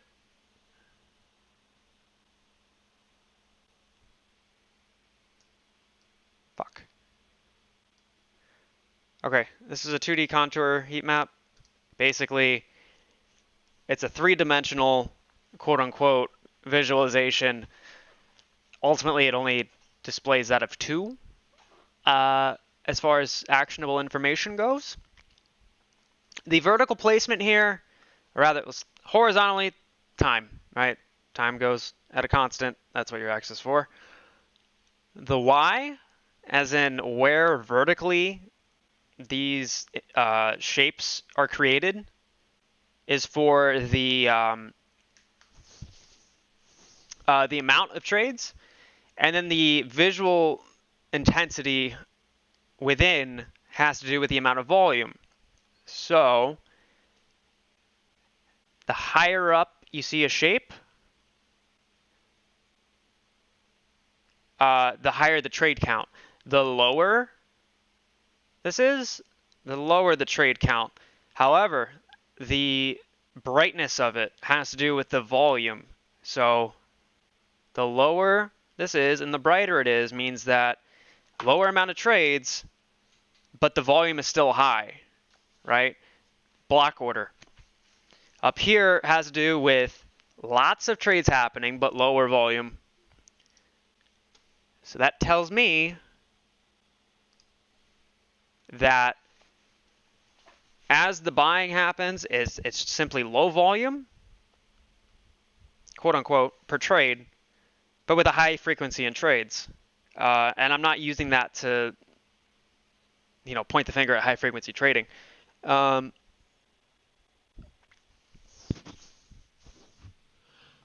just trying to think of why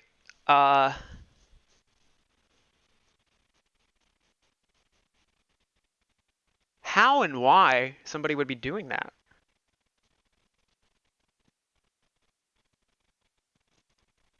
I get the whole selling in bulk thing. Leaked. Oh, fuck. Yay. Not good.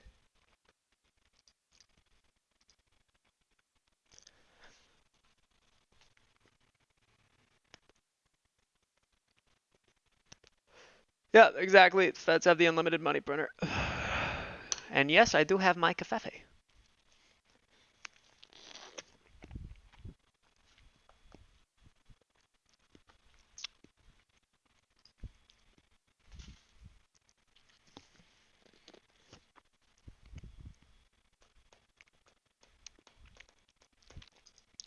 So fucking weird. I'm trying to think of the logistics behind that.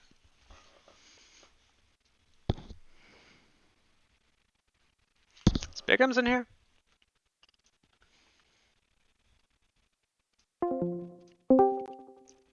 Yo, Bigham's.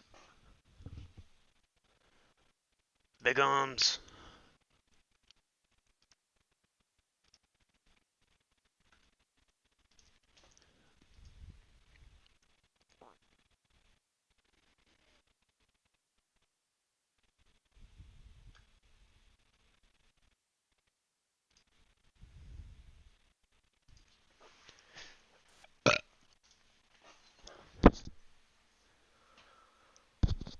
Yep.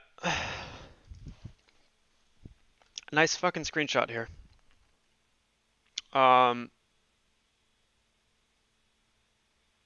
So this top entry right here for FINRA ADF, this is a dark pool.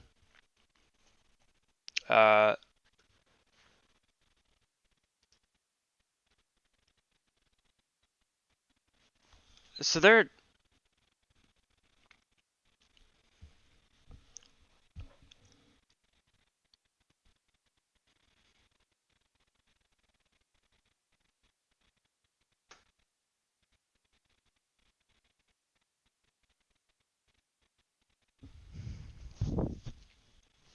so if we're going off the logic of this, where the fuck did it go? Here it is.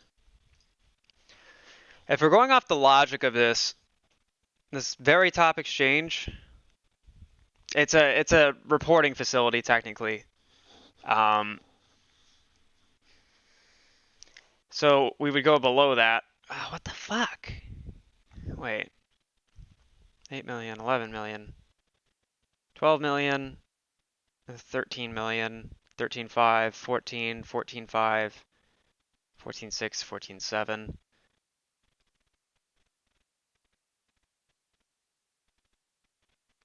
So only 15 million would equate to this. Wait, I'm saying, sorry. Everything below this would be 15 million.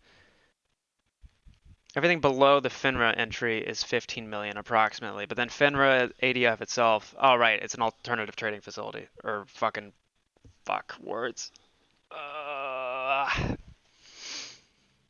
Scratch what I just said. But below this is 15 million, and then you have all the concentration here. High number of trades.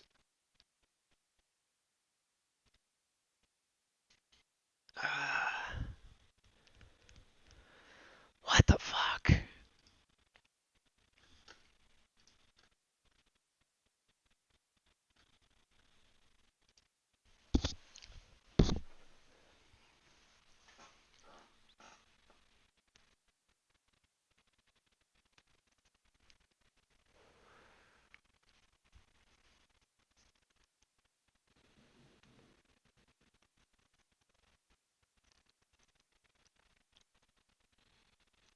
Lordy is doing it again! Oh, Lordy.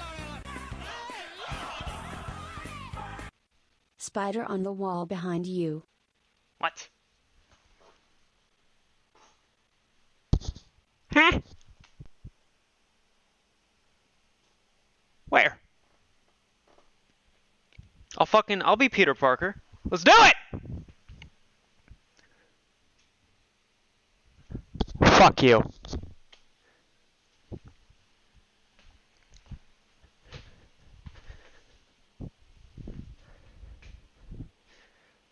Suck my dick!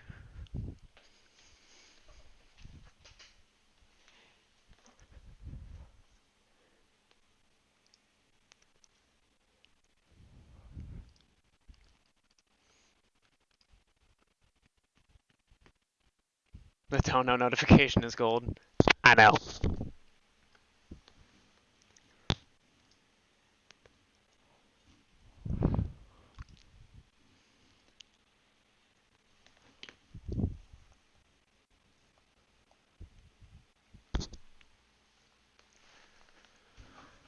Oh, what the fuck? This shit doesn't make any sense. Which makes sense, unfortunately.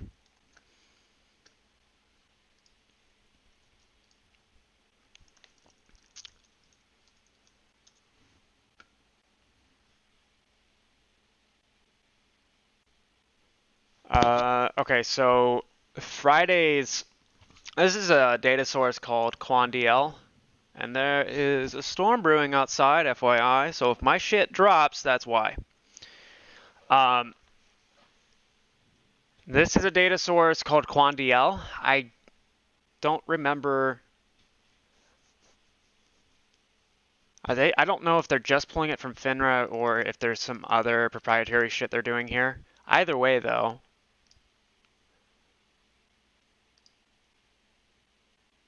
That's fucking interesting.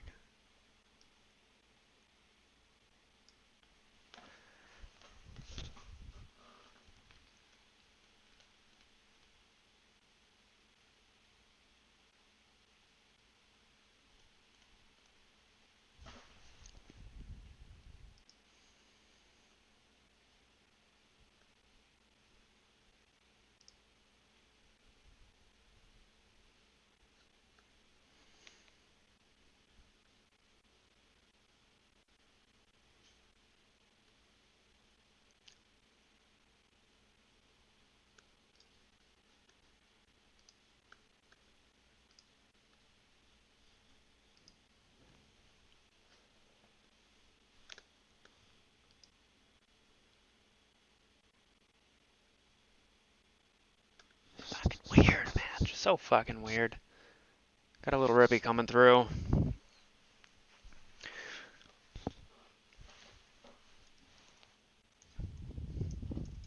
1230's coming along. Again, there's a lot of incidents. Yeah, like this. Yeah, I was about to say this. The sneaky lunchtime fucking movement like this. And I don't know what the, like, it moves. It's moving, you know? It looks like it actually is alive. Like it's just not being traded back and forth. But what is the fucking reason? What is the thing that causes this? That's what I'm trying to figure out. Tomorrow's going to be an interesting day. FINRA report comes out after market, right? I think it's after market, yeah.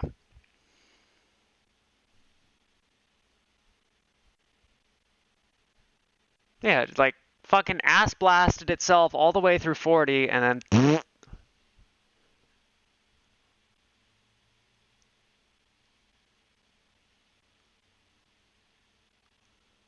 might be doing it again.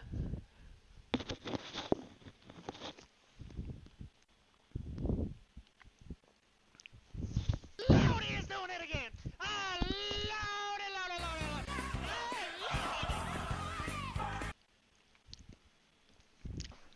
With no message. Bitch! I'm only worth $6.99 Canadian. You right. Hallelujah. Thank you, man. Thank you.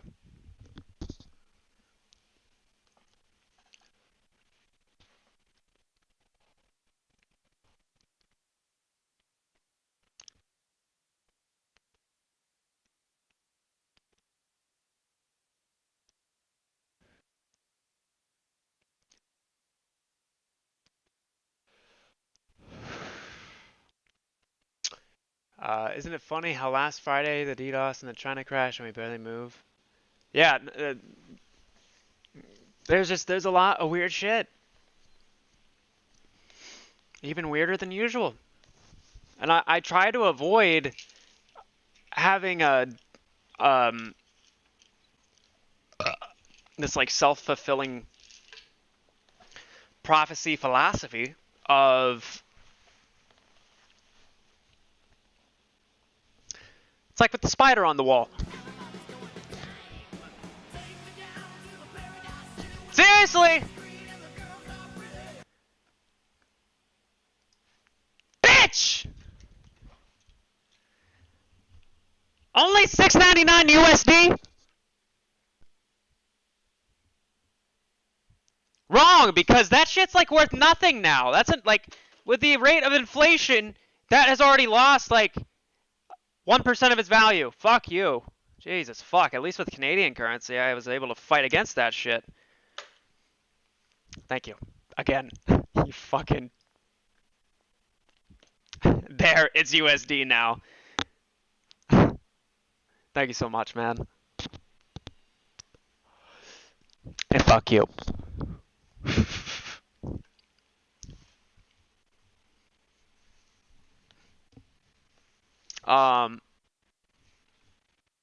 It's like with the spider on the wall. Like, I figured it was probably bullshit, but I ain't taking no chances with that because I fucking hate spiders.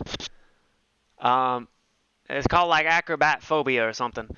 But I'm gonna start being wary of spiders on walls, even though there's a great chance that that fucking isn't. But if I find a spider web, I'm gonna be like, oh shit, my man's was right. I'm gonna find reasons to believe. I'm trying to avoid that with this situation, but everywhere I fucking look, something doesn't add up.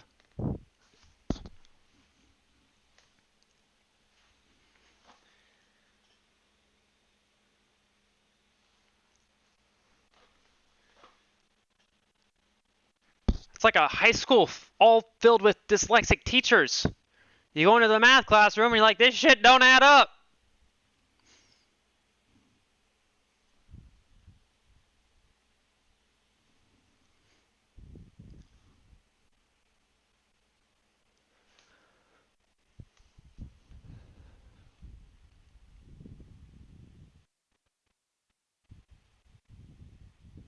And money is like cars. As soon as you show it, it depreciates. Goddamn right.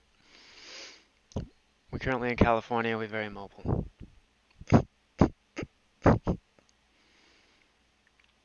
Like you told me, stop looking for confirmation bias. It's like seeing words and not knowing how to read, and then you learn to read and can't unsee. Touche. Touche. Touche. The problem is just in the fact that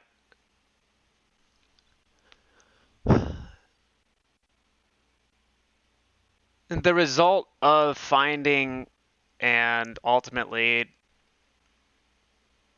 being able to act on whatever is missing from this total picture, the value of that coming to fruition is so huge, man, that people become blinded by grandeur. You know?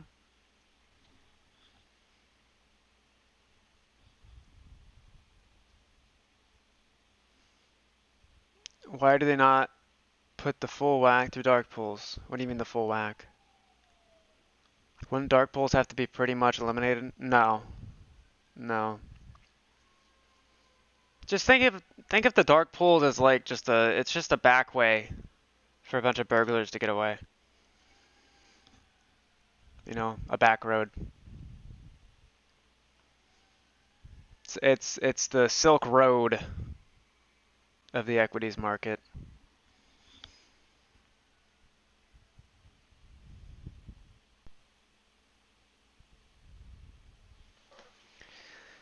The reason why they don't hide all their trades there, what the fuck? Is that lightning? The reason why they don't hide all their trades there, and you know, not even just depends on your definition of hiding trades, but there's a strategy to this of some sort. I don't know what it is. And there's a method to the madness, and it's just like again, dark pools were never meant to be a shady thing. The only reason why they got the name dark pools and were given that ooky spooky fucking stigma to them was because you have conventionally what are known as lit exchanges, right?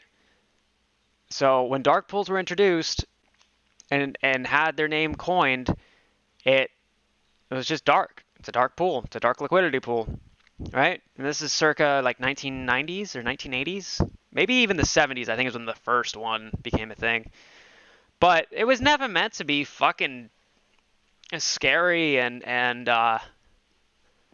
you know, a fucking, what do you call it?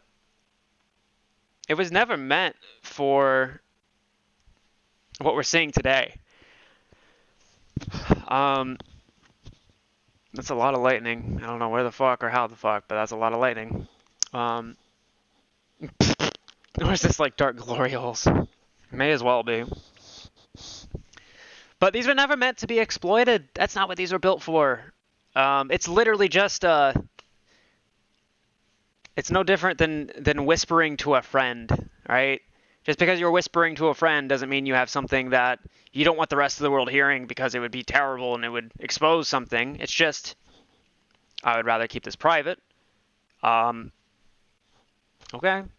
You know, some things you don't want to have heard, but it's not every fucking time you see somebody whispering that it has something to do that's nefarious. Same thing with high frequency trading. Same thing with payment for order flow. Possibly.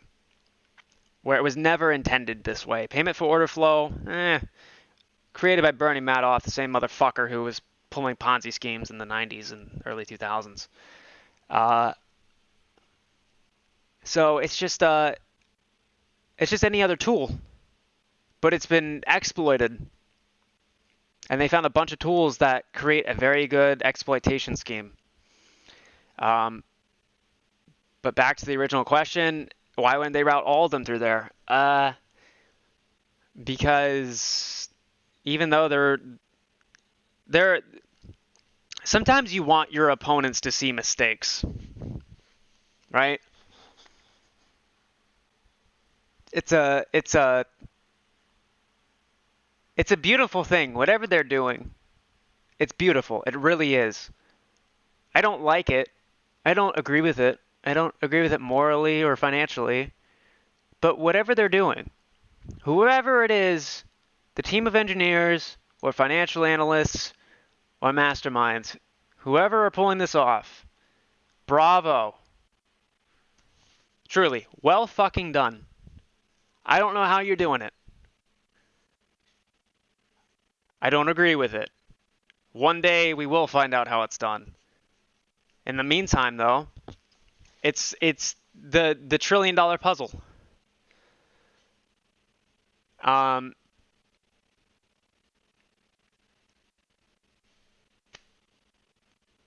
It's gonna get cracked somehow, some way. It's gonna get cracked.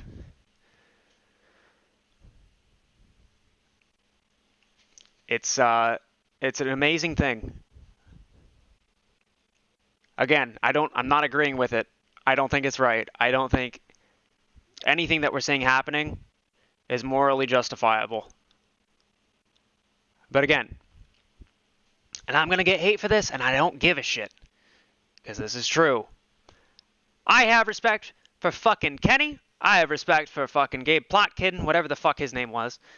The paid off writers at the Motley Fool. The media that reports FUD. Any of these terrible people. But in the name of the game that this is, as players of the game, I respect them for what they've been able to do. It's absolutely uncanny what this whole entire machine is. I don't like them. They are terrible, terrible, terrible, terrible people. I don't know how they live with themselves. But in honor of the game and in honor of my enemy, I respect it. Now, I and we, not financial advice by the way, and this is not me collectifying any form of investors and performing manipulation. That is not what this or this statement is. Out of respect for the game, I and we are owed the exact same respect. So that means if you lose at the game, the 1 out of 1 billion times that you lose, you better fucking own up to it. Because you've won the other 999,999,999 times. Cough it up. And that's what all this regulation is. That's what all of the fucking that of which is owed. I mean, you're seeing it all fizzle throughout the system. It's all over the fucking place, man. So, again, I don't like these people. I don't agree with them. It's in honor of the game. It's the art of war. It's when you stop respecting your opponent that you're caught exposed. And if it weren't for these guys, there would be no squeeze. The same people we have pitchforks and torches for are the same ones who are giving us the ticket to financial freedom, to whatever degree that is for you.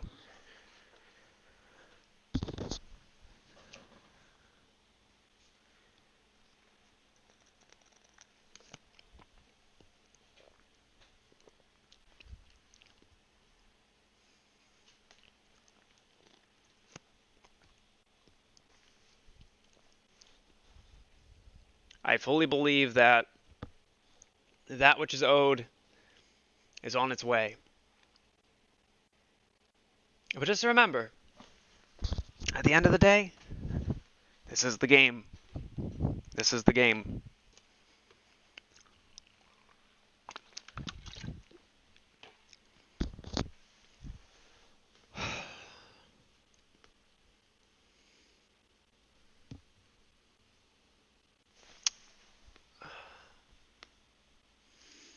I'm gonna go make a quick bathroom break.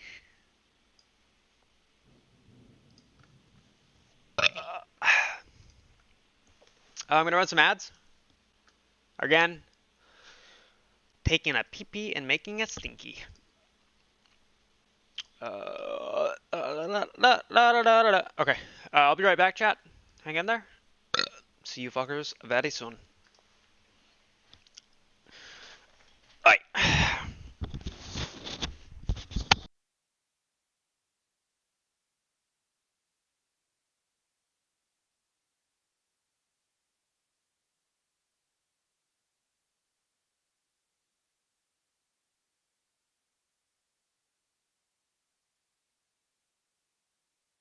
Lordy is doing it again.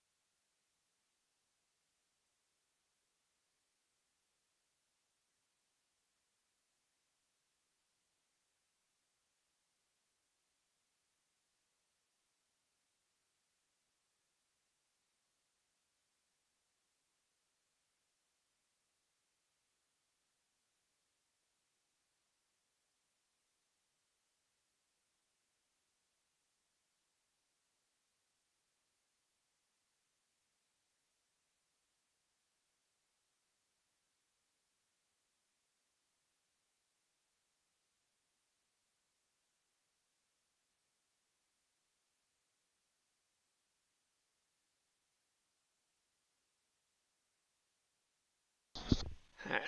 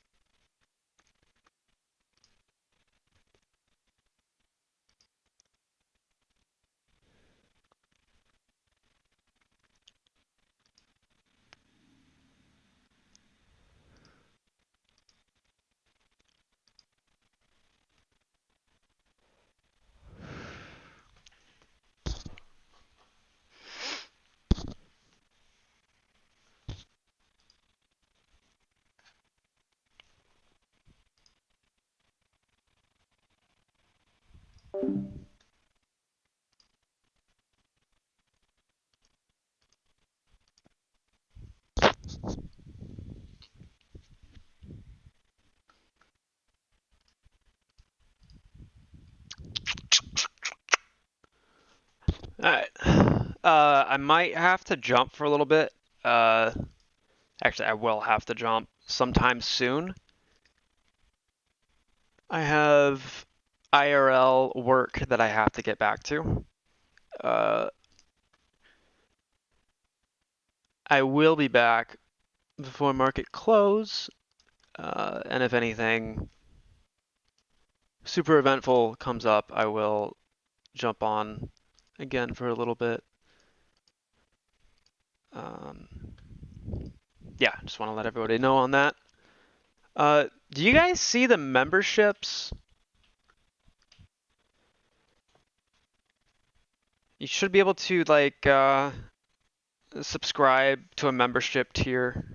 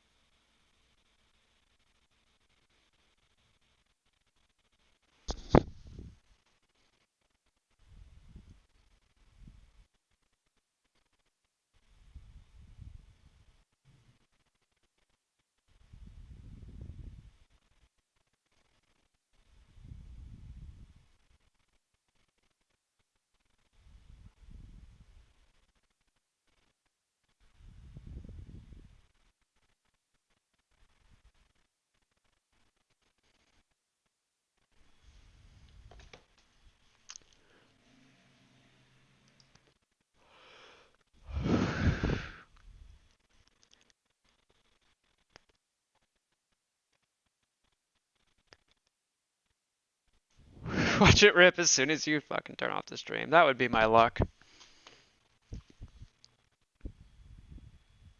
No membership? Okay.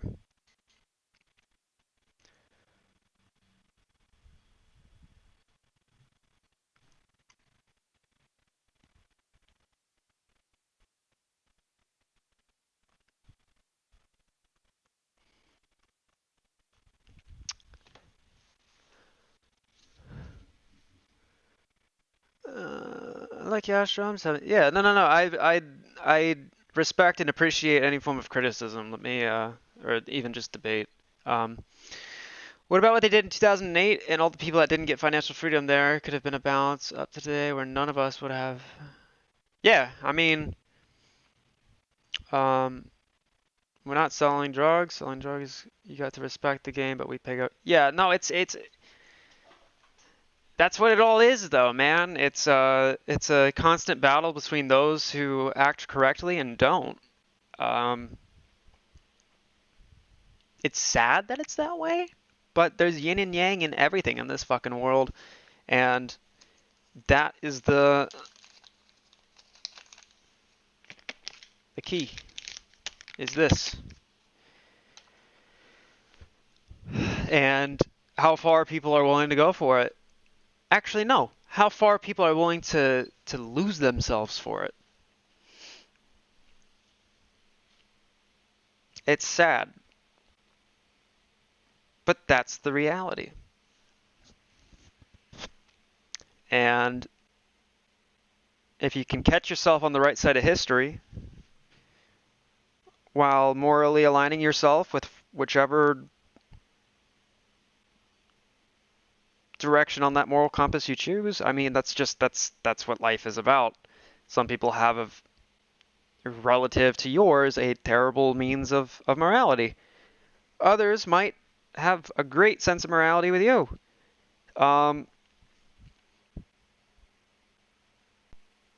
Normality to the spider is chaos to the fly.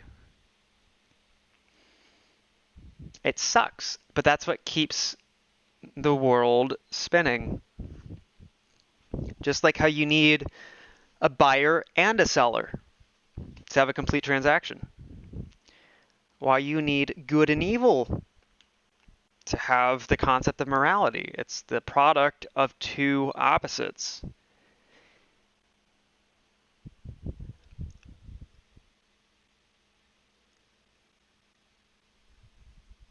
When this squeezes, I'll be recurring. I appreciate that, man.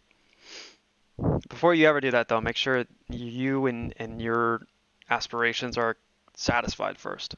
I appreciate it, though.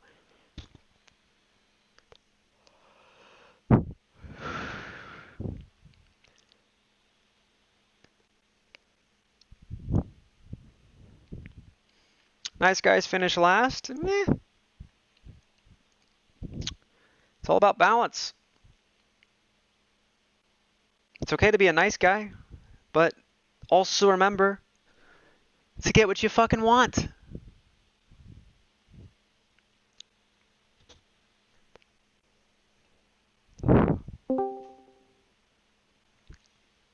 You know?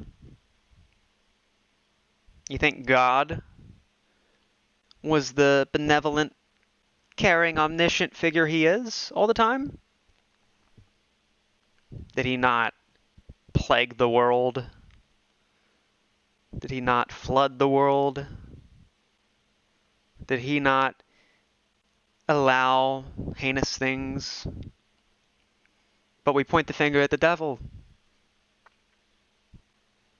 Are the nice guys really nice? Or are the bad guys really bad? Pick your God. Pick your guy.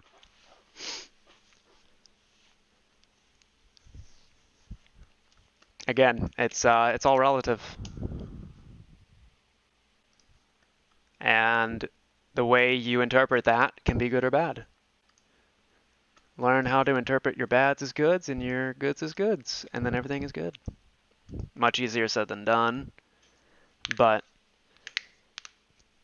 taking advantage of the bads to create a good is what it is. It's what shorting is. If the stock going down is bad to you, by opening a short, you're making money on the thing going down.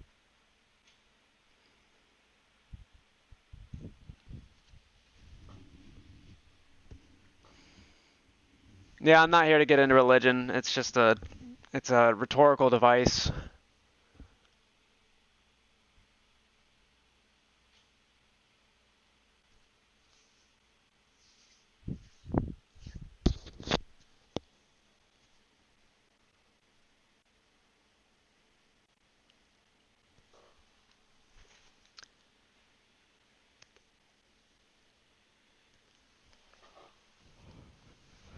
Separation of church and stocks, please. Oh, I'm just fucking bullshitting over here.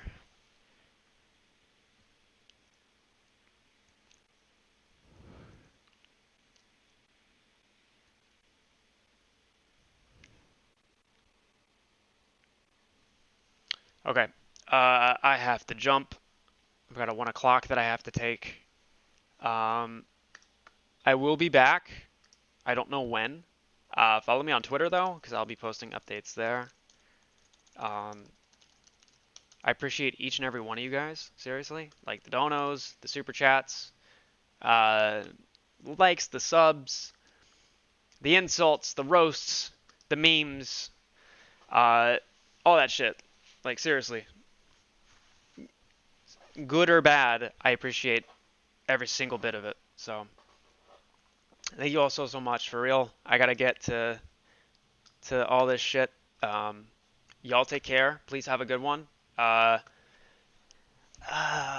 Who would be...